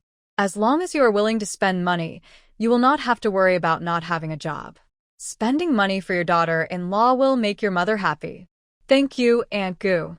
Father Gu got up early and prepared breakfast, hot millet porridge, a few egg pancakes, and 2 appetizers. Wan Xinyu was also called to his home for dinner. The small dining table of the Jiang family was full of people. Mother Gu rolled a piece of cake and handed it to Jiang Yunshu. "Shu Shu, try your uncle's cooking." "Thank you, Aunt Gu." After Jiang Yunshu tasted it, he gave a thumbs up and praised it as delicious. Father Gu was so praised that he couldn't close his mouth from ear to ear. After dinner, Jiang Yunshu and Wan Xinyu went to work, and Grandma Gu, who didn't want to be separated from her grandson-in-law, followed them. As for Gu's father and Gu's mother, they finished cleaning the kitchen and rode to the county. In addition to returning the car, the two also wanted to buy something. At first, after learning that their daughter-in-law had an accident, They immediately bought tickets and came over without having time to prepare anything. Now that their daughter-in-law was fine, they had to prepare everything. There should be no lack of etiquette. Grandma Gu didn't expect to see old acquaintances in this remote place, and she burst into tears of excitement. Sun Qingda also recognized Grandma Gu. "Wanji, I didn't expect to see you again in this life. How about that old guy, Lao Gu? His body is pretty strong." When Jiang Yunshu saw that they knew each other, he took Du Meili to the river to cut pigweed to give the two of them room to talk. "You don't have to worry about his body and bones, but you have lost a lot of weight after not seeing him for such a long time." Afraid of being laughed at, Grandma Gu quickly took out a handkerchief from her arms to wipe her tears. "I've gained a lot of weight recently, and all of this is thanks to that girl Yunshu. If she hadn't found a way to get the rest of us to work in the pig pen, I'm afraid you wouldn't even be able to see me." Speaking of Jiang Yunshu, Sun Qingda's face was filled with gratitude. "My granddaughter-in-law is naturally the best." Sun Qingda was not angry when he saw her showing off. "I won't be mistaken. Yunshu is a good girl. She is good-looking and not squeamish. The most important thing is that she has a kind heart. She is more than enough for the boy Juyan. You Gu family should treat that girl well and stop being bullied." Grandma Gu said, "You don't need to tell me about this. I also know that our granddaughter-in-law of the Gu family will fight to the death of anyone who dares to bully me." Grandma Gu wanted to know more about her grandson-in-law, so she chatted with her old friend, and the conversation reached the end of work. Jiang Yunshu, who had returned from cutting pigweed, took Grandma Gu home. At this time, Gu's father and Gu's mother had not returned yet. Seeing that the two of them had not returned yet, Jiang Yunshu became a little worried. Grandma Gu comforted her and said, "Shu, nothing will happen to them. You don't have to worry. What do you want to eat? Tell Grandma. Grandma will make it for you. None of you need to do anything today. I will do it." Wan Xinyu came over swaggering with a watermelon in his arms. When Grandma Gu saw it was him, she was not polite. Shu, their ancestor was a cook and cooked delicious food. "I will leave this meal to him today, and Grandma will prepare something delicious for you in the evening." After dinner, she went to work. Grandma Gu was worried that Jiang Yunshu would be tired, so she went to the river to hunt pigweed with her. Seeing that Jiang Yunshu was still walking towards the river, Grandma Gu, who was worried about something happening, reminded her, Shu, be careful. Don't fall into the river." Du Meili covered her mouth and snickered. "Grandma Gu, Captain Gu and Jiang Jiqing met on this river. Don't worry, Jiang Jiqing will not fall into the river again. Jiang Jiqing is very timid. Ever since he fell into the river last time, there has been a shadow. He only dares to cut pigweed on both sides of the river." Hearing what she said, Grandma Gu became interested. She lowered her voice and asked Du Meili about how her grandson and his wife met. "There used to be an educated youth named Wang in our team who wanted to poison the pigs raised in the team and then put the blame on Jiang educated youth, but he was discovered and handed over to the commune for processing. Because of this incident, Gao Hongyan, who liked Wang Jiqing, became jealous of Jiang Jiqing. She pushed Jiang Jiqing into the river while Jiang Jiqing was cutting pigweed by the river. Fortunately, Captain Gu arrived in time and rescued Jiang Jiqing from falling into the water. Otherwise, Jiang Jiqing would have been killed by Gao Hongyan. That girl is really hateful. She dares to bully my grandson's wife, and that male educated youth who doesn't do anything serious all day long, only thinks of crooked ideas." Grandma Gu had a hot temper when she was young, but now she has managed to suppress it a little bit when she is older. Now that she heard people say that someone bullied her grandson-in-law, she wanted to get a hammer and fight with that person. Du Meili thought so too. In her opinion, Jiang Jiqing was such a nice person and good-looking, and those who bullied Jiang Jiqing were all bad people. Grandma Gu, who became more and more angry as she thought about it, asked, "Girl, what about Gao Hong? Where's home? You take me there later. I want them to know that there is someone behind my granddaughter-in-law." "Grandma Gu, there is no need for this." After Jiang Jiqing was rescued by Captain Gu, he turned around and threw Gao Hongyan into the river. Real? It's absolutely true. Many people on the team know this. She is indeed my granddaughter-in-law. She has the same demeanor as when I was young. I like her. The depression in Grandma Gu's heart was swept away, and her love for Jiang Yunshu, her granddaughter-in-law, increased. She couldn't stand the kind of people who broke their teeth and swallowed them in their mouths. It was best to seek revenge and retaliate against injustice. Du Meili said. Later, Gao Hongyan was rescued by Zhang Yuzhen and the team, but the Zhang family thought Zhang Yuzhen was poor, so they married Gao Hongyan to Shamuo. Zhang Yuzhen didn't want to, so he went to the Gao family to ask for someone. He was beaten out by the Gao family. Grandma Gu sighed. If this girl didn't have bad intentions, she wouldn't have ended up like this. After all, it can be regarded as her own fault. Little girl, when it comes to life and work, we should live up to our own conscience and don't harm others. If we are bullied, we should not swallow our anger. Not only will swallowing your anger not help you, it will also hurt you. Just repay them for bullying you. You have to make them feel afraid. Only if they are afraid will they not bully you, you know? Grandma Gu, I know, Jiang Jiqing also told me this. Jiang Yunshu saw the two of them whispering to each other and didn't know what they were talking about. She was curious and wanted to join in the fun, but when she arrived, they stopped talking. Jiang Yunshu was so angry. There were very few things available at the supply and marketing cooperative. Father Gu and Mother Gu were very dissatisfied looking at the little things in their hands. So the two of them acted separately and made many inquiries. With their efforts, they finally found out the address of the black market. The items on the black market are more than twice as expensive as those in the supply and marketing cooperative, but they are more comprehensive in variety. Missing her daughter-in-law, Gu's mother bought an old hen with someone and planned to make soup for her daughter-in-law tonight. Gu's father bought a fresh large carp, half a fan of ribs, and other miscellaneous things. Fortunately, I had brought all the cash I could bring with me when I came, otherwise the two of them would not have enough money in their hands due to their shopping attitude. After coming out of the black market, Gu's father and Gu's mother happened to catch up with the freshly baked roast chicken from the non-staple food store. The fragrance was everywhere, and people were queuing up one after another. Shu must like to eat it. You wait here for me, and I will buy one. Gu's mother threw the things in her hands to Gu's father and joined the team to grab the roast chicken. After a fierce fight, Gu's mother came out of the crowd with a steaming roast chicken in her arms. She held the roast chicken in her hand and showed off in front of Gu's father. How do you like it? I'm awesome. Sharp. Father Gu's eyes were filled with doting on his young wife, and he reached out to straighten her messy hair. Gu's mother regretted and said, I heard people say that this roast chicken will only be sold once every half-month. If it weren't for the purchase limit, I would have bought a few more. Father Gu coaxed softly. If you have another chance in the future, when Shu goes to Beijing, you can take her to eat our Beijing specialty roast duck. Just eating roast duck is not enough. I also want to take Shu to the department store to buy clothes and shoes. I want Shu to dress up beautifully. She didn't have that opportunity before, but now that she has the opportunity, Gu's mother naturally refuses to let it go, especially when her precious daughter-in-law is so beautiful. That brat of hers really found a treasure by him. Father Gu said, Wife, I will rely on you. His little wife must naturally be pampered.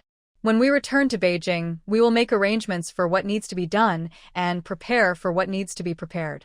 What others have, my precious daughter-in-law must have, and what others do not have, my precious daughter-in-law must also have. You have the final say, and you have the final say at home. Like 3 turns and a sound, 72 legs go back, and find someone to buy them. Also, the bride price. Aunt Wang's family next door seems to have given 166 to her daughter-in-law, but we only have one child, Juyan. As luck would have it, I gave him 999, which means that the couple will live forever. Before I got married, I had carefully stored the boxes of dowry that my mother-in-law gave me. When the time came, I would make some additions and put them in. Shu would like jade bracelets and gold hairpins. Mother Gu knew the people in the alley very well. Not only did she dislike the poor and love the rich, but she also saw people ordering dishes, so she had to make enough noodles from the beginning to give her daughter-in-law enough respect. This way, Everyone can know that Jiang Yunshu is the good daughter-in-law that the Gu family begged for, and the treasure that the Gu family has placed in their hands, and no one else dares to bully her at will. Father Gu hesitated for a moment and said, "Is it too early to prepare?" After all, they had just gotten along. Gu's mother retorted on the spot, "It's getting late. Marriage is the most important event in life. It only happens once in a lifetime. If we wait until the wedding moment to prepare, the day Lily will be cold." Uncle, who has the best carpentry skills, which have been passed down from generation to generation. I feel safe leaving this furniture to him. But Uncle, who has not done it for several years, and I don't know if I can hire him. Father Gu couldn't see his wife being worried, so he hurriedly patted his chest and promised, "Daughter-in-law, I have a solution from Uncle Hu. Leave it to me. You just need to tell me what style to wear." Seeing that the problem that was troubling her heart was solved, Gu's mother was as happy as a child who got candy, with a smile on her face. The way Father Gu looked at her was so gentle that she could drown in water. Gu's father and Gu's mother bought too many things today, so they simply chartered a bullock cart to send them back. The loaded cart attracted everyone's attention as soon as it arrived in the queue. "This is not from our brigade. Could it be that someone's relative is here to visit?" After Mrs. Yang finished speaking, she spit out the old phlegm on the ground. She didn't mind the dirt and rubbed it with her feet. She stared straight at the ox cart that was going away. She clearly smelled meat just now. Widow Wang curled her lips and said, "Our brigade is very poor. Not to mention relatives, even my own mother wants to run away when she sees him. How could he be a relative of someone in our brigade?" The jealous Li Saixia saw the two arguing endlessly and suggested, "Is that so? Let's just follow and see." As soon as these words came out, they quickly obtained everyone's consent. They quickly put down their work and chased after him to take a look. Unexpectedly, they saw the bullock cart parked at the door of Jiang Yunshu's house. Li Saixia said, "Could it be Jiang Jiqing's family members who came to visit her?" Widow Wang said firmly, "It's impossible." Yang Jiqing, who came in the same batch as Jiang Jiqing, said that all Jiang Jiqing's family members are dead and only Jiang Jiqing is left. If they are not family members, then who are they? Several people were muttering quietly. Mother Gu, who was directing her husband to work, heard the commotion and came over to greet them. Seeing that she was easy to talk to, Li Saixia boldly asked, "Sister, who are you from Jiang Jiqing? How come we haven't seen you before, and we haven't heard Jiang Jiqing mention you?" Mother Gu said with a smile, "My son, Gu Juyan is having adult love with Shu Shu. We missed Shu Shu so much that we came over in the car." Everyone suddenly realized that it was the parents-in-law who came to see their daughter-in-law. Looking at the material of her clothes and her overall temperament, it was not difficult to guess that Gu Juyan's family was very wealthy. Not only did Jiang Jiqing not die when he fell into the water, he also fell into Fuo. For a while, other people in the family who had unmarried daughters felt sad. They also want such a good in-laws. Shu Shu is here alone. Thanks to you for helping to take care of her. I would like to say thank you to you on behalf of my Jiuyan. Mother Gu, who knows how to be a good person, shared the pack of white rabbit toffee she bought at the supply and marketing cooperative today among everyone. White rabbit milk candy is a rare thing these days, and everyone on the team is reluctant to spend money to buy it. Now seeing Mother Gu offering 2 pieces of white rabbit milk candy to each person, everyone's mouths are as sweet as honey. Just say some nice words out there. Widow Wang, who was holding 2 pieces of candy in her hand, hated the idea of anyone having a better life than her. She said in a sour tone, "Sister, if you pick up old shoes that others don't want, you can be happy." As soon as these words came out, the lively atmosphere just now dropped to freezing point, and everyone's eyes were focused on Widow Wang. Widow Wang didn't want to live anymore.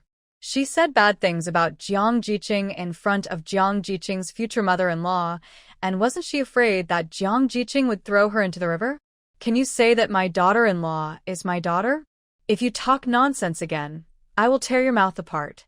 Gu's mother angrily took the candy from Widow Wang's hand. She wanted to give the candy to the dog, not to this woman. Seeing that the candy in her hand was taken away, Widow Wang, who was already dissatisfied, became even more angry What I said is the truth. Your daughter-in-law had an object before, but then she met your son. She dumped the previous object and followed it. Your son is with you. She has the nerve to do it herself, so I have the nerve to say that she is shameless. This shameless sentence completely angered Gu's mother. The daughter-in-law that the Gu family had finally hoped for was not something others would point their noses at. Without further ado, let's get straight to work. Don't worry about Gu's mother being soft and weak, but in a fight, few people can beat her. Widow Wang, who is used to hard work, is not a vegetarian either. When Gu's father saw his wife being pushed to the ground and being beaten, he couldn't care less and was about to step forward to help, but Gu's mother stopped her. He, a big man, got involved in the war between women's families, and his rationale would become irrational later on. Others were afraid of hurting themselves and did not dare to step forward to start a fight. When some team members saw that something was wrong, they hurriedly ran to inform the team leader, while others ran to inform Jiang Yunshu. At this time, Jiang Yunshu was busy disinfecting the pig pen. After hearing that something happened to Gu's mother, she ran over without delay.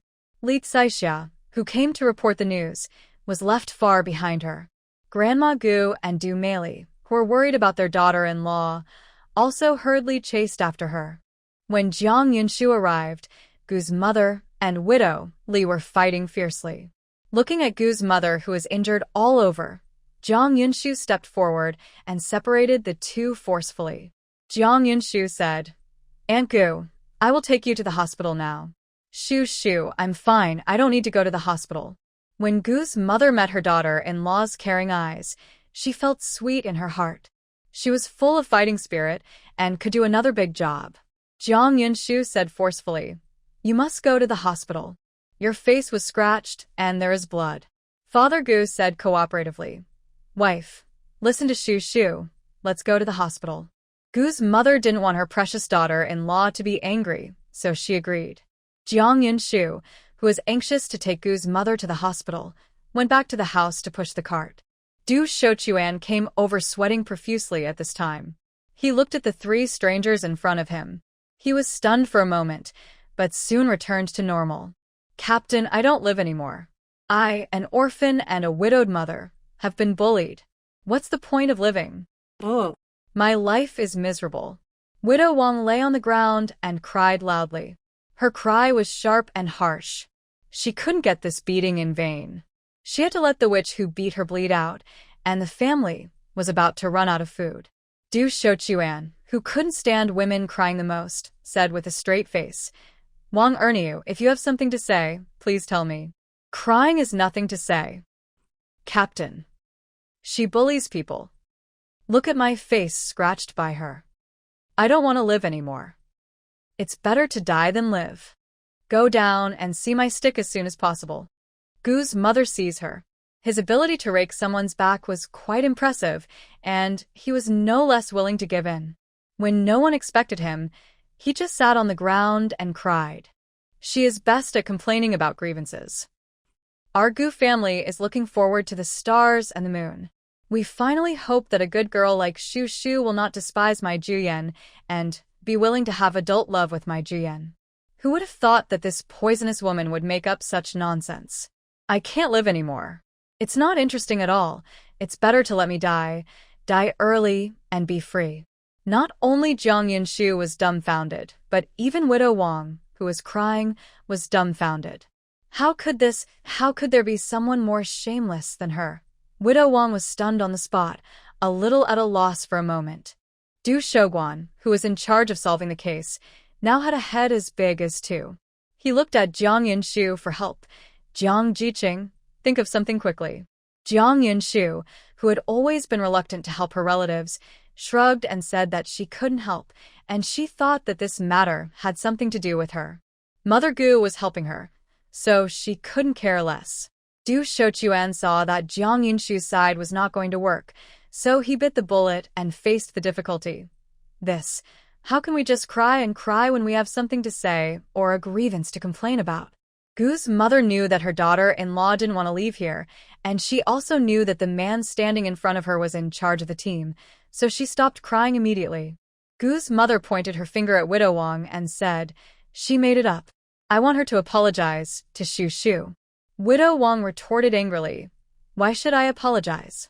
If you want to apologize, it's you who apologizes. Look at what you dug into me." Gu's mother said, "It's okay if you don't apologize. Let's go to the commune and ask the commune people to comment. I'll see what you have to say then. Just go. Do you think I'm afraid of you? We all know that she is a broken shoe and I didn't." Before Widow Wang could finish her words, she was slapped twice on the face. The one who slapped her was Mother Gu. Mother Gu, whose fighting prowess was beyond the limit, would have stepped forward and tore her mouth full of shooting to pieces if someone else hadn't stopped her. Grandma Gu was also very angry. The granddaughter-in-law whom the Gu family held in their hands was being spoken of so badly, so she turned to Du Shouquan for an explanation. Du Shouquan, who realized the seriousness of the matter, quickly advised, "Wang Erniu, what are you talking nonsense about? Jiang Jiqing is definitely not that kind of person." Widow Wang covered her face and cried, "Captain, why are you so fascinated by this little coquettish? I don't want to live anymore, just let me die." The little coquettish in Widow Wang's mouth said coldly, "Then you can go to Hades. No one is stopping you. You are forcing me." Seeing Jiang Yunshu acting out of common sense, Widow Wang shivered with anger. "It was you who wanted to die, and it was not me who begged you to die. Wang Erniu, your ability to beat someone up is quite impressive." After Jiang Yunshu finished speaking, everyone's eyes fell on Widow Wang again.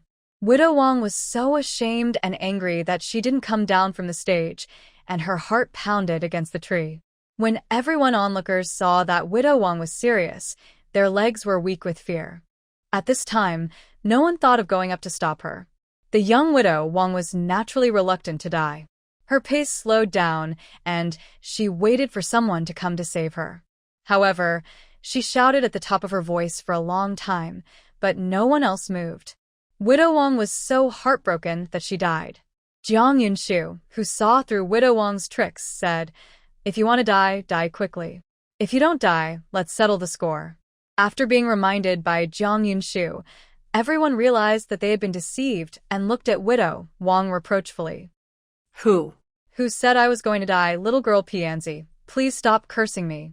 In full view of everyone, Widow Wang, who was reluctant to die, gave herself up. "It's time to settle the score between us. Either apologize or go to the commune, you choose one." "I'm right. Don't even think about asking me to apologize to you, a little coquettish fox." Just when Widow Wang bit her to death and refused to apologize, Jiang Yunshu stepped forward and strangled her neck. Widow Wang's neck seemed to be broken with just a slight force. Widow Wang was frightened and quickly begged for mercy. Instead of letting go, Jiang Yunshu's hand on Widow Wang's neck became tighter and tighter. Everyone saw that something was wrong, and just as they were about to speak to Widow Wang, they smelled a pungent smell of. Everyone looked at Widow Wang's crotch in unison and saw that her crotch was wet. It turned out that Widow Wang was frightened and peed. For a moment, no one knew what to say. Call Widow Wang a coward. She had the courage to provoke Jiang Yunshu. Call her awesome. She was scared to death again. In the end, Du Shouquan, who was still the leader of the first team, stood up and said, "Jiang Jiqing, let go quickly, or someone will die later." Jiang Yunshu said, "If she doesn't apologize, I won't let go. At worst, I'll lose my life." Widow Wang, who realized that she might be killed by Jiang Yunshu, quickly apologized. "I was wrong. I don't dare to do it anymore. Please spare me." Hearing this, Jiang Yunshu let go and was thankful to Wang that he had escaped. The widow gasped for air. When she raised her head and accidentally met Jiang Yunshu's eyes, she trembled with fear and ran away. Du Shouquan glanced at the people who were staying here and refused to leave, and shouted, "What are you looking at? Hurry up and leave. The gentlemen working in the fields are still waiting to go home for dinner." With no one to see, everyone dispersed under Du Shouquan's drive. Unwilling to give up, Mrs. Yang looked into the courtyard with her head raised, but saw nothing. In the end, she could only go home full of anger. "Jiang Jiqing, next time you have something to talk about, don't be too quick to do anything. We are and we need to be civilized. Seeing Jiang Yunshu, Du Shochuan's had hurt so much that he could not beat or scold her, but he still had to support her, the god of wealth. Jiang Yunshu spread his hands and said, "Captain, I want to talk to her nicely, but she talks dirty and beats Aunt Gu like this. How can I talk to her nicely? If you don't accept it, just do it." Jiang Yunshu prefers to solve problems with such straightforward methods as using hands rather than talking. Look how quickly the problem was solved. Widow Wang apologized nonchalantly and even ran away. Okay, I have something else to do, so I won't tell you. You just have to pay attention in the future. Du Shochuan saw that she was out of touch, so he didn't bother to waste any more time with her. After Du Shochuan left, Grandma Gu and Mother Gu pulled Jiang Yunshu and looked up and down. After confirming that she was not injured, her heart returned to her stomach. Jiang Yunshu looked at Gu's mother, whose face was scratched, and said, "Aunt Gu, I will take you to the hospital first." Gu's mother, who did not want to tire her daughter-in-law, insisted, "Let your uncle accompany me, and you and Grandma will stay at home and wait for us to come back." "Shoo, don't worry, I'm here, we'll be back soon." Father Gu quickly took over. His wife was injured, and he felt more distressed than anyone else. Uncle Gu is not familiar with the place. If he goes the wrong way, he will be in trouble. "Aunt Gu, listen to me. Let's go early and come back early." Finally, under Jiang Yunshu's strong insistence, Gu's mother sat on the back seat of the bicycle. Just after leaving the brigade, Mother Gu, who felt sorry for her daughter-in-law, said, Shoo, are you tired? Why don't you take your place?" "Aunt Gu, I'm not tired. This road is a bit difficult. Please hold me tight. I don't want to drop you later." Mother Gu's hands were tightly wrapped around Jiang Yunshu's slender waist, and her heart was filled with pink bubbles of beauty. Being so close to her daughter-in-law, Gu's mother, who was eager to seek her daughter-in-law, would never have dreamed of such a good thing before. Even the injuries on her body didn't hurt at this moment. Gu's mother was worried that her daughter-in-law would think too much, so she thought over and over again before she dared to speak. "Shoo, Jiuyan is lucky to find you. As for what the woman said today, don't take it to heart. Our Gu family believes in you and Jiuyan's vision. Our Gu family only recognizes you as their daughter-in-law." Jiang Yunshu felt that if some words were not explained clearly, it would only make things more confusing. She wanted to understand this and said, "When I first went to the countryside, I built a house and moved out from the educated youth point. People in the team might think that I have money, come to my house every now and then to marry me." As soon as these words came out, Gu's mother became nervous. For fear that her daughter-in-law would be snatched away, she hurriedly interrupted Jiang Yunshu. "Shoo, you can't agree to them. Jiuyan, if that brat doesn't do something well, tell me, and I'll ask him to change it. And us, if you don't like us, after you two get married, we will stay far away and will never disturb you and Jiuyan's little life." At the end of the day, Gu's mother did not forget to defend herself. "Shoo, I am not an evil mother-in-law who bullies my daughter-in-law. I really am not." Jiang Yunshu looked at Gu's mother, who was about to cry, and comforted her quickly. "Aunt Gu, where are you thinking?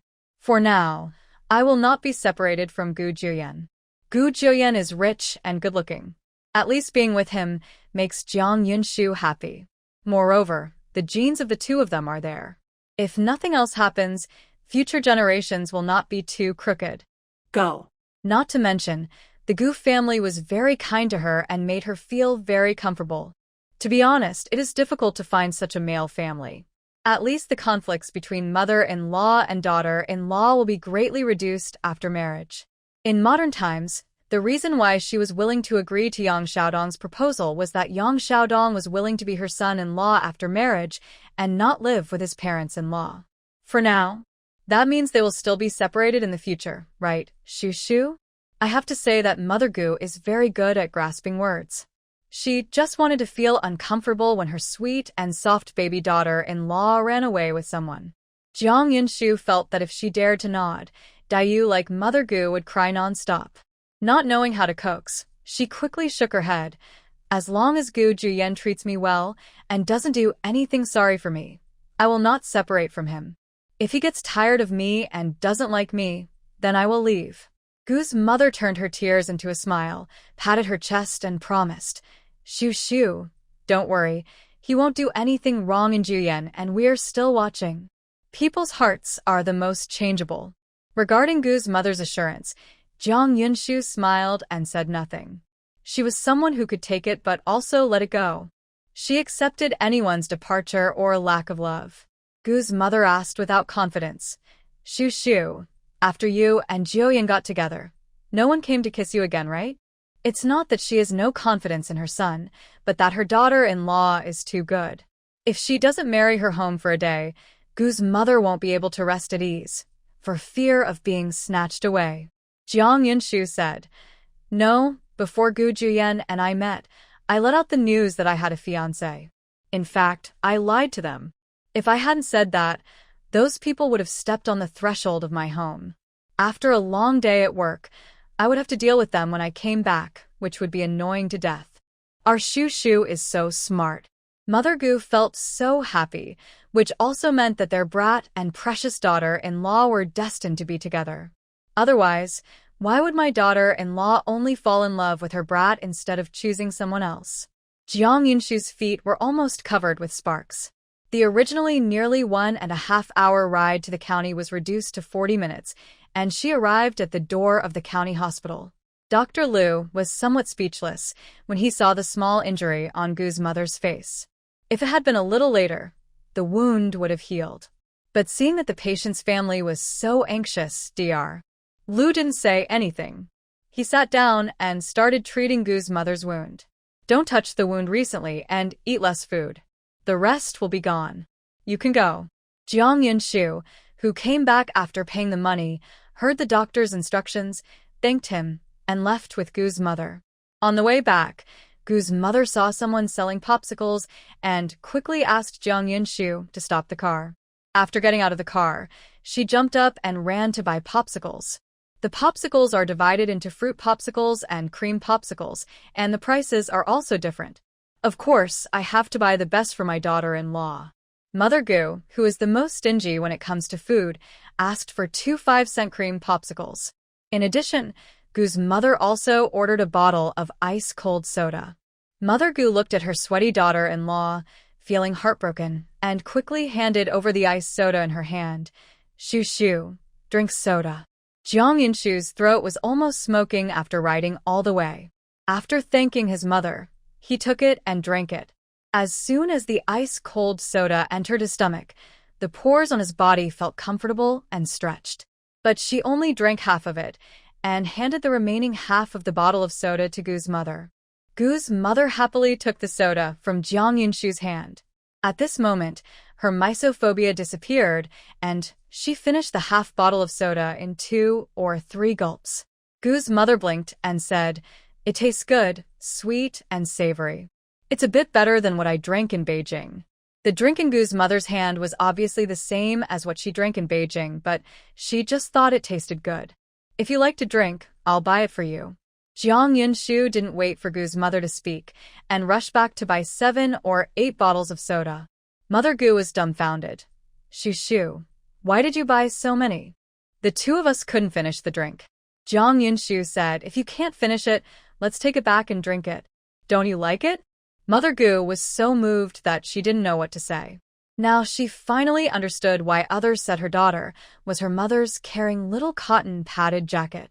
Before, she always envied other people's daughters, but now she is not envious at all because she has a daughter-in-law, and her daughter-in-law is so kind to her.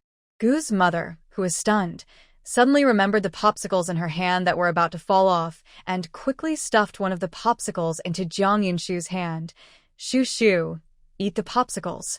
After the popsicles are finished, let's go back and eat something delicious. Today is your Uncle Gu cooks, and his cooking is delicious. Gu's mother is getting older, but she takes good care of herself and doesn't have to worry about the inside and outside of the house, so she looks a little older than Jiang Yunshu, and still good-looking. She and Jiang Yunshu stood together chatting about popsicles, like sisters, causing passers-by to turn around frequently. Mother Gu looked at the envious eyes of everyone, her back straightened, and she couldn't be happier. Her daughter-in-law, the daughter-in-law of their Gu family. No matter how they looked at her, she didn't belong to them but to her Gu family. Father Gu, Grandma Gu, and Wan Xinyu, who was brought in to do hard work after work, helped pack things together. Father Gu knew that his cooking skills were not as good as those of Wan Xinyu, a descendant of the royal chef. He was afraid that his son's marriage would be messed up, so he turned around and gave Wan Xinyu the opportunity to take charge of the cooking. So today, Wan Xinyu is the chef, and Father Gu is helping to prepare a few side dishes that he is good at. Grandma Gu looked at Wan Xinyu with a smile and said, "We have just arrived, and we don't know what Shu Shu likes to eat. You and Shu Shu have a good relationship, so you must know. Do your best.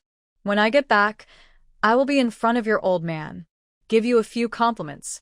As soon as these words came out, Wan Xinyu's whole body felt as if he had been injected with chicken blood, and he was waving the shovel full of energy and getting ready to work. Jiang Yinshu was driving Gu's mother on a bicycle. He smelled a fragrance as soon as he arrived at the door of his house. Jiang Yinshu, who had been busy all afternoon, smelled the fragrance and his stomach grumbled non-stop. Jiang Yinshu was a little embarrassed, but her considerate mother Gu stepped forward to relieve the embarrassment. "Shu Shu, I'm almost starving. If I don't eat, I'll starve to death. Let's go home and eat quickly."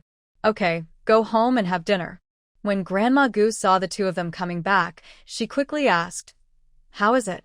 What did the doctor say?" Her daughter-in-law loves beauty the most, and she has always done so since she was married. If she gets scars on her face, she will probably feel uncomfortable for the rest of her life. Gu's mother replied, "The doctor said it's okay. Just don't touch water and eat food during this period.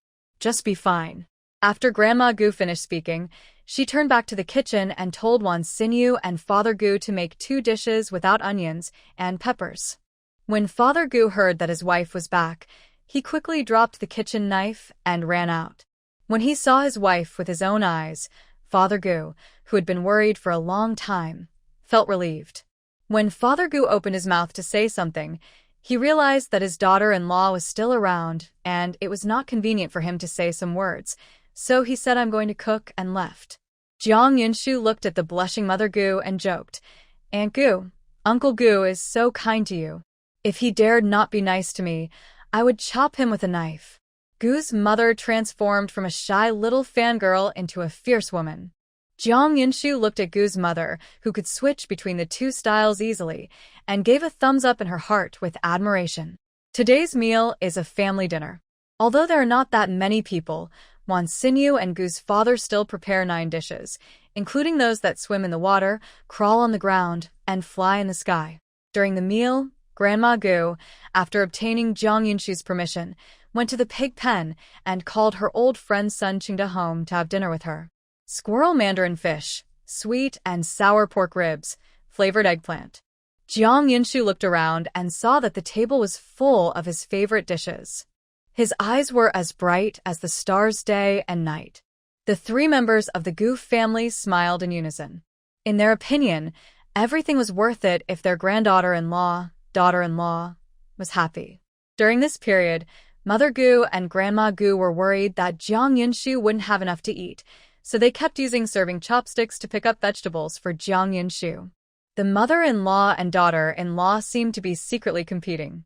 After a while, all the vegetables in Jiang Yinshu's bowl came out. In the end, Father Gu couldn't stand it any longer, so he stepped forward to help Jiang Yinshu. He ate like crazy, but Jiang Yinshu couldn't finish the food and looked at him gratefully on the spot.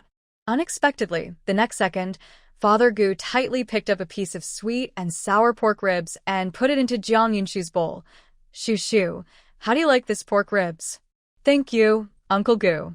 Surrounded by happiness, Jiang Yinshu looked at the bowl of rice standing on top of his hand, sighed slightly, and began to cook with resignation. But what should be said is that today's dish is really good and Jiang Yinshu likes to eat it. "Shu Shu, from now on we are all a family. Saying thank you would be too disrespectful. Please try this squirrel mandarin fish again." After Father Gu finished speaking, he picked up a piece of good meat from the fish belly and put it into Jiang Yinshu's bowl. In the past, Father Gu always talked about having a daughter, But now that he has a daughter-in-law, he no longer thinks about it. He wants to use all the fatherly love that he had nowhere to show on his daughter-in-law. The blame lies solely on the stinky boy at home. He has been independent since he was a child and has not allowed anyone to get close to him. As a result, as a new father, he has no place to vent his love, and this is still the case until now. Gu's mother was so angry that her teeth were itching. The dog-like man only allowed the state officials to set fires and not allow the people to light lamps. He kept saying that it was for Shu's sake, but he had better do it himself. He was clearly competing with her for favor, and he was competing for his daughter-in-law's favor. She can't do anything with him now. Let's wait until she returns to Beijing to see how she deals with this witch. If she feels sleepy in bed, she should make a bunk on the floor. Father Gu, who was busy picking up vegetables for Jiang Yunshu, suddenly started beating wildly on his right eyelid. For some reason, he felt a little panicked. Jiang Yunshu was enjoying his meal when he suddenly remembered that the sodas he bought from the county this afternoon were still freezing in the well, so he hurried to fish them out. 1 bottle for each person, and 2 bottles left. Jiang Yunshu threw the remaining 2 bottles of soda into the well to freeze. Gu's mother likes to drink soda, which belongs to Gu's mother.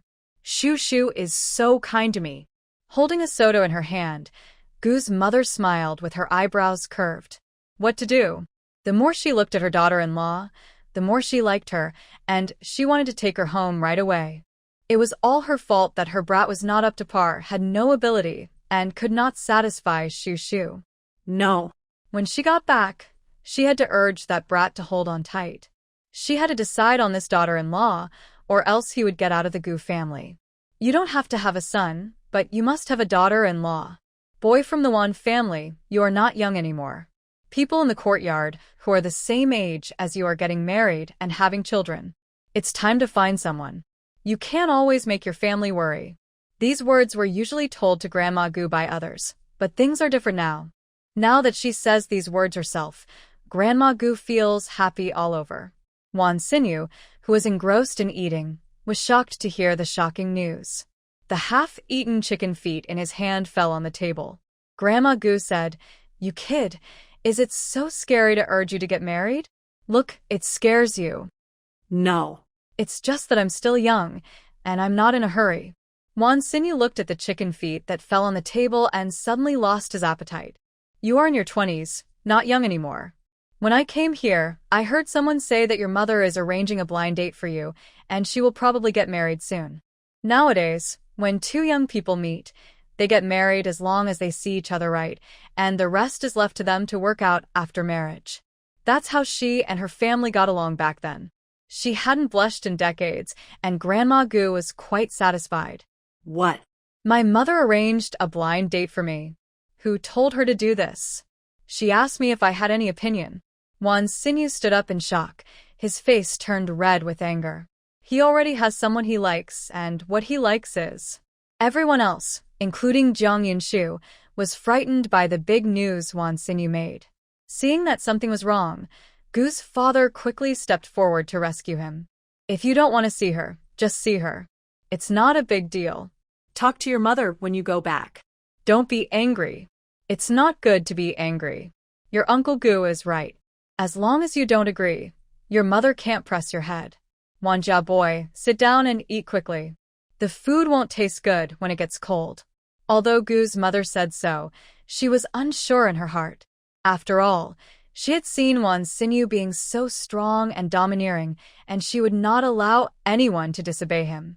Therefore, Wan Xinyu's future marriage, whether he agrees or not, will have to be decided in the end, unless Wan Xinyu voluntarily gives up everything in the Wan family. Thinking of this, Gu's mother felt a little distressed in her heart, and she quickly put a big chicken drumstick in Wan Xinyu's bowl. But Wan Xinyu, who was so upset at this time, could not eat anymore. He told everyone that he was full and left in despair. After Wan Xinyu left, Grandma Gu blamed herself and said, "Did I say the wrong thing just now?" Jiang Yunshu replied, "Grandma Gu, this matter has nothing to do with you, but you should talk less about urging marriage in front of him in the future. No one likes to rush into marriage, including her. She will get married naturally when she wants to, and there is no point in urging her. That's okay, I won't say anything from now on. I'll find a time to apologize to him another day. At this time, Grandma Gu had deeply realized her mistake. Sensing that something was wrong, Gu's mother took advantage of Gu's father to clean up the dishes on the table, pulled Jiang Yunshu aside, and asked patiently, Shu, does Wanjia boy have someone he likes? Well, You guessed it. Have you seen it? Are they educated youths who went to the countryside? Not educated youth. Not an educated youth? Could it be a girl from the team? When these words came out of her own mouth, Gu's mother felt ridiculous. After all, Wan Xinyu came out of the compound, and the Wan family's vision is as high as the sky. Can he like a country girl? It's absolutely impossible. Even if Wan Xinyu agrees, the Wan family won't agree. She's a girl from the team. You've seen that person before. This matter is now known to everyone, only people in the pig pen, so Jiang Yunshu doesn't want to hide it. And speaking of it, the Gu family will not talk too much about urging marriage next time when they face Wan Xinyu, so that they won't be in such an unpleasant situation like today. Seen it? How come I don't know? Gu's mother scratched her head and thought for a long time, but she still couldn't figure out the existence of such a person. Finally, she looked at Jiang Yunshu pitifully.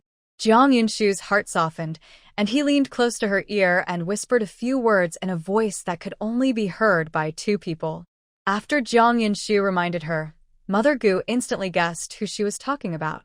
Mother Gu, who was not optimistic about the couple at all, said, That girl is a good one, and that boy from the Wan family has pretty good taste, but this marriage is probably not going to happen. With Wan Xinyu's mother here, girls from ordinary families can't even think of entering the Wan family. As soon as she said these words, Gu's mother regretted it and quickly changed her words. Shu, I didn't mean that. You know, our Gu family all like you, especially me. Shu, you believe me. Mother Gu is about to cry. If she is misunderstood by her daughter-in-law, which affects the relationship between her daughter-in-law and her son, she will die no matter how many times. Aunt Gu, I believe you. If the Gu family didn't like her, they wouldn't have come all the way here in a car after hearing about her accident, especially the elderly Grandma Gu, who still bothered with her. Jiang Yunshu knew this. At least for now, Gu Jiuyan's family liked her very much. As for the future, time will tell. Gu's mother, who was afraid of messing up her son's marriage, asked again uncertainly, Shu, everything you said is true. Jiang Yunshu nodded vigorously. Really, Aunt Gu, I like you too. Shu said she liked her, and when Shu said it, Gu's mother shed tears of joy. There is nothing in the world that makes people happier than Shu himself saying that he likes her. When Jiang Yunshu saw Gu's mother crying, she quickly took out a handkerchief from her pocket and hurriedly wiped Gu's tears. Mother Gu was feeling dizzy, her daughter-in-law was fragrant and soft, and her handkerchief was also fragrant. It was getting dark. Led by Jiang Yunshu, the three members of the Gu family went to Chen Fengying's house carrying a bottle of canned food, a bag of stove fruits, and 3 ounces of brown sugar that had been prepared in advance. After catching a glimpse of the gifts in their hands, Chen Fengying smiled more sincerely and quickly called her daughter-in-law to make several bowls of sugar water. Du Meili, who had just laid down to sleep, heard the Du family sister-in-law say that Jiang Yunshu was here, so she quickly put on her clothes and came out. As soon as Du Meili came out, Gu's mother's eyes seemed to be glued to her. Du Meili blushed at her look and buried her head in her clothes. When Gu's mother saw that she had been caught peeping, she turned her head to one side guiltily and exchanged greetings with Chen Fengying. Sister, Shu is in the countryside and has no one close to him. These days, thanks to you, I have heard Shu say that if you come to the capital tomorrow when you have time, I will entertain you well. Being good to Shu means being good to their Gu family, especially when Shu said that this big girl would often bake white flour pancakes for Shu to eat. Grandma Gu was even more grateful to the big girl in front of her. White flour pancakes are such a precious thing, and people with ordinary relationships are reluctant to give them to them. This is what I should do. Who told this little girl to? Realizing that she had said something she shouldn't have said again, Chen Chenfenjing quickly changed her words. I particularly like Jiang Jiqing, and my daughter is in a relationship with Jiang Jiqing. Well, this is what I should do. Grandma Gu said with a smile. Sister, please stop being modest. We will all remember your kindness to Shu Shu. Notching, since you said that, I won't say anything else. Jiang Jiqing is here, so you can rest assured. With me here, no one else can even think of touching her. Chen Fengming patted her chest and assured the 3 Gu family members. Protecting a little girl, I thought she could still protect her despite being the invincible opponent in the team. Hearing this, the 3 members of the Gu family thanked Chen Fengming with grateful faces. They were too afraid that their grandson's daughter-in-law would be bullied by others if she were here alone. Now, they were finally relieved. After leaving Chen Fengming's house, Gu's mother and others went to Du Shouchuan's house in the dark, exchanged greetings, left their things, and went back. Guofengmi looked at the things on the table and muttered, "People in this city are good at taking care of themselves." That girl didn't speak. I thought she was Captain Gu's sister. She looks so young. I was sitting with her just now. I can't even speak. Du Shouchuan, who was sitting at the table and smoking a cigarette, glanced at Guofengmi and said seriously, "In my eyes, you are also young and good-looking." As soon as these words came out, Guofengmi immediately blushed with embarrassment. She held it in for a long time before she finally said, "You are such an old crook. When did you become so good at talking?" After being scolded, Du Shouchuan felt that if he didn't do anything today, whatever he ordered, he was not a man. Being strong, he picked up Guofengmi and went back to bed. Unexpectedly, the next second, there was a click in the silent room. Du Shouchuan was sweating profusely in pain and froze in place, without daring to move.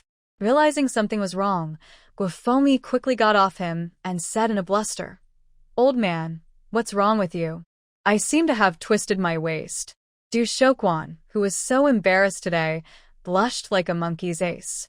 Upon hearing that her waist was twisted, Guofengmi quickly called her 3 sons, who carried Du Shouchuan onto a bullock cart and rushed to the hospital overnight. As for what caused it, Du Shouchuan was too embarrassed to say it, and Guofengmi was embarrassed to say it. Early the next morning, as soon as Jiang Yunshu went to work, he heard Du Meili say that Du Shou had twisted his waist and was lying down at home. Jiang Yunshu thought that the captain was usually a good person and was kind to her, so he went home to meet the Gu family's mother-in-law and daughter-in-law and took advantage of lunchtime to grab some cans. Before his ace was hot from sitting, the words from Jiang Yunshu's mouth came out like bullets. "Captain, how did you do this? Why did you twist your waist when you were so good?" "I still listen to what Mimi said. I will come over to see you after work." "What did the doctor say? Serious or not?" Du Shouchuan said in an extremely unnatural tone. "It's okay. I just twisted it accidentally." "Then be careful in the future. After all, it has been 100 days of strain, and everyone in this brigade is counting on you alone." Jiang Yunshu can also say nice and caring words. "I will. How's it going in the pigsty? Nothing happened? I went to the commune for a meeting 2 days ago, and I heard at the meeting that swine fever has appeared in some brigades. There are more than 20 pigs in our team. Jiang Jiqing, please give me more snacks during this period. I will make the decision at the end of the year and give you a few more kilograms of pork." Du Shouchuan, who cares about his work, even if he is sick and lying in bed, he can't do without his work. Jiang Yunshu said, "Don't worry. I'm keeping an eye on the pigsty, disinfecting them regularly, and I don't dare to let irrelevant people get close to the pigsty." Although he did a good job, after Du Shouguan reminded him, Jiang Yunshu felt that he had to pay more attention. If nothing else happened, he would also have to guard the pig pen at night. In short, there must be no problems with this batch of pigs. Only when this batch of pigs are successfully released can Jiang Yunshu start the next work. To make money, she wanted to make money, and make a lot of money. In the future, if any blind person dared to say that she was not worthy of Gu Juyen, she would throw money at him until he changed his mind.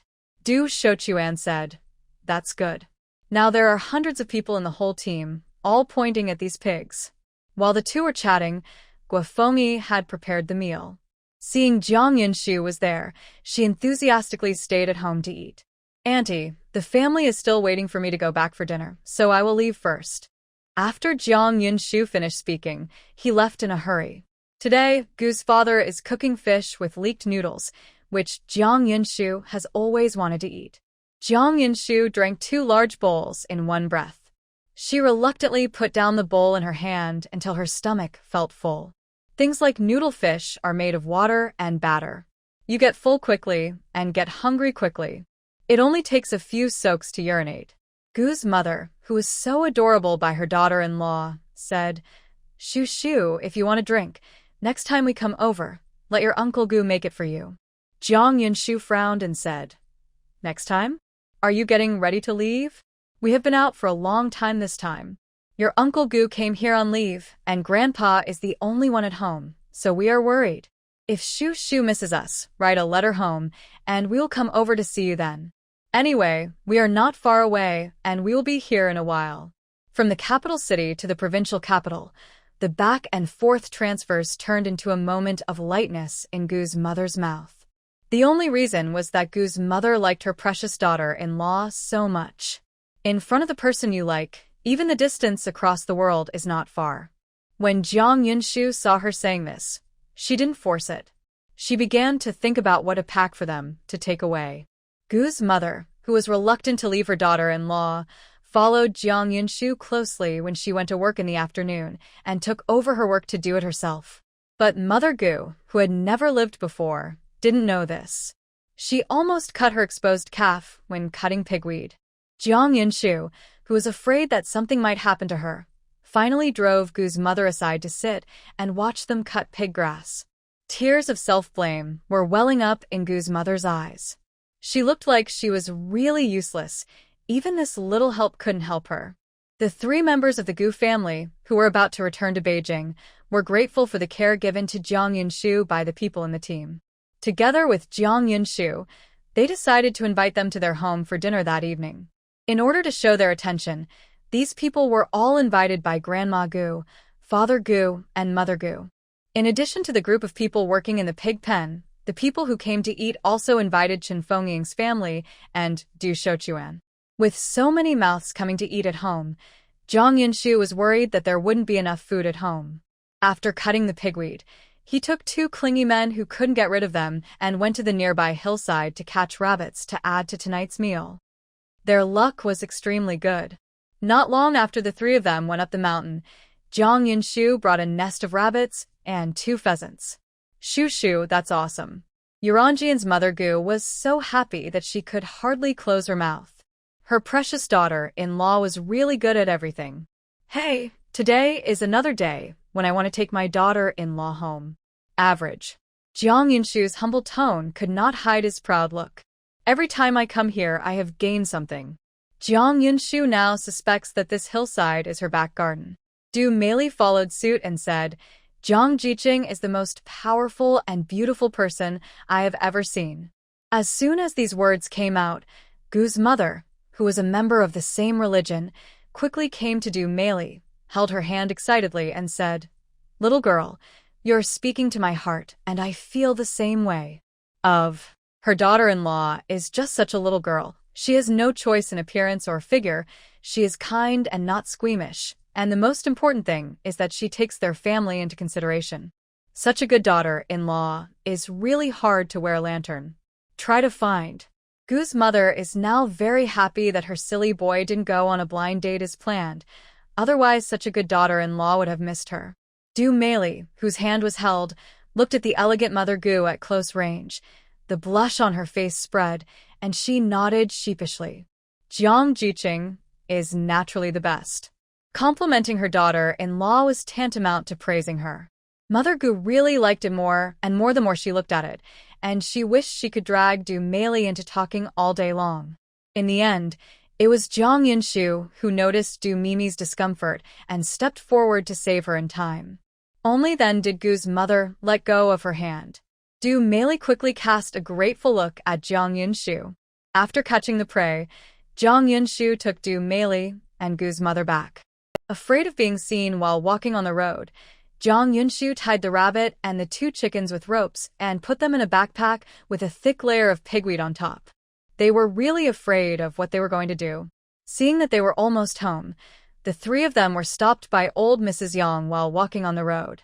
Mrs. Yang's eyes were full of shrewdness and calculation. She looked at the 3 people in front of her up and down, and finally her eyes rested on the backpack on Jiang Yunshu's shoulder. Just now, she clearly saw the 3 of them sneaking down the hillside, carrying baskets tightly packed on their backs. They must have been looking for something good, but they were ignored by shameless people like them. You need to know where the hillside is, but the property of the team, whoever sees it must have a share. The look in Mrs. Yang's eyes made Jiang Yunshu very uncomfortable, but Jiang Yunshu, who was rushing home to deal with his prey, didn't bother to talk to her and walked around her. Mrs. Yang, who was sure there was something good in Jiang Yunshu's basket, was not willing to let him go. She was an old-boned person who walked with such brisk steps that she blocked Jiang Yunshu's way home. "Old Mrs. Yang said with a shy face, "Jiang Jiqing, let me, my old lady, take a look at what you have in your basket." "Pigweed. What's there to see?" Jiang Yunshu refused. "If you don't let me see it, there must be something good hidden in the basket." After saying that, old Mrs. Yang approached Jiang Yunshu and whispered, "If you don't show it to me, I will call others over and then you." Before she could finish speaking, old Mrs. Yang was dragged out, and Mother Gu protected her. The calf guarded Jiang Yunshu behind him. This old witch dares to bully her daughter-in-law and treat her like a dead person. When old Mrs. Yang met Mother Gu's cannibalistic eyes, she trembled with fear and her eyes rolled around. Then, when everyone was caught off guard, old Mrs. Yang sat on the ground and began to roll around, crying and fussing. Tears and snot were mixed into a ball, and it was about to enter her mouth. Mrs. Yang wiped it with her hand and put it on her shoes. Jiang Yunshu and the other 3 were so disgusted that they almost vomited on the spot. Especially Gu's mother, who came from a city, looked at such a neglected person and was afraid that she might accidentally get dirty. She pulled Jiang Yunshu and Du Meili and backed away. Bullying. City people are bullying me, an old woman. City people are unreasonable. There are only a few residents on this winding path, and there is no one on the road. But after Mrs. Yang, he yelled like this at the top of his voice, and the team members who liked to watch the excitement rushed in this direction looking for the sound. It's just that Jiang Yunshu and the other 3 were lazy to watch the show, and walked away when old Mrs. Yang cried hoarsely. The team members rushed over in a hurry and saw Mrs. Yang sitting on the ground crying, with no one else around her. Where is she acting? Could it be that her daughter-in-law made her angry again? Everyone was a bit confused for a moment. "Auntie, don't cry. We have something to talk about." Enthusiastic team members stepped forward to help her up. "It's not Jiang Jiqing and her mother-in-law who teamed up to bully me." Mrs. Yang raked it down. Someone in the crowd said weakly, "Jiang Jiqing is not here either. Why is she bullying you?" Old Mrs. Yang raised her head sharply and looked around. Where could she see Jiang Yunshu and the other 3? Thinking of them sneaking away, old Mrs. Yang slapped her thigh angrily. Wang Tinia saw at a glance that Mrs. Yang was lying. "Okay, let's break up. Jiang Jiqing is now a great hero in our team. She has offended her. She will cry when she can't eat meat during the Chinese New Year." Old Mrs. Yang said fiercely, "No, you can't leave." But no one present listened to her. They left when they should and dispersed when they should. Old Mrs. Yang was very angry and shouted loudly, "That little witch Jiang Yunshu caught a rabbit on the hillside. The rabbit is the team's property, and we should have a share. She can't keep it to herself." No one paid attention to her, and no one believed her. After all, everyone knew how difficult it was to catch rabbits on the hillside, and it was impossible for Jiang Yunshu to catch rabbits. The fact is that Jiang Yunshu caught rabbits and pheasants more than once. The old lady Yang had no choice but to go to Jiang Yunshu's home to investigate the situation by herself, because her stomach was so hungry for meat that she almost went crazy trying to eat meat. Unexpectedly, as soon as they walked to the door of Zhang's house, they bumped into Du Shouchuan and his wife. Old Mrs. Yang, who was afraid of the captain, ran away in despair, but she was somewhat unwilling to do so. Just a little bit, she would be able to eat meat today. Du Shochuan's daughter-in-law Guofomi looked at the sneaky old lady Yang and frowned. Old lady Yang is not cooking at home at this time. What are you doing here? Are you trying to mess with something again? Probably not. For those things that caused commotion some time ago, everyone on our team is now afraid of Jiang Jiqing, so no one will rush to scold him. Du Shochuan was heartbroken when he mentioned this. He was a great captain, but he couldn't control an educated youth who went to the countryside. If other people in the brigade heard this, they would secretly laugh at him forever. As for whether he couldn't control it or didn't dare to control it, I'm afraid only Du Shochuan knew it. Yes, but it is better for girls to be powerful, especially for educated youths like them from the city. Only if they are powerful will they not be bullied. Jiang Yunshu saw Du Shochuan and his wife coming over, so he quickly went back to the house and poured 2 cups of tea. Said, "Annie, sit here. I have something to do in the kitchen, so I will go there first." There were many people invited, and many dishes prepared.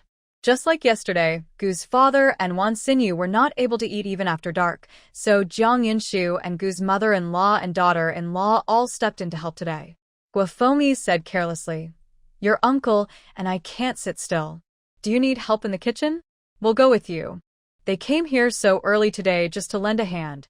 Seeing that the two of them were sincere, Jiang Yunshu no longer refused, and she handed over the job of killing the chicken to Du Shochuan.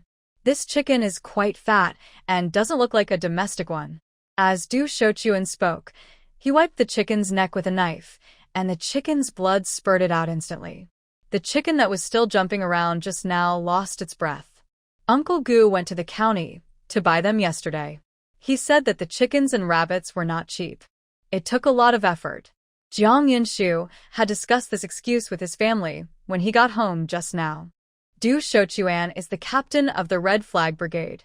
If he knew that these pheasants and rabbits were caught from a hillside, they would definitely cause trouble, so it was better not to tell them.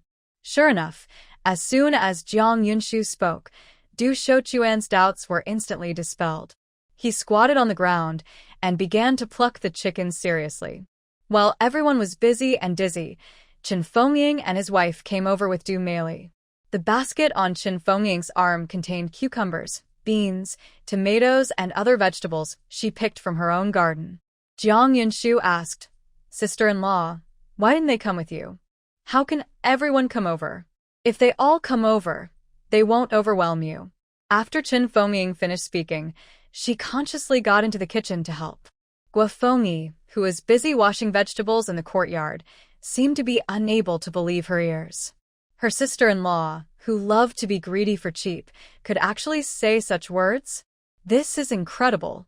If someone had a happy event and invited guests to dinner before now, her sister-in-law could have the whole family come over to eat at the table and forget about eating.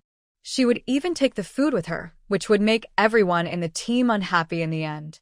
Guofomi couldn't figure it out. Even during the meal, Guofomi, who was sitting opposite Chen Fengying, stared at her intently. This look made Chen Fengying, who had done nothing wrong recently, feel guilty. In the end, Chen Fengying, who couldn't hold back her words, forced herself to ask, "Sister-in-law, is there something wrong with my face? You keep staring at me." As soon as these words came out, everyone who was busy eating stopped their chopsticks and looked at the two of them. Guofomi said, No. "I just feel like I haven't seen him for a long time, and I don't know him anymore." "Long time no see? Didn't we just meet yesterday?" Chen Fengying's eyes were full of confusion. At the critical moment, Gu's mother came to the rescue. She gave Chen Fengying a piece of chicken and said, "Sister, try this meat. It's so spicy and delicious." Chen Fengying was immediately attracted by the piece of chicken in the bowl and immediately turned on the show-off rice mode without worrying about what just happened.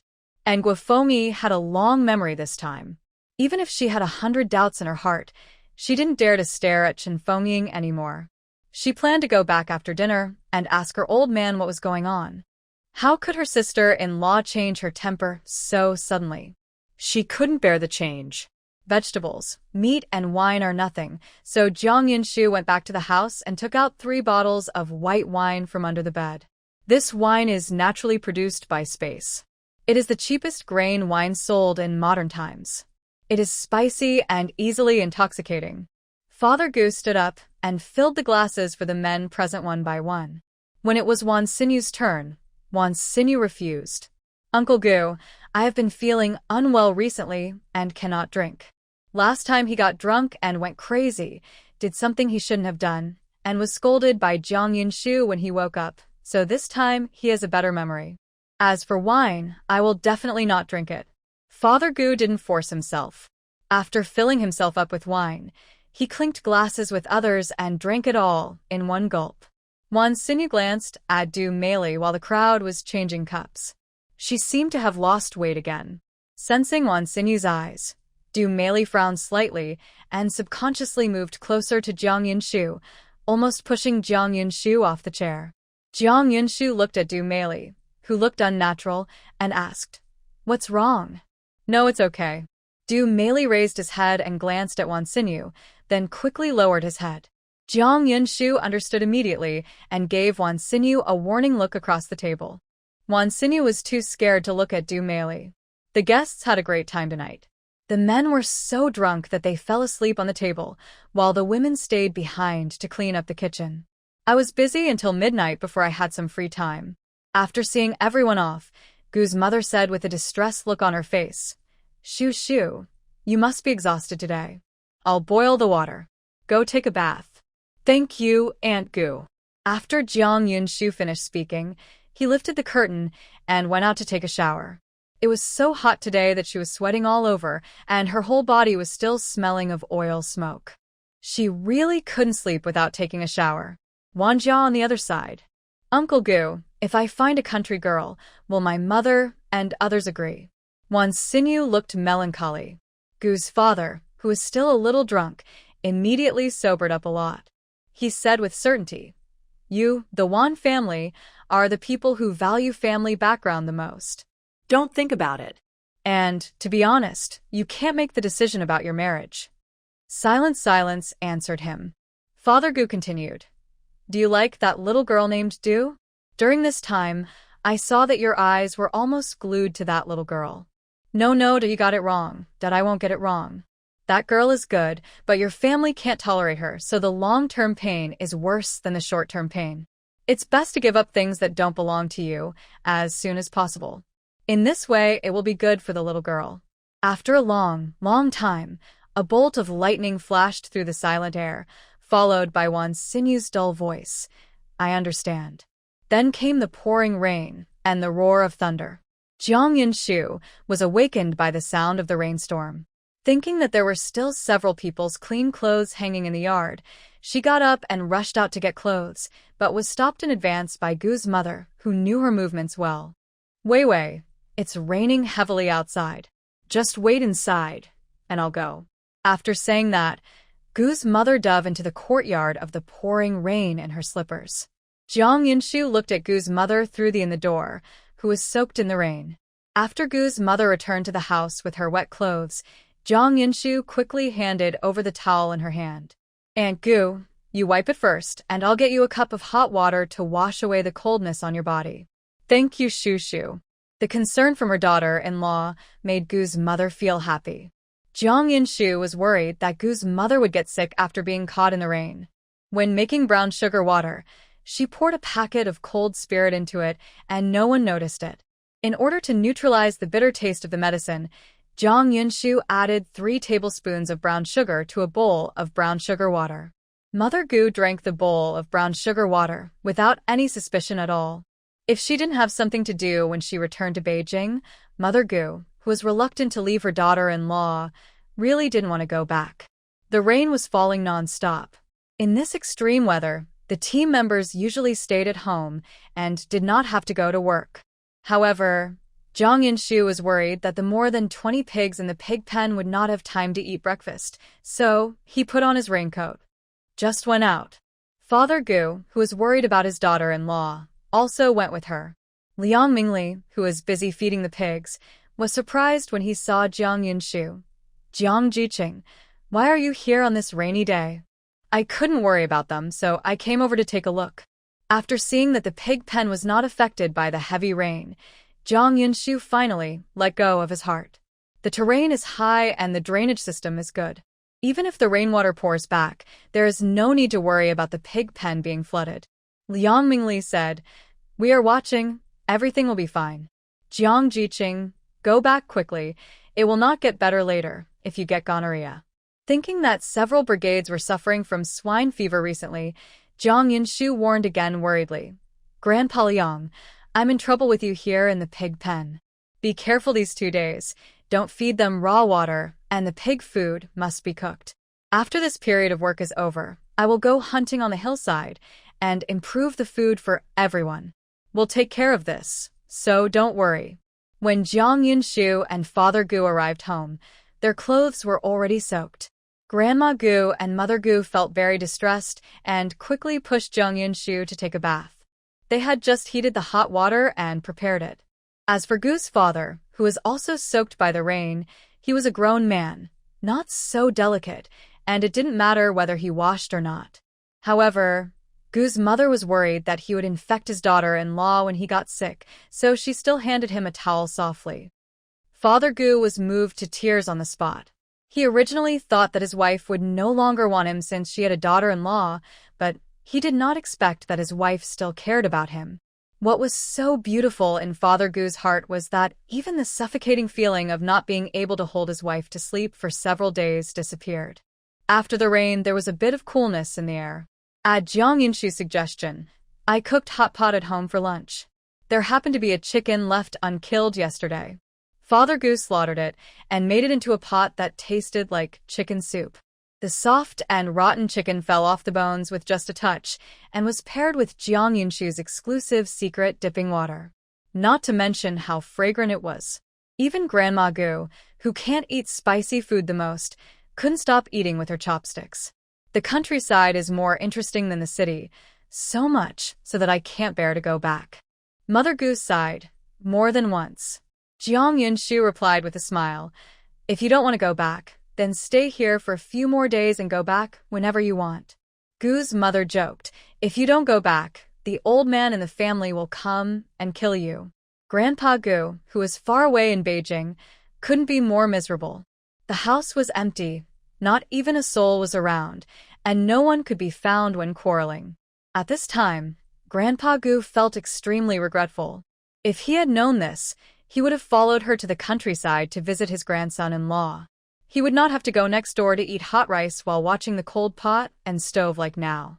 The Gu family, who originally decided to leave tomorrow, saw that the rain would not stop for a while, so they had no choice but to postpone it until the sky cleared up 2 days later.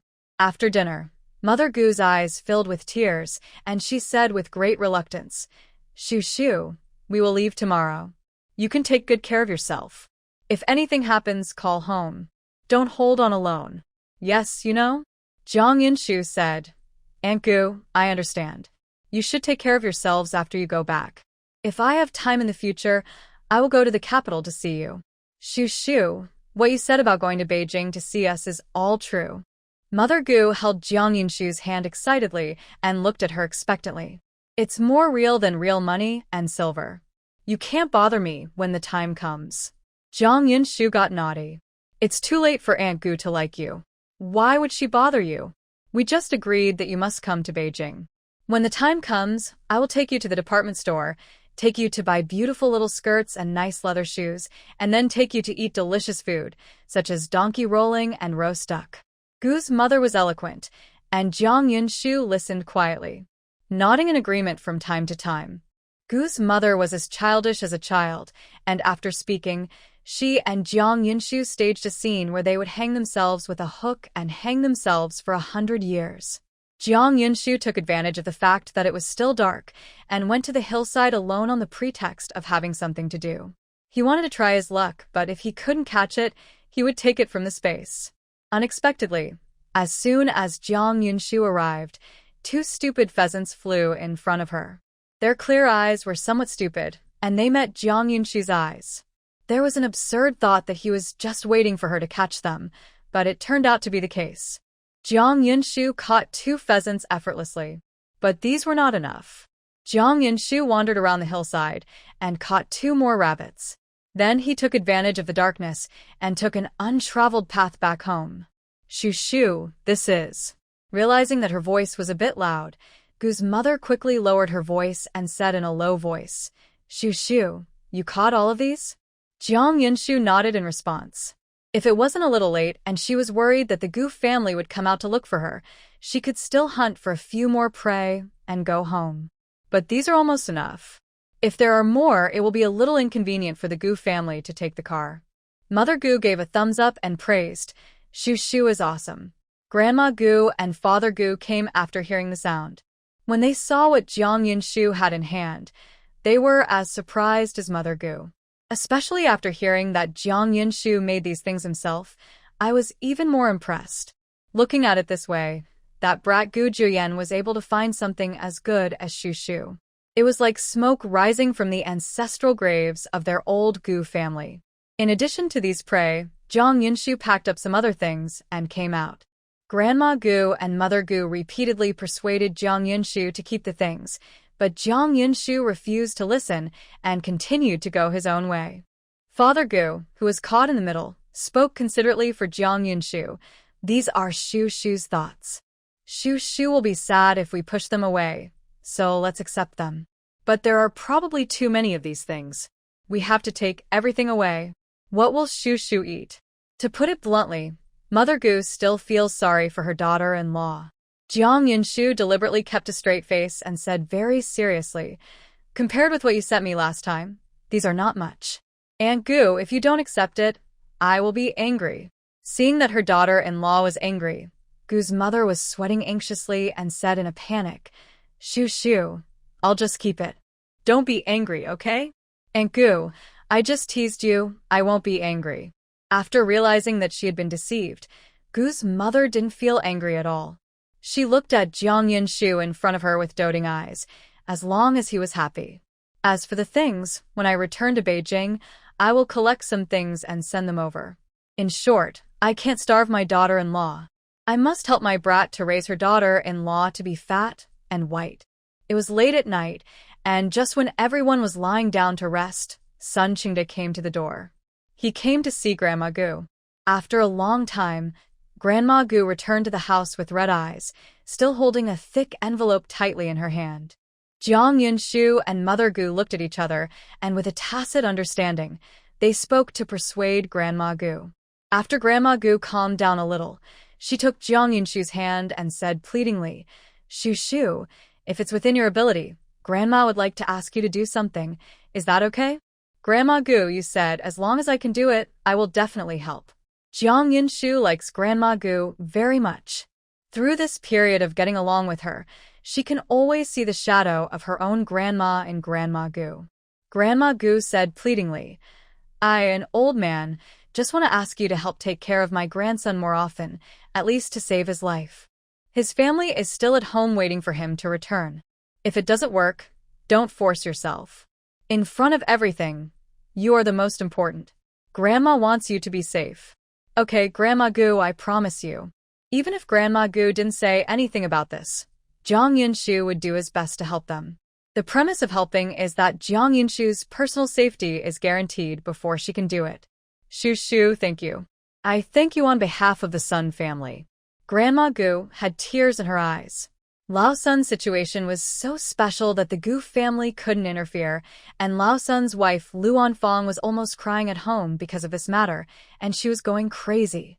Lao Sun's son and daughter-in-law are not much better off. Although they listen to Lao Sun and sever ties with him as their father, their family's current situation is barely surviving under the secret protection of their Gu family. Nowadays, the Sun family is looking forward to the safe return of the old Sun all day and night. Fortunately, the old Sun is lucky and meets the kind-hearted Shoo shoo. Grandma Gu feels that this is destiny and the old Sun should not die. Su was leaving tomorrow. Grandma Gu, Mother Gu, and Jiang Yinshu, who was sandwiched between them, were no longer sleepy. The three of them chatted animatedly about what happened when Gu Juyen was a child. Shoo shoo, Jiuyen was so cute when she was a child, with fair skin and tender skin, as delicate as a doll. During that time, I really wanted a daughter, so I dressed Jiu Yan as a girl and raised her. Now I still have photos of him as a child at home. You can see them when you return to Beijing.